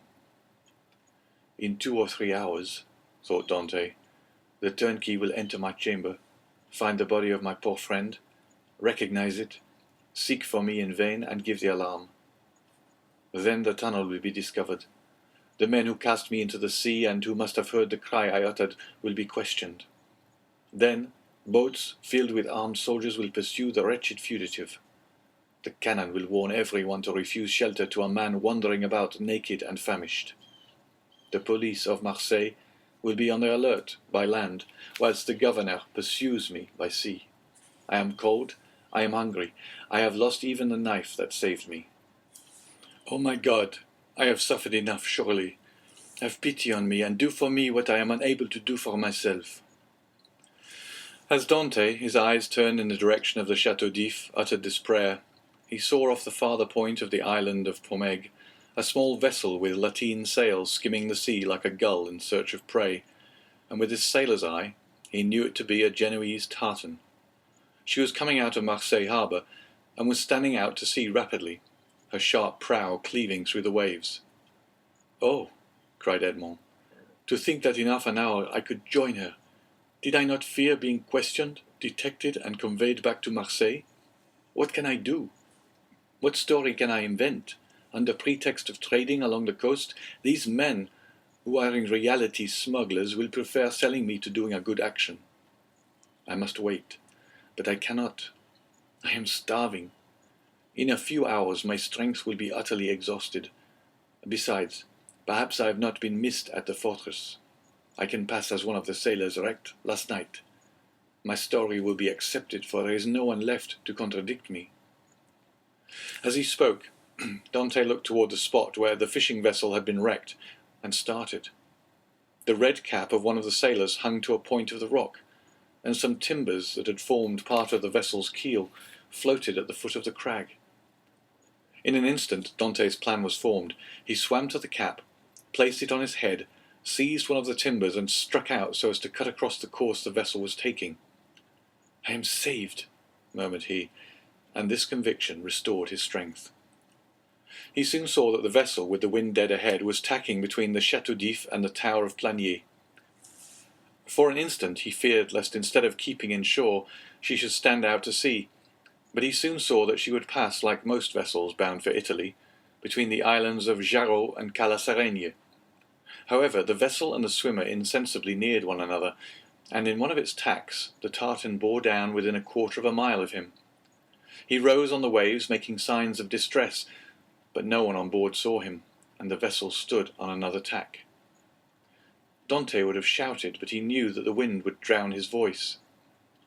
It was then he rejoiced at his precaution in taking the timber, for without it he would have been unable perhaps to reach the vessel, certainly to return to shore should he be unsuccessful in attracting attention. Dante, though, almost sure as to what course the vessel would take, had yet watched it anxiously until it tacked and stood towards him. Then he advanced, but before they could meet, the vessel again changed her course. By a violent effort he rose half out of the water, waving his cap and uttering a loud shout peculiar to sailors. This time he was both seen and heard, and the tartan instantly steered towards him. At the same time he saw they were about to lower the boat. An instant after, the boat rowed by two men advanced rapidly towards him. Dante let go of the timber, which he now thought to be useless, and swam vigorously to meet them. But he had reckoned too much upon his strength, and then he realized how serviceable the timber had been to him. His arms became stiff, his legs lost their flexibility, and he was almost breathless. He shouted again. The two sailors redoubled their efforts, and one of them cried in Italian, "Courage!" The word reached his ear as a wave which he no longer had the strength to surmount passed over his head. He rose again to the surface, struggled with the last desperate effort of a drowning man, uttered a third cry, and felt himself sinking, as if the fatal cannon shot were again tied to his feet. The water passed over his head, and the sky turned grey. A convulsive movement again brought him to the surface. He felt himself seized by the hair. Then he saw and heard nothing. He had fainted. When he opened his eyes, Dante found himself on the deck of the tartan. His first care was to see what course they were taking. They were rapidly leaving the Chateau d'If behind. Dante was so exhausted that the exclamation of joy he uttered was mistaken for a sigh. As we have said, he was lying on the deck. A sailor was rubbing his limbs with a woolen cloth. Another, whom he recognized as the one who had cried out "Courage," held a gourd full of rum to his mouth, while the third, an old sailor, at once the pilot and captain, looked on with that egotistical pity men feel for a misfortune that they have escaped yesterday, and which may overtake them tomorrow. A few drops of the rum restored suspended animation, while the friction of his limbs restored their elasticity. "Who are you?" said the pilot in bad French. "I am," replied Dante in bad Italian, "a Maltese sailor. We were coming from Syracuse, laden with grain. The storm of last night overtook us at the Cape Morgian, and we were wrecked on the rocks." "Where do you come from?" "From these rocks that I had the luck to cling to while our captain and the rest of the crew were all lost. I saw your vessel, and fearful of being left to perish on the desolate island, I swam off on a piece of wreckage to try and intercept your course. You have saved my life, and I thank you," continued Dante. "I was lost when one of your sailors caught hold of my hair." "It was I," said a sailor of a frank and manly appearance, "and it was time, for you were sinking." "Yes," returned Dante, holding out his hand. "I thank you again." "I almost hesitated, though," replied the sailor. "You looked more like a brigand than an honest man, with your beard 6 inches and your hair a foot long." Dante recollected that his hair and beard had not been cut all the time he was at the Chateau d'If. "Yes," said he, "I made a vow to Our Lady of the Grotto not to cut my hair or beard for 10 years if I was saved in a moment of danger. But today the vow expires." "Now, what are we going to do with you?" said the captain. "Alas, anything you please. My captain is dead. I have barely escaped, but I am a good sailor. Leave me at the first port you make. I shall be sure to find employment." "Do you know the Mediterranean?" "I have sailed over it since my childhood." "You know the best harbors?" "There are few ports that I could not enter or leave with a bandage over my eyes."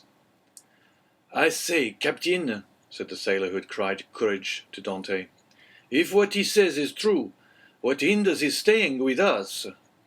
"If he says true," said the captain doubtingly, "but in his present condition, he will promise anything and take his chance of keeping it afterwards."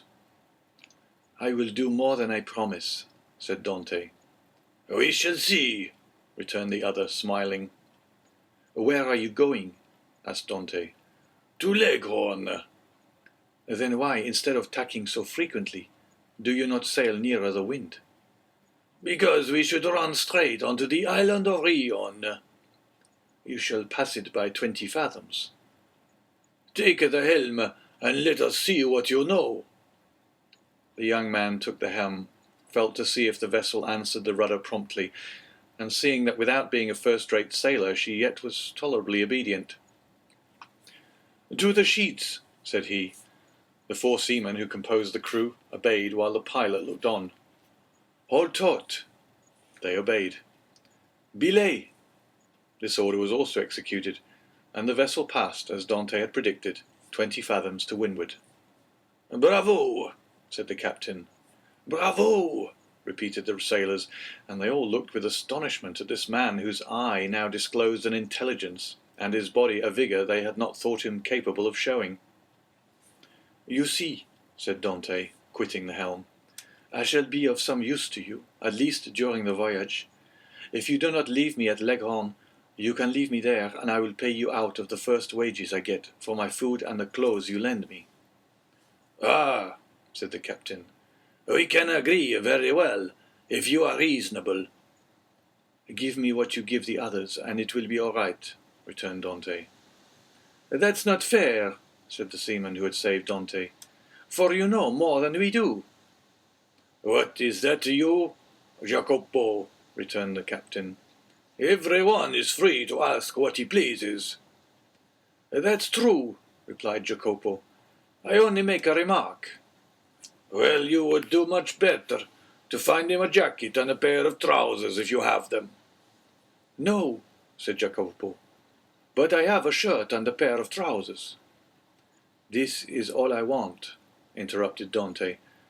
Jacopo dived into the hold and soon returned with what Edmond wanted. "Now then, Do you wish for anything else? Said the patron. A piece of bread and another glass of the capital rum I tasted, for I have not eaten or drunk for a long time. He had not tasted food for 40 hours. A piece of bread was brought, and Jacopo offered him the gourd. Larboard your helm, cried the captain to the steersman. Dante glanced that way as he lifted the gourd to his mouth, then paused with hand in mid-air. Hello, what's the matter at Chateau d'If? Said the captain. A small white cloud which had attracted Dante's attention crowned the summit of the bastion of the Chateau d'If. At the same moment the faint report of a gun was heard. The sailors looked at one another. What is this? Asked the captain. A prisoner has escaped from the Chateau d'If, and they are firing the alarm gun, replied Dante. The captain glanced at him, but he had lifted the rum to his lips and was drinking it with so much composure that suspicions, if the captain had any, died away. At any rate, murmured he, if it be so much the better, for I have made a rare acquisition.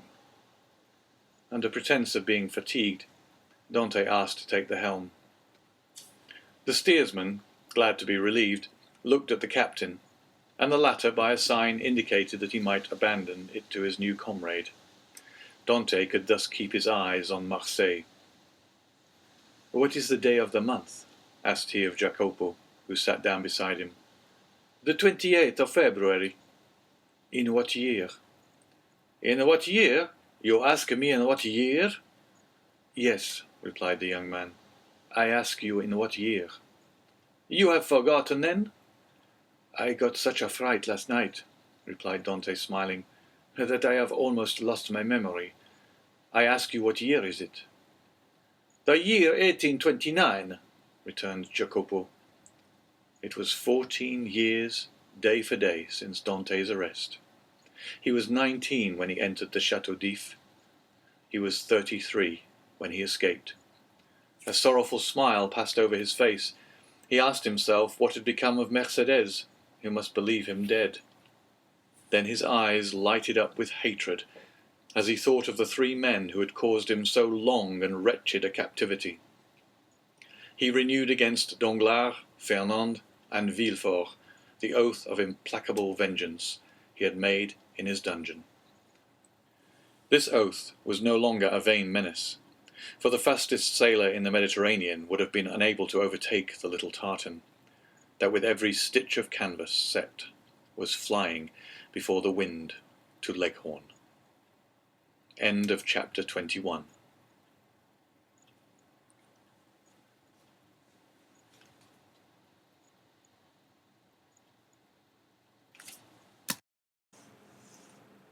Chapter 22.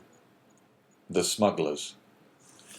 Dante had not been a day on board before he had a very clear idea of the men with whom his lot had been cast. Without having been in the school of the Abbé Faria, the worthy master of the young Amelia, the name of the Genoese tartan, knew a smattering of all the tongues spoken on the shores of that large lake called the Mediterranean, from the Arabic to the Provençal, and this, while it spared him interpreters, persons always troublesome and frequently indiscreet, gave him great facilities of communication, either with the vessels he met at sea, with the small boats sailing along the coast, or with the people without name, country, or occupation, who are always seen on the quays of seaports, and who live by hidden and mysterious means, which we must support to be a direct gift of Providence, as they have no visible means of support. It is fair to assume that Dante was on board a smuggler. At first the captain had received Dante on board with a certain degree of distrust. He was very well known to the customs officers of the coast, and as there was between these worthies and himself a perpetual battle of wits, he had at first thought that Dante might be an emissary of these industrious guardians of rights and duties, who perhaps employed this ingenious means of learning some of the secrets of his trade. But the skilful manner in which Dante had handled the lugger had entirely reassured him, and then, when he saw the light plume of smoke floating above the bastion of the Chateau d'If, and heard the distant report, he was instantly struck with the idea that he had on board his vessel one whose coming and going, like that of kings, was accompanied with salutes of artillery. This made him less uneasy, it must be owned, than if the newcomer had proved to be a customs officer. But this supposition also disappeared like the first, when he beheld the perfect tranquillity of his recruit. Edmond thus had the advantage of knowing what the owner was, without the owner knowing who he was. And however the old sailor and his crew tried to pump him, they extracted nothing more from him. He gave accurate descriptions of Naples and Malta, which he knew as well as Marseille, and held stoutly to his first story. Thus the Genoese, subtle as he was duped by Edmond, in whose favour his mild demeanour, his nautical skill, and his admirable dissimulation pleaded. Moreover, it is possible that the Genoese was one of those shrewd persons who know nothing but what they should know, and believe nothing but what they should believe. In this state of mutual understanding they reached Leghorn. Here Edmond was to undergo another trial. He was to find out whether he could recognize himself, as he had not seen his own face for 14 years. He had preserved a tolerably good remembrance of what the youth had been, and was now to find out what the man had become. His comrades believed that his vow was fulfilled. As he had 20 times touched at Leghorn, he remembered a barber in St. Ferdinand Street. He went there to have his beard and hair cut. The barber gazed in amazement at this man with the long, thick and black hair and beard, which gave his head the appearance of one of Titian's portraits. At this period it is not the fashion to wear so large a beard and hair so long. Now a barber would only be surprised if a man gifted with such advantages should consent voluntarily to deprive himself of them. The Leghorn barber said nothing, and went to work. When the operation was concluded, and Edmond felt that his chin was completely smooth, and his hair reduced to its usual length, he asked for a hand-glass. He was now, as we have said, 33 years of age, and his 14 years' imprisonment had produced a great transformation in his appearance. Dante had entered the Chateau d'If with the round, open, smiling face of a young and happy man, with whom the early paths of life have been smooth, and who anticipates a future corresponding with his past. This was now all changed.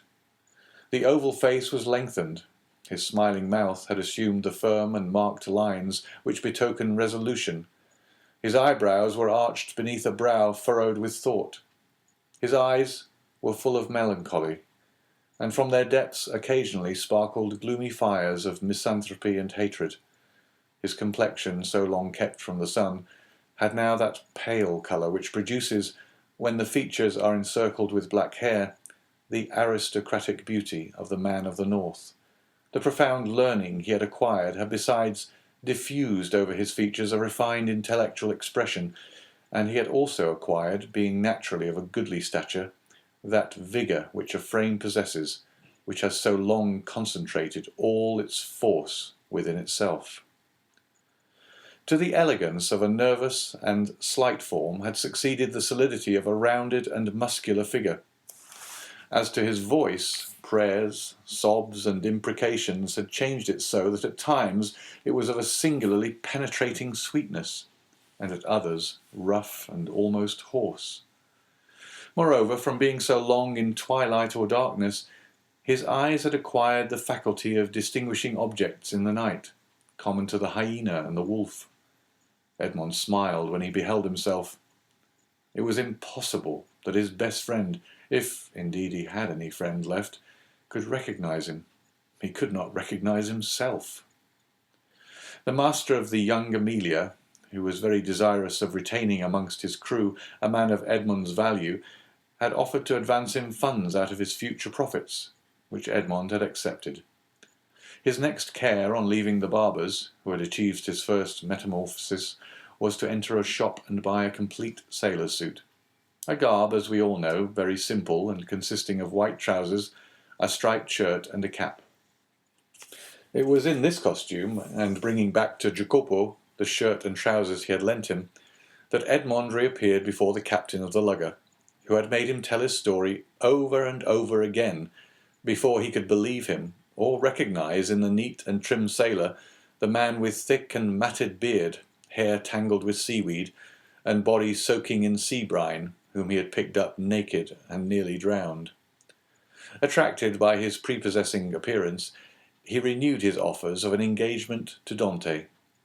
But Dante, who had his own projects, would not agree for a longer time than 3 months. The young Amelia had a very active crew, very obedient to their captain, who lost as little time as possible. He had scarcely been a week at Leghorn before the hold of his vessel was filled with printed muslins, contraband cottons, English powder, and tobacco in which the excise had forgotten to put its mark. The master was to get all this out of Leghorn free of duties, and land it on the shores of Corsica, where certain speculators undertook to forward the cargo to France. They sailed.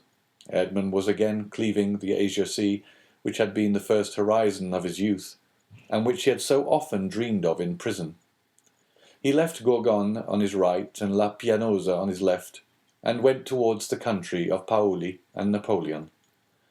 The next morning, going on deck, as he always did at an early hour, the patron found Dante leaning against the bulwarks, gazing with intense earnestness at a pile of granite rocks, which the rising sun tinged with rosy light. It was the island of Monte Cristo. The young Amelia left it 3/4 of a league to the larboard, and kept on for Corsica. Dante thought, as they passed so closely to the island whose name was so interesting to him, that he had only to leap into the sea, and in half an hour be at the promised land.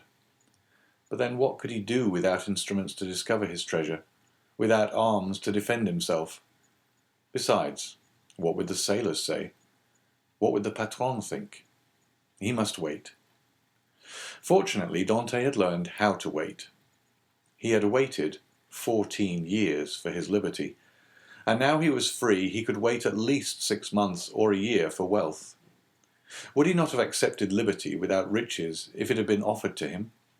Besides, were not these riches chimerical, offspring of the brain of the poor Abbé Faria? They had not died with him. It is true, the letter of the Cardinal Spada was singularly circumstantial, and Dante repeated it to himself from one end to the other, for he had not forgotten a word. Evening came, and Edmond saw the island tinged with the shades of twilight, and then disappear in the darkness from all eyes but his own, for he, with vision accustomed to the gloom of a prison, continued to behold it at last of all, for he remained alone upon the deck. The next morn broke off the coast of Aleria. All day they coasted, and in the evening saw fires lighted on land. The position of these was no doubt a signal for landing, for a ship's lantern was hung up at the masthead instead of the streamer, and they came to within a gunshot of the shore. Dante noticed that the captain of the young Amelia had, as he neared the land, mounted 2 small culverins, which, without making much noise, can throw a 4-ounce ball 1,000 paces or so. But on this occasion the precaution was superfluous, and everything proceeded with the utmost smoothness and politeness. 4 shallops came off with very little noise alongside the lugger, which, no doubt in acknowledgment of the compliment, lowered her own shallop into the sea, and the 5 boats worked so well that by 2 o'clock in the morning all the cargo was out of the young Amelia and on terra firma. The same night, such a man of regularity was the patron of the young Amelia, the profits were divided, and each man had 100 Tuscan livres, or about 80 francs. But the voyage was not ended. They turned the bowsprit towards Sardinia, where they intended to take in a cargo which was to replace what had been discharged. The second operation was as successful as the first. The young Amelia was in luck. This new cargo was destined for the coast of the Duchy of Lucca, and consisted almost entirely of Havana cigars, sherry, and Malaga wines. There had been a bit of a skirmish in getting rid of the duties. The excise was, in truth, the everlasting enemy of the patron of the young Amelia. A customs officer was laid low and 2 sailors wounded. Dante was one of the latter, a ball having touched him in the left shoulder. Dante was almost glad of this affray, and almost pleased at being wounded, for they were rude lessons which taught him with what eye he could view danger, and with what endurance he could bear suffering. He had contemplated danger with a smile, and when wounded had exclaimed with the great philosopher, "Pain, thou art not an evil." He had, moreover, looked upon the customs officer wounded to death, and, whether from heat of blood produced by the encounter, or the chill of human sentiment, this sight had made but slight impression upon him.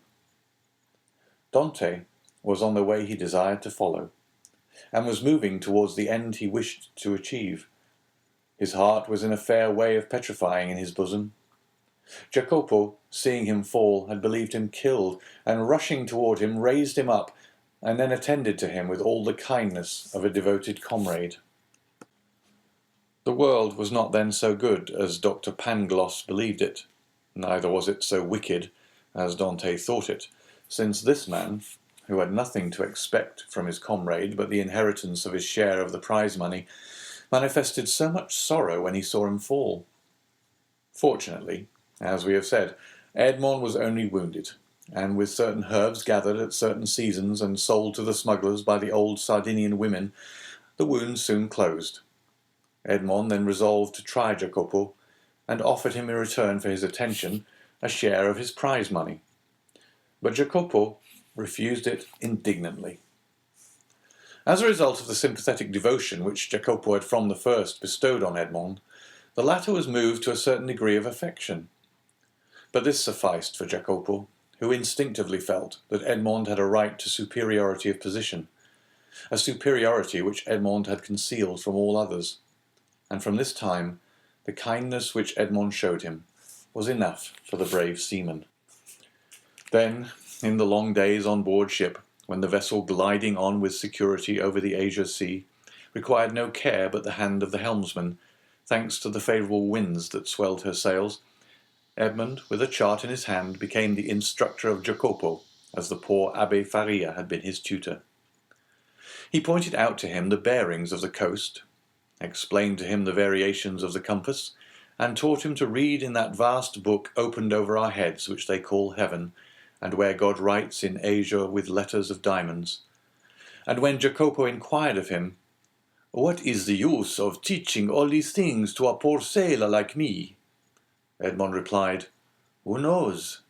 You may one day be the captain of a vessel, your fellow countryman Bonaparte become emperor." We had forgotten to say that Jacopo was a Corsican. 2 months and a half elapsed in these trips, and Edmond had become as skilful a coaster as he had been a hardy seaman. He had formed an acquaintance with all the smugglers on the coast, and learned all the Masonic signs by which these half-pirates recognize each other. He had passed and repassed his island of Monte Cristo 20 times, but not once had he found an opportunity of landing there. He then formed a resolution. As soon as his engagement with the patron of the young Amelia ended, he would hire a small vessel on his own account, for in his several voyages he had amassed 100 piastres, and under some pretext land at the island of Monte Cristo. Then he would be free to make his researches, not perhaps entirely at liberty, for he would be doubtless watched by those who accompanied him, but in this world we must risk something. Prison had made Edmond prudent, and he was desirous of running no risk whatever. But in vain did he rack his imagination. Fertile as it was, he could not devise any plan for reaching the island without companionship. Dante was tossed about on these doubts and wishes when the patron, who had great confidence in him, and was very desirous of retaining him in his service, took him by the arm one evening, and led him to a tavern on the Via dell'Olio, where the leading smugglers of Leghorn used to congregate and discuss affairs connected with their trade. Already Dante had visited this maritime bourse 2 or 3 times, and seeing all these hardy free traders, who supplied the whole coast for nearly 200 leagues in extent, he had asked himself, what power might not that man attain who should give the impulse of his will to all these contrary and diverging minds? This time it was a great matter that was under discussion, connected with a vessel laden with Turkey carpets, stuffs of the Levant and Kashmir. It was necessary to find some neutral ground on which an exchange could be made, and then to try and land these goods on the coast of France. If the venture was successful, the profit would be enormous. There would be a gain of 50 or 60 piastres each for the crew.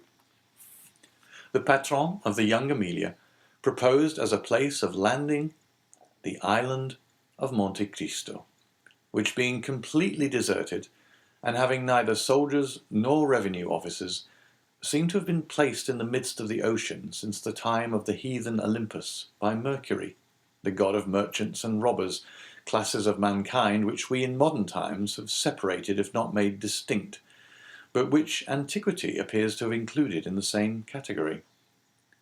At the mention of Monte Cristo, Dante started with joy. He rose to conceal his emotion, and took a turn around the smoky tavern, where all the languages of the known world were jumbled in a lingua franca. When he again joined the two persons who had been discussing the matter, it had been decided that they should touch at Monte Cristo, and set out on the following night. Edmond, being consulted, was of opinion that the island afforded every possible security, and that great enterprises to be well done should be done quickly.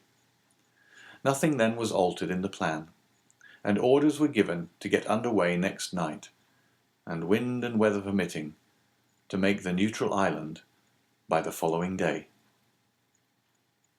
End of chapter 22.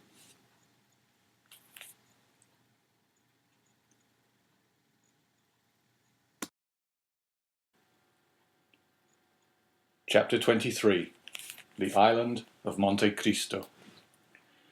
Thus, at length, by one of the unexpected strokes of fortune which sometimes befall those who have for a long time been the victims of an evil destiny, Dante was about to secure the opportunity he wished for, by simple and natural means, and land on the island without incurring any suspicion.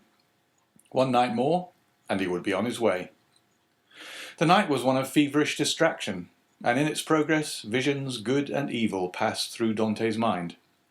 If he closed his eyes, he saw Cardinal Spada's letter written on the wall in characters of flame. If he slept for a moment, the wildest dreams haunted his brain. He ascended into grottos, paved with emeralds, with panels of rubies, and the roof glowing with diamond stalactites. Pearls fell drop by drop, as subterranean waters filter in their caves. Edmond, amazed, wonder-struck, filled his pockets with the radiant gems, and then returned to daylight, when he discovered that his prizes had all changed into common pebbles. He then endeavoured to re-enter the marvellous grottos, but they had suddenly receded, and now the path became a labyrinth, and then the entrance vanished. And in vain did he tax his memory for the magic and mysterious word which opened the splendid caverns of Ali Baba to the Arabian fisherman. All was useless. The treasure disappeared and had again reverted to the genii from whom for a moment he had hoped to carry it off. The day came at length, and was almost as feverish as the night had been, but it brought reason to the aid of imagination, and Dante was then enabled to arrange a plan which had hitherto been vague and unsettled in his brain. Night came, and with it the preparation for departure, and these preparations served to conceal Dante's agitation. He had by degrees assumed such authority over his companions that he was almost like a commander on board, and his orders were always clear, distinct, and easy of execution. His comrades obeyed him with celerity and pleasure. The old patron did not interfere, for he too had recognized the superiority of Dante over the crew and himself. He saw in the young man his natural successor, and regretted that he had not a daughter that he might have bound Edmond to him by a more secure alliance. At 7 o'clock in the evening all was ready, and at 10 minutes past 7 they doubled the lighthouse just as the beacon was kindled. The sea was calm, and with a fresh breeze from the southeast they sailed beneath a bright blue sky, in which God also lighted up in turn his beacon lights, each of which is a world. Dante told them that all hands might turn in, and he would take the helm. When the Maltese, for so they called Dante, had said this, it was sufficient, and all went to their bunks contentedly. This frequently happened.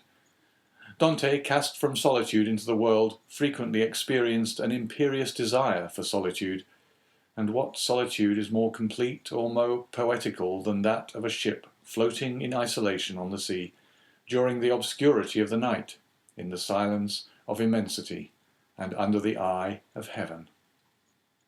Now this solitude was peopled with his thoughts, the night lighted up by his illusions, and the silence animated by his anticipations. When the patron awoke, the vessel was hurrying on with every sail set, and every sail full with the breeze. They were making nearly 10 knots an hour.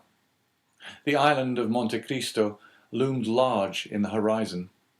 Edmond resigned the lugger to the master's care, and went and lay down in his hammock. But in spite of a sleepless night, he could not close his eyes for a moment. 2 hours afterwards he came on deck as the boat was about to double the island of Elba. They were just abreast of Mareciano, and beyond the flat but verdant island of La Pianosa. The peak of Monte Cristo, reddened by the burning sun, was seen against the azure sky. Dante ordered the helmsman to put down his helm, in order to leave La Pianosa to starboard, as he knew that he should shorten his course by 2 or 3 knots. About 5 o'clock in the evening, the island was distinct, and everything on it was plainly perceptible, owing to that clearness of the atmosphere peculiar to the light, which the rays of the sun cast at its setting. Edmond gazed very earnestly at the mass of rocks which gave out all the variety of twilight colours, from the brightest pink to the deepest blue. And from time to time his cheeks flushed, his brow darkened, and a mist passed over his eyes.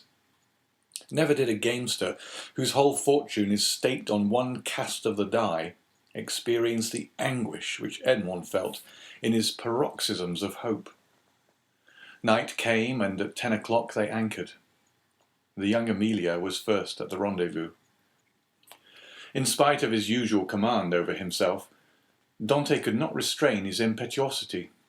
He was the first to jump on shore, and had he dared, he would, like Lucius Brutus, have kissed his mother earth. It was dark, but at 11 o'clock the moon rose in the midst of the ocean, whose every wave she silvered, and then, ascending high, played in floods of pale light on the rocky hills of this second Pelion. The island was familiar to the crew of the young Amelia. It was one of her regular haunts. As to Dante, he had passed it on his voyage to and from the Levant, but never touched at it. He questioned Jacopo. "Where shall we pass the night?" he inquired. "Why, on board of the tartan," replied the sailor. "Should we not do better in the grotto?" "What grottos?" "Why, the grotto, cave of the island." "I do not know of any grottos," replied Jacopo. The cold sweat sprang forth on Dante's brow. "What? Are there no grotto at Monte Cristo?" he asked. "None." For a moment Dante was speechless. Then he remembered that these caves might have been filled up by some accident, or even stopped up, for the sake of greater security, by Cardinal Spada. The point was, then, to discover the hidden entrance. It was useless to search at night, and Dante therefore delayed all investigation until the morning. Besides, a signal made half a league out at sea, and to which the young Amelia replied by a similar signal, indicated that the moment for business had come. The boat that now arrived, assured by the answering signal that all was well, soon came in sight, white and silent as a phantom, and cast anchor within a cable's length of shore. Then the landing began. Dante reflected, as he worked, on the shout of joy which, with a single word, he could evoke from all these men, if he gave utterance to the one unchanging thought that pervaded his heart. But far from disclosing this precious secret, he almost feared that he had already said too much, and by his restlessness and continual questions, his minute observations and evident preoccupation, aroused suspicions. Fortunately, as regarded this circumstance at least, His painful past gave to his countenance an indelible sadness, and the glimmerings of gaiety seen beneath this cloud were indeed but transitory.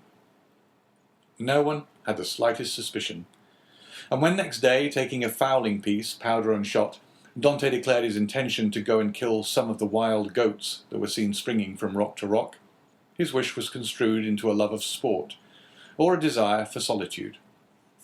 However, Jacopo insisted on following him, and Dante did not oppose this, fearing if he did so that he might incur distrust. Scarcely, however, had they gone a quarter of a league when, having killed a kid, he begged Jacopo to take it to his comrades and request them to cook it, and when ready to let him know by firing a gun. This and some dried fruits and a flask of Monte Pulciano was the bill of fare. Dante went on, looking from time to time behind and around him. Having reached the summit of a rock, he saw 1,000 feet beneath him his companions, whom Jacopo had rejoined, and who were all busy preparing the repast which Edmond's skill as a marksman had augmented with a capital dish. Edmond looked at them for a moment with the sad and gentle smile of a man superior to his fellows.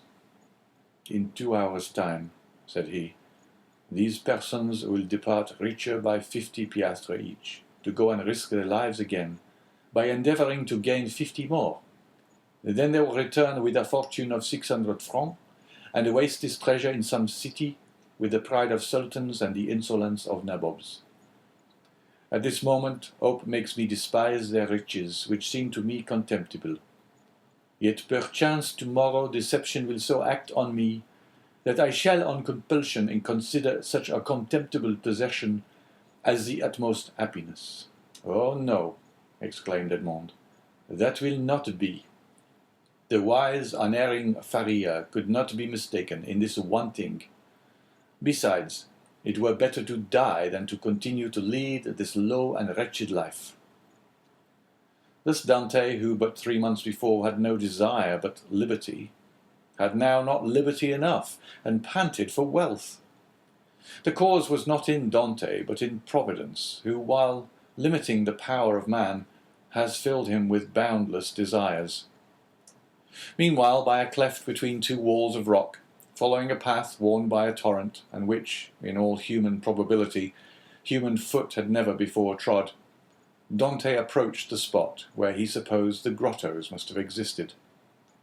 Keeping along the shore, and examining the smallest object with serious attention, he thought he could trace on certain rocks marks made by the hand of man. Time, which encrusts all physical substances with its mossy mantle, as it invests all things of the mind with forgetfulness, seemed to have respected these signs, which apparently had been made with some degree of regularity, and probably with a definite purpose. Occasionally the marks were hidden under tufts of myrtle, which spread into large bushes laden with blossoms, or beneath parasitical lichen. So Edmund had to separate the branches or brush away the moss to know where the guide marks were. The sight of marks renewed Edmond's fondest hopes. Might it not have been the cardinal himself who had first traced them, in order that they might serve as a guide for his nephew in the event of a catastrophe, which he could not foresee would have been so complete? This solitary place was precisely suited to the requirements of a man desirous of burying treasure. Only, might not these betraying marks have attracted other eyes than those for whom they were made? And had the dark and wondrous island indeed faithfully guarded its precious secret? It seemed, however, to Edmond, who was hidden from his comrades by the inequalities of the ground, that at 60 paces from the harbour the marks ceased. Nor did they terminate at any grotto. A large round rock, placed solidly on its base, was the only spot to which they seemed to lead. Edmond concluded that perhaps instead of having reached the end of the route, he had only explored its beginning, and he therefore turned round and retraced his steps. Meanwhile his comrades had prepared the repast, had got some water from a spring, spread out the fruit and bread, and cooked the kid. Just at the moment when they were taking the dainty animal from the spit, they saw Edmond springing with the boldness of a chamois from rock to rock, and they fired the signal agreed upon. The sportsman instantly changed his direction and ran quickly towards them. But even while they watched his daring progress, Edmund's foot slipped, and they saw him stagger on the edge of a rock and disappear. They all rushed towards him, for all loved Edmond in spite of his superiority. Yet Jacopo reached him first. He found Edmond lying prone, bleeding and almost senseless. He had rolled down a declivity of 12 or 15 feet. They poured a little rum down his throat, and his remedy, which had before been so beneficial to him, produced the same effect as formerly. Edmond opened his eyes, complained of great pain in his knee, a feeling of heaviness in his head, and severe pains in his loins. They wished to carry him to the shore, but when they touched him, although under Jacopo's directions, he declared with heavy groans that he could not bear to be moved. It may be supposed that Dante did not now think of his dinner, but he insisted that his comrades, who had not his reasons for fasting, should have their meal. As for himself, he declared that he had only need of a little rest, and that when they returned he should be easier. The sailors did not require much urging. They were hungry, and the smell of the roasted kid was very savoury, and your tars are not very ceremonious. An hour afterwards they returned. All that Edmond had been able to do was to drag himself about a dozen paces forward to lean against a moss-grown rock. But instead of growing easier, Dante's pains appeared to increase in violence. The old patron, who was obliged to sail in the morning in order to land his cargo on the frontiers of Piedmont and France, between Nice and Fréjus, urged Dante to try and rise. Edmond made great exertions in order to comply, but at each effort he fell back, moaning and turning pale. "He has broken his ribs," said the commander in a low voice. "No matter, he is an excellent fellow, and we must not leave him. We will try and carry him on board the tartan." Dante declared, however, that he would rather die where he was than undergo the agony which the slightest movement cost him. "Well," said the patron, "let what may happen, it shall never be said that we deserted a good comrade like you. We will not go till evening." This very much astonished the sailors, although not one opposed it. The patron was so strict that this was the first time they had ever seen him give up an enterprise, or even delay in its execution. Dante would not allow that any such infraction of regular and proper rules should be made in his favour. "Non, non," he said to the patron. "I was awkward, and it is just that I pay the penalty of my clumsiness. Leave me a small supply of biscuit, a gun, powder, and balls to kill the kids or defend myself at need, and a pickaxe, that I may build a shelter if you delay in coming back for me." "But you'll die of hunger," said the patron. "I would rather do so," was Edmond's reply, "than suffer the inexpressible agonies which the slightest movement causes me." The patron turned towards his vessel, which was rolling on the swell in the little harbour, and with sails partly set, would be ready for sea when her toilet should be completed. "What are we to do, Maltese?" asked the captain. "We cannot leave you here so, and yet we cannot stay." "Go, go," exclaimed Dante. "We shall be absent at least a week," said the patron. "And then we must run out of our course to come here and take you up again." "Why," said Dante, "if in 2 or 3 days you hail any fishing boat, desire them to come here to me. I will pay 25 piastres for my passage back to Leghorn. If you do not come across one, return for me." The patron shook his head. "Listen, Captain Baldi! There's one way of settling this," said Jacopo. "Do you go, and I will stay and take care of the wounded man." "And give up your share of the venture?" said Edmond. "To remain with me?" "Yes," said Jacopo, "and without any hesitation." "You are a good fellow, and a kind-hearted messmate," replied Edmond, "and heaven will recompense you for your generous intentions. But I do not wish anyone to stay with me. A day or 2 of rest will set me up, and I hope I shall find among the rocks certain herbs most excellent for bruises." A peculiar smile passed over Dante's lips. He squeezed Jacopo's hand warmly, but nothing could shake his determination to remain alone. The smugglers left with Edmond what he had requested and set sail, but not without turning about several times and each time making signs of a cordial farewell, to which Edmond replied with his hand only, as if he could not move the rest of his body. Then, when they had disappeared, he said with a smile, "It is strange that it should be among such men that we find proofs of friendship and devotion." Then he dragged himself cautiously to the top of a rock, from which he had full view of the sea.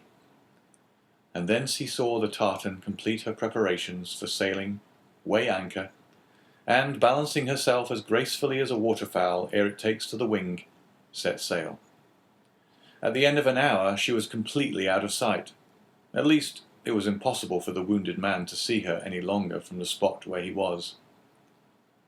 Then Dante rose more agile and light than the kid among the myrtles and shrubs of those wild rocks, took his gun in one hand, his pickaxe in the other, and hastened toward the rock on which the marks he had noted terminated. "And now," he exclaimed, remembering the tale of the Arabian fisherman which Faria had related to him, "now, open sesame." End of chapter 23.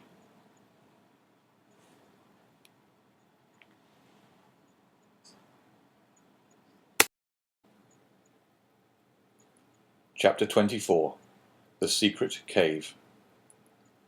The sun had nearly reached the meridian, and his scorching rays fell full on the rocks, which seemed themselves sensible of the heat. Thousands of grasshoppers, hidden in the bushes, chirped with a monotonous and dull note. The leaves of the myrtle and olive trees waved and rustled in the wind.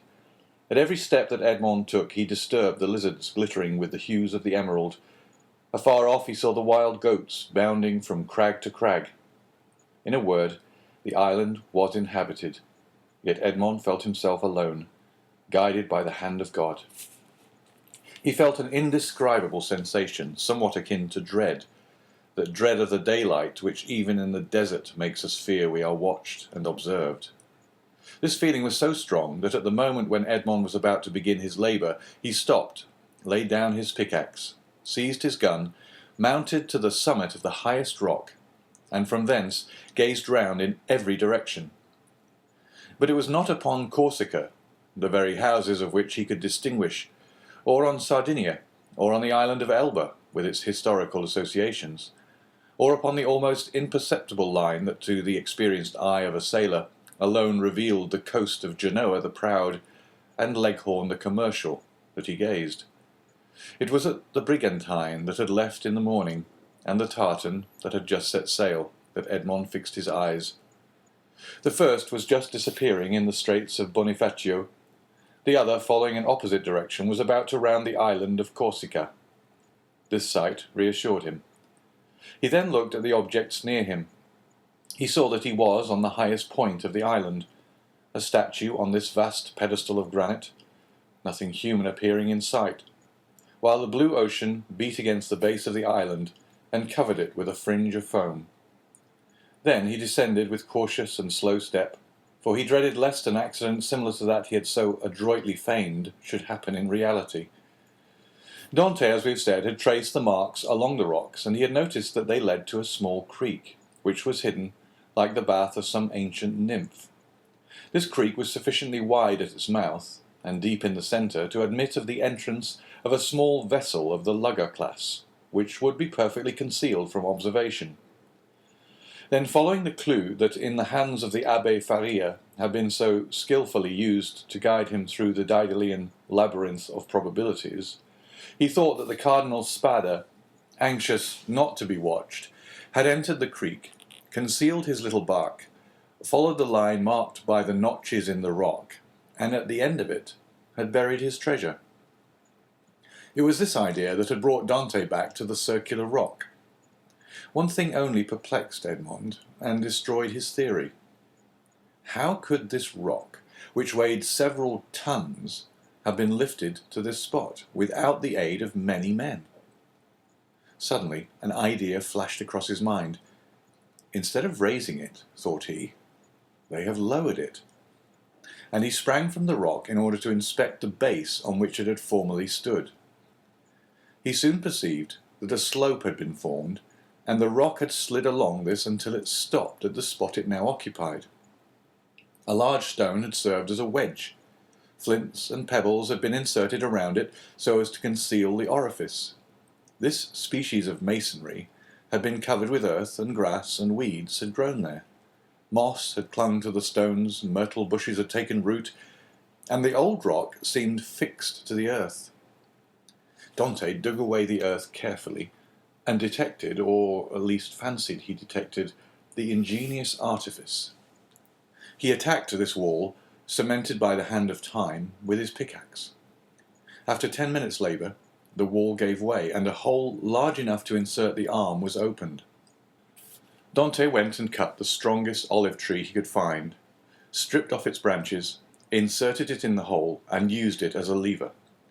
But the rock was too heavy, and too firmly wedged to be moved by any one man. Were he Hercules himself, Dante saw that he must attack the wedge. But how? He cast his eyes around and saw the horn full of powder which his friend Jacopo had left him. He smiled. The infernal invention would serve him for this purpose. With the aid of his pickaxe, Dante, after the manner of a labour-saving pioneer, dug a mine between the upper rock and the one that supported it, filled it with powder, then made a match by rolling his handkerchief in saltpetre. He lighted it and retired.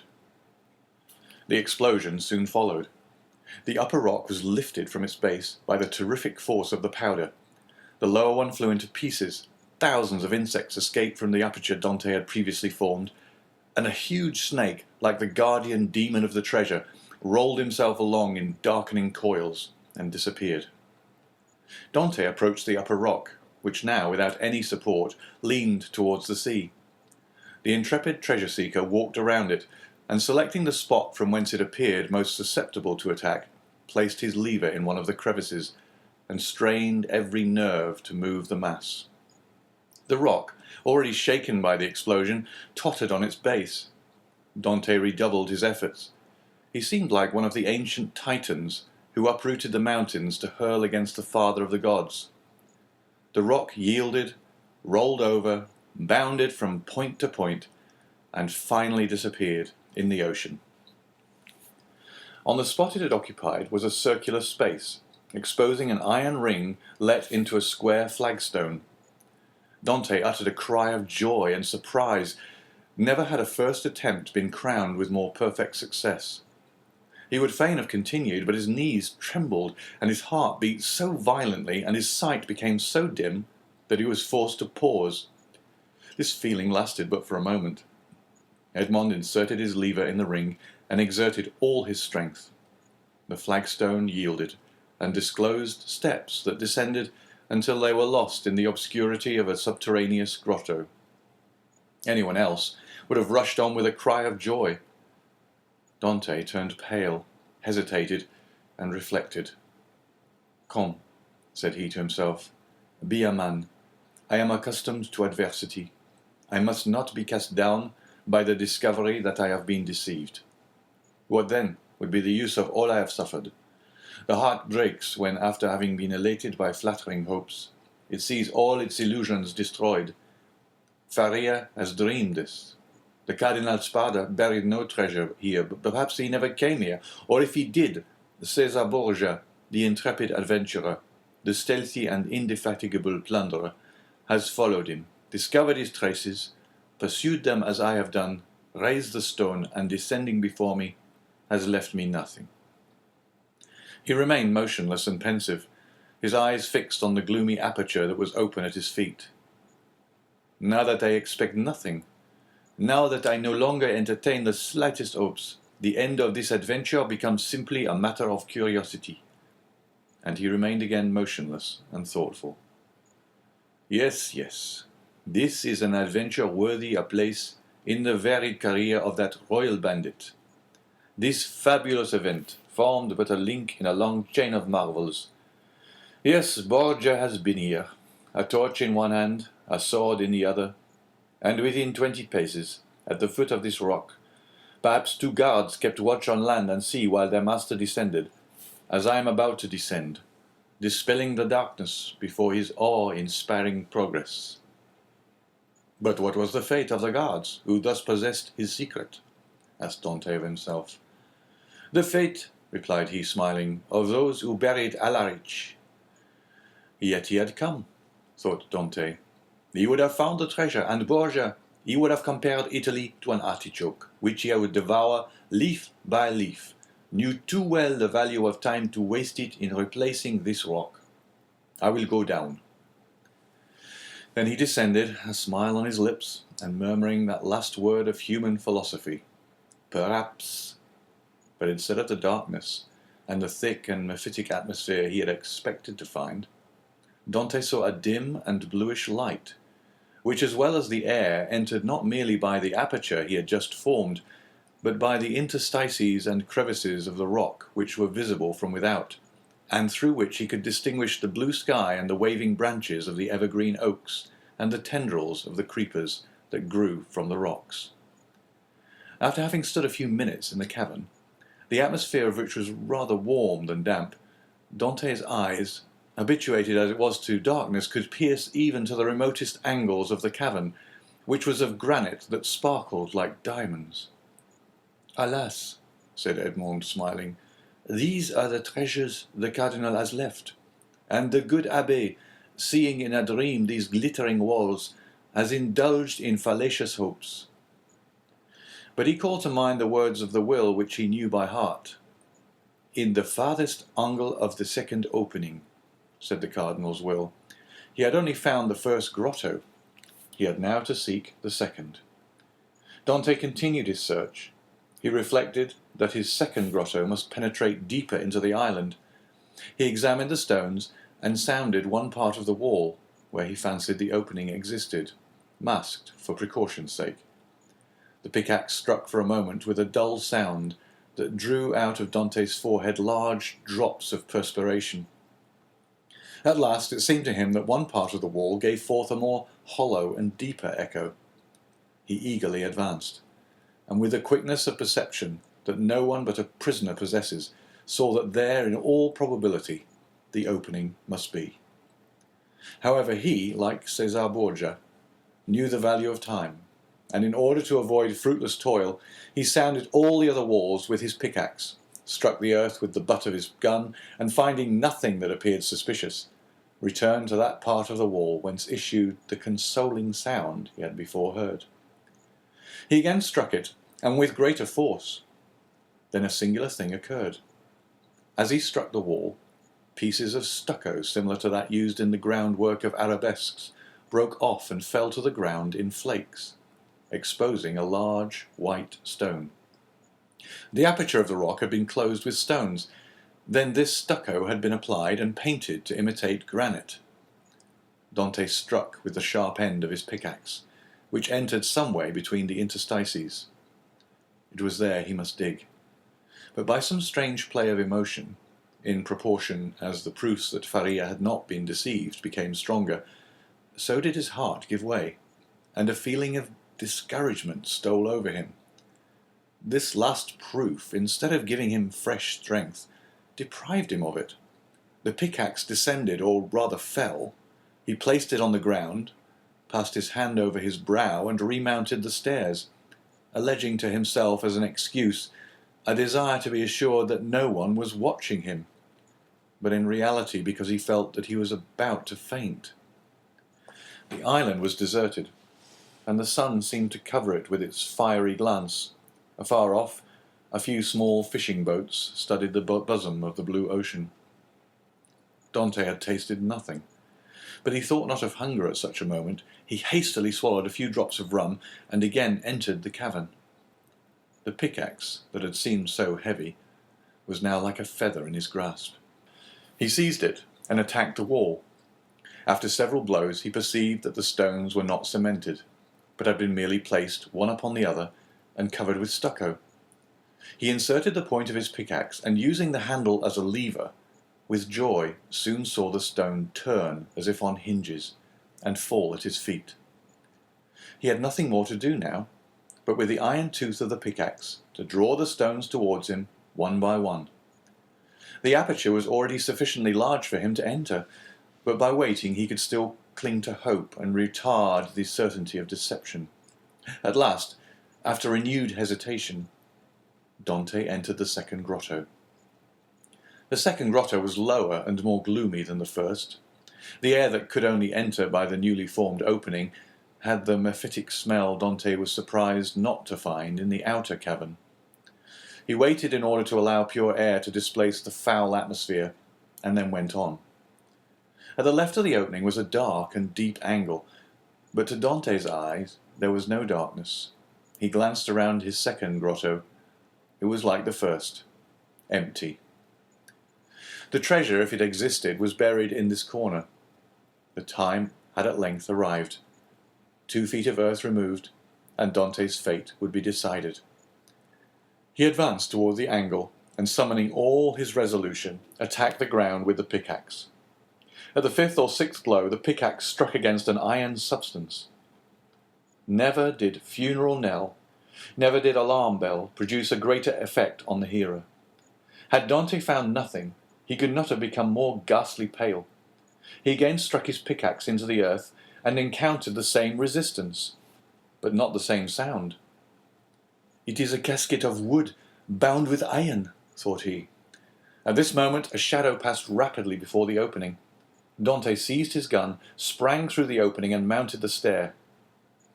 A wild goat had passed before the mouth of the cave and was feeding at a little distance. This would have been a favourable occasion to secure his dinner, but Dante feared lest the report of his gun should attract attention. He thought a moment, cut a branch of a resinous tree, lighted it at the fire at which the smugglers had prepared their breakfast, and descended with this torch. He wished to see everything. He approached the hole he had dug, and now, with the aid of the torch, saw that his pickaxe had in reality struck against iron and wood. He planted his torch in the ground and resumed his labour. In an instant, a space 3 feet long by 2 feet broad was cleared, and Dante could see an oaken coffer, bound with cut steel. In the middle of the lid he saw engraved on a silver plate, which was still untarnished, the arms of the Spada family, viz., a sword, pale, on an oval shield like all the Italian armorial bearings, and surmounted by a cardinal's hat. Dante easily recognized them. Faria had so often drawn them for him. There was no longer any doubt. The treasure was there. No one would have been at such pains to conceal an empty casket. In an instant he had cleared every obstacle away, and he saw successively the lock placed between 2 padlocks, and the 2 handles at each end, all carved as things were carved at that epoch, when art rendered the commonest metals precious. Dante seized the handles and strove to lift the coffer. It was impossible. He sought to open it. Lock and padlock were fastened. These faithful guardians seemed unwilling to surrender their trust. Dante inserted the sharp end of the pickaxe between the coffer and the lid, and pressing with all his force on the handle, burst open the fastenings. The hinges yielded in their turn and fell, still holding in their grasp fragments of the wood, and the chest was open. Edmond was seized with vertigo. He cocked his gun and laid it beside him. He then closed his eyes as children do in order that they may see in the resplendent night of their own imagination more stars than are visible in the firmament. Then he reopened them and stood motionless with amazement. 3 compartments divided the coffer. In the first blazed piles of golden coin. In the second were ranged bars of unpolished gold, which possessed nothing attractive save their value. In the third, Edmond grasped handfuls of diamonds, pearls, and rubies, which as they fell on one another sounded like hail against the glass. After having touched, felt, examined these treasures, Edmond rushed through the caverns like a man seized with frenzy. He leapt on a rock from whence he could behold the sea. He was alone with these countless, these unheard-of treasures. Was he awake, or was it but a dream? He would have fain have gazed upon his gold, and yet he had not strength enough. For an instant he leaned his head in his hands as if to prevent his senses from leaving him, and then rushed madly about the rocks of Monte Cristo, terrifying the wild goats and scaring the seafowls with his wild cries and gestures. Then he returned, and still unable to believe the evidence of his senses, rushed into the grotto, and found himself before this mine of gold and jewels. This time he fell on his knees, and clasping his hands convulsively, uttered a prayer intelligible to God alone. He soon became calmer and more happy, for only now did he begin to realize his felicity. He then set himself to work to count his fortune. There were 1,000 ingots of gold, each weighing from 2 to 3 pounds. Then he piled up 25,000 crowns, each worth about 80 francs of our money, and bearing the effigies of Alexander VI and his predecessors. And he saw that the complement was not half empty. And he measured 10 double handfuls of pearls, diamonds, and other gems, many of which, mounted by the most famous workmen, were valuable beyond their intrinsic worth. Dante saw the light gradually disappear, and fearing to be surprised in the cavern, left it, his gun in his hand. A piece of biscuit and a small quantity of rum formed his supper, and he snatched a few hours' sleep, lying over the mouth of the cave. It was a night of joy and terror, such as this man of stupendous emotions had already experienced, twice or thrice, in his lifetime. End of chapter 24.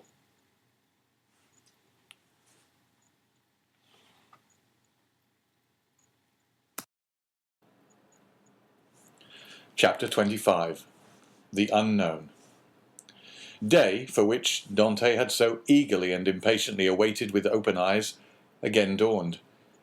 With the first light, Dante resumed his search. Again he climbed the rocky height he had ascended the previous evening, and strained his view to catch every peculiarity of the landscape. But it wore the same wild, barren aspect when seen by the rays of the morning sun, which it had done when surveyed by the fading glimmer of eve. Descending into the grotto, he lifted the stone, filled his pockets with gems, put the box together as well and securely as he could, sprinkled fresh sand over the spot from which it had been taken, and then carefully trod down the earth to give it everywhere a uniform appearance. Then, quitting the grotto, he replaced the stone, heaping on it broken masses of rocks and rough fragments of crumbling granite, filling the interstices with earth, into which he deftly inserted rapidly growing plants, such as the wild myrtle and flowering thorn. Then, carefully watering these new plantations, he scrupulously effaced every trace of footsteps, leaving the approach to the cavern as savage-looking and untrodden as he had found it. This done, he impatiently awaited the return of his companions.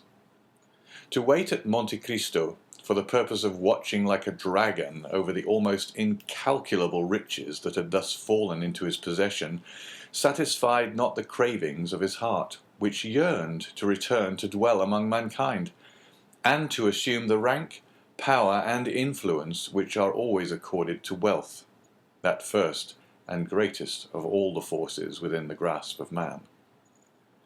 On the 6th day, the smugglers returned. From a distance Dante recognized the rig and handling of the young Amelia, and dragging himself with affected difficulty towards the landing place, he met his companions, with an assurance that, although considerably better than when they quitted him, he still suffered acutely from his late accident. He then inquired how they had fared in their trip. To this question the smugglers replied that, although successful in landing their cargo in safety, they had scarcely done so when they received intelligence that a guard ship had just quitted the port of Toulon, and was crowding all sail towards them. This obliged them to make all speed they could to evade the enemy, when they could but lament the absence of Dante, whose superior skill in the management of a vessel would have availed them so materially. In fact, the pursuing vessel had almost overtaken them when fortunately night came on, and enabled them to double the Cape of Corsica, and so elude all further pursuit. Upon the whole, however, the trip had been sufficiently successful to satisfy all concerned, while the crew, and particularly Jacopo, expressed great regrets that Dante had not been an equal sharer with themselves in the profits, which amounted to no less than a sum than 50 piastre each. Edmund preserved the most admirable self-command, not suffering the faintest indication of a smile to escape him at the enumeration of all the benefits he would have reaped had he been able to quit the island. But as the young Amelia had merely come to Monte Cristo to fetch him away, he embarked that same evening and proceeded with the captain to Leghorn. Arrived at Leghorn, he repaired to the house of a Jew, a dealer in precious stones, to whom he disposed of 4 of his smallest diamonds for 5,000 francs each. Dante half feared that such valuable jewels in the hands of a poor sailor like himself might excite suspicion, but the cunning purchaser asked no troublesome questions concerning a bargain by which he gained a round profit of at least 80%. The following day, Dante presented Jacopo with an entirely new vessel, accompanying the gift by a donation of 100 piastre, that he might provide himself with a suitable crew and other requisites for his outfit, upon condition that he would go at once to Marseille for the purpose of inquiring after an old man named Louis Dante, residing in the Allée de Meillan, and also a young woman called Mercedes, an inhabitant of the Catalan village. Jacopo could scarcely believe his senses at receiving this magnificent present, which Dante hastened to account for by saying that he had merely been a sailor from whim and a desire to spite his family, who did not allow him as much money as he liked to spend, but that on his arrival at Leghorn he had come into possession of a large fortune, left him by an uncle, whose sole heir he was. The superior education of Dante gave an air of such extreme probability to this statement, that it never once occurred to Jacopo to doubt its accuracy. The term, for which Edmond had engaged to serve on board the young Amelia having expired, Dante took leave of the captain, who at first tried all his powers of persuasion to induce him to remain as one of the crew. But having been told the history of the legacy, he ceased to importune him further. The following morning, Jacopo set sail for Marseille, with directions from Dante to join him at the island of Monte Cristo. Having seen Jacopo fairly out of the harbour, Dante proceeded to make his final adieu on board the young Amelia, distributing so liberal a gratuity among her crew as to secure for him the good wishes of all, and expressions of cordial interest in all that concerned him. To the captain he promised to write when he had made up his mind as to his future plans. Then Dante departed for Genoa. At the moment of his arrival a small yacht was under trial in the bay. This yacht had been built by order of an Englishman, who, having heard that the Genoese excelled all other builders along the shores of the Mediterranean in construction of fast-sailing vessels, was desirous of possessing a specimen of their skill. The price agreed upon between the Englishman and the Genoese builder was 40,000 francs.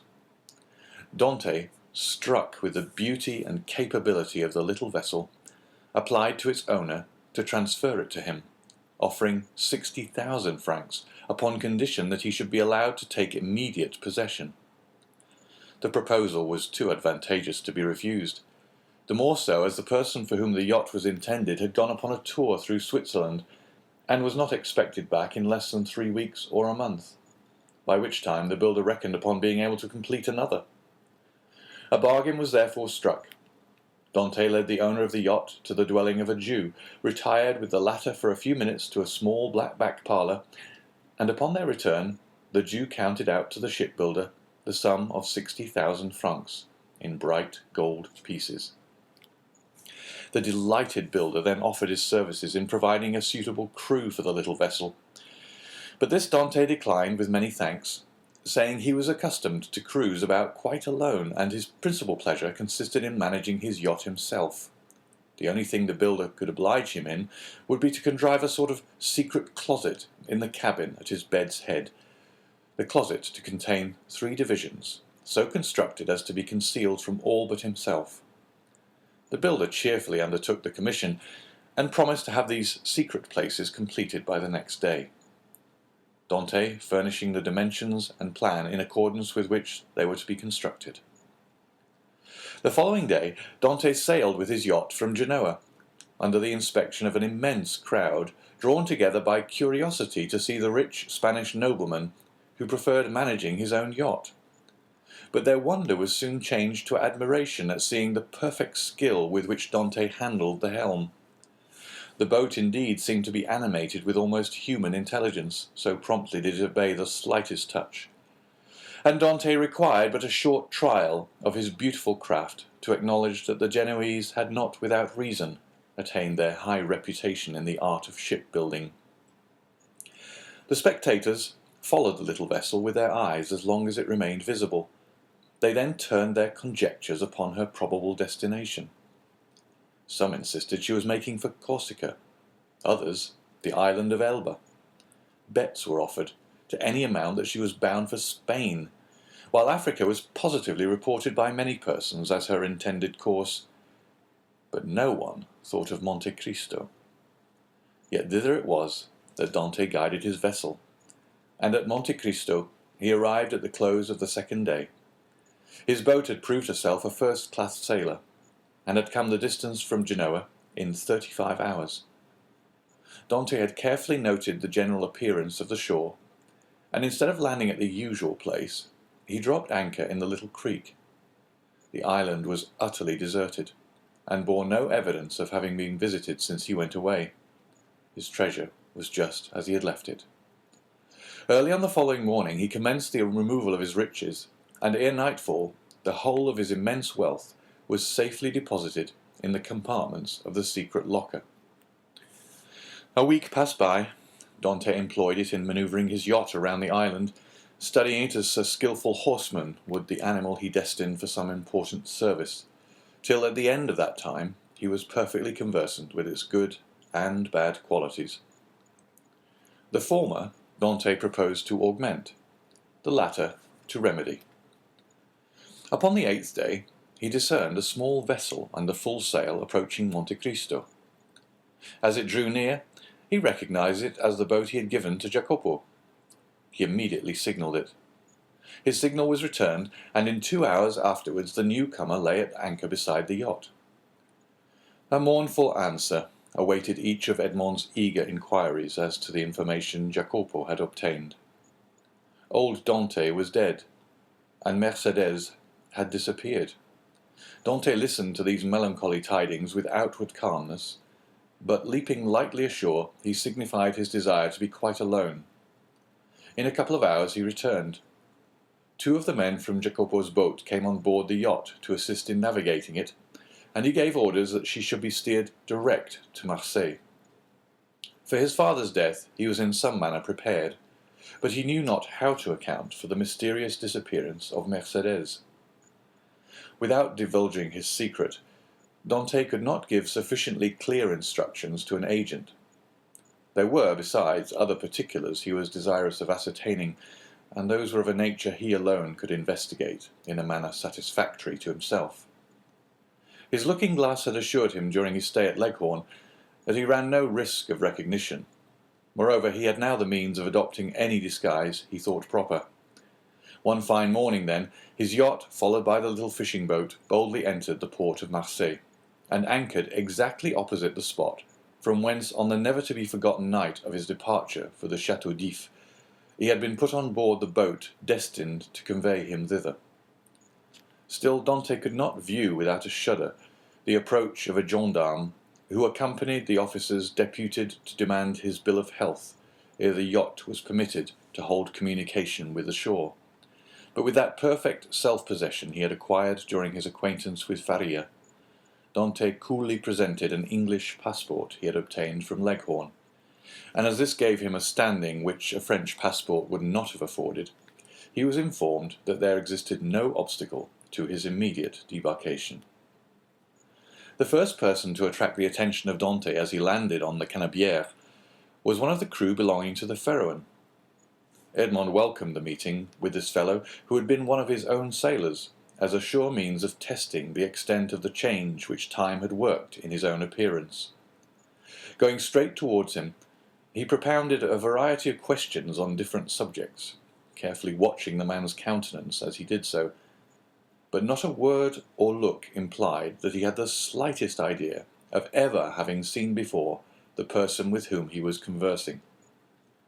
Giving the sailor a piece of money in return for his civility, Dante proceeded onwards. But ere he had gone many steps, he heard the man loudly calling him to stop. Dante instantly turned to meet him. "I beg your pardon, sir," said the honest fellow in almost breathless haste, "but I believe you made a mistake. You intended to give me a 2 franc piece, and see, you gave me a double Napoleon." "Thank you, my good friend. I see that I have made a trifling mistake, as you say. But by way of rewarding your honesty, I give you another double Napoleon, that you may drink to my health, and be able to ask your messmates to join you." So extreme was the surprise of the sailor that he was unable even to thank Edmond, whose receding figure he continued to gaze after in speechless astonishment. "Some nabob from India," was his comment. Dante meanwhile went on his way. Each step he trod oppressed his heart with fresh emotion. His first and most indelible recollections were there. Not a tree, not a street that he passed but seemed filled with dear and cherished memories, and thus he proceeded onwards till he arrived at the end of the Rue de Nouailles, from whence a full view of the Allée de Meillan was obtained. At this spot, so pregnant with fond and filial remembrances, his heart beat almost to bursting. His knees tottered under him, a mist floated over his sight, and had he not clung for support to one of the trees, he would inevitably have fallen to the ground and been crushed beneath the many vehicles continually passing there. Recovering himself, however, he wiped the perspiration from his brows, and stopped not again till he found himself at the door of the house in which his father had lived. The nasturtiums and other plants which his father had delighted to train before his window had all disappeared from the upper part of the house. Leaning against a tree, he gazed thoughtfully for a time at the upper stories of the shabby little house. Then he advanced to the door, and asked whether there were any rooms to be let. Though answered in the negative, he begged so earnestly to be permitted to visit those on the 5th floor, that, in despite of the oft-repeated assurance of the concierge that they were occupied, Dante succeeded in inducing the man to go up to the tenants, and ask permission for a gentleman to be allowed to look at them. The tenants of the humble lodging were a young couple who had been scarcely married a week, and seeing them, Dante sighed heavily. Nothing in the 2 small chambers forming the apartments remained as it had been in the time of the elder Dante. The very paper was different, while the articles of antiquated furniture with which the rooms had been filled in Edmond's time had all disappeared. The 4 walls alone remained as he had left them. The bed belonging to the present occupants was placed as the former owner of the chamber had been accustomed to have his, and in despite of his efforts to prevent it, the eyes of Edmond were suffused in tears, as he reflected that on that spot the old man had breathed his last, vainly calling for his son. The young couple gazed with astonishment at the sight of their visitor's emotion, and wondered to see the large tears silently chasing each other down his otherwise stern and immovable features. But they felt the sacredness of his grief, and kindly refrained from questioning him as to its cause, while with instinctive delicacy they left him to indulge his sorrow alone. When he withdrew from the scene of his painful recollections, they both accompanied him downstairs, reiterating their hope that he would come again whenever he pleased, and assuring him that their poor dwelling would ever be open to him. As Edmond passed the door on the 4th floor, he paused to inquire whether Caderousse, the tailor, still dwelt there, but he received for reply that the person in question had got into difficulties, and at the present time kept a small inn on the route from Bellegarde to Beaucaire. Having obtained the address of the person to whom the house in the Allée de Meillan belonged, Dante next proceeded thither, and under the name of the Lord Wilmore, the name and title inscribed on his passport, purchased the small dwelling for the sum of 25,000 francs, at least 10,000 more than it was worth. But had its owner asked 500,000, it would unhesitatingly have been given. The very same day the occupants of the apartments on the 5th floor of the house, now became the property of Dante, were duly informed by the notary, who had arranged the necessary transfer of deeds, etc., that the new landlord gave them their choice of any of the rooms in the house, without the least augmentation of rent, upon condition of their giving instant possession of the 2 small chambers they at present inhabited. This strange event aroused great wonder and curiosity in the neighbourhood of the Allée de Meillan, and a multitude of theories were afloat, none of which was anywhere near the truth. But what raised public astonishment to a climax, and set all conjecture at defiance, was the knowledge that the same stranger who had in the morning visited the Allée de Meillan had been seen in the evening walking in the little village of the Catalans, and afterwards observed to enter a poor fisherman's hut, and to pass more than an hour in inquiring after persons who had either been dead or gone away for more than 15 or 16 years. But on the following day the family from whom all these particulars had been asked received a handsome present, consisting of an entirely new fishing boat, with 2 seine and a tender.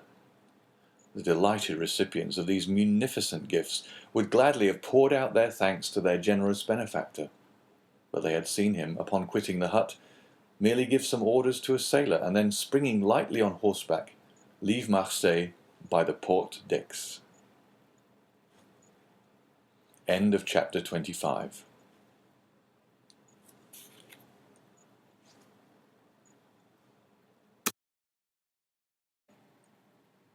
Chapter 26. The Pont du Gard Inn. Such of my readers as have made a pedestrian excursion to the south of France may perchance have noticed, about midway between the town of Beaucaire and the village of Bellegarde, a little nearer to the former than to the latter, a small roadside inn, from the front of which hung creaking and flapping in the wind a sheet of tin covered with a grotesque representation of the Pont du Gard. This modern place of entertainment stood on the left-hand side of the post road, and backed upon the Rhône. It also boasted of what in Languedoc is styled a garden, consisting of a small plot of ground, on the side opposite to the main entrance reserved for the reception of guests. A few dingy olives and stunted fig trees struggled hard for existence, but their withered, dusty foliage abundantly proved how unequal was the conflict.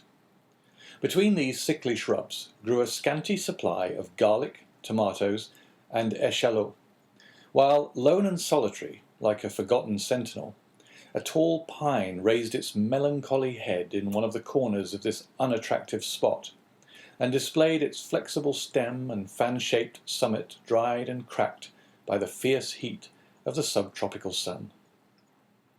In the surrounding plain, which more resembled a dusty lake than solid ground, were scattered a few miserable stalks of wheat, the effect, no doubt, of a curious desire on the part of the agriculturists of the country to see whether such a thing as the raising of grain in those parched regions was practicable.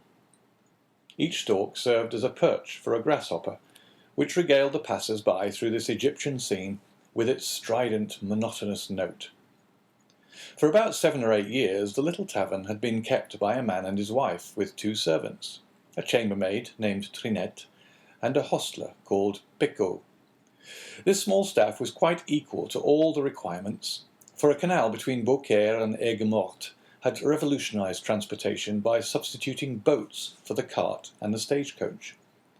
And as though to add to the daily misery which this prosperous canal inflicted on the unfortunate innkeeper, whose utter ruin it was fast accomplishing, it was situated between the Rhône, from which it had its source, and the post road it had depleted, not 100 steps from the inn, of which we have given a brief but faithful description. The innkeeper himself was a man of from 40 to 45 years of age, tall, strong, and bony, a perfect specimen of the natives of those southern latitudes. He had dark, sparkling, and deep-set eyes, hooked nose, and teeth white as those of a carnivorous animal. His hair, like his beard, which he wore under his chin, was thick and curly, and in spite of his age, but slightly interspersed with a few silvery threads. His naturally dark complexion had assumed a still further shade of brown from the habit the unfortunate man had acquired of stationing himself from morning till eve at the threshold of his door, on the lookout for guests, who seldom came, yet there he stood, day after day, exposed to the meridional rays of a burning sun, with no other protection for his head than a red handkerchief twisted around it, after the manner of the Spanish muleteers. This man was our old acquaintance, Gaspard Caderousse. His wife, on the contrary, whose maiden name had been Madeleine Radelle, was pale, meagre, and sickly-looking. Born in the neighbourhood of Arles, she had shared in the beauty for which its women are proverbial, but that beauty had gradually withered beneath the devastating influence of the slow fever so prevalent among dwellers by the ponds of Aigues-Mortes and the marshes of Camargue. She remained nearly always in her second-floor chamber, shivering in her chair, or stretched languid and feeble on her bed, while her husband kept his daily watch at the door, a duty he performed with so much the greater willingness as it saved him the necessity of listening to the endless plaints and murmurs of his helpmate, who never saw him without breaking out into bitter invectives against fate, to all of which her husband would calmly return an unvarying reply in these philosophic words: "Hush, la Carconte! It is God's pleasure that things should be so." The sobriquet of La Carconte had been bestowed on Madeleine Radelle from the fact that she had been born in a village, so called, situated between Salon and Lambesc, and as a custom existed among the inhabitants of that part of France, where Caderousse lived, of styling every person by some particular and distinctive appellation, her husband had bestowed on her the name of La Carconte, in place of her sweet and euphonious name of Madeleine, which in all probability his rude guttural language would not have enabled him to pronounce. Still, let it not be supposed that amid this affected resignation to the will of Providence, the unfortunate innkeeper did not writhe under the double misery of seeing the hateful canal carry off his customers and his profits, and the daily infliction of his peevish partner's murmurs and lamentations. Like other dwellers in the south, he was a man of sober habits and moderate desires, but fond of external show, vain and addicted to display. During the days of his prosperity, not a festivity took place without himself and wife being among the spectators. He dressed in the picturesque costume worn upon grand occasions by the inhabitants of the south of France, bearing equal resemblance to the style adopted both by the Catalans and the Andalusians, while La Carconte displayed the charming fashion prevalent among the women of Arles, a mode of attire borrowed equally from Greece and Arabia.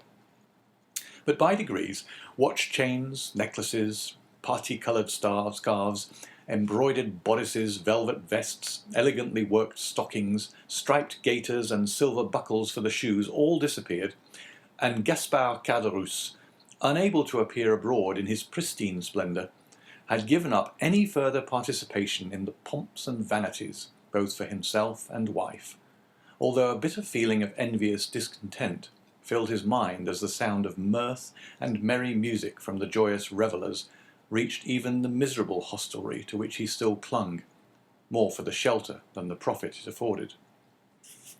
Caderousse, then, was as usual at his place of observation before the door, his eyes glancing listlessly from a piece of the closely shaven grass, on which some fowls were industriously, though fruitlessly, endeavouring to turn up some grain or insect suited to their palate, to the deserted road, which led away to the north and south, when he was aroused by the shrill voice of his wife, and grumbling to himself as he went, he mounted to her chamber, first taking care, however, to set the entrance door wide open as an invitation to any chance traveller who might be passing.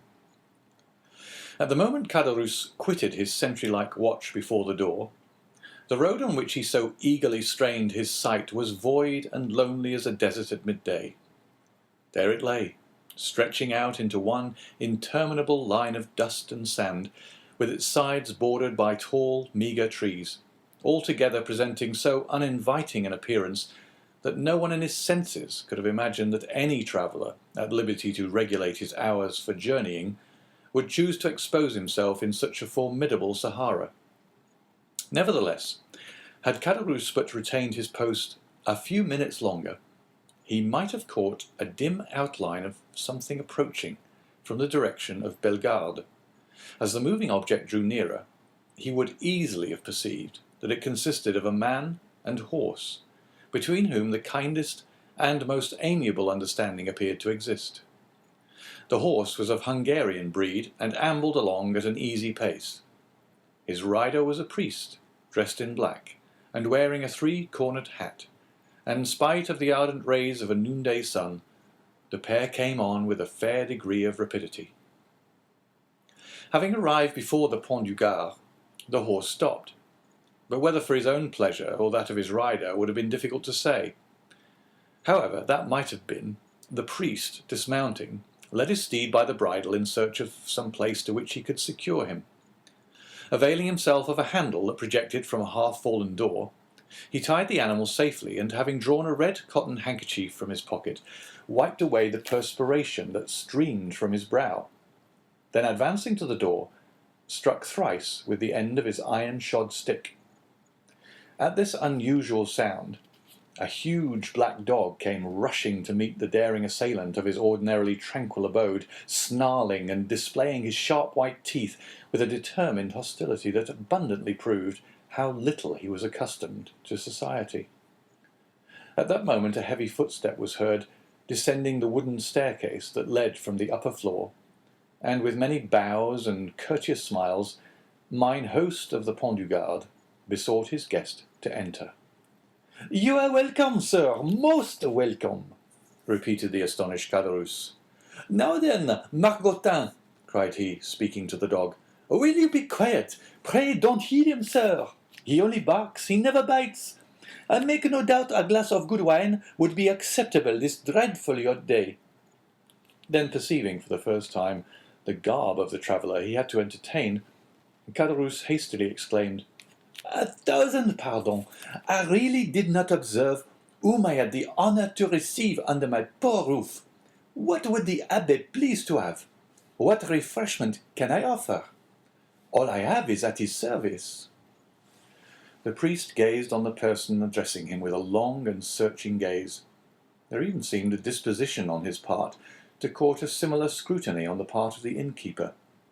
Then, observing in the countenance of the latter no other expression than extreme surprise at his own want of attention to an inquiry so courteously worded, he deemed it as well to terminate this dumb show, and therefore said, speaking with a strong Italian accent, "You are, I presume, Monsieur Caderousse?"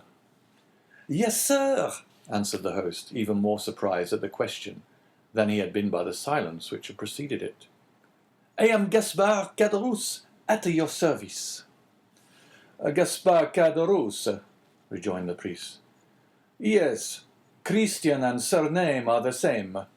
You formerly lived, I believe, in the Allée de Meilhan, on the fourth floor."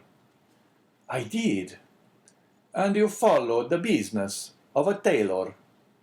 "True, I was a tailor, till the trade fell off. It is so hot at Marseille that I really believe that the respectable inhabitants will in time go without any clothing whatever. But talking of heat, is there nothing I can offer you by way of refreshment?" "Yes, sir. Let me have a bottle of your best wine, and then, with your permission, we will resume our conversation from where we left off." "As you please, sir," said Caderousse, who, anxious not to lose the present opportunity of finding a customer for one of the few bottles of Cahors still remaining in his possession, hastily raised a trapdoor in the floor of the apartment they were in, which served both as parlour and kitchen.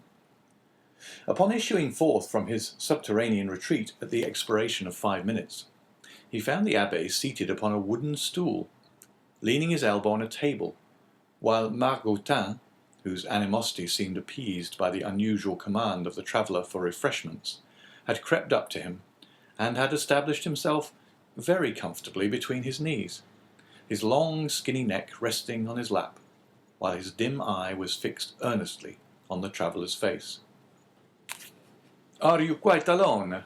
inquired the guest, as Caderousse placed before him the bottle of wine and the glass. "Quite alone," replied the man.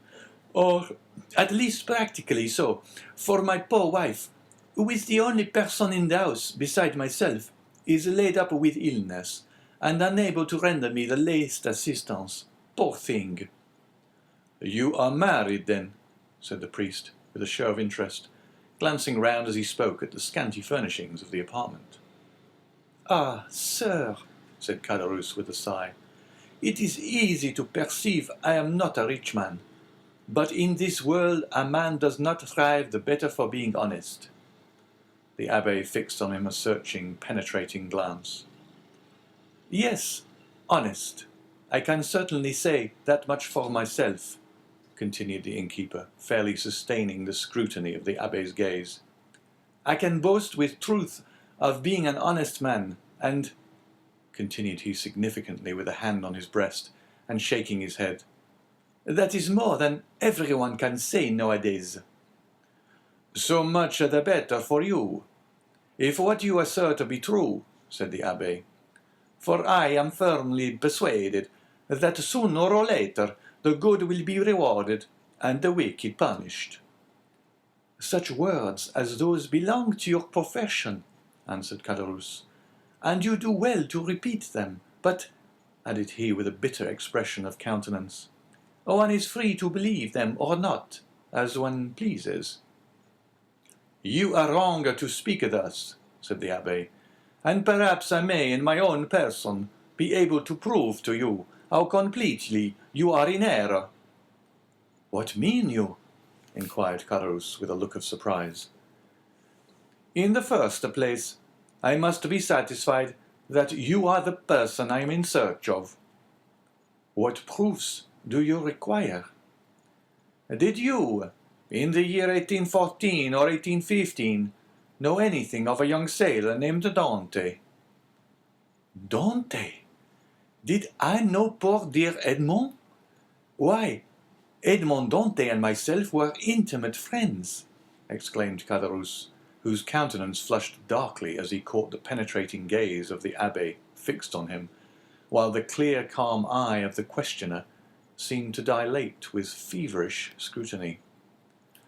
"You remind me," said the priest, "that the young man concerning whom I asked you was so to bear the name of Edmond." "Said to bear the name?" repeated Caderousse, becoming excited and eager. "Why, he was so called as truly as I myself bore the appellation of Gaspard Caderousse. But tell me, I pray, what has become of poor Edmond? Did you know him? Is he alive and at liberty? Is he prosperous and happy?" "He died a more wretched, hopeless, heart-broken prisoner than the felons who pay the penalty of their crimes at the galleys of Toulon." A deadly pallor followed the flush on the countenance of Caderousse, who turned away, and the priest saw him wiping the tears from his eyes with the corner of the red handkerchief twisted round his head. "Poor fellow, murmured Caderousse. "Well there, sir, is another proof that good people are never rewarded on this earth, and that none but the wicked prosper. Oh," continued Caderousse, speaking in the highly coloured language of the South, "the world grows worse and worse. Why does not God, if he really hates the wicked as he said he'd do, send down brimstone and fire and consume them altogether?" "You speak as though you had loved this young Dante," observed the abbé, without taking any notice of his companion's vehemence. "And so I did," replied Caderousse, "though once, I confess, I envied him his good fortune. But I swear to you, sir, I swear to you by everything a man holds dear, I have since then deeply and sincerely lamented his unhappy fate." There was a brief silence, during which the fixed, searching eye of the abbé was employed in scrutinizing the agitated features of the innkeeper. "You knew the poor lad, then?" continued Caderousse. "I was called to see him on his dying bed, that I might administer to him the consolations of religion." "And of what did he die?" asked Caderousse in a choking voice. "Of what, think you? Do young and strong men die in prison, when they have scarcely numbered their 30th year, unless it be of imprisonment?" Caderousse wiped away the large beads of perspiration that gathered on his brow. "But the strangest part of the story is," resumed the abbé, "that Dante, even in his dying moments, swore by his crucified Redeemer that he was utterly ignorant of the cause of his detention." "And so he was," murmured Caderousse. "How should he have been otherwise? Oh, sir, the poor fellow told you the truth."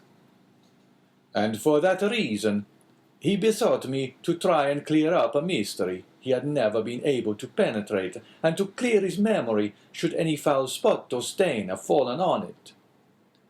And here the look of the abbé, becoming more and more fixed, seemed to rest with ill-concealed satisfaction on the gloomy depression which was rapidly spreading over the countenance of Caderousse. "A rich Englishman," continued the abbé, "who had been his companion in misfortune, but had been released from prison during the Second Restoration, was possessed of a diamond of immense value. This jewel he bestowed on Dante upon himself, quitting the prison, as a mark of his gratitude for the kindness and brotherly care with which Dante had nursed him in a severe illness he underwent during his confinement. Instead of employing this diamond in attempting to bribe his jailers, who might only have taken it and then betrayed him to the governor, Dante carefully preserved it, that in the event of his getting out of prison, he might have wherewithal to live, for the sale of such a diamond would have quite sufficed to make his fortune." "Then I suppose," asked Caderousse with eager glowing looks, "that it was a stone of immense value." "Why, everything is relative," answered the abbé. "To one in Edmond's position, the diamond certainly was of great value. It was estimated at 50,000 francs. "Bless me!" exclaimed Caderousse. 50,000 francs!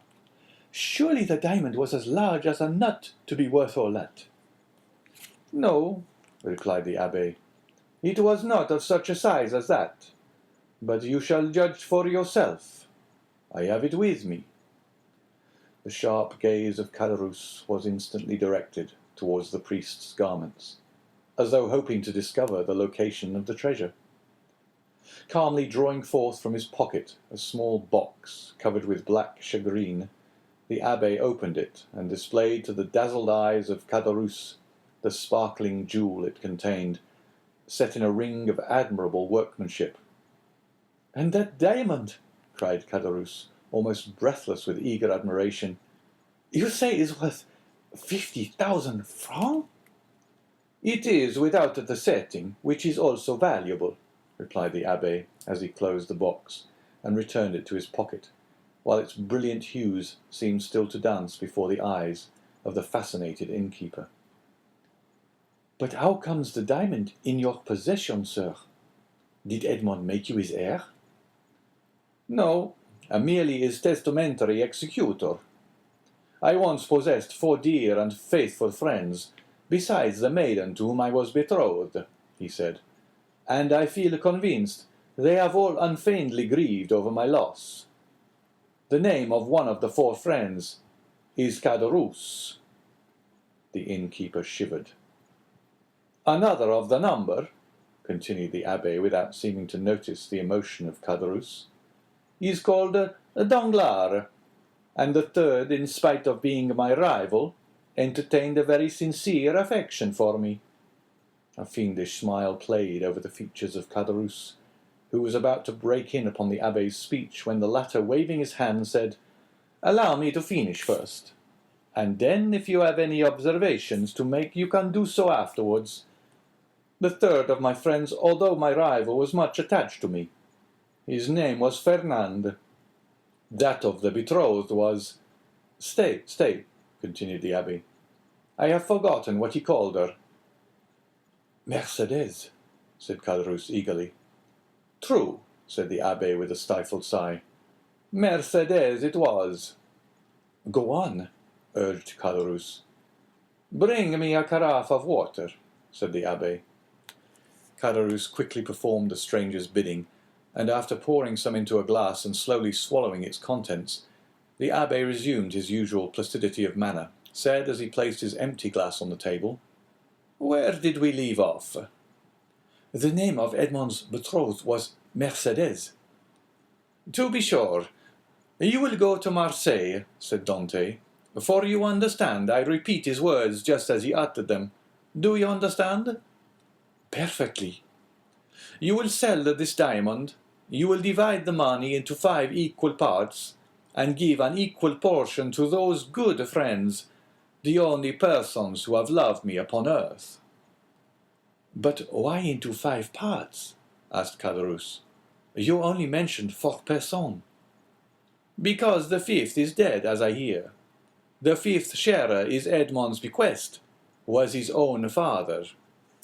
Too true," ejaculated Caderousse, almost suffocated by the contending passions which assailed him. "The poor old man, he did die."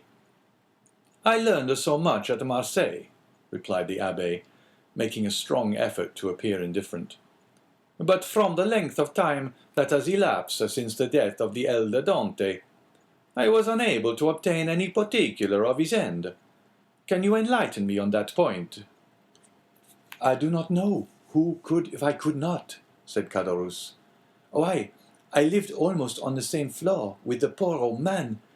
Ah, yes, about a year after the disappearance of his son, the poor old man died." "Of what did he die?"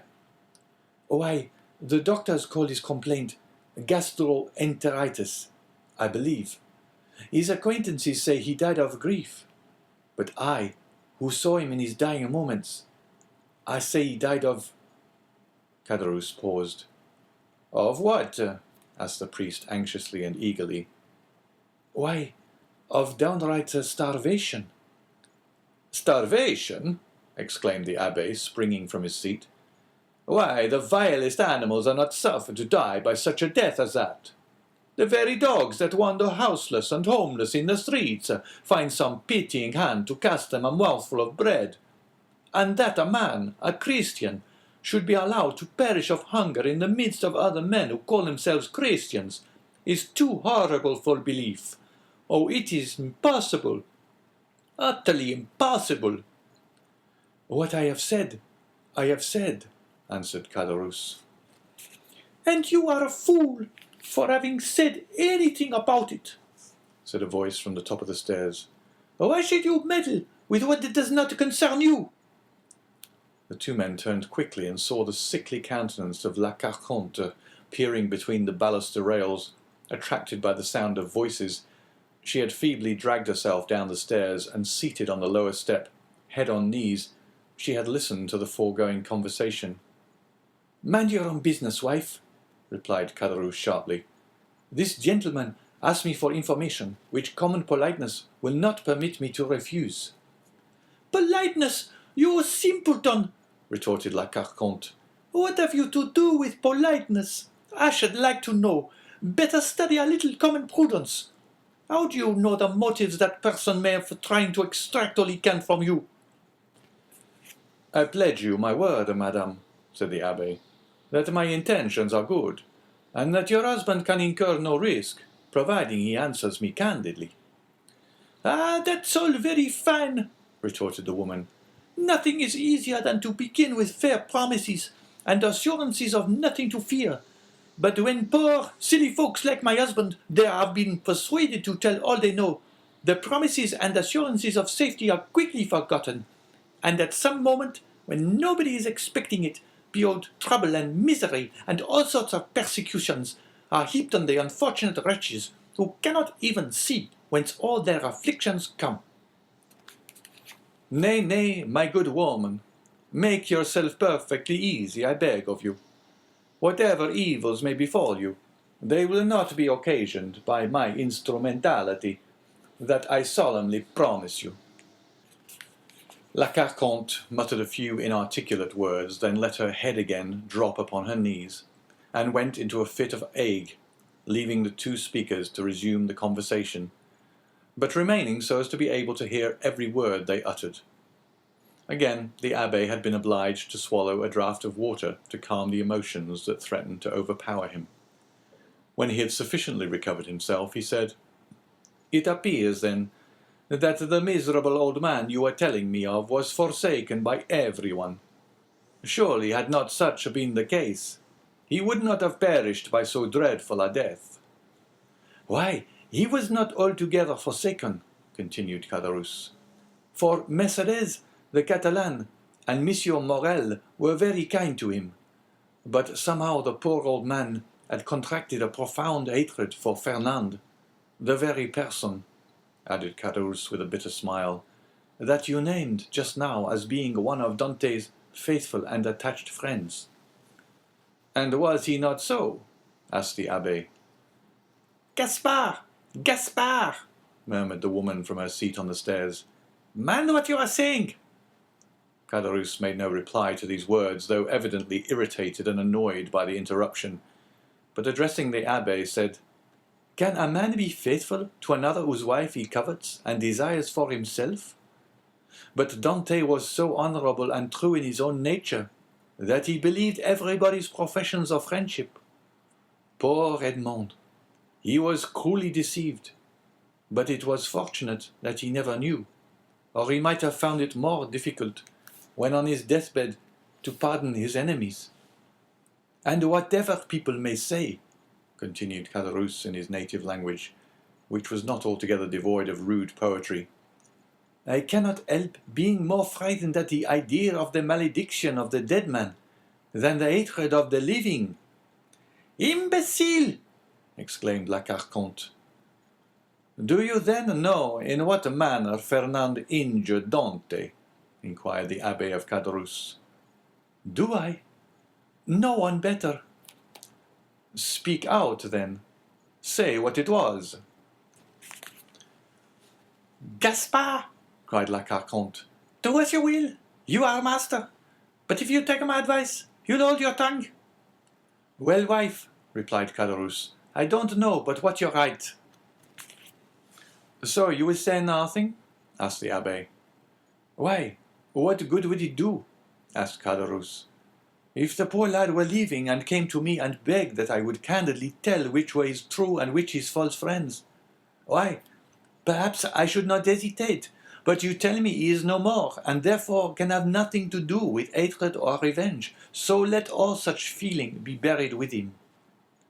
You prefer, then, said the abbé, that I should bestow on men you say are false and traitorous the reward intended for faithful friendship. That is true enough, returned Caderousse. You say truly, the gift of poor Edmond was not meant for such traitors as Fernand and Danglars. Besides, what will it be to them? No more than a drop of water in the ocean. Remember, chimed in la Carconte, those two could crush you at a single blow. How so? Inquired the abbé. Are these persons then so rich and powerful? Do you not know their history? I do not. Pray relate it to me. Caderousse seemed to reflect for a few moments, then said, No, truly it would take up too much time.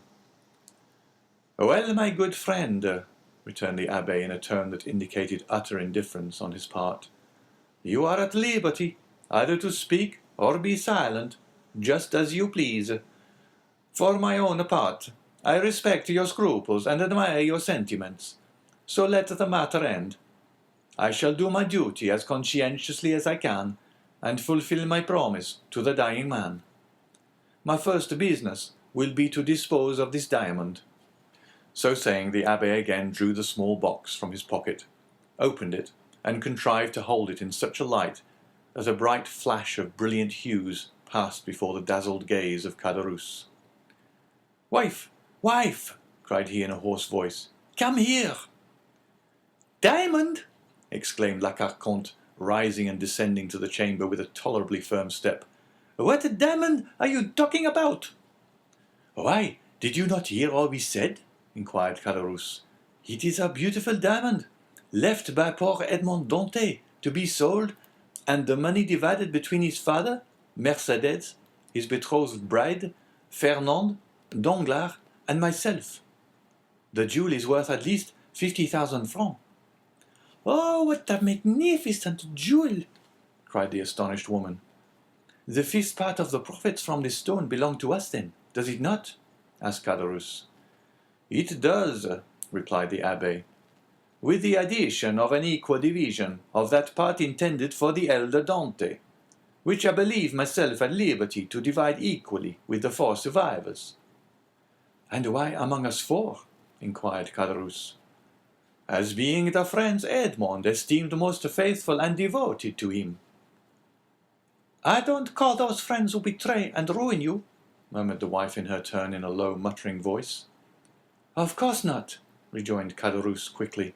No more do I, and that was what I was observing to this gentleman just now. I said I looked upon it as a sacrilegious profanation to reward treachery, perhaps crime. Remember, answered the abbé calmly, as he replaced the jewel and its case in the pocket of his cassock, it is your fault, not mine, that I do so. You will have the goodness to furnish me with the address of both Fernand and Danglars, in order that I may execute Edmond's last wishes. The agitation of Caderousse became extreme, and large drops of perspiration rolled from his heated brow. As he saw the abbé rise from his seat and go towards the door as though to ascertain if his horse were sufficiently refreshed to continue his journey, Caderousse and his wife exchanged looks of deep meaning. "There, you see, wife," said the former. "This splendid diamond might all be ours, if we choose." "Do you believe it?" "Why, surely a man of his holy profession would not deceive us." "Well," replied La Carconte, "do as you like. For my part, I wash my hands of the affair." So saying, she once more climbed the staircase leading to her chamber, her body convulsed with chills, and her teeth rattling in her head, in spite of the intense heat of the weather. Arrived at the top stair, she turned around and called out in a warning tone to her husband, "Gaspard, consider well what you are about to do." "I have both reflected and decided," answered he. La Carconte then entered her chamber, the flooring of which creaked beneath her heavy, uncertain tread as she proceeded towards her armchair, into which she fell as though exhausted. "Well," asked the abbé as he returned to the apartment below, "what have you made up your mind to do?" "To tell you all I know," was the reply. "I certainly think you act wisely in so doing," said the priest. "Not because I have the least desire to learn anything you may please to conceal from me, but simply that through your assistance, I should distribute the legacy, according to the wishes of the testator. Why, so much the better, that is all." "I hope it may be so," replied Caderousse, his face flushed with cupidity. "I am all attention," said the abbé. "Stop a minute," answered Caderousse. "We might be interrupted in the most interesting part of my story, which would be a pity, and it is as well that your visit hither should be made known only to ourselves." With these words he went stealthily to the door, which he closed, and by way of still greater precaution, bolted and barred it, as he was accustomed to do at night. During this time the abbé had chosen his place for listening at his ease. He removed his seat into a corner of the room where he himself would be in deep shadow, while the light would be fully thrown on the narrator.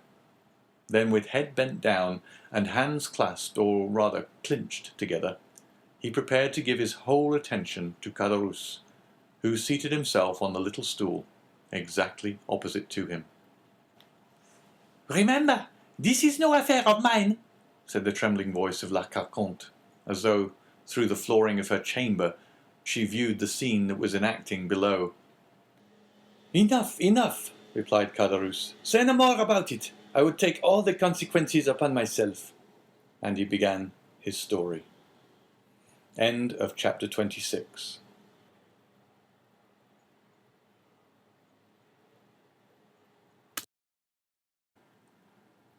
Chapter 27. The Story. "First, sir," said Caderousse, "you must make me a promise." "What is that?" inquired the abbé. "Why, if you ever make use of the details I am about to give you, that you will never let anyone know that it was I who supplied them, for the persons of whom I am about to talk are rich and powerful, and if they only laid the tips of their fingers on me, I should break to pieces like glass." "Make yourself easy, my friend," replied the abbé. "I am a priest, and confessions die in my breast. Recollect, our only desire is to carry out in a fitting manner the last wishes of our friend. Speak then, without reserve, as without hatred. Tell the truth, the whole truth. I do not know, never may know, the persons of whom you are about to speak. Besides, I am an Italian, and not a Frenchman, and belong to God and not to man, and I shall shortly retire to my convent, which I have only quitted to fulfill the last wishes of a dying man." This positive assurance seemed to give Caderousse a little courage.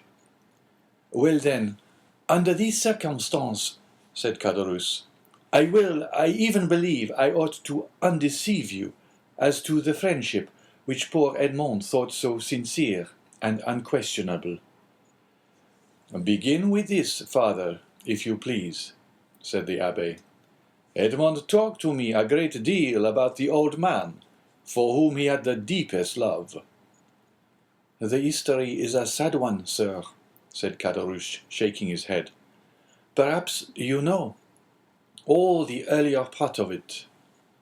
"Yes," answered the abbé. "Edmond related to me everything until the moment when he was arrested in a small cabaret close to Marseille." "At La Réserve? Oh, yes, I can see it all before me this moment." "Was it not his betrothal feast?" "It was, and the feast that began so gaily had a very sorrowful ending. A police commissary, followed by 4 soldiers, entered, and Dante was arrested." "Yes, and up to this point I know all," said the priest. "Dante himself only knew that which personally concerned him, for he never beheld again the 5 persons I have named to you, or heard mention of any one of them." "Well, when Dante was arrested, Monsieur Morel hastened to obtain the particular, and they were very sad. The old man returned alone to his home, folded up his wedding suit with tears in his eyes, and paced up and down his chamber the whole day, and would not go to bed at all, for I was underneath him, and heard him walking the whole night. And for myself, I assure you, I could not sleep either, for the grief of the poor father gave me great uneasiness, and every step he took went to my heart as really as if his foot had pressed against my breast. The next day, Mercédès came to implore the protection of Monsieur de Villefort. She did not obtain it, however, and went to visit the old man. When she saw him so miserable and heartbroken, having passed a sleepless night, and not touched food since the previous day, she wished him to go with her, that she might take care of him. But the old man would not consent. "No," was the old man's reply. "I will not leave this house, for my poor dear boy loves me better than anything in the world, and if he gets out of prison, he will come and see me the first thing. And what would he think of if I did not wait here for him?" I heard all this from the window, for I was anxious that Mercédès should persuade the old man to accompany her, for his footsteps over my head night and day did not leave me a moment's repose. "But did you not go upstairs and try to console the poor old man?" asked the abbé. "Ah, sir," replied Caderousse, "we cannot console those who will not be consoled, and he was one of these. Besides, I know not why, but he seemed to dislike seeing me.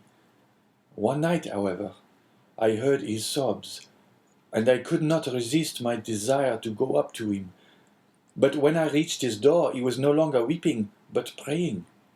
I cannot now repeat to you, sir, all the eloquent words and imploring language he made use of. It was more than piety, it was more than grief, And I, who am no cantor and hate the Jesuits, said then to myself, it is really well, and I am very glad that I have not any children, for if I were a father and felt such excessive grief as the old man does, and did not find in my memory or heart all he is now saying, I should throw myself into the sea at once, for I could not bear it. Poor father, murmured the priest. From day to day, he lived on alone, and more solitary. Monsieur Morel and Mercedes came to see him, but his door was closed, and although I was certain he was at home, he would not make any answer. One day, when, contrary to his custom, he had admitted Mercedes, and the poor girl, in spite of her own grief and despair, endeavored to console him, he said to her, Be assured, my dear daughter, he is dead, and instead of expecting him, it is he who is awaiting us. I am quite happy, for I am the oldest, and of course shall see him first. However well disposed a person may be, why, you see, we leave off after a time seeing persons who are in sorrow. They make one melancholy, and so at last old Dante was left all to himself. And I only saw from time to time strangers go up to him and come down again with some bundle they tried to hide. But I guessed what these bundles were, and what he sold by degrees, what he had to pay for his subsistence. At length, the poor old fellow reached the end of all he had. He owed 3 quarters rent, and they threatened to turn him out. He begged for another week, which was granted to him. I know this because the landlord came into my apartment when he left his. For the first 3 days I heard him walking about as usual, but on the 4th I heard nothing. I then resolved to go up to him at all risks. The door was closed, but I looked through the keyhole and saw him so pale and haggard that, believing him very ill, I went and told Monsieur Morel, and then ran on to Mercedes. They both came immediately, Monsieur Morel bringing a doctor, and the doctor said it was inflammation of the bowels and ordered him a limited diet. I was there too, and I never shall forget the old man's smile at his prescription. From that time he received all who came. He had an excuse for not eating any more. The doctor had put him on a diet. The abbe uttered a kind of groan. The story interests you, does it not, sir? Inquired Caderousse. Yes, replied the abbe. It is very affecting. Mercedes came again, and she found him so altered that she was even more anxious than before to have him taken to her own home. This was Monsieur Morel's wish also, who would fain have conveyed the old man against his consent. But the old man resisted and cried so that they were actually frightened. Mercedes remained, therefore, by his bedside, and Monsieur Morel went away, making a sign to the Catalan that he had left his purse on the chimney-piece. But availing himself of the doctor's order, the old man would not take any sustenance at length. After 9 days of despair and fasting, the old man died, cursing those who had caused his misery, and saying to Mercedes, If you ever see my Edmond again, tell him I die blessing him. The abbe rose from his chair and made 2 turns round the chamber, and pressed his trembling hand against his parched throat. And you believe he died? Of hunger, sir, of hunger, said Caderousse. I am as certain of it as that we too are Christians. The abbe, with a shaking hand, seized a glass of water that was standing by him, half full, swallowed it at one gulp, and then resumed his seat, with red eyes and pale cheeks. This was indeed a horrid event, he said, in a hoarse voice. The more so, sir, as it was men's, and not God's doing. Tell me of these men, said the abbé. And remember, too, he added in an almost menacing tone, you have promised to tell me everything. Tell me, therefore, who are these men who killed the son with despair, and the father with famine? 2 men, jealous of him, sir, one from love, and the other from ambition, Fernand and Danglars. How was this jealousy manifested? Speak on. They denounced Edmond as a Bonapartist agent. Which of the 2 denounced him? Which was the real delinquent? Both, sir. One with a letter, and the other put it in the post. And where was this letter written?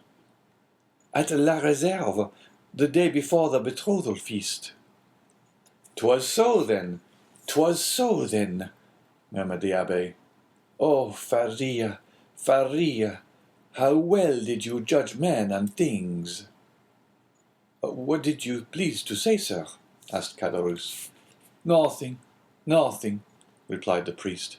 Go on.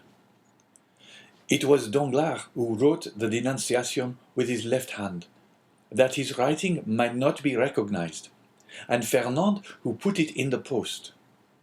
But, exclaimed the abbé suddenly, you were there yourself. I, said Caderousse, astonished. Who told you I was there? The abbé saw he had overshot the mark, and he added quickly, No one, but in order to have known everything so well, you must have been an eyewitness.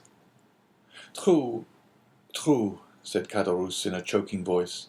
I was there. And did you not remonstrate against such infamy? Asked the abbé. If not, you were an accomplice. Sir, replied Caderousse, they had made me drink to such an excess that I nearly lost all perception.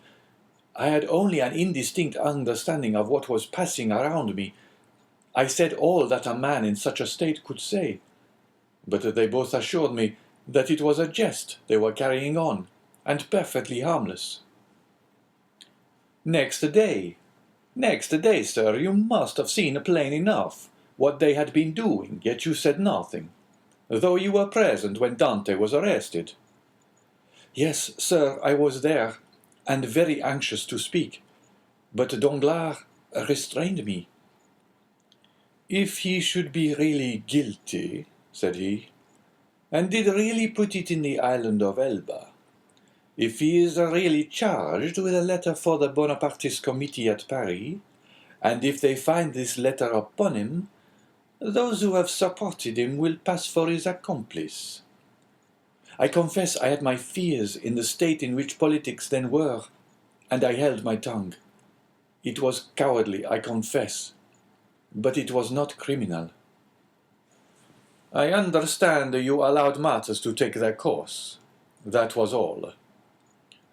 Yes, sir, answered Caderousse, and remorse preys on me night and day. I often ask pardon of God, I swear to you, because this action, the only one with which I have seriously to reproach myself in all my life, is no doubt the cause of my abject condition. I am expiating a moment of selfishness, and so I always say to La Carconte, when she complains, Hold your tongue, woman, it is the will of God. And Caderousse bowed his head with every sign of real repentance. Well, sir, said the abbé, you have spoken unreservedly, and thus to accuse yourself is to deserve a pardon. Unfortunately, Edmond is dead, and has not pardoned me. He did not know, said the abbé. But he knows it all now, interrupted Caderousse. They say the dead know everything. There was a brief silence. The abbé rose and paced up and down pensively, and then resumed his seat. You have 2 or 3 times mentioned a Monsieur Morel, he said. Who was he? The owner of the Pharaon and patron of Dante. And what part did he play in this sad drama? inquired the abbe. The part of an honest man, full of courage and real regard. 20 times he interceded for Edmond. When the emperor returned, he wrote, implored, threatened, and so energetically that on the second restoration he was persecuted as a Bonapartist. 10 times, as I told you, he came to see Dante's father and offered to receive him in his own house. And the night or two before his death, as I have already said, he left his purse on the mantelpiece with which they paid the old man's debts and buried him decently. And so Edmond's father died, as he had lived, without doing harm to anyone. I have the purse still by me, a large one made of red silk. And, asked the abbe, is Monsieur Morel still alive? Yes, replied Caderousse. In that case, replied the abbe, he should be rich, happy. Caderousse smiled bitterly. Yes, happy as myself, said he. What, Monsieur Morel unhappy? Exclaimed the abbe. He is reduced almost to the last extremity. Nay, he is almost at the point of dishonour. How? Yes, continued Caderousse. So it is after 25 years of labour, after having acquired a most honourable name in the trade of Marseille. Monsieur Morel is utterly ruined. He has lost 5 ships in 2 years, has suffered by the bankruptcy of 3 large houses, and his only hope now is in that very Pharaon which poor Dante commanded, and which is expected from the Indies with a cargo of cochineal and indigo. If this ship founders like the others, he is a ruined man. And has the unfortunate man wife or children? Inquired the abbe. Yes, he has a wife, who through everything has behaved like an angel. He has a daughter, who was about to marry the man she loved, but whose family now will not allow him to wed the daughter of a ruined man. He has, besides, a son, a lieutenant in the army, and as you may suppose, all this, instead of lessening, only augments his sorrows. If he were alone in the world, you would blow out his brains, and there would be an end. Horribile! Ejaculated the priest. And it is thus heaven recompenses virtue, sir, added Caderousse. You see, I who never did a bad action, but that I have told you of, I mean destitution, with my poor wife dying of fever before my very eyes, and I unable to do anything in the world for her. I should die of hunger as old Dante did, while Fernand and Danglars are rolling in wealth. How is that? Because their deeds have brought them good fortune, while honest men have been reduced to misery. What has become of Danglars, the instigator and therefore the most guilty? What has become of him? Why, he left Marseille and was taken on the recommendation of Monsieur Morel, who did not know his crime, as cashier into a Spanish bank. During the war with Spain, he was employed in the commissariat of the French army, and made a fortune. Then with that money he speculated in the funds, and trebled or quadrupled his capital. And having first married his banker's daughter, who left him a widower, he has married a second time, a widow, a Madame de Nargonne, daughter of Monsieur de Servieux, the king's chamberlain, who is in high favour at court. He is a millionaire, and they have made him a baron, and now he is the Baron Danglars, with a fine residence on the Rue de Mont Blanc, with 10 horses in his stables, 6 footmen in his antechamber, and I know not how many millions in his strong-box. Ah, said the abbe in a peculiar tone, he is happy. Happy? Who can answer for that? Happiness or unhappiness is the secret known but to oneself and the walls. Walls have ears but no tongue. But if a large fortune produces happiness, Danglars is happy. And Fernand? Fernand? Why, much the same story. But how could a poor Catalan fisher-boy, without education or resources, make a fortune? I confess this staggers me. And it has staggered everybody. There must have been in his life some strange secret that no one knows. But then, by what visible steps has he attained his high fortune or high position? Both, sir. He has both fortune and position, both. This must be impossible. It would seem so, but listen, and you will understand. Some days before the return of the Emperor, Fernand was drafted. The Bourbons left him quietly enough at the Catalans, but Napoleon returned. A special levy was made, and Fernand was compelled to join. I went too, but as I was older than Fernand and had just married my poor wife, I was only sent to the coast. Fernand was enrolled in the active troop, went to the frontier with his regiment, and was at the Battle of Ligny. The night after that battle he was sentry at the door of a general who carried on a secret correspondence with the enemy. That same night the general was to go over to the English. He proposed to Fernand to accompany him. Fernand agreed to do so, deserted his post, and followed the general. Fernand would have been court-martialed if Napoleon had remained on the throne, but his action was rewarded by the Bourbons.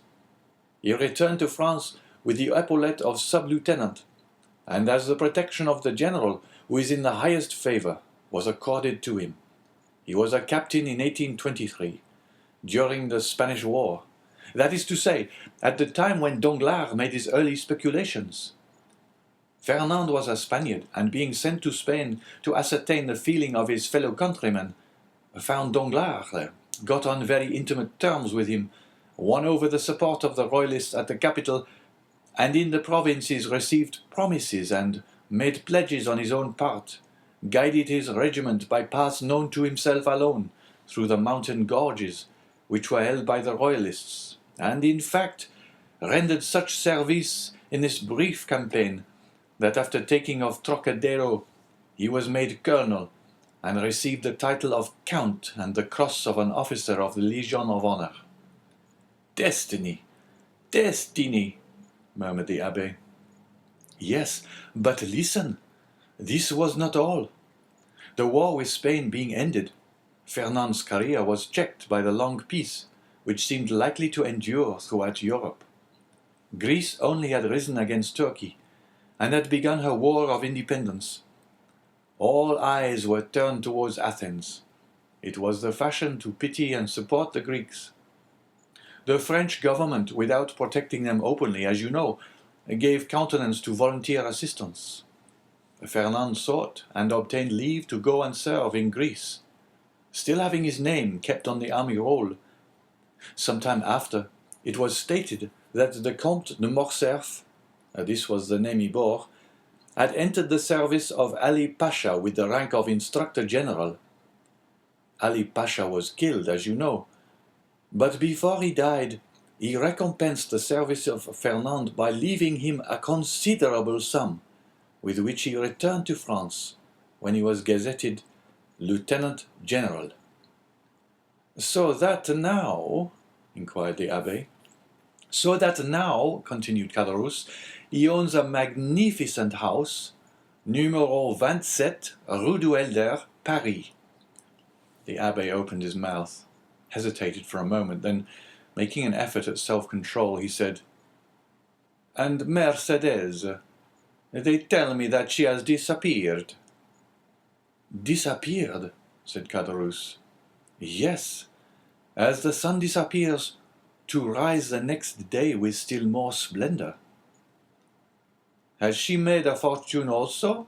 inquired the abbe with an ironical smile. "Mercedes is at this moment one of the greatest ladies in Paris," replied Caderousse. "Go on," said the abbe. "It seems as if I were listening to the story of a dream, but I have seen things so extraordinary that what you tell me seems less astonishing than it otherwise might." Mercedes was at first in the deepest despair at the blow which deprived her of Edmond. I have told you of her attempts to propitiate Monsieur de Villefort, her devotion to the elder Dante. In the midst of her despair, a new affliction overtook her. This was the departure of Fernand whose crime she did not know and whom she regarded as her brother. Fernand went, and Mercedes remained alone. 3 months passed, and still she wept. No news of Edmond, no news of Fernand, no companionship save that of an old man who was dying with despair. One evening, after a day of accustomed vigil at the angle of 2 roads leading to Marseille from the Catalans, she returned to her home more depressed than ever. Suddenly, she heard a step she knew, turned anxiously around. The door opened, and Fernand, dressed in the uniform of a sub-lieutenant, stood before her. It was not the one she wished for most, but it seemed as if a part of her past had returned to her. Mercedes seized Fernand's hands with a transport which he took for love, but which was only joy at being no longer alone in the world, and seeing at last a friend, after long hours of solitary sorrow. And then, it must be confessed, Fernand had never been hated. He was only not precisely loved. Another possessed all Mercedes' heart. That other was absent, had disappeared, perhaps was dead. At this last thought, Mercedes burst into a flood of tears, and wrung her hands in agony. But the thought, which she had always repelled before when it was suggested to her by another, came now in full force upon her mind. And then, too, old Dante incessantly said to her, "Our Edmond is dead. If he were not, he would return to us."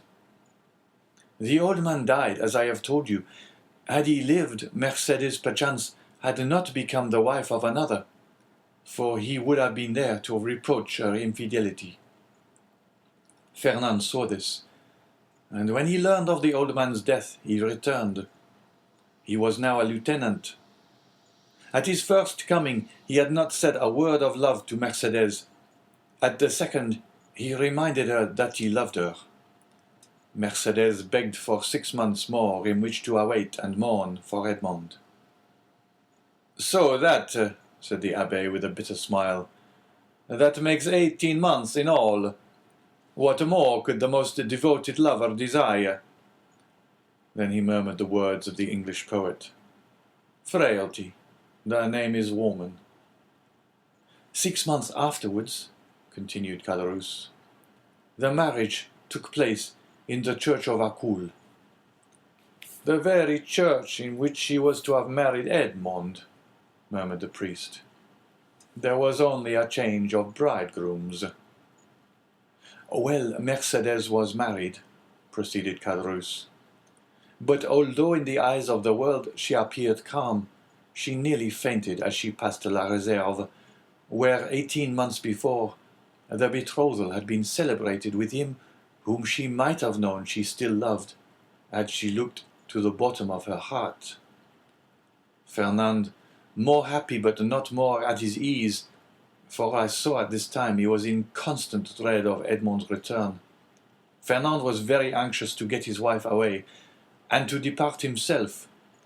There were too many unpleasant possibilities associated with the Catalans, and 8 days after the wedding they left Marseille. "Did you ever see Mercedes again?"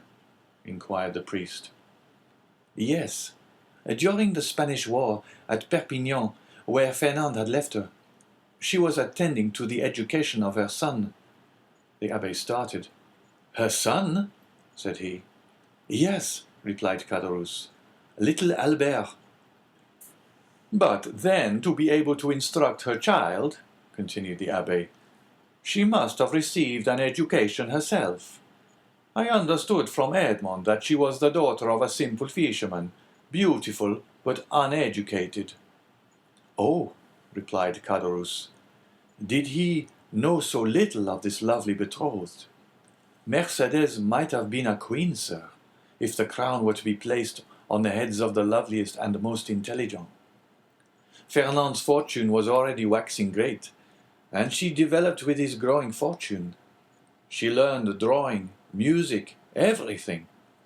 Besides, I believe between ourselves she did this in order to distract her mind, that she might forget, and she only filled her head in order to alleviate the weight on her heart. But now her position in life is assured, continued Caderousse. No doubt fortune and honours have comforted her. She is rich, a countess, and yet... Caderousse paused. And yet what? Asked the abbé. Yet I am sure she is not happy, said Caderousse. What makes you believe this? Why, when I found myself utterly destitute, I thought my old friends would perhaps assist me. So I went to Danglars, who would not even receive me. I called on Fernand, who sent me 100 francs by his valet de chambre. Then you did not see either of them? No, but Madame de Morcerf saw me. How was that? As I went away, a purse fell at my feet. It contained 25 louis. I raised my head quickly and saw Mercédès, who at once shut the blind. And Monsieur de Villefort? Asked the abbé. Oh, he never was a friend of mine. I did not know him, and I had nothing to ask of him. Do you not know what became of him, and the share he had in Edmond's misfortunes? No, I only know that some time after Edmond's arrest, he married Mademoiselle de Saint-Méran, and soon after left Marseille. No doubt he has been as lucky as the rest. No doubt he is as rich as Danglars, as high in station as Fernand. I only, as you see, have remained poor, wretched, and forgotten. You are mistaken, my friend, replied the abbé.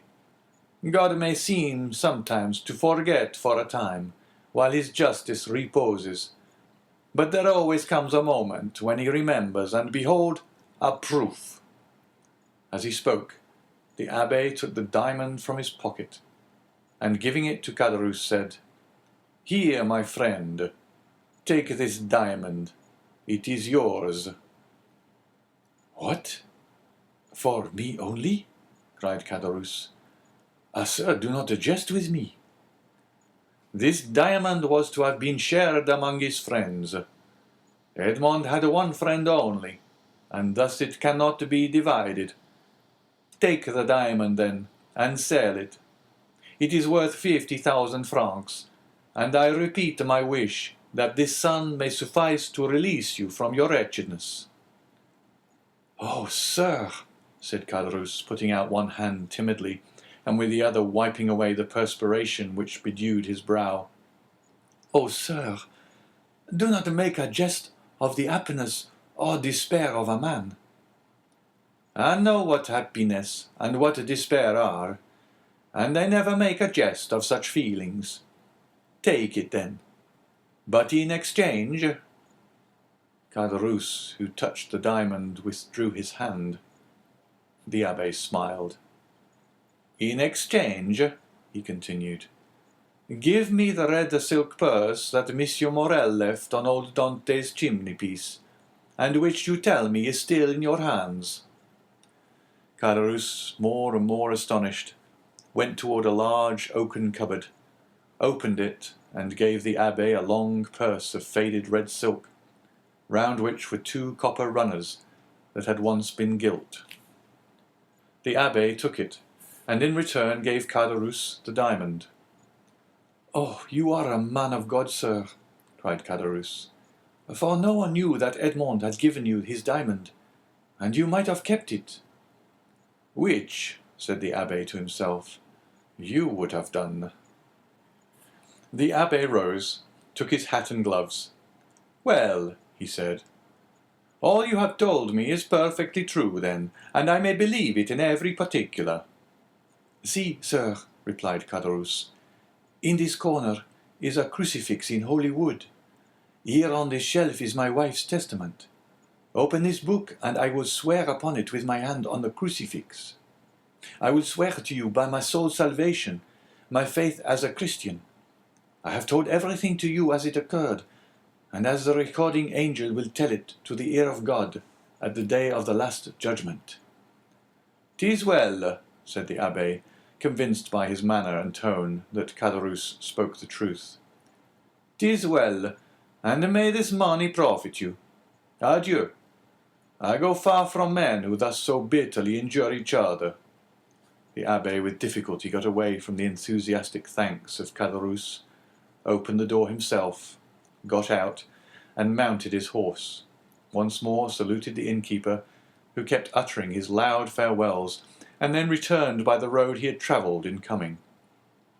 When Caderousse turned around, he saw behind him La Carconte, paler and trembling more than ever. "Is then all that I have heard really true?" she inquired. "What? That he has given the diamond to us only?" inquired Caderousse, half bewildered with joy. "Yes, nothing more true. See, here it is." The woman gazed at it a moment and then said in a gloomy voice, "Suppose it's false?" Caderousse started and turned pale. "False?" he muttered. "False? Why should that man give me a false diamond?" "To get your secret without paying for it, you blockhead!" Caderousse remained for a moment aghast under the weight of such an idea. "Oh," he said, taking up his hat, which he placed on the red handkerchief tied around his head, "we will soon find out." "In what way?" "Why, the fair is on at Beaucaire. There are always jewelers from Paris there, and I will show it to them. Look after the house, wife, and I shall be back in 2 hours." And Caderousse left the house in haste, and ran rapidly in the direction opposite to that which the priest had taken. 50,000 francs, muttered La Carconte, when left alone. "It is a large sum of money, but it is not a fortune." End of chapter 27.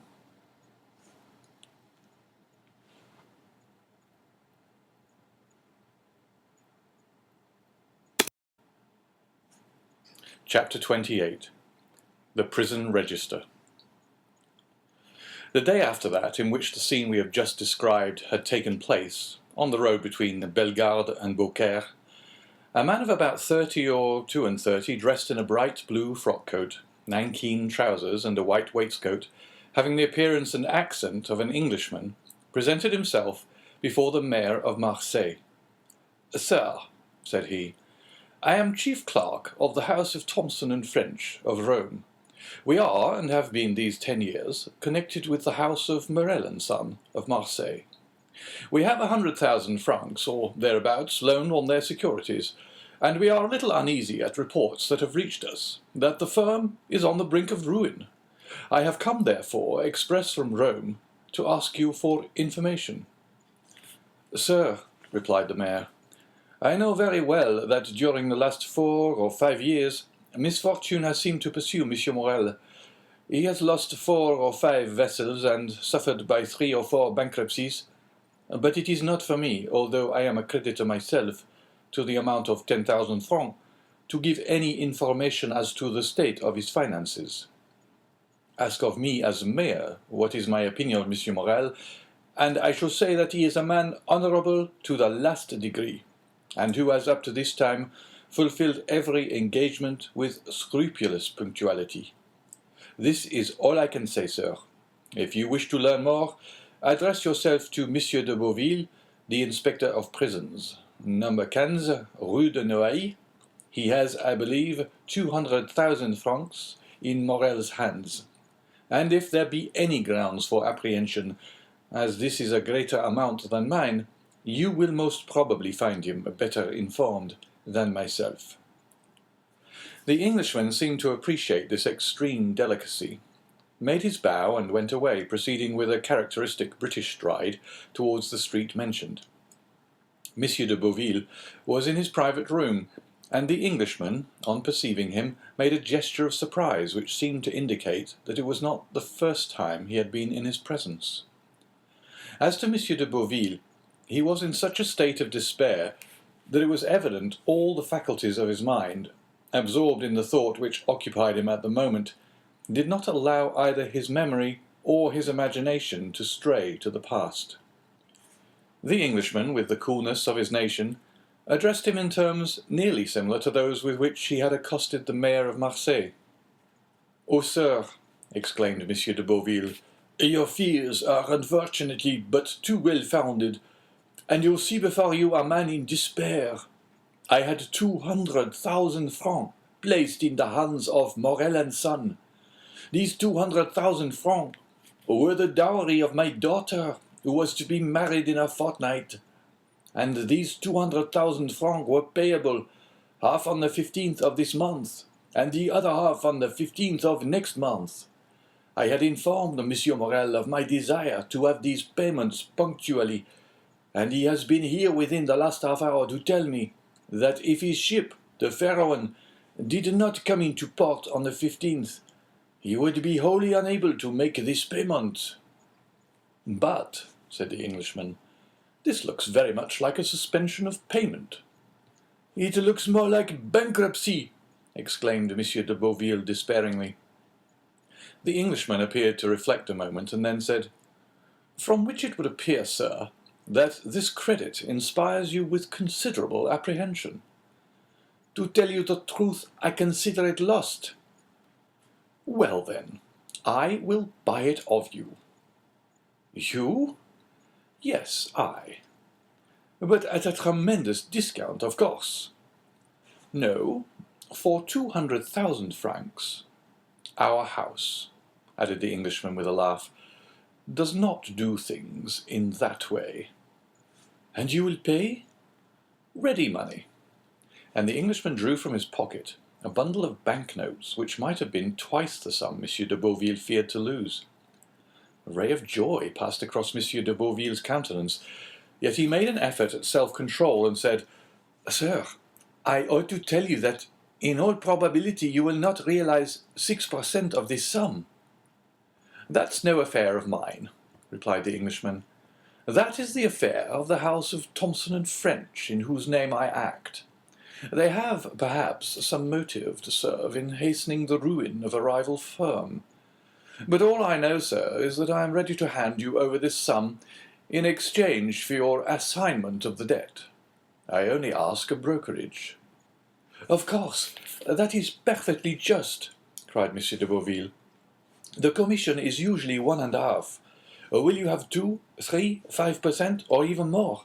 Whatever you say." "Sir," replied the Englishman, laughing, "I am like my house, and do not do such things. No, the commission I ask is quite different." "Name it, sir, I beg." "You are the inspector of prisons." "I have been so these 14 years." "You keep the registers of entries and departures." "I do." "To these registers there are added notes relative to the prisoners." "There are special reports on every prisoner." "Well, sir, I was educated at home by a poor devil of an abbé, who disappeared suddenly. I have since learned that he was confined in the Château d'If, and I should like to learn some particulars of his death." "What was his name?" "The Abbé Faria." "Oh, I recollect him perfectly," cried M. de Beauville. "He was crazy." So they said." "Oh, he was decidedly." "Very possibly. But what sort of madness was it?" "He pretended to know of an immense treasure, and offered vast sums to the government if they would liberate him." "Poor devil! And he is dead?" "Yes, sir, 5 or 6 months ago, last February." "You have a good memory, sir, to recollect dates so well." "I recollect this because the poor devil's death was accompanied by a singular incident." "May I ask what that was?" said the Englishman with an expression of curiosity, which a close observer would have been astonished at discovering in his phlegmatic countenance. "Oh, dear sir, yes, the abbé's dungeon was 40 or 50 feet distant from that of one of Bonaparte's emissaries, one of those who had contributed the most to return of the usurper in 1815, a very resolute and very dangerous man." "Indeed," said the Englishman. "Yes," replied Monsieur de Beauville. "I myself had occasion to see this man in 1816 or 1817, and we could only go into his dungeon with a file of soldiers. That man made a deep impression on me. I shall never forget his countenance." The Englishman smiled imperceptibly. "And you say, sir," he interposed, "that the two dungeons were separated by a distance of 50 feet. But it appears that this Edmond Dantès, this dangerous man's name was Edmond Dantès. It appears, sir, that this Edmond Dantès had procured tools or made them, for they found a tunnel through which the prisoners held communication with one another. This tunnel was dug, no doubt, with an intention of escape." "No doubt, but unfortunately for the prisoners, the Abbé Faria had an attack of catalepsy and died." "That must have cut short the projects of escape." "For the dead man, yes," replied Monsieur de Beauville, "but not for the survivor. On the contrary, this Dante saw a means of accelerating his escape.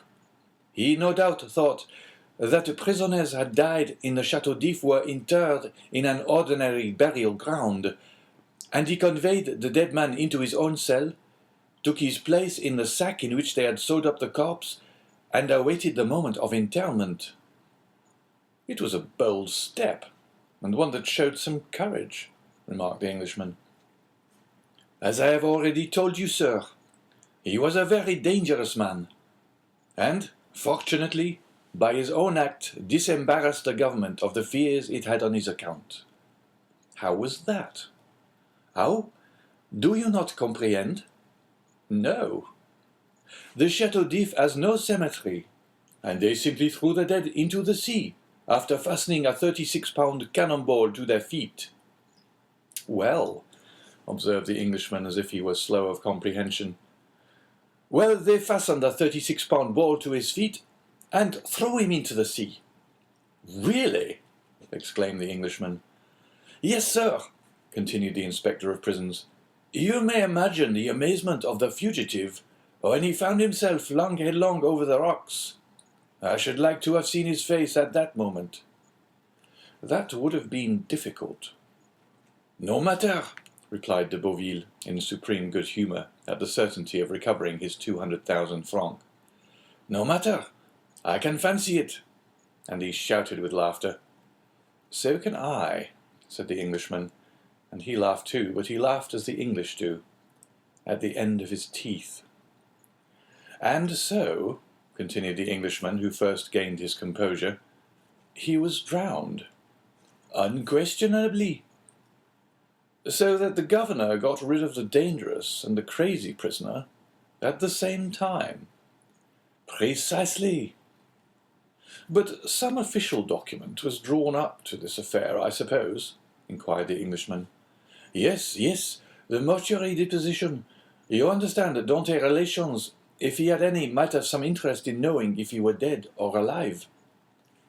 So that now if there was anything to inherit from him, they may do so with easy conscience. He is dead, and no mistake about it." "Oh, yes, and they may have the fact attested whenever they please." "So be it," said the Englishman. "But to return to these registers. True, this story has diverted our attention from them. Excuse me." "Excuse you for what? For the story? By no means. It really seems to me very curious." "Yes, indeed, so, sir. You wish to see all relating to the poor abbé, who really was gentleness itself?" "Yes, you will much oblige me." "Go into my study here, and I will show it to you." And they both entered Monsieur de Beauville's study. Everything was here arranged in perfect order. Each register had its number, each file of papers its place. The inspector begged the Englishman to seat himself in an armchair, and place before him the register and documents relative to the Château d'If, giving him all the time he desired for the examination, while de Beauville seated himself in a corner, and began to read his newspaper. The Englishman easily found the entries relative to the Abbé Faria, but it seemed that the history which the inspector had related interested him greatly, for after having perused the first documents, he turned over the leaves until he reached the deposition respecting Edmond Dantès. There he found everything arranged in due order: the accusation, examination, Morel's petition, M. de Villefort's marginal notes. He folded up the accusation quietly, and put it as quietly in his pocket, read the examination and saw that the name of Noirtier was not mentioned in it, perused too the application dated 10th April 1815, in which Morel, by the deputy procureur's advice, exaggerated with the best intentions, for Napoleon was then on the throne, the services Dantès had rendered to the imperial cause, services which Villefort's certificates rendered indispensable. Then he saw through the whole thing. This petition to Napoleon, kept back by Villefort, had become, under the second Restoration, a terrible weapon against him in the hands of the king's attorney. He was no longer astonished when he searched on to find in the register this note, placed in a bracket against his name: Edmond Dantès, an inveterate Bonapartist, took an active part in the return from the island of Elba, to be kept in strict solitary confinement, and to be closely watched and guarded. Beneath these lines was written in another hand, "See note above, nothing can be done." He compared the writing in the bracket with the writing of the certificate placed beneath Morel's petition, and discovered that the note in the bracket was the same writing as the certificate. That is to say, was in Villefort's handwriting. As to the note which accompanied this, the Englishman understood that it might have been added by some inspector who had taken a momentary interest in Dantès' situation, but who had, from the remarks we have quoted, found it impossible to give any effect to the interest he had felt. As we have said, the inspector, from discretion, and that he might not disturb the Abbé Faria's pupil in his researches, had seated himself in a corner, and was reading Le Drapeau Blanc. He did not see the Englishman fold up and place in his pocket the accusation written by Danglars under the arbour of La Réserve, and which had the postmark Marseille, 27th February, delivery 6 o'clock p.m. But it must be said that if he had seen it, he attached so little importance to this scrap of paper, and so much importance to his 200,000 francs, that he would not have opposed whatever the Englishman might do, however irregular it might be. "Thanks," said the latter, closing the register with a slam. "I have all I want. Now it is for me to perform my promise. Give me a simple assignment of your debt. Acknowledge therein the receipt of the cash, and I will hand you over the money." He rose, gave his seat to M. de Beauville, who took it without ceremony, and quickly drew up the required assignment, while the Englishman counted out the banknotes on the other side of the desk. End of chapter 28.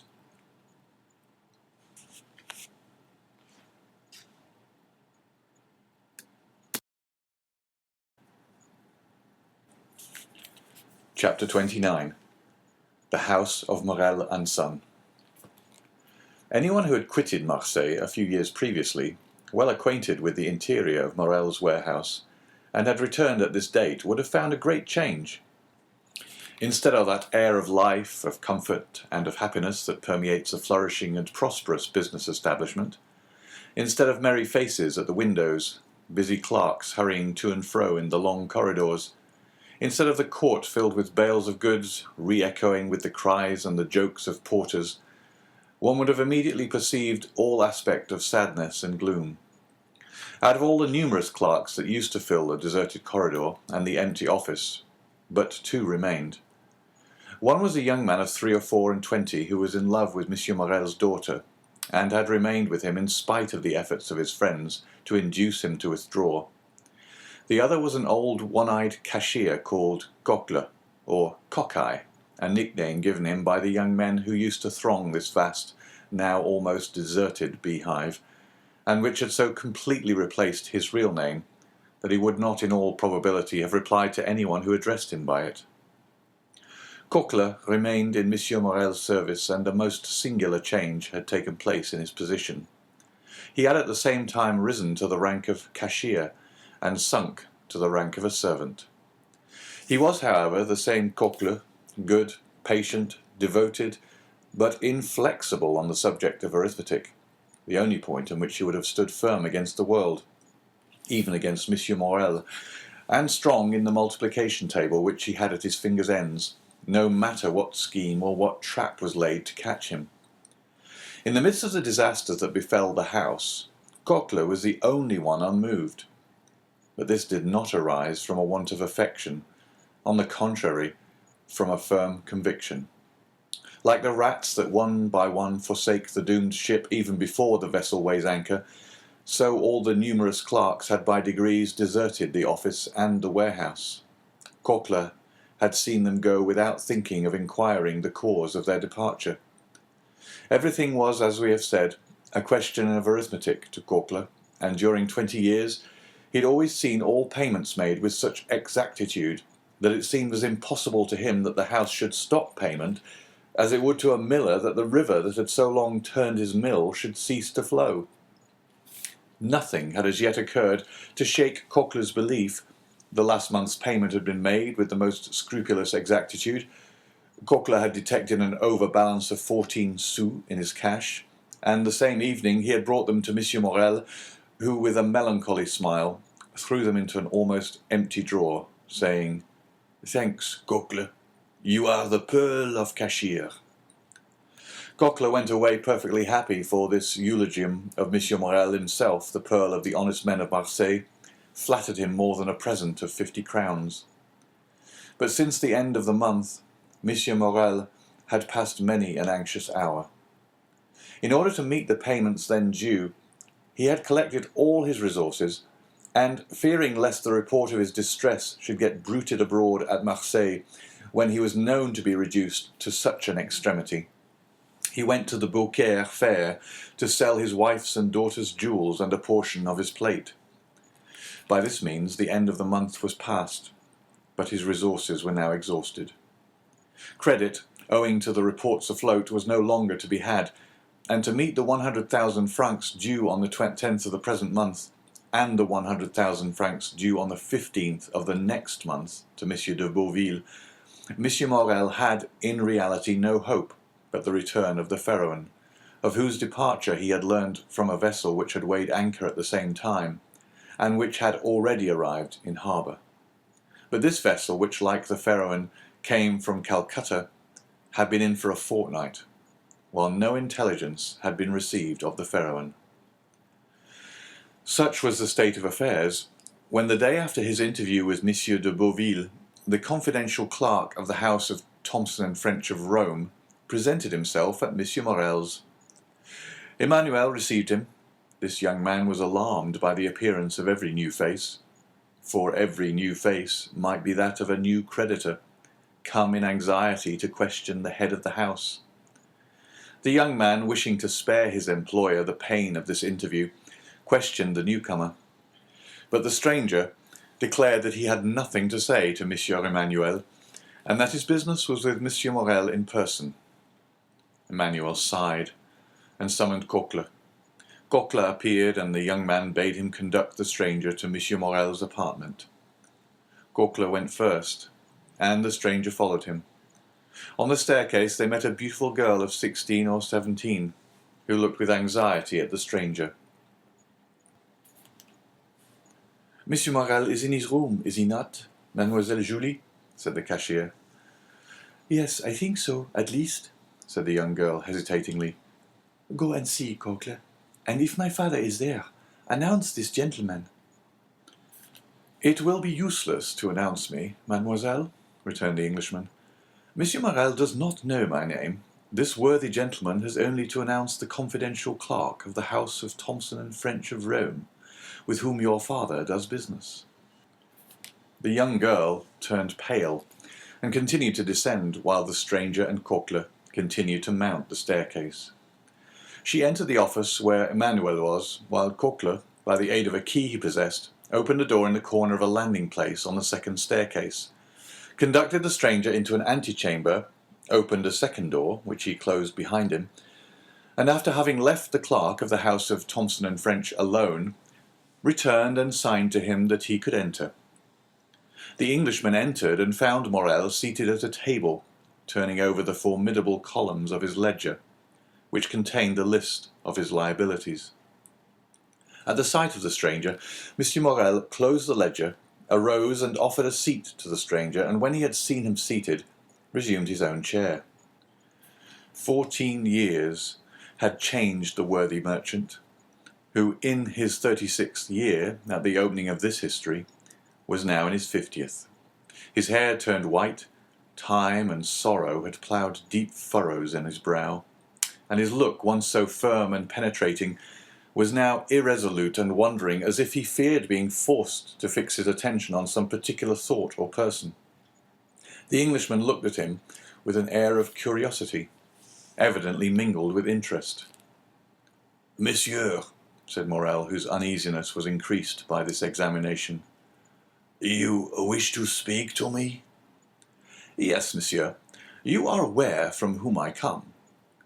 "The house of Thomson and French, at least, so my cashier tells me." "He has told you rightly.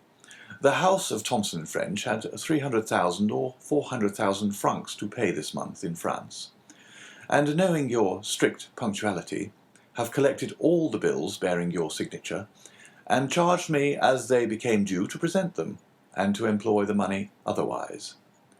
Morel sighed deeply, and passed his hand over his forehead, which was covered with perspiration. "So then, sir," said Morel, "you hold bills of mine?" "Yes, and for a considerable sum." "What is the amount?" asked Morel with a voice he strove to render firm. "Here is," said the Englishman, taking a quantity of papers from his pocket, "an assignment of 200,000 francs to our house by a Monsieur de Beauville, the inspector of prisons, to whom they are due. You acknowledge, of course, that you owe this sum to him." "Yes. He placed the money in my hands at 4.5%, nearly 5 years ago." "When are you to pay?" "Half the 15th of this month, half the 15th of next." "Just so. And now here are 32,500 francs payable shortly. They are all signed by you, and assigned to our house by the holders." "I recognize them," said Morel, whose face was suffused as he thought that for the first time in his life he would be unable to honour his own signature. "Is this all?" "No. I have for the end of the month these bills which have been assigned to us by the house of Pascal and the house of Wilde and Turner of Marseille, amounting to nearly 55,000 francs in all, 287,500 francs. It is impossible to describe what Morel suffered during this enumeration. 287,500 francs, repeated he. "Yes, sir," replied the Englishman. "I will not," continued he after a moment's silence, "conceal from you that while your probity and exactitude up to this moment are universally acknowledged, yet the report is current in Marseille that you are not able to meet your liabilities." At this almost brutal speech, Morel turned deathly pale. "Sir," said he, "up to this time, and it is now more than 24 years since I received the direction of this house from my father, who had himself conducted it for 35 years, never has anything bearing the signature of Morel and Son been dishonored." "I know that," replied the Englishman, "but as a man of honor should answer another, tell me fairly, shall you pay these with the same punctuality?" Morel shuddered and looked at the man, who spoke with more assurance than he had hitherto shown. "Two questions frankly put," said he. "A straightforward answer should be given. Yes, I shall pay if, as I hope, my vessel arrives safely, for its arrival will again procure me the credit which the numerous accidents of which I have been the victim have deprived me, But if the Pharaon should be lost, and this last resource be gone? The poor man's eyes filled with tears. Well, said the other, if this last resource fail you. Well, returned Morel, it is a cruel thing to be forced to say, but already used to misfortune, I must habituate myself to shame. I fear I shall be forced to suspend payment. Have you no friends who could assist you? Morel smiled mournfully. In business, sir, said he, one has no friends, only correspondents. It is true, murmured the Englishman. Then you have but one hope. But one. The last? The last. So that if this fail, I am ruined, completely ruined. As I was on my way here, a vessel was coming into port. I know it, sir. A young man who still adheres to my fallen fortunes passes a part of his time in a belvedere at the top of the house, in hopes of being the first to announce good news to me. He has informed me of the arrival of the ship. And it is not yours? No. She is a Bordeaux vessel, La Gironde. She comes from India also, but she is not mine. Perhaps she has spoken to the Pharaon and brings you some tidings of her. Shall I tell you plainly one thing, sir? I dread almost as much to receive any tidings of my vessel as to remain in doubt. Uncertainty is still hope. Then in a low voice, Morel added, This delay is not natural. The Pharaon left Calcutta the 5th of February. She ought to have been here a month ago. What is that? Said the Englishman. What is the meaning of that noise? Oh, cried Morel, turning pale. What is it? A loud noise was heard on the stairs of people moving hastily and half-stifled sobs. Morel rose and advanced to the door, but his strength failed him, and he sank into a chair. The two men remained opposite one another, Morel trembling in every limb, the stranger gazing at him with an air of profound pity. The noise had ceased, but it seemed that Morel expected something. Something had occasioned the noise, and something must follow. The stranger had fancied he heard footsteps on the stairs, and that the footsteps, which were those of several persons, stopped at the door. A key was inserted in the lock of the first door, and the creaking of hinges was audible. There are only 2 persons who have the key to that door, murmured Morel. Coquelin and Julie. At this instant, the second door opened, and the young girl, her eyes bathed with tears, appeared. Morel rose tremblingly, supporting himself by the arm of the chair. He would have spoken, but his voice failed him.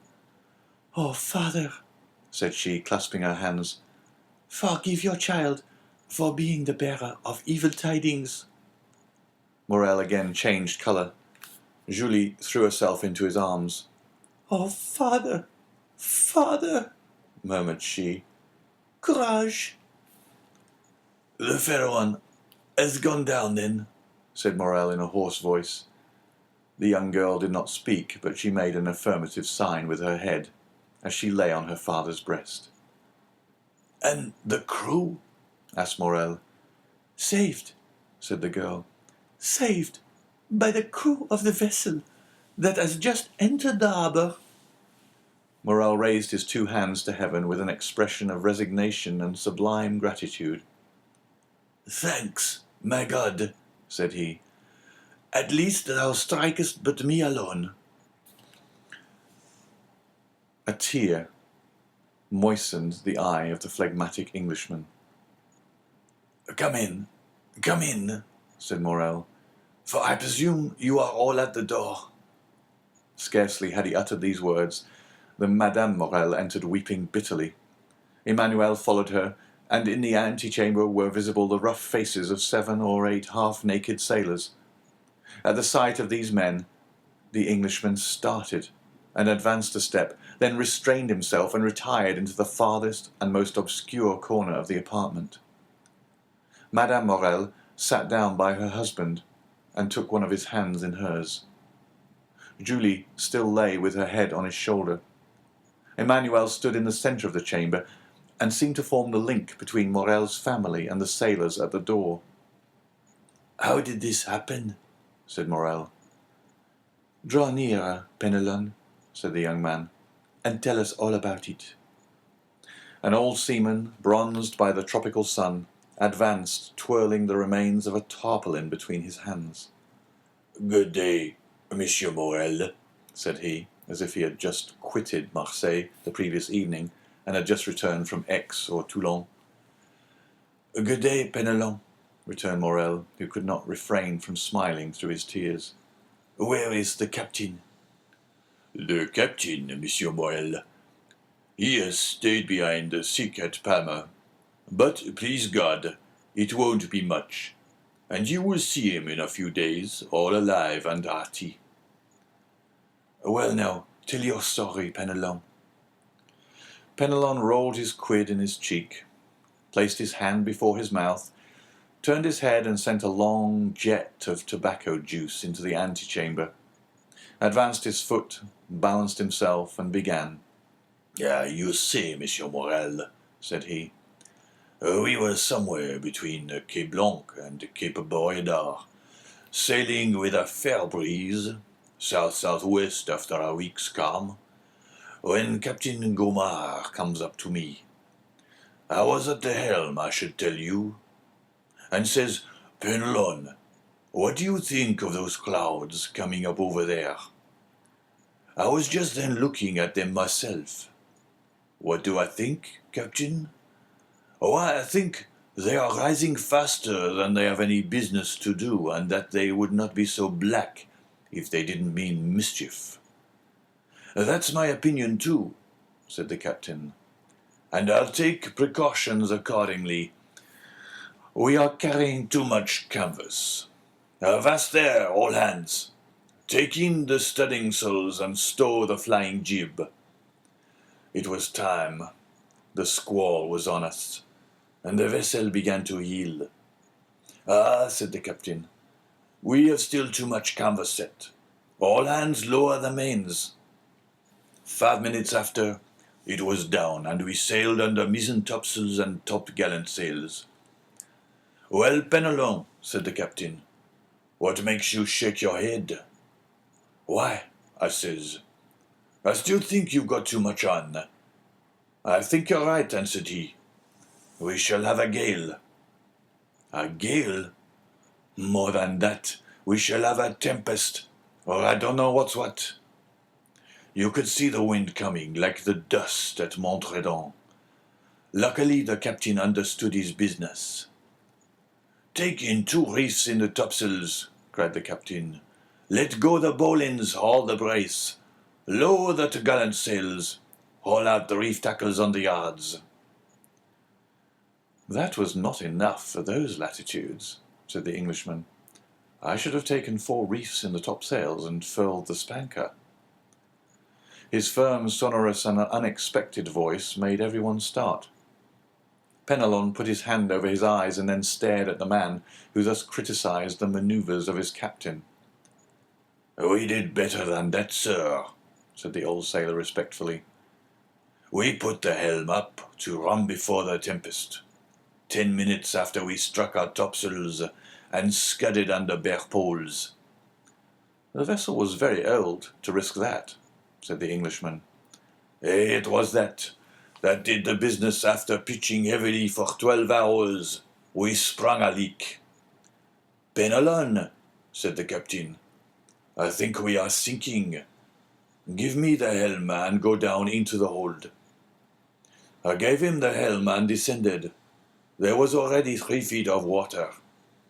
"All hands to the pumps," I shouted, but it was too late, and it seemed the more we pumped, the more came in. "Ah," said I, "after 4 hours' work, since we are sinking, let us sink. We can die but once." "That's the example you set, Penelon," cries the captain. "Very well, wait a minute." He went into his cabin and came back with a brace of pistols.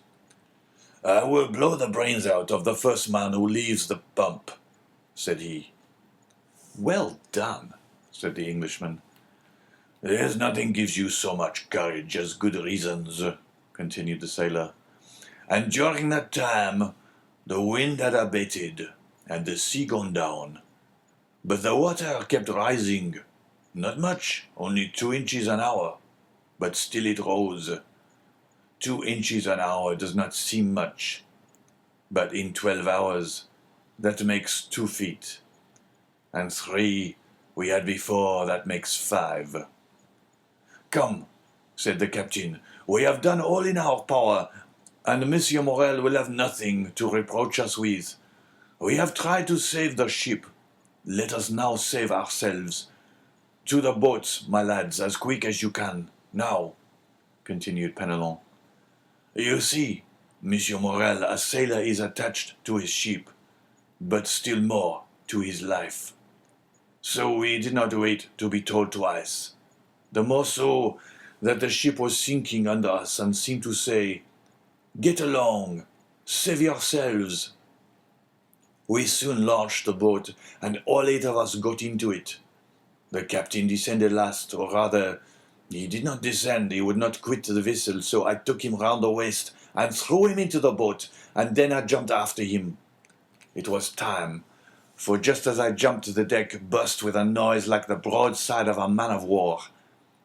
10 minutes after, she pitched forward, then the other way, spun round, and then goodbye to the Pharaon. As for us, we were 3 days without anything to eat or drink, so that we began to think of drawing lots. Who should feed the rest? When we saw La Gironde, we made signals of distress. She perceived us, made for us, and take us all on board. There now, Monsieur Morel, that's the whole truth on the honor of a sailor. Is not it true, you fellows there? A general murmur of approbation showed that the narrator had faithfully detailed their misfortunes and sufferings. Well, well, said Monsieur Morel, I know there was no time in fault but destiny. It was the will of God that this should happen. Blessed be his name. What wages are due to you? Oh, don't let us talk of that, Monsieur Morel. Yes, but we will talk of it. Oh, well then, a 3 months, said Penelon. Cocle, pay 200 francs to each of these good fellows, said Morel.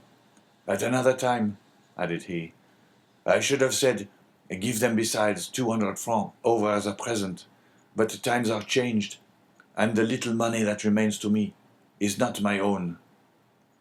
Penelon turned to his companions and exchanged a few words with them. As for that, Monsieur Morel, said he, again turning his quid, as for that. As for what? The money. Well, we all say that 50 francs will be enough for us at present, and that we will wait for the rest. Thanks, my friends, thanks, cried Monsieur Morel gratefully. Take it, and if you can find another employer, enter his service. You are free to do so. These last words produced a prodigious effect on the seaman. Penelon nearly swallowed his quid. Fortunately, he recovered. What, Monsieur Morel? Said he in a low voice. You send us away? You were then angry with us? No, said Monsieur Morel. I am not angry, quite the contrary. And I do not send you away, but I have no more ships, and therefore I do not want any sailors. No more ships? Returned Penelon. Well then, you'll build some. We'll wait for you.